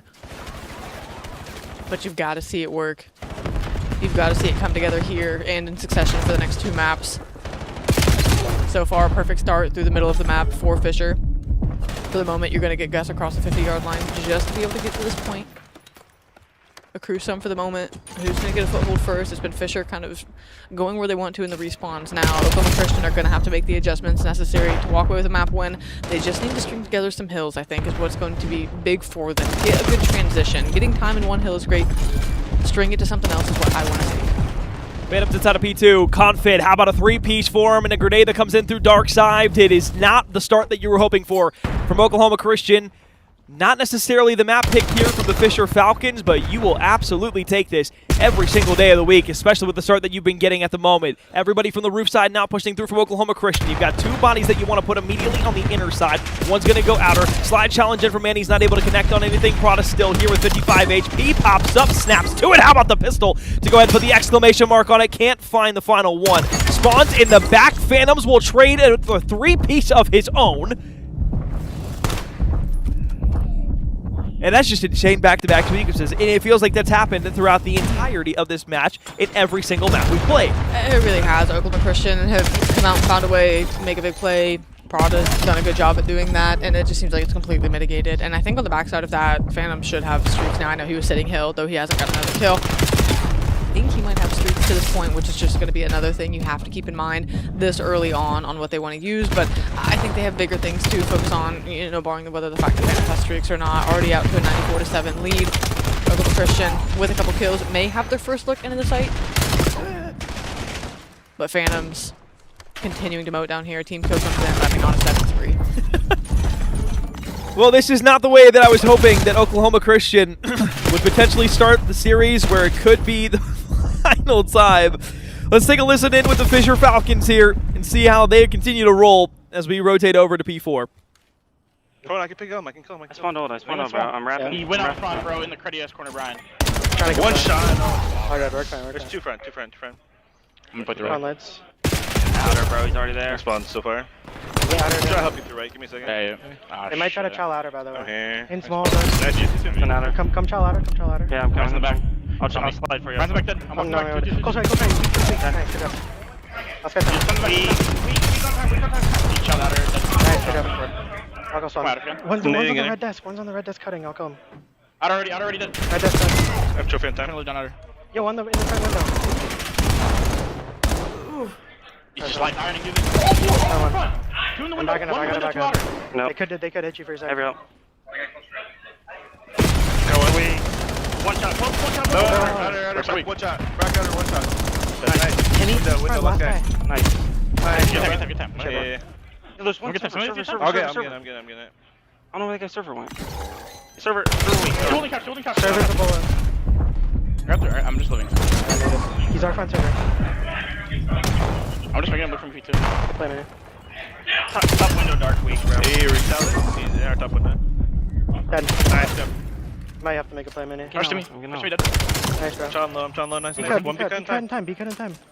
Times, like, they're low right. Laying down. Be cut. BK kill me. He cut that. They're front. Nice too. Nice, I bro. look at. So I'm 90% sure that was Oklahoma Christian that we were listening to and not the Fisher Falcons. But that is completely okay because I got to hear the comms of Oklahoma Christian and they didn't seem all that bad. Despite, the deficit that they're facing right now, it really didn't seem all that bad. No, they don't seem completely, checked out of the situation. You can tell they were still trying to manage the situation and calling out where everyone is. Like you said, the comms, for all it's concerned, they sounded good. Here on P1 seems to be a significant chunk of time for them as well. Don't even necessarily have to draw attention to the deficit for the moment because Oklahoma Christian still with an opportunity here, rotating the new.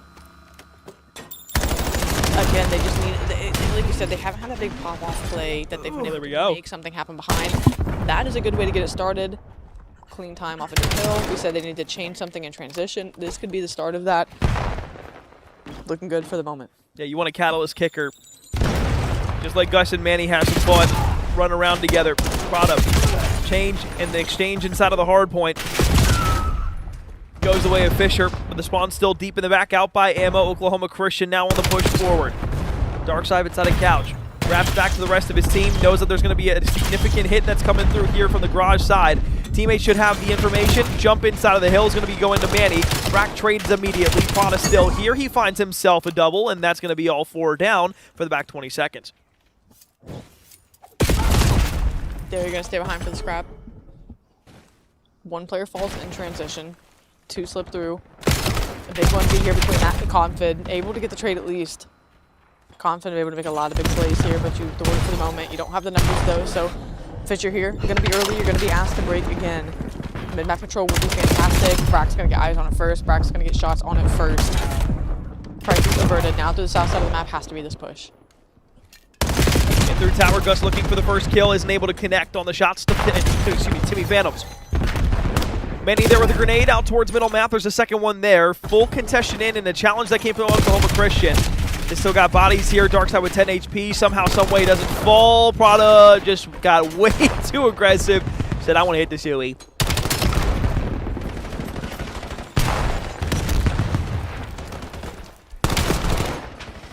Five points away, 200-point mark. Fisher with the pro on their lead. Getting ready. And into Sundays, what their eyes are forward towards. Darkside with these respawns. Having himself an absolute time. He has been a different level of himself throughout this weekend so far. Obviously, we point to a lot of the different Fisher Falcons players, but Darkside has been playing a well-rounded bit of Call of Duty throughout the entirety of the CCL LAN Championship Finals so far. Manny on the wrap back, playing the top side of the roof. Oklahoma Christian, a real good opportunity here to get a significant chunk of change in their back pocket to work with. Trying to bring this game a little bit closer. They know that the hit's coming directly in through computers. They're trying to go ahead and wrap this one all the way back. Manny here for one, traded immediately. 30 seconds of time here to go for the Fisher Falcons. You can feel the time running out from Oklahoma Christian. You can feel the desperation starting to kick in. You can feel the somber reality of knowing that this very well might be the final map that Manny, Prada, and Gus play within the CCL. It's a bittersweet moment to watch the champs go down, but it's not over yet. Playing with heart, giving it everything they have here.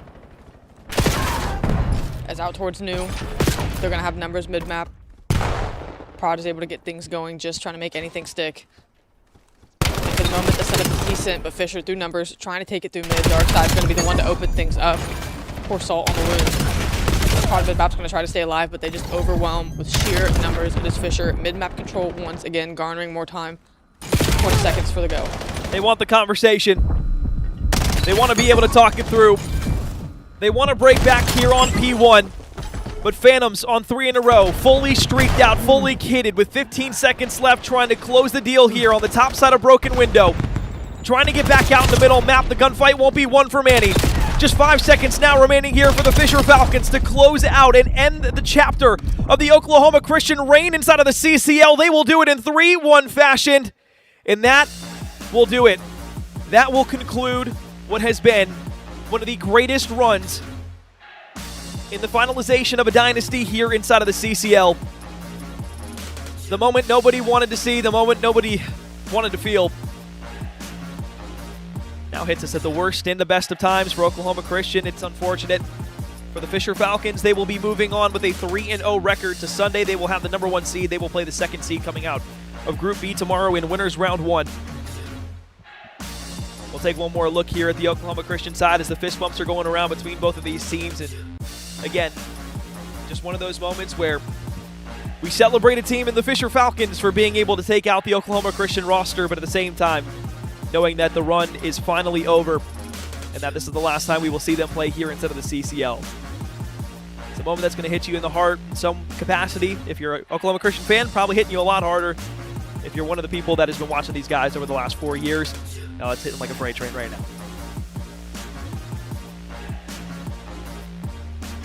And the respect these 8 guys have across from each other, even just sitting here on the player cams, right, them just talking back and forth. Obviously bigger than CoD, the respect these guys have for each other, even outside of the game.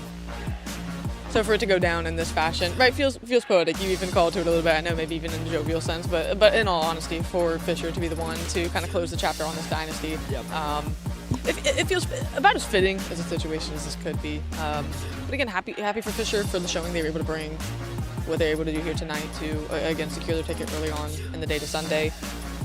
How they didn't let off the gas. They want to go into Sunday on the right foot. And they definitely showed that here tonight. Yeah, they'll be feeling good as the favorite. We'll be able to look at the other side of things and kind of see how everything else shaked out. But for Oklahoma Christian, I mean, take a bow, for what they've been able to do. Like you said, it'll be a mainstay. They will be record holders forever. Records to be broken in the future that they have for now. And everyone will know whenever you talk college COD, right? Oklahoma Christian, everyone's going to be able to call back to that dynasty. So, I mean, what they've done here has been nothing short of magnificent. We remember the Ottawas. We remember the Northwoods. We'll remember this era of the CCL as being one of the most highly competitive amongst the top teams between Oklahoma Christian, between Fisher, between St. Clair, between Northwood, even inside of this era. It's kind of like that secondary kind of movement after what we had from Season 0 up until about Cold War. After Cold War, that's when things started to kind of move forward again. MW2 season you think back to. Then you go to MW3, you get into the Black Ops 6 year, Black Ops 7 now, and that kind of second portion is really where we saw the newfound teams that kind of broke their way into a brand new era of the CCL, and it kind of got us to where we are now. But yeah, it's a bittersweet moment to see Oklahoma Christian go that way. But look, Fisher Falcons, we can't take anything away from them. They have been playing outstanding Call of Duty throughout the entire weekend. If I had to be completely candid with those of you who are watching right now, myself and to you, Amber, I would say we probably will be looking at the end of the weekend at a Fisher Falcons versus St. Clair Grand Finals, which should be some incredibly good entertainment here inside of the CCL for our final match on LAN. But look, nothing is fully formed or decided yet between any of these teams. We still have tons of matches that we are going to have to play through tomorrow.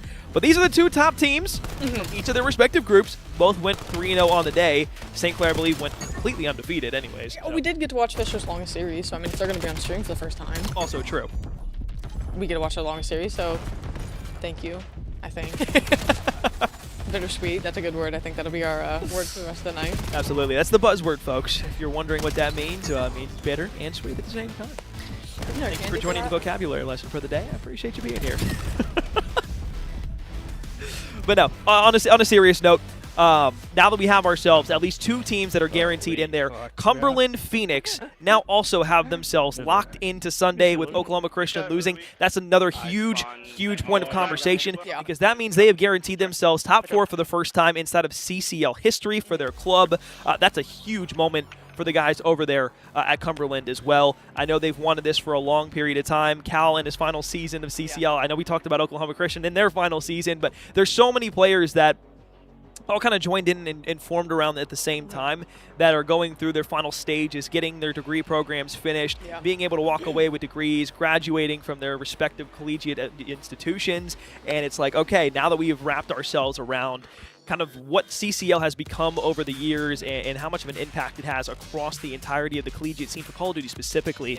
There's a lot of household names that we all know and love. Like, I just think to like some of the Texas State guys. I think some of like everybody else within like just kind of like the whole movement of what we've had throughout the year inside of the CCL and just over the last almost 10 years at this point that we've been going through. So yeah, it has been an incredibly wild journey. It has been a fun journey, and it will continue to hopefully be a journey in the future for a lot of these younger guys who are starting to compete in the CCL.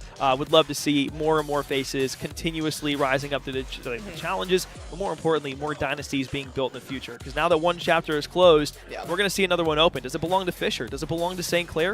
Is there another team that's going to rise to the rankings to get to a spot where they can now be the team that leads, isn't as the franchise face of the CCL? We'll have to find out. So much to play for throughout the rest of the weekend. We've got an interview coming up with the Fisher Falcons. After a short break, we get that set up. Don't go anywhere. You're watching the CCL LAN Finals for 2026 from the Impact Gaming Center in St. Louis. Oh my God.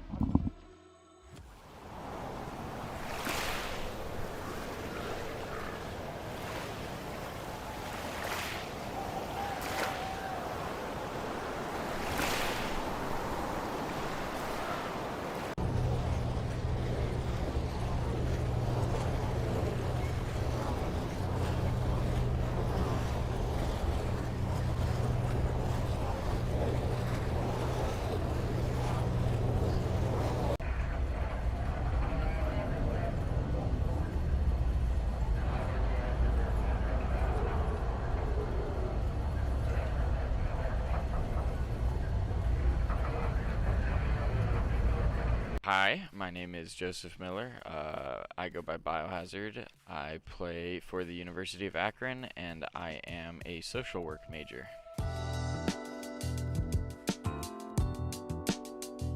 I started playing Call of Duty competitively around my senior year of high school, so 2018. I broke my rib cage and I was kind of on bed rest for 6 weeks straight. In that time, I got really into video games, and Call of Duty was my number one.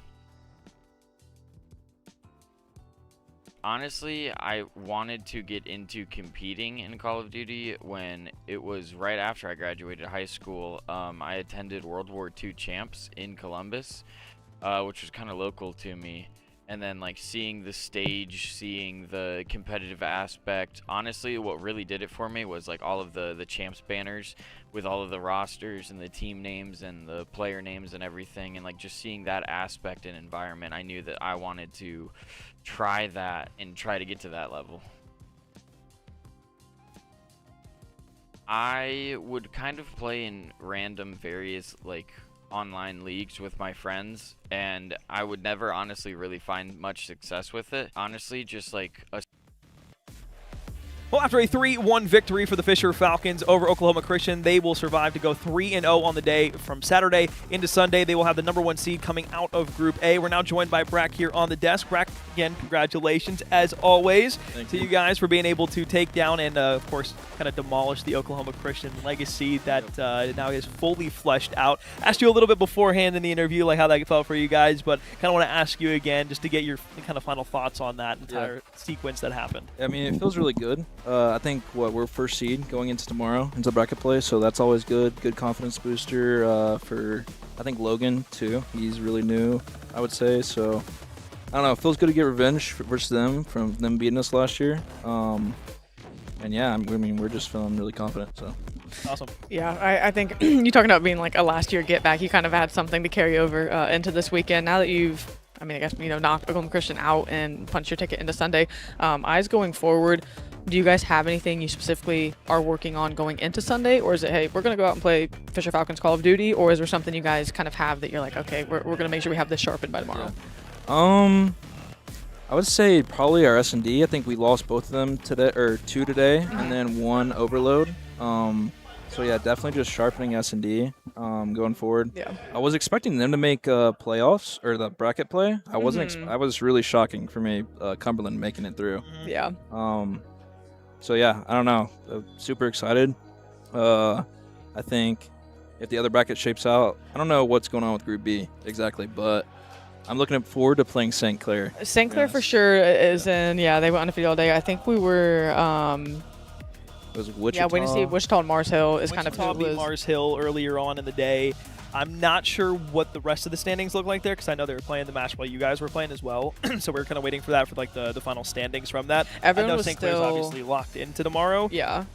Everything was still for grabs though, to an extent. Yeah. I mean, yeah. some a little higher than other, but everyone still could get in. But I think Wichita State was trying to make a run for it. Gotcha. Yeah, super confident for tomorrow, and I don't know. We'll just see how it goes. Yeah.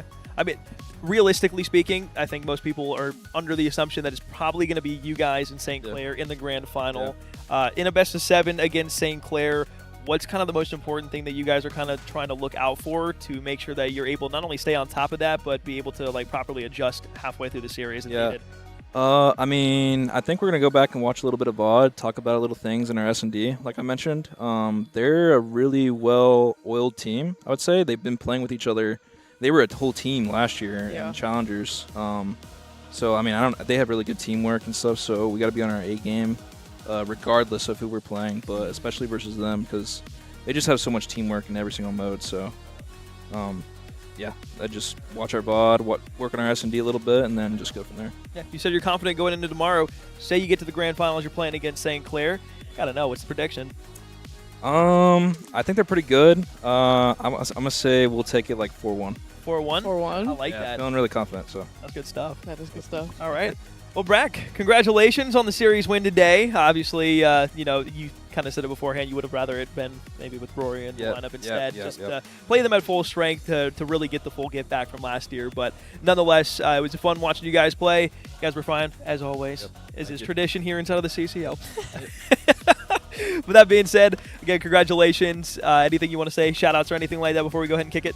Yeah, I mean, just shout-out to all the fans that are watching us. Got with the challengers going on, got the Huntsman, the Green Wall supporting. So if anyone's supporting me from there, be sure to tune in tomorrow.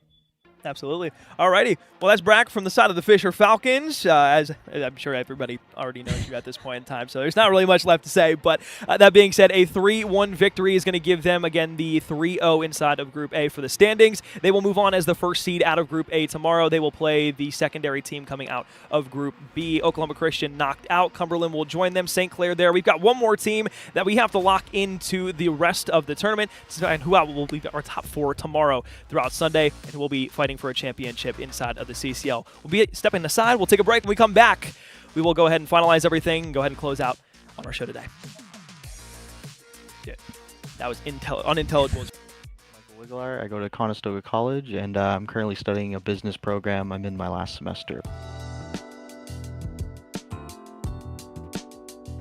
I've been playing Call of Duty as long as I can remember, honestly. My first one I can really remember playing was Black Ops 1 with my dad specifically. He was kind of the one who got me interested in it in the first place when I was, I'd say, 11 or 12. And then as I got older in the teens, we'd always play it around Christmas time, just kind of play all the retro CODs. It kind of was my stepping stone into competitive Call of Duty. I would say the first time I realized I had a little bit of talent is when I was playing AW, Advanced Warfare. I had a little group I would be playing kind of game battles, UMGs with when they were still around, and we did pretty well. We were usually on the top of those ladders, so that was kind of the first inkling to me that I thought I might be able to do something competitively. So I've always seen the CCL like from afar. I've been competing in challenges for a long time since World War II almost, or since Black Ops 4 was my first competitive Call of Duty when I went to challengers events. But I've been seeing college COD grow for a long time. One of the last Toronto XPs that I attended, I believe it was the one last summer. Potsy reached out to me afterwards, our coach Potsy. He expressed that he had some interest in me going to the college. I was kind of on the back tail end of my career at that point, or competitive career, and I thought that it would be a good opportunity to kind of continue it a little bit longer. I have some interest background in kind of starting my own business, which is why I wanted to do the business course in the first place. So the stars kind of aligned for it to happen. I wanted to play competitive COD a little longer, as well as while furthering my personal life, getting a business degree, being able to help me in the future. Honestly, one of the main things I'd say is just make sure it's right for you. I've seen a lot of scenarios where kind of someone's has a general interest about college, but once they get started, they kind of that interest starts to fade away, and they kind of some people end up wasting their own time with it. So one thing I would say, just be sure about what you're doing. I know life's never certain, but do some research into what you want to do. Like I said, the stars aligned for me. I went to college in the past for a different degree. Didn't exactly work out. Kind of life changes. But the stars aligned for me to go to College COD and go to Conestoga. Very grateful to Potsy for the opportunity that he gave me. But again, you want to be sure about what you're doing. You want to be passionate about what you're doing. Even if you're passionate about just COD, you don't want to be going to college for just COD. You want to be setting yourself up for the future. So that's one of the biggest things that I would suggest is just try and be as prepared as you can be. You gotta have a lot of time management skills. Sometimes you gotta make sacrifices one thing for another. Me personally, I can't always scrim when I'd like to, just because life gets in the way. I have a daughter at home, I have a wife and kid, I got a job as well. So it's all about finding the best balance for you. Everyone has different timings that works for them. Everyone works different hours, has different schedules. So it's all about finding the right balance. We have a very flexible team that we can work around. We practice when we can, but we all understand at the end of the day, life comes first, school comes first. You got to make sure you're finding that right balance while also finding the time to practice at the same time. We have 3 new players with Cole, Mintz, and Sweep. 2 of them, it's their first year playing challengers, or I think it's Cole's first year and a half. We have a lot of young talent coming up this year. I'm very proud of what our roster last year was able to do and the progress we made. But the ceiling this year, man, it's pretty different. These guys have a lot of skill. I think we showcased it a little bit at Toronto XP, the most recent one. If you didn't see us there, yeah, we're really excited for this year. We got a lot of hungry talent. We're just looking to showcase our skills. I'm kind of the unk of the roster this year. I mean, I was last year too, but I'm just trying to give these guys, give them the best advice I can, lead them to victory, because they're really talented, man. You're going to see them in challengers this year. You're going to see their names, I promise. Oh, he's been a real pleasure to work with, honestly. I think me and Eric have a really good relationship. Starting, back from last year, he's taught me a lot. He's kind of, even at this stage in my time here, he's teaching me a lot about myself competitively as well. And he adds a very good structure. He supports me with the structure that we provide to our team. He has a lot of analytical things that he provides, a lot of stats that kind of help us break down some of the issues that we need to figure out. He's a great presence, in in the locker room, honestly, like, before games, before LANs. He's a great presence to be around, and honestly, I consider him a friend. He's a really great guy. For sure. We're always streaming on Twitch and YouTube. I believe it's Conestoga Esports is the Twitch at. But yeah, we stream all of our NACE matches, all of our CCL matches when we can. Myself, I don't stream as much, but my teammates Cole, Sweep, and Mince, they all stream. So yeah, we're streaming all the time. Like I said, we're always looking to get better. We're looking to showcase this year in CCL, build up on our T25 performance last semester and show why, Conestoga is a force to be reckoned with.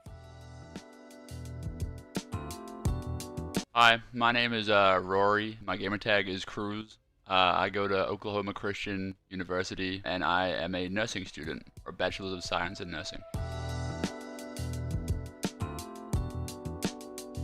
Okay, so my very first memories of playing COD, my parents had never let me buy Call of Duty before. I'd asked them plenty of times, me and my brother. But yeah, I went to one of my friend's house. We played Modern Warfare 3. We played it all night, and then I came home and I managed to convince my parents to let me get it. Me and my brother just played it all the time. That was probably my first memory of playing COD. So I would say Black Ops. So when I first started playing in Modern Warfare 3, I think my full first prestige in Modern Warfare 3, I had like a .28 KD. I was like the worst player ever. Black Ops 2 League play, kind of towards the end of that game, I started realizing that I could kind of be pretty decent. I was a lot better than all of my school friends, so I started looking for like other people to play with. And then when Ghosts came out, that was when I really being like, oh, okay, I could actually maybe do something with this. So I finished high school in 2017. When I finished high school, I didn't really want to go straight to university or college after I wasn't very motivated. I kind of just decided I needed to take a break, and competitive was kind of like a thing that I like to do to kind of like, not escape from like what was going on in my life, but like it was a good kind of like thing to give me to vent or just kind of get my feelings out. And then it wasn't really until I moved over to the US during Cold War and started competing over here that I actually found out what like the CCL was. It showed me that I could do like both things that I wanted to do. So I always wanted to like try and go pro in COD, but I also wanted to do like a nursing degree. And so doing the CCL gave me like an opportunity to do both of those at the same time. I feel like it kind of was like a no-brainer for me to kind of come over here because it let me do everything that I wanted to do all at the same time. I would say that the journey moving over here, it was definitely difficult. I think the first time I came over here, just to like give you guys some timeline here, so I moved over here 2020, right before Cold War came out. So I played the competitive year of Cold War in the US. I lived with my fiance, my now fiance, and her family in Tennessee. I competed then, and then I went back home after that in New Zealand trying to get my student visa during Vanguard, and then I moved back here for Modern Warfare 2. So I think when I was here in Cold War, it was very different because COVID was happening. I didn't have to worry about, I had money saved up already. I didn't have to worry about working. So life was very easy. Change that to now where I moved over here. I am paying for my own apartment. I have a dog that I'm also paying for. I have a job, and then I have classes, and then I also had like scrims and tournaments and everything. I would say the journey was, at least for the last 2 years, have been like very stressful, but it did teach me a lot about like time management, prioritizing things. So I actually get asked this quite a lot by people on Twitter. Why do you do this to yourself, or how do you do this? What I learned is that the biggest thing is kind of like I said, it's time management, but not in terms of like sitting your day out and being like, okay, I'm gonna do COD from 1 until 8, and then I'm gonna do school from 8 until 12. Not every day is gonna be the same. You can't follow the same schedule every day because some days you might get 8 hours of sleep and some days you might get 2 hours of sleep. Don't waste your time. Like, I'm not gonna lie, I think over the last 2 years I've barely watched any movies, any TV shows, always doing something that I think is productive. The amount of time that people spend procrastinating on things, they could definitely work a full-time job with that amount of hours that they spend doing almost nothing.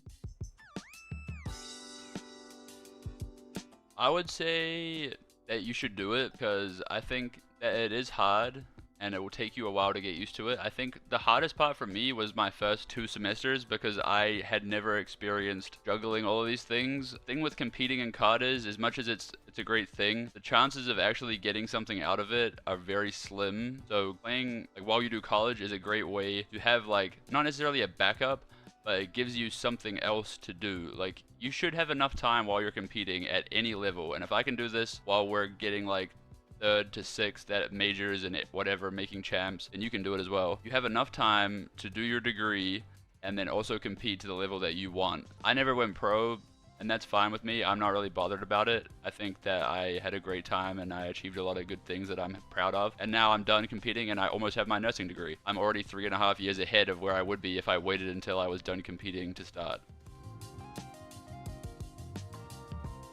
We had not played really with Gus the whole year, and Gus had also not competed at all on Black Ops 6. So he hadn't played any sort of competitive. So we were basically kind of starting from square one with him, which, when all of you are all juggling your own challengers teams as well, makes it quite difficult to kind of get there. But I think going into that event, I'm not gonna lie, we drove like a van down there or something. It was like a 9-hour drive. I did not think that we had really any chance of winning that event on the way down there. I was gonna go there and give it my all. Going into that event, there was St. Clair, which was like a full Challengers Elite team, Fisher, who was also pretty stacked, and then Northwood, who were all top Challengers players, but like Flames and Mark also didn't play that much, so they were kind of in the same boat as Gus. But I feel like on paper, we were probably like the weakest team. Yeah, I don't know. We got there and it just all started clicking, playing on LAN with the same guys that I'd been playing with for like 3 or 4 years. Honestly, that stage that we played on at the CCL finals, I think that is probably the best experience I've had like competing in Call of Duty across like any game. Like walking out on the stage with those lights and like the setup that they had there,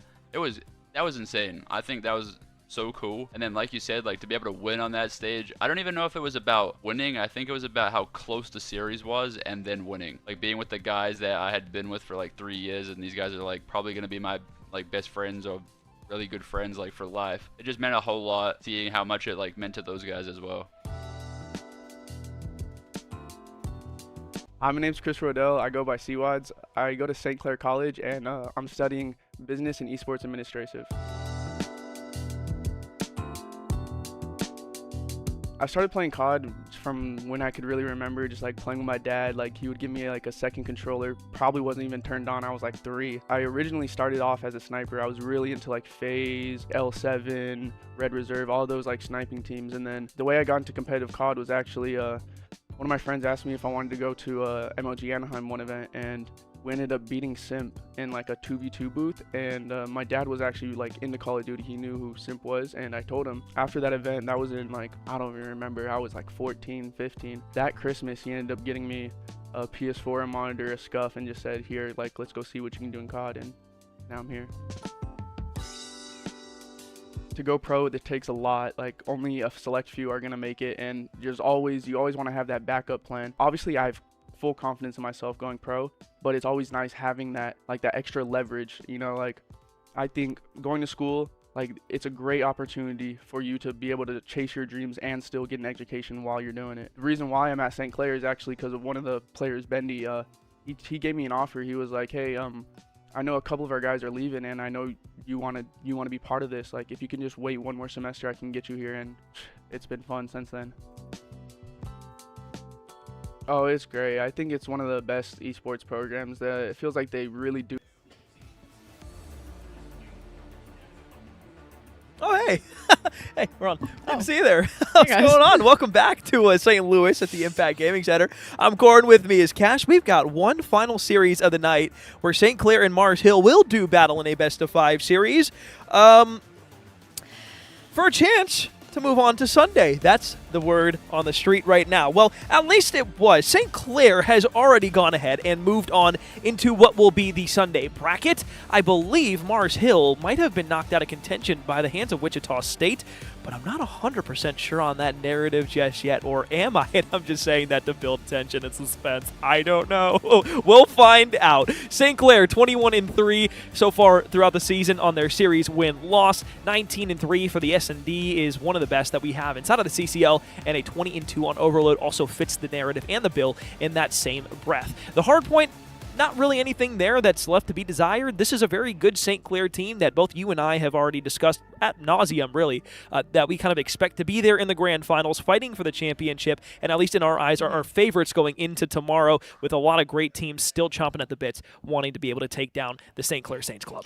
This is definitely who has the target on their back going into tomorrow, and a team that, for very good reason, we've talked, like you said, ad nauseum, just you and I, let alone the people we've run into this weekend. The one word that keeps coming up in conversation about St. Clair, for you and I know specifically, is this the year? We talked even before, arriving here, right? This has to be the year, it feels like, for them. But also, the tenure is why everyone says that. Is this the year? This team has been a core four for, just about 4 years. And they've also been, outside of CCL, a challengers team together as 4 players. The Cabal roster the power of friendship is a very hard thing to beat. In our interview with Brack, we talked about that, where he's like, that's going to be our toughest test. As far as gameplay goes, gun skill goes, we match toe-to-toe, but the intangibles that this St. Clair team brings, that's what is most nerve-wracking for teams that are trying to pull off the win in, the grand final setting tomorrow. Well, looks like the Mars Hill Lions are going to go ahead and give themselves a Scar hardpoint to start things off here. St. Clair going to grab a Sake hardpoint for map 4. Are we in the Twilight Zone? I think we might be dreaming. This is the first time we are going to see this on the CCL broadcast this year. So glad we didn't get a Clifftown. That would have been boring. Here in the Search and Destroy, Fringe will be the first band from St. Clair, not wanting to play an oldie but a goodie inside of this best of 5 series. No worries, Mars Hill probably didn't want to play it either. They'll ban Plaza, the other map that is new inside of our rotation for Search and Destroy. That is going to leave us with 4 options. Gridlock going to be knocked in for map number 2. One of my favorite maps ever inside of Call of Duty, was one of my favorite staples from Black Ops 4. This is a map that came forward. I think it plays well. Robert doesn't think so, but Robert's opinion doesn't really all that matter too much here on the broadcast. For the side of Mars, for the side of Mars Hill, we will take. Did you mute me? Am I still muted? No, I think you're good. He muted me. I think you're good. Oh, am I good? Okay. Well, we got a raid Search and Destroy map 5 and exposure will be gone here for map 3. The St. Clair Saints are going to pick Scar Overload for map 3. So we have ourselves a best of 5 series here, Amber. We have a Scar, a Gridlock, a Scar, a Sake, and a raid at the end. Guaranteed. 3 has 2 Scars in it. I couldn't be more disappointed. I was hoping you wouldn't fluff it up for the people. I was like, I hope he doesn't say happier. No, I wouldn't do that. Yeah, I know. You wouldn't lie to the people like that. I wouldn't lie to the people. The same way we wouldn't lie that we're fighting for a chance for Sunday. I'm building suspense is what I'm doing. I'm not lying to anybody. Tension was the word you used, but sure. Well, tension, suspense, there's a lot of words you can throw in the pool here. Making it to Sunday is not one of them for Mars Hill, but St. Clair on the other side, obviously still going to be fighting here throughout the rest of the weekend. So talking about Scar Hardpoint here, Mars Hill, genuinely speaking, this was kind of the map that has been their staple over the course of the week. I know that we've talked about that a lot because they get it through pretty much every single time when they play inside of their series, at least here on the broadcast. But this is something that goes back into the regular season as well for Mars Hill, where it has been a very well-rounded, well-paced, and well-played map for them across all, really all maps and modes, but specifically, obviously, Hardpoint sticking out the most. I think that map 2 Gridlock, it's going to be quite interesting here. I think St. Clair, maybe they go for an unorthodox pick. Maybe they just wanted to play something a little newer, little something a little crazy. I don't know. Maybe if it goes well tonight, it's just something they caveat. Again, we talk about what is or isn't on the line. Mars Hill's still going to be a great team to figure out. Is this something we can kind of just put in the back pocket for tomorrow? And that's why the Sake pick could also be in their map 4. I think that's what we're seeing out of St. Clair, potentially. There's a funny man walking around with... I'm not going to lie. So I made... It's funny. I made fun of Robert's opinion. Then he walked over here to me with a sign on his phone that says, OBS monitor died. Please fill. So if this couldn't get any better than it already was, you get to hear us intentionally fluff for the next however long it takes for the OBS monitor to reinstall. So let's take a look at our 2 teams. Hello to St. Clair. Hello, KB. Hello, C-Watts. Hello, Rupert. Hello, boys. On the opposite side, we'll say hello to all the fancy and beautiful gentlemen on the side of Mars Hill. Hello, Lucho. Hello, Aaron. Hello, AG. I said 3 names for St. Clair. I was going to say 3 names for them too, and then I was going to let you fill in the blanks for the last ones. Oh, there's something going on up here in my brain. Crunching. A lot of fun and interesting thoughts. I'm sure.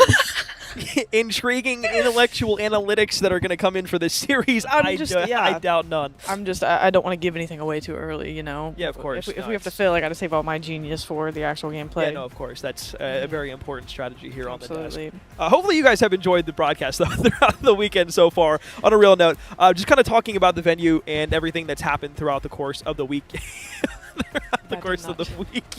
Is that a death rattle? Does that count as a death rattle? I think it might. I'm not too sure.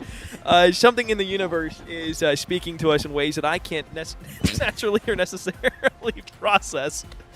But they are having fun in the OBS room, in the prod room, I am sure. But what I was going to say is the venue actually has been quite nice throughout the course of this weekend. There has been lots of games played in the back room there. It's a little warm in there, I will say, from all the bodies and all the PCs. But they got a lot of cooling stuff that's set up in there as well that they're trying to get to make sure everybody's nice, cool, calm, collected, comfortable throughout the entirety of the weekend. But the Impact Gaming Center here has done a lot to accommodate for what we wanted on the setup here. Here at the desk, obviously having the LED screen behind us and having kind of just like a really visually appealing like couch setup has been super cool to not only be able to take a part in, but of course have everything set up. There was a good amount of setup that went into last night. I think we were here until about 3:30 in the morning, something like that, getting everything ready for today. And then I know a lot of the prod team is back here early in the morning this morning as well, getting everything set up. Look at Ron over here. I wish you could come over here and be on camera. We don't have the camera on unless they can switch the camera back to us real quick. But he is the one that has been going absolutely nuclear, not only on the timeline, but of course all the way through the weekend and really the season, just helping to create great. Get over here. We got the camera on. Come here, Ronald. Does he need the... Come have a seat, sweetheart. Come sit down. Does he need the third Join headset? in, have some fun. Oh, yeah. Let's a whole get Ron the content piece. headset. A whole content Here we piece go. come See, out of this is the type of thing that we were hoping to do from the very beginning. Just have like an open kind of floor for everybody to get in here and have some conversation with. But look, we're gonna have a mock interview with you because we're having to fill right now because Robert told me to. Overall, what's it been like being able to kind of create everything for the CCL package that we see on broadcasts all the time, that we see throughout the weekend, or really just any given stream or content piece that we have in the CCL? Really, it's a kind of the biggest thing we always say with the College COD and the team behind it is passion. Right, we want to keep making the sport better. We want to keep making the experience better for everybody who participates, plays, wants to join in and help out.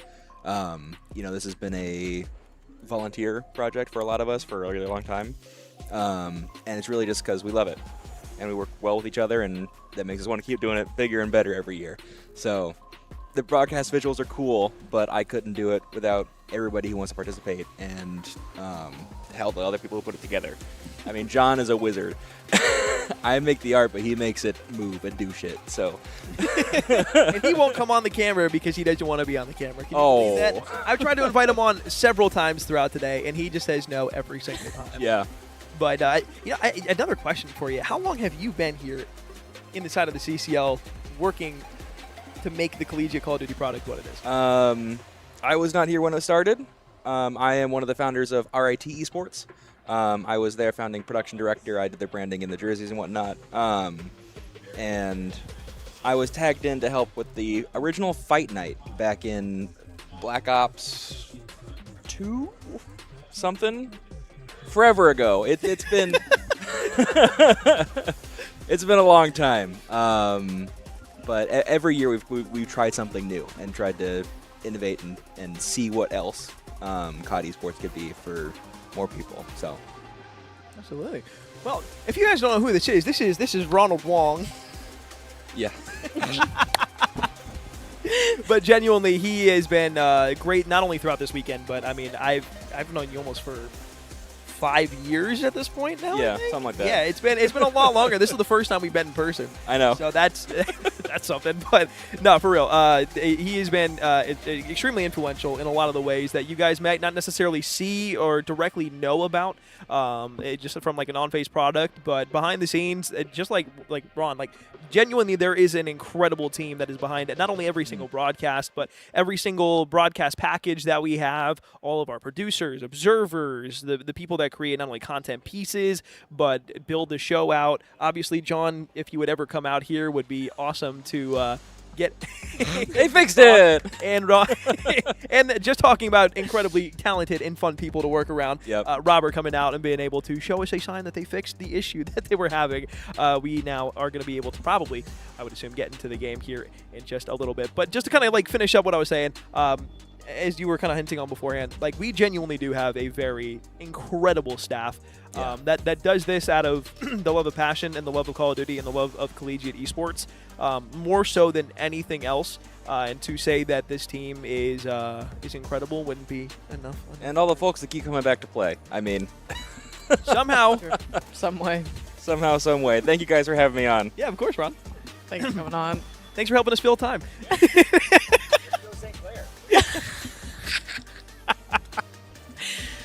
The record probably we did not say that. Alrighty. So now we have our OBS issues fixed. I can get back to lounging now that Ron is gone and just get back and comfy and chill as we were beforehand. Let's talk more about what we should be seeing in this upcoming hardpoint between the St. Clair Saints and the Mars Hill Lions. If there's anything else to really even break down other than the fact that shoot gun, rotate hill, get time, win game. Ron, you don't have to keep it on this, or Rob, you don't have to keep it on the screen if you don't want to. You are more than welcome to, but you don't have to. I don't know. I don't think he's here. I think he might still be running around with his sign. He might be. So let's go ahead and talk about this hardpoint then, and actually, do this for the final time here today before, we move on to what is going to be the rest of the championship bracket tomorrow. As I was trying to say beforehand at the beginning of the stream, yes, I was alluding to the fact that the Mars Hill Lions are no longer in contention to be able to qualify for Sunday tomorrow. This is the last match they did have scheduled to play, so we're playing it out here for the remainder of what is going to be tonight. And we are in the hardpoint, no more filling. Let's go. Holy saved. C-Wads on the deep side, looking over towards Market KB in middle map on side P1. It's going to be good side spawns, at least for the moment, but Zuner with a little double. I say Cootie the entire weekend. He gets on screen, I say Cowdy. Yeah. Stage fright. It happens. The best of us. Either way, he's going to pop for 2. Zuner's going to get the trade. Rupert there as well for the green. St. Clair Saints, early control towards P1. Garnering time. We talked about it coming into this, right? This should be a series very landslide favoring them. Based on the rapport these players have with one another, based on what we know, what we see on paper. St. Clair's a team where no matter how you dice it up, we always say throw out the numbers. This is a team that almost, kind of defies those numbers. Really what they bring is the same every time. And again, that's because they've played so long with one another. So this hard point gets off to a good start for them. Mars Hill are able to get some points back in tandem, but it really just feels like St. Clair, when are they going to strike again? When are they going to find their next opening? P2 looks to be what's next for them. See what's top red. Knows one's behind the Jenny, trying to get the drop down on it. AG and Zuner going to be there. They go 3 for 1 inside of the kill feed. Up on top red, Zuner will lay down with 46 HP before finally Rupert is completely knocked off the board. It's going to be deep blue spawns, and a pitch that's going to set up on the opposite end because they get splits out too. Zuner at 4 in a row, 7-2 to start off the game here. Has had the hot hand for the Mars Hill Lions, the first hill and a half. 35 seconds left to play for here on P2. The push now coming in from St. Clair. Multi-pronged attack. AG wrapping in the bag just to try to stop this pinch from happening. Now he's going to get chased back, almost like a cat and mouse version of it, and it's going to be St. Clair. Not only do they win on the front side, but the flank doesn't even work out for them. So the transition towards the north side of the map going to be thwarted for the moment, but as far as time is concerned and accruing points that way, St. Clair going to be in. 10 seconds to go for. Trying to get some kind of plane control, but I mean, KB's just going to rip 2, try to get the third, sure, but you already have Rupert working through for this plane side. Splits come in for the moment.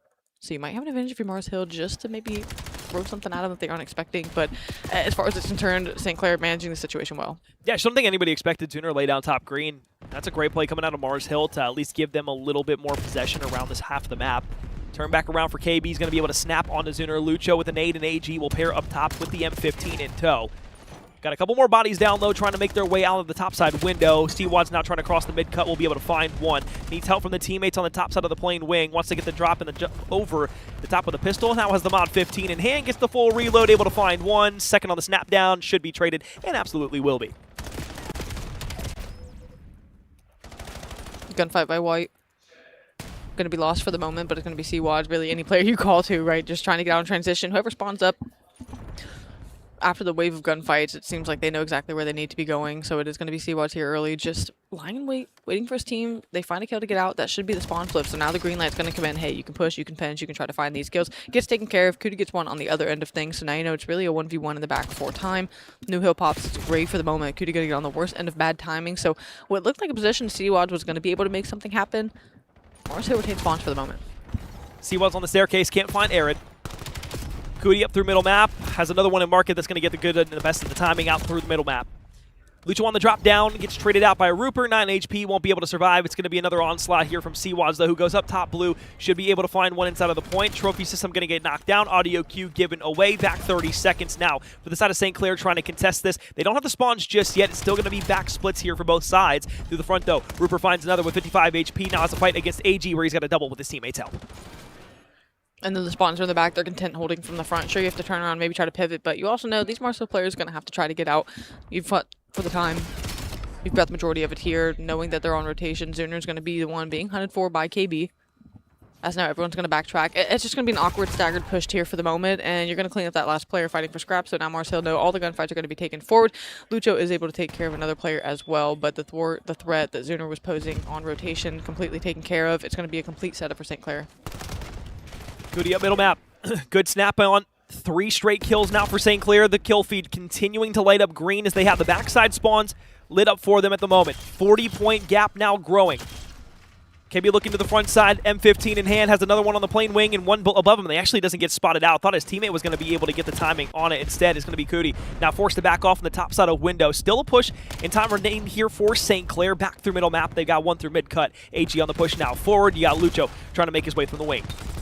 And how nice is that, the setup they have, the time that they're earning. Yeah, you can just kind of roam and push through mid-cut. They're trying to pinch, try to break from the front, but you have the opportunity, you have the resources to be able to say, okay, we're just going to rewrap the hill and make it a little bit easier for us to fight this contest from the front. They do just that. St. Clair now a 70-point lead as we go to the second set of rotations. They got off to a good start early, things tied up. But as we get things rolling at P1, presence here from Marcel. The slaying discrepancy is actually quite confusing at the moment, too, because like realistically, it's not really one-sided in either way, especially for the disparity of about 60 points that we're seeing right now on a one good hold. Mars Hill just have not been able to subsequently find the kills and then add additional timing on top of it. And that's kind of the struggle that we talk about all the time, right? It's like, okay, well, you can get the kills, and that's great, but what are you doing after you find the kills? Are you then pushing out too far? Are you being able to kind of like keep an area of the map locked down so you can get significant time on it? And right now, it feels like that's kind of the case for Mars Hill, where they're just kind of getting the kills that they need around the point, but then not being able to kind of lock down a small portion of the map. They feel like they're spreading their kind of defensive line way too far, and then once they stretch that thin, it just allows St. Clair to come in for the cleanups. I mean, we're hardly halfway through this hard point. We played a hard point earlier today where 2 minutes ticked off the game clock in totality. Yeah. 2 minutes have already ticked off here, so I think that does go to answer your question to say, yeah, whenever they're finding those kills, a lot of times sitting gray, it has been green or it has been gray, and that goes to hurt Mars Hill and what they want to do. That's something where, again, was a struggle point for them this weekend, continuing to show for the moment, but not able to make moves towards the objective behind the kills they are finding. They aren't getting outslayed, they aren't getting bullied around the map, they just aren't finding time behind what they're able to do, and that's making it that much harder for themselves. About a 100-point game here on the P2 hold. Slide in from the bottom. Aaron will be there. Rupert pops a double. Hops up top, says hello to number 3 with the pistol. Swap back M15. You bet you'll find all 4. The entirety of Mars Hill getting knocked down by one man named Rupert. 40 seconds to his name, has the M15 still, is trying to watch 2 players on the top side of red, gets launched up into the air on the death cam, but with 15 seconds left, it's a 120-point game favoring the St. Clair Saints. The Griffins now trying to get out on rotation. CWADs will back all the way down. Stun check on the opposite side, tries to get one weak and at least a little disoriented before he takes the gunfight. Instead, Mars Hill will continue to add on the pepper, the little bit of zest that they have left inside of their wings. It's still a 100-point deficit, but they have a rotation out to P3. At least the question asked and answered of can they, garner some time behind this. They're in a good position. They found the kills they needed to. Now do they find a way to get wiped, or do they find a way to, like you said, garner it into something? They still have the opportunity to kind of chain it, get things going. But even with topside map control, the first 15 seconds bled near completely gray. 35 seconds left here. KB looks for the challenge top wing. Out and towards middle map, another one with the pistol swap is going to be able to connect on that for 5 in a row. 24 and 17 here for KB. Full top green control for him at the moment. Tries to turn back around. Aaron off the spawn is going to be able to connect there.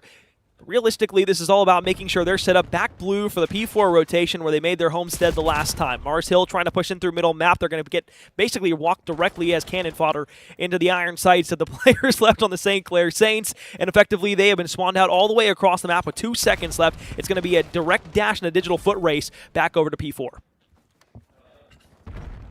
Pinch to the front. In tandem, St. Clair cut it down. And Seawad's going to have the intel on where the next push is coming from. You can see all of the arrows redirect, everyone's eyes forward, iron sharpened. Looking down the sides to thwart this next Mars Hill push as seemingly they can not find a single foothold in the map, and that's more so St. Clair just imposing their will at every turn. They've won the line share of rotations, but they've also done a fantastic job breaking to the point that Mars Hill have not been able to really garner any kind of momentum, any kind of steam here in this map. We said Scar hard point for them coming into this was what it was. We've dissected this map enough today for you to know teams that get it, teams that don't, well, they don't. 20 seconds left on the time, 15 for the win for St. Clair. Mars Hill trying to evade the 100-point club at 97 points right now. Just need 3 more to eclipse that legendary mark. And as Lucho's able to find 2, Zuner now through the front is going to get a direct nade landed right on top of him. What a wonderful cook in from KB. And that will do it for map 1, 250 to 97. The St. Clair Saints and the Griffins fly, fly, fly away. Don't ask me what that was. I'm tired. Let's fly away.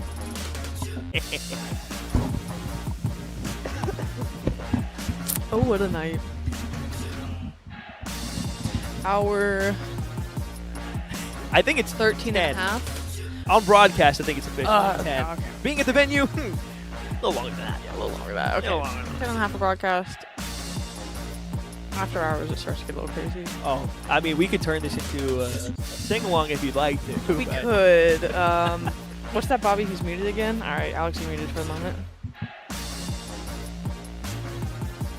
All right, I think we got out of our systems now. Yeah, St. Clair up 1-0. What we expected. Full stop in this series. A few more maps to go. Surely just 2 is kind of what we're all thinking, but St. Clair reps nonetheless going into Sunday. 14-25 from AG, 19 and 26 from Lucho. Unfortunate performances there from the Mars Hill Lions. On the opposite side, though, for St. Clair, have some good performers. Really everybody positive, so not much to kind of gripe about overall. The one thing I can say for St. Clair, and this has kind of been something that has been a staple for them over the course of not only when they were the Cabal roster last year inside of Challengers, but the St. Clair Saints roster too inside of the CCL, was the fact that they not only shared effectively a lot of the hill time throughout the team, but everybody just has an important role no matter what the score line looks like, right? If somebody could be 15 and 25, right, or you call it 15 and 30, but they're probably going to not only have a significant amount of hill time, they're probably making important plays around the maps. Yeah, maybe some of the gunfights aren't being won, but I guarantee you a lot of those gunfights are going to be gunfights that are important. And that's where St. Clair has a lot of their strengths come to fruition, and that's why a lot of teams give them the respect that they deserve, because not only, again, have they played together for so long, but obviously they have the ability to know where each other are playing on the map, and that chemistry and trust in one another is why they're, at least in the favor of myself and yours, the favorites to go ahead and win the CCL championship this year now that Oklahoma Christian are knocked out. Fisher's still going to be a difficult challenge for them, I'm going to be honest. But I think that for whatever reason, this is the 1 year that St. Clair has had the stars aligned for them, and it might finally be time. I do think this is our 3rd, if not 4th year of that being something in the realm of possibility. So yeah, for that to be a potential to come to fruition this weekend, it would definitely be, just exciting from you and I from a commentary standpoint. How long we've, of course, so many people have followed this team for so long, but I know we've been in so many Sunday situations with this team. So, would you call the St. Clair Saints the Buffalo Bills of the CCL? So close every year, just haven't been able to get over that hump. Yeah, I think that's pretty accurate. I feel like that's a pretty accurate Who's Josh thing. Allen? Which one of them's Josh Allen, do you think? Who's Josh Allen? See, but that's almost the point I was making. There is no Mr. Do-It-All on this team. Everyone does what needs to happen, and that's almost like a corny caveat to the point that I was making, but I wish I could take you serious. There is a text box I know. that is That's why I was dragged looking at across you. the entire screen by production right now, and I don't know if I should echo what is written on that text box or not. Okay, Robert told me that I will not in a very stern and I need a talking to voice. So we're just going to pretend like that didn't come up across the screen. But we will see this gridlock coming up next. And this is actually something that I'm excited for because I love gridlock.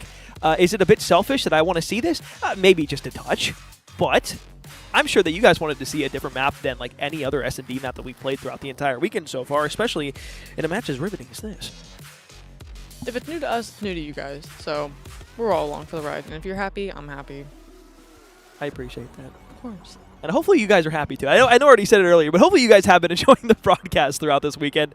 The main goal was just to not only be able to showcase all these teams, but keep it relatively kind of casual throughout the weekend. A lot of matches being played today. It's kind of like trying to get you guys like maybe kind of a feel that you're in the venue yourself. I know it's kind of like impossible to do that, but really the goal of the weekend was to make sure that we put on not only a great broadcast, but of course told the storylines of the players, told the storylines of the teams that have been here throughout the course of not only the CCL season, but the course of this weekend, and make sure that for those of you who are still watching this at home, are able to live vicariously through everything that has happened here at the LAN Center.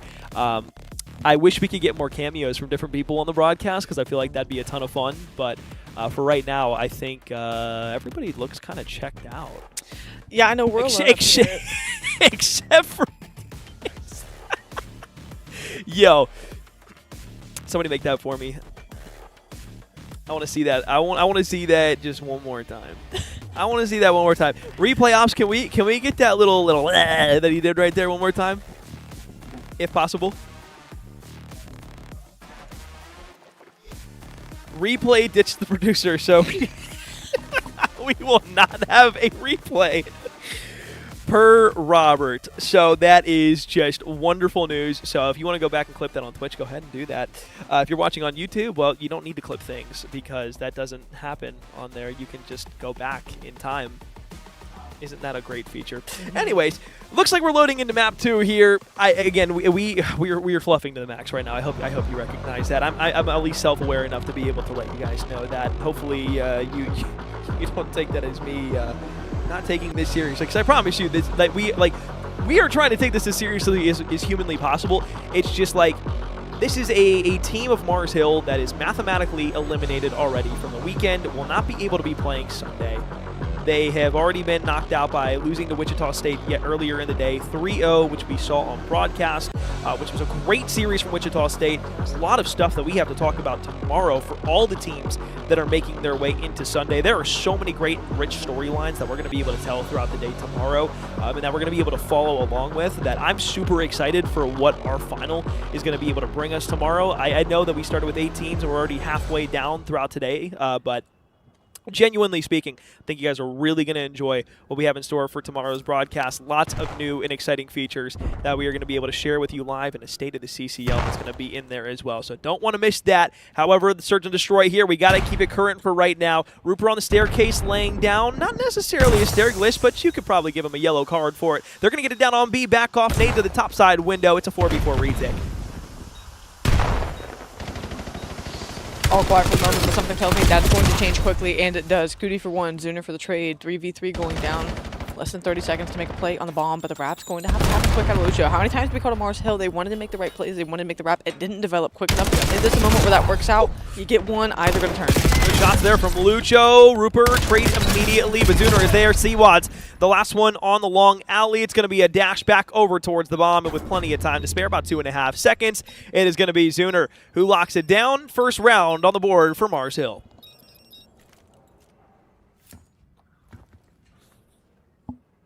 A quick wrap, and he won 2 gunfights at that. It wasn't even, just a freebie. He waltzed into shooting 2 people in the back. Had to take 2 big gunfights there, force the attention to split from the bomb side of things, and something he wished for Mars Hill maybe could have stuck earlier. But still good to see them, you know, execute that here for 3 in the round as well. I mean, not much more you can ask for as far as a play that gets the one on the board early. Back to the offense here. Looks like the spread for Mars Hill is going to be over on the A site. Directly into the rest of the map. Junior's going to pop out towards middle. Doesn't recognize the 3 St. Clair Saints players are going to be flying directly forward. Gets the stick on the Semtech's back, but not before his teammate was able to be taken out by St. Clair. So an effective Lucho kill equalizes at a 2v2. Now it's a 2v1, KB and Cootie versus Lucho. The last alive here for the set of Mars Hill. Has the bomb, wrapping this all the way back over to B. Looks like they're going to be privy to it. I don't think Lucho actually spotted those 2 players out towards middle map. So if he's able to plant this here, might get some good timing on the fortunate wrap back, because they're going to go A instead of B. Yeah, that'll be quickly halted now as the wrap back does come through. Lucho going to watch his back for the moment. I think he has an idea that this is where it's going to be coming from. First gunfight opportunity, lines up the first, spotted the second, so you have the information now if you are Lucho. Difficult to clear all these different areas, and as Cootie goes for the hop-up, doesn't recognize on the backside of the ambulance, there's going to be the cheeky little Lucho waiting and stalking his prey. Clutch little 1v2 out from Lucho. Couldn't ask for much better of a start here from Mars Hill. 3 in the first round for Zuner. 3 in that round for Lucho. And the clutch up. Mind you, the only ones on the board for Mars Hill, so yeah, making it happen.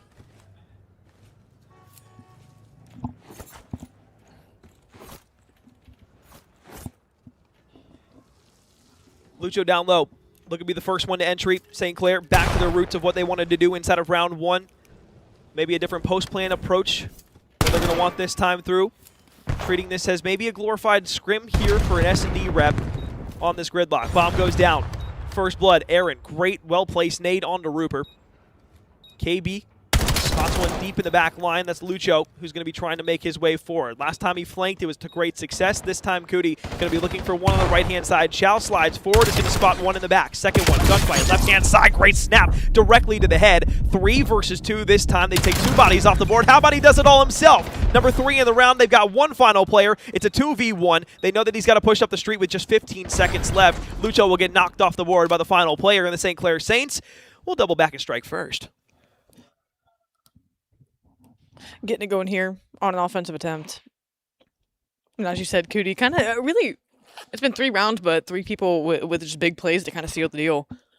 Zuner round 1, Lucho round 2, and for St. Clair this go around it is going to be Cootie. So whenever things have started getting rolling, it seems like one player has always been just in a prime position to make the plays happen.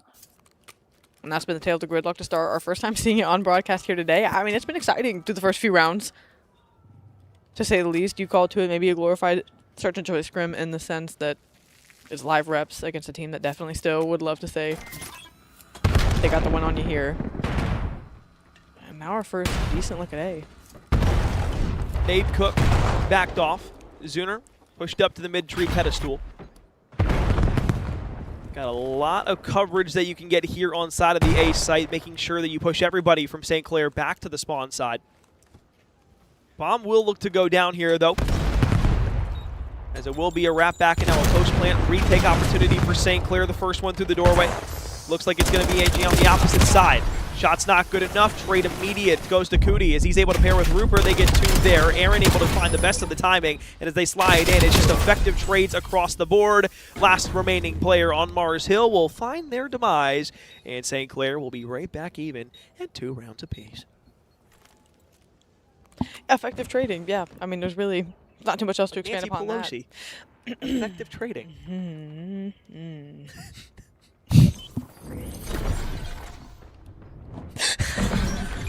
That one even got a reaction out of Robert. I mean, are you going to tell me I'm wrong? Have you seen her portfolio? I mean, I don't think I've said anything yet.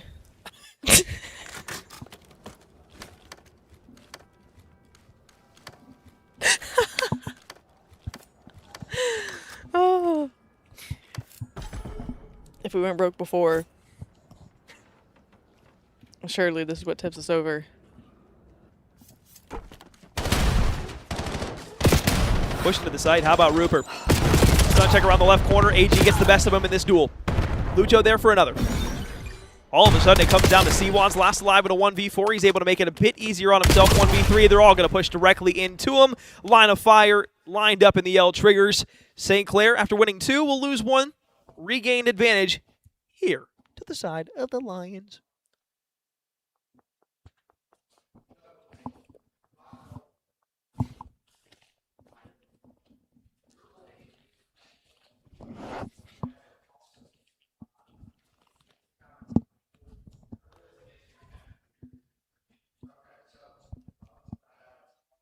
So effectively here, not exactly sure where our feed is.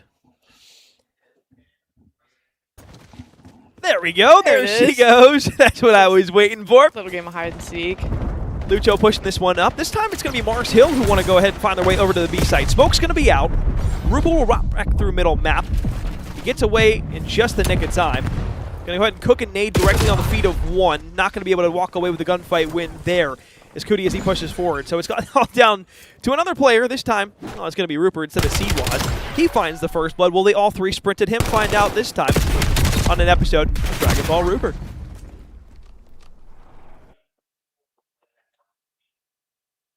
Two straight, 2-round advantage.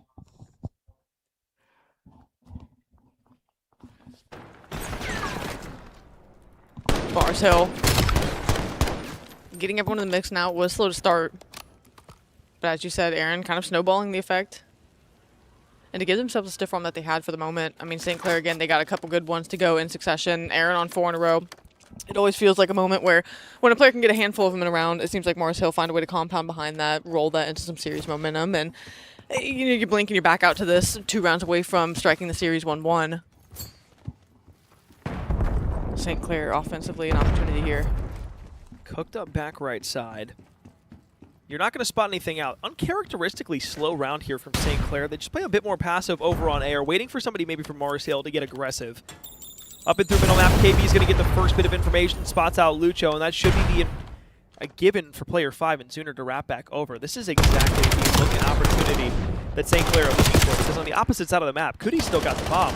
And he's trying to get this thing planted down over at B. This is going to effectively drag the rotation. The one thing that you didn't want is to lose a life there, because now everybody's scrambling back across the map. C1's going to try and meet one in middle map, and you bet you'll find that first blood. Second one's going to be AG. We'll back off. 53 HP. Lucho on a far flank. It's actually a full wrap back from AG, so this is going to be quite the difficult challenge here from C1's, because he's going to have a flanking player coming directly behind him as well, while Coody now tries to help outside of middle map. It's a close gunfight won by the N15. AG last alive, gets the spot on 1, but that's a head glitch you do not want to challenge any day of the week. And you called it being worrisome, just the fact that, okay, you lost 1 whenever you were really just trying to make noise over there, but CWAD played patiently in transition, knowing that he was, okay, I'm caught mid-map. I'm not going to try to overthink this. I'm just going to line wait. And again, it was with the AR, but did find the better end of timing. So just composed. It's hard to frazzle this team. And for CWATch just to have the situational awareness of, I'm not going to try to get back to you. Hold your own on the bomb site. Someone also has to rotate. You know, someone's in the back line. So just playing for that. I mean, again, just one of those small moments of decision making that end up compounding to a round win. It was already a fantastic play call. Watching it unravel was awesome. But again, to really be sure you put that round away whenever lives went back to even, a big play out of CWATch to help secure. 3 straight, 3 on site, 4 playing full defense here over on A for St. Clair. And guess what? Marcel said, you know what? Let's do the exact same thing you did to us. We're going to try that one out for size and see how it goes for us. 4v3 on the retake. Same kind of situation, though, happens where Marcel will lose a life on the retake back over on their own site. It's a full ramp back through spawn. 1 flanking member from St. Clair all the way deep on the deep street. You've got Rupert pushed up first here inside of the building, looking for information. Nobody's found a point of contact yet. C1s will find one laying down in the kitchen. Someone call life alert. Grandma's falling over. And really what you were looking for was the bomb planner. And again, now you have someone on the back lines who has to turn head to make a flank. You're just going to look top it for this moment. Rupert going to try to cover shots, cover his teammate who is trying to get the defuse. It'll come through. Took a page out of the book. Couldn't quite get the execution. I did like the idea, honestly. I mean, just to fire it right back at them. I'm not mad at it. You can tell maybe that camp laughing a little bit at it too, but St. Clair, I think the big thing on rotation for them was finding the bomb planner. And again, you get good timing, right? It's not like he's even able to get one, just looking the wrong way, thinking the hop-up's coming through mid. So to get the bomb planner, send someone on a flank as well. Situationally, they're definitely making the right plays, making sure it's just not a one-dimensional look. Does St. Clair have anything else up their sleeves when it comes to their bag of tricks that they are looking to dive into? It doesn't look like it's going to be anything tricky this time, just a straight-on assault back over to B, where they have done plenty of good work thus far throughout this series. First one, gunfight. Second one, over toward the right-hand side. Ripper will hop up directly above one and give them a 3v2 advantage. 1 life in the favor of St. Clair at the moment. Bomb has yet to go down. Aaron's going to be forced back off with 38 HP. Great shots in from KB. Will force AG last alive in a 1v3, and unfortunately in the backside spawn, he is cut down, minced, and diced. Seatbelt action put on him. 5-4 match point here from St. Clair. Playing with aggression, just kind of turning on the jets here at the end of things. Not settling for the objective play, knowing when they had those players turning and tucking tail, go finish the kill, and that's something St. Clair also just again, it's just team awareness, right? There was no disconnect of, oh wait, I'm planting bomb, wait, you want me to come chase. You see times where players will do that, someone will get killed, not being in a position for trade. Often you see those plays fall apart. For St. Clair, the play was always going to be, if I've got someone in front of me and they turn and tuck, we're just going to take after them and get the kill, clean up the round. So that's what they did. Combined 9-team spree as well. Seawads with 5 of his own. Hasn't died since a few rounds ago where they hit that initial feign play over towards the A site. Even's going across the map for the defense. It's going to be consolidated here. Bomb left and spawn for Marcel as well. So that's going to have to be garnered as your teammates try to at least back these players down, keep site control if that's going to be the play call. No one fallen just yet. Slowly but surely making their way around the site. Goody jumped through, Sooner dead. Second, the help of KB. 50 seconds left in the round here. Bomb's still in firm possession of Lucho on the Mars Hill Lions side. Slide back over, wants to get this plant down on the opposite side. Going to give them at least an opportunity to play the time here instead of having to take the direct gunfights immediately. AG will back all the way off into square. Looks back up towards middle map. Know there's going to be a push coming here from the left-hand side in just a moment. But all 3 players at St. Clair now looking to push their way forward. AG, 32 HP, going to try and challenge this out from the opposite side, but Seawads gets the best of him. And as Lucho falls away into the comfort of middle map, unfortunately the boogeyman follows him all the way through into the back rooms. 3-0 on the lives, a 6-4 map count here in map 2, and a 2-0 lead in this series for the Griffins of St. Clair.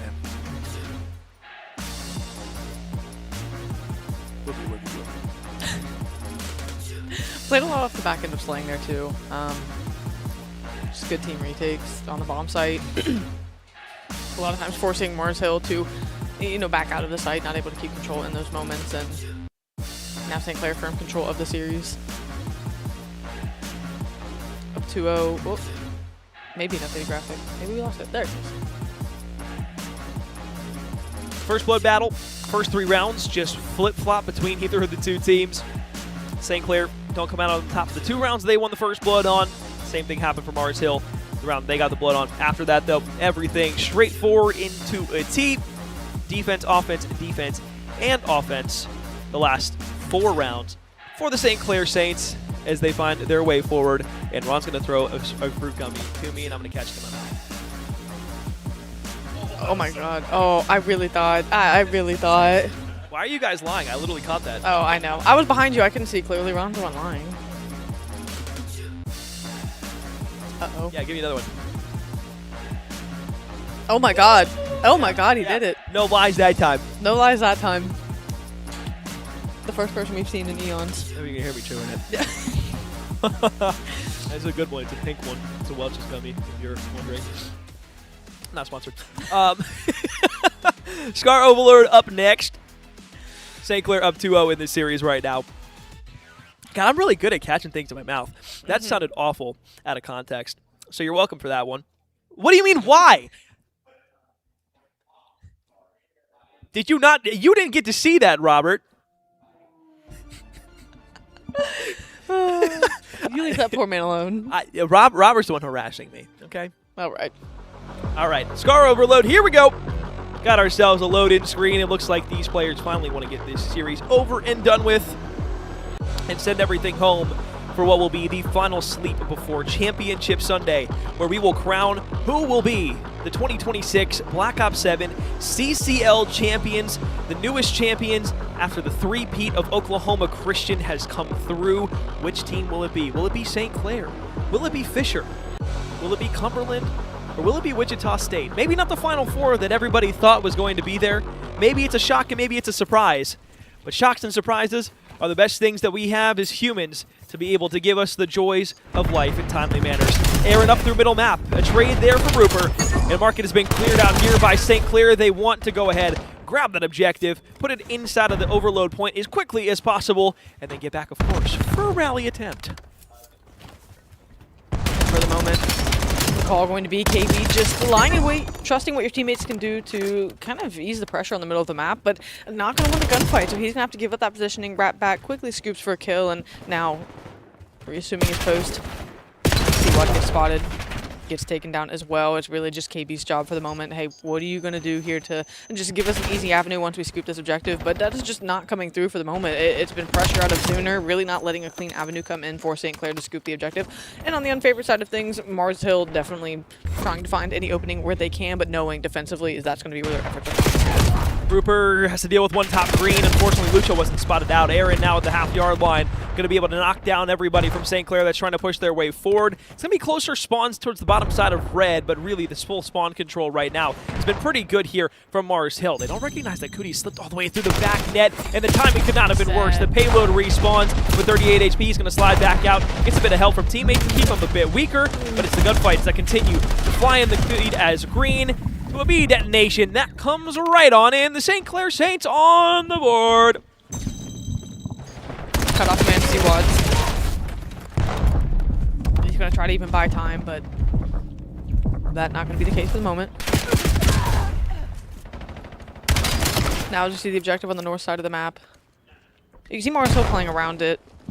You know what they want to do. Of course, everyone, you know what they want to make happen here. Of course, keep St. Clair off of it. Try to give themselves a chance to work, but the choke points that they have to go through are just so tricky. That's why you see them stand around it, try to figure out, formulate, find the kills, what plays they can make happen, and whenever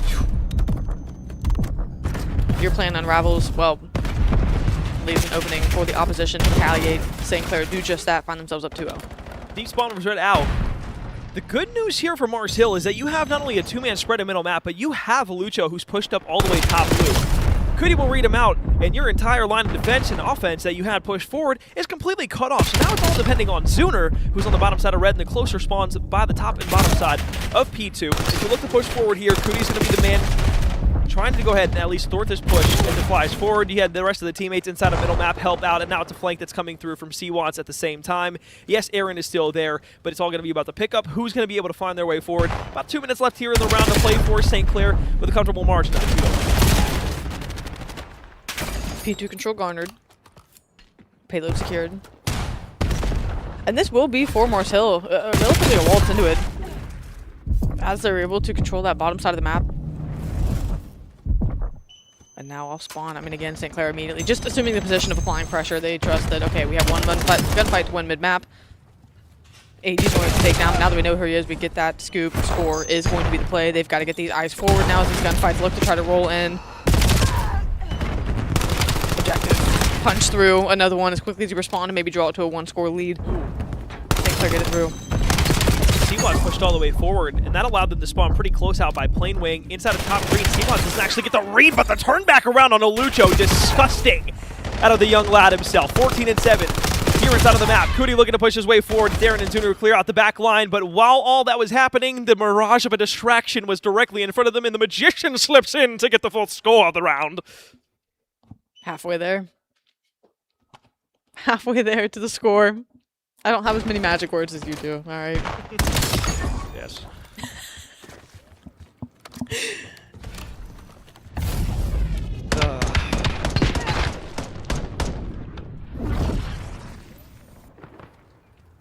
$4-1 lead for the St. Clair Saints. Trying to close this out in a 3-0 fashion. They would improve to 3-0 overall. They have yet to drop a single map throughout the entire weekend thus far to anybody who is within their group of Group B. On the season, they played more series than any other team has inside of the CCL. So much practice, so much finesse, so much allure to this team overall. It's a joy to watch them every single time that they step on a map. And they've already got the overload pushing this back towards the backside of blue. Rupert in a great spot to be able to contest for one. The player that had the device, though, does get chopped down by a few players on Mars Hill, and now as CoD looks to push the white van, he makes miss meet of the play out fast. What more can he get just to cause problems, just to chop it up in the spawn side? It does enough. Finding the 1 kill, turning the eyes off the player off spawn to put another one in. That's going to be 5-1 here. And we talked about role players for St. Clair. And kind of how everyone does what needs done on the map. There is no hero player. There is no, I'm looking at QD to if he doesn't play big, the rest of the team has to step up. It's that's when you have a good team. Yeah, that really is. There is anyone at any given time. You expect them all to show up, I think, more so than just one player. Oh, so-and-so doesn't play well. Ooh, how does this team's odds change? It doesn't for St. Clair, because if someone's playing slow, you don't even have to call upon the other 3 to step up and do more. They're already doing the most that they can for each other. They do so well playing for one another, setting each other up. It's just very selfless Call of Duty. No one's playing for the numbers. They want the wins, they want the championships, and like you said, it's been a perfect streak to this point. They're on 11, the closest map that they've had to this point, and didn't even falter there. And the repetitions they're getting in now just go to show they want this to be the year. Green nade cooked by AG. C-Watts uncharacteristic there with the pistol, not making those shots connect, at least at the beginning. Great tracking, though. We'll go ahead and lock it on down. They've got a flank that's coming in now on the opposite side. Player number 8's trying to push up directly to the mid-cut line of sight on the bottom side here. And as you can see, Lucho on screen now. They're just trying to push this line back as far as humanly possible. Top green cut down. This is going to allow Lucho to make his way forward. Force these spawns maybe to be a little bit deeper over by red. This is probably going to be their best opportunity to be able to get a score in here, and they should be able to do so unless the back line is going to be able to say anything about it. KB, yes, there's a trade there that gets the player, that gets the detonation off, but the score comes in 5-2. And that keeps Zoomer in position to still have heads turned back here.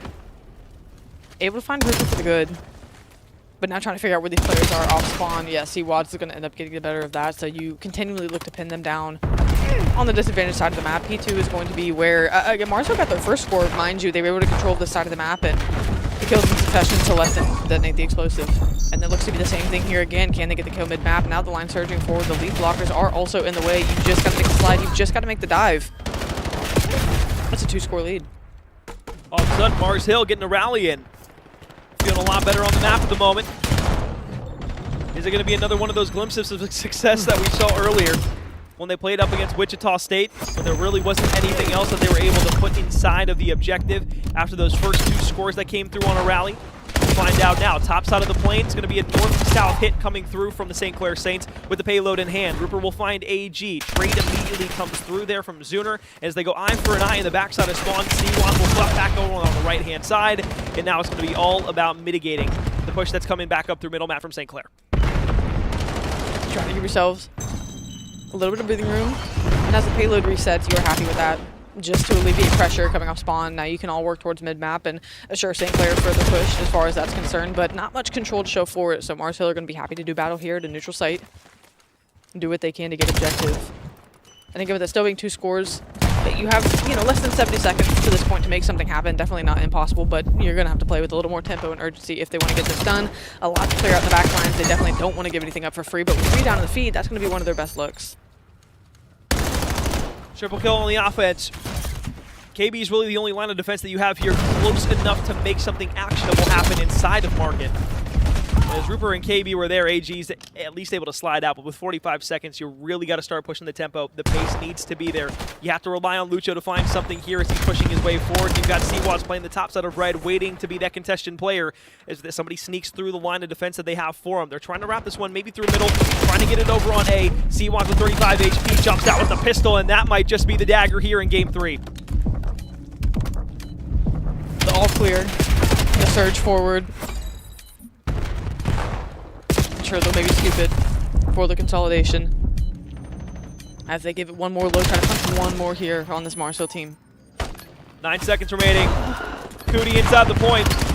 Well on their way to a great start and a bidding effort for a national championship. St. Clair will finish out of Group B undefeated on the day.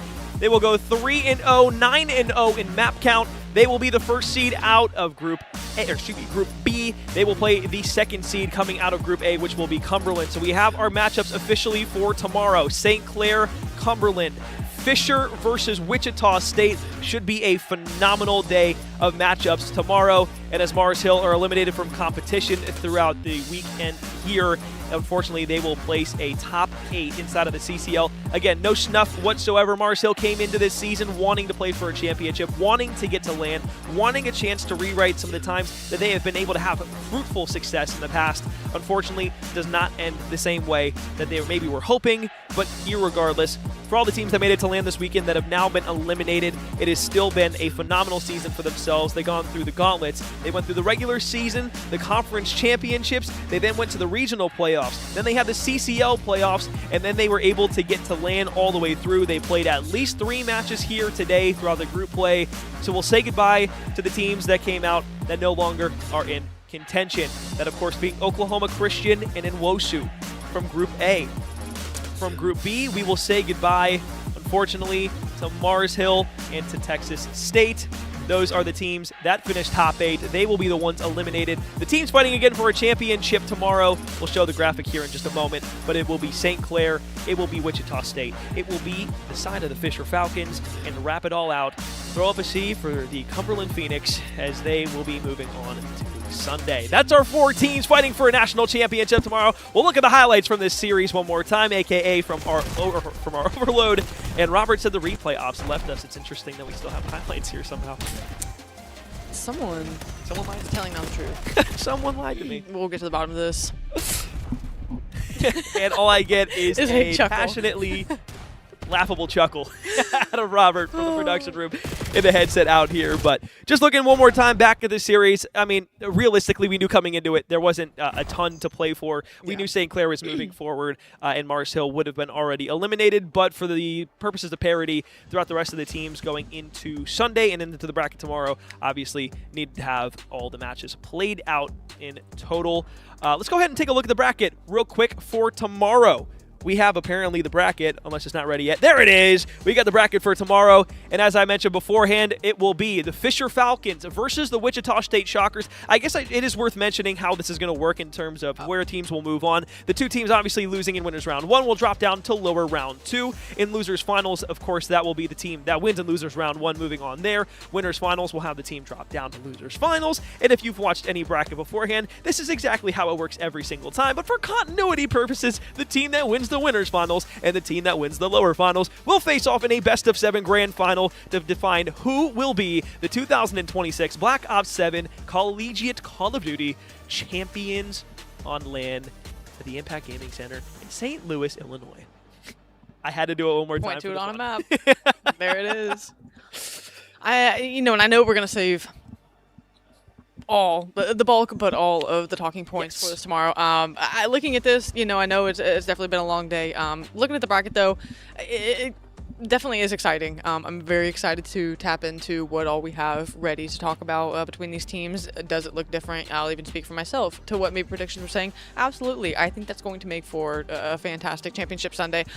We have stuff on the docket that we haven't seen before as far as appearances go, and a lot of firsts for these teams that we're really going to delve into the storylines of tomorrow. But having a look at the 4 that are up here, again, all 8 teams show up to LAN, and everyone wants to compete for a championship. Yep. These are the 4 we have left standing, and they're going to be ones that as true competitors, right, nothing better than the win is going to feel, satisfactory. We talked to a couple players saying a top 4 finish for our program would be fantastic. This is our first time here doing X, Y, and Z. You're going to put the blinders on come tomorrow. You're playing for a championship. Top 4, not going to feel good knowing that you're in the spot you're in. Absolutely. Well, that, I believe, is going to do it here for the broadcast on our Saturday portion of the CCL LAN Championship weekend here at the Impact Gaming Center in St. Louis. It has been a pleasure to bring you the entirety of what I believe is about 11 hours of the coverage that we have had today. Lots of laughs, lots of fun along the way. I know we've had some funny moments along the way or here and there. But again, hopefully you did enjoy the majority of what we had to deliver on our broadcast for today. That being said, we are going to be back here tomorrow, I believe, at 11 p.m. Central Time, so 12 p.m. Eastern Standard Time, 9 a.m. over in the Pacific region if you are coming to us from the West Coast. But tomorrow we will, of course, not only have the continuation of our tournament, but the bracket play with winners, lowers, and grand finals. We will define a champion. We will also have a State of the CCL address coming to you tomorrow as well, so lots to look look forward to.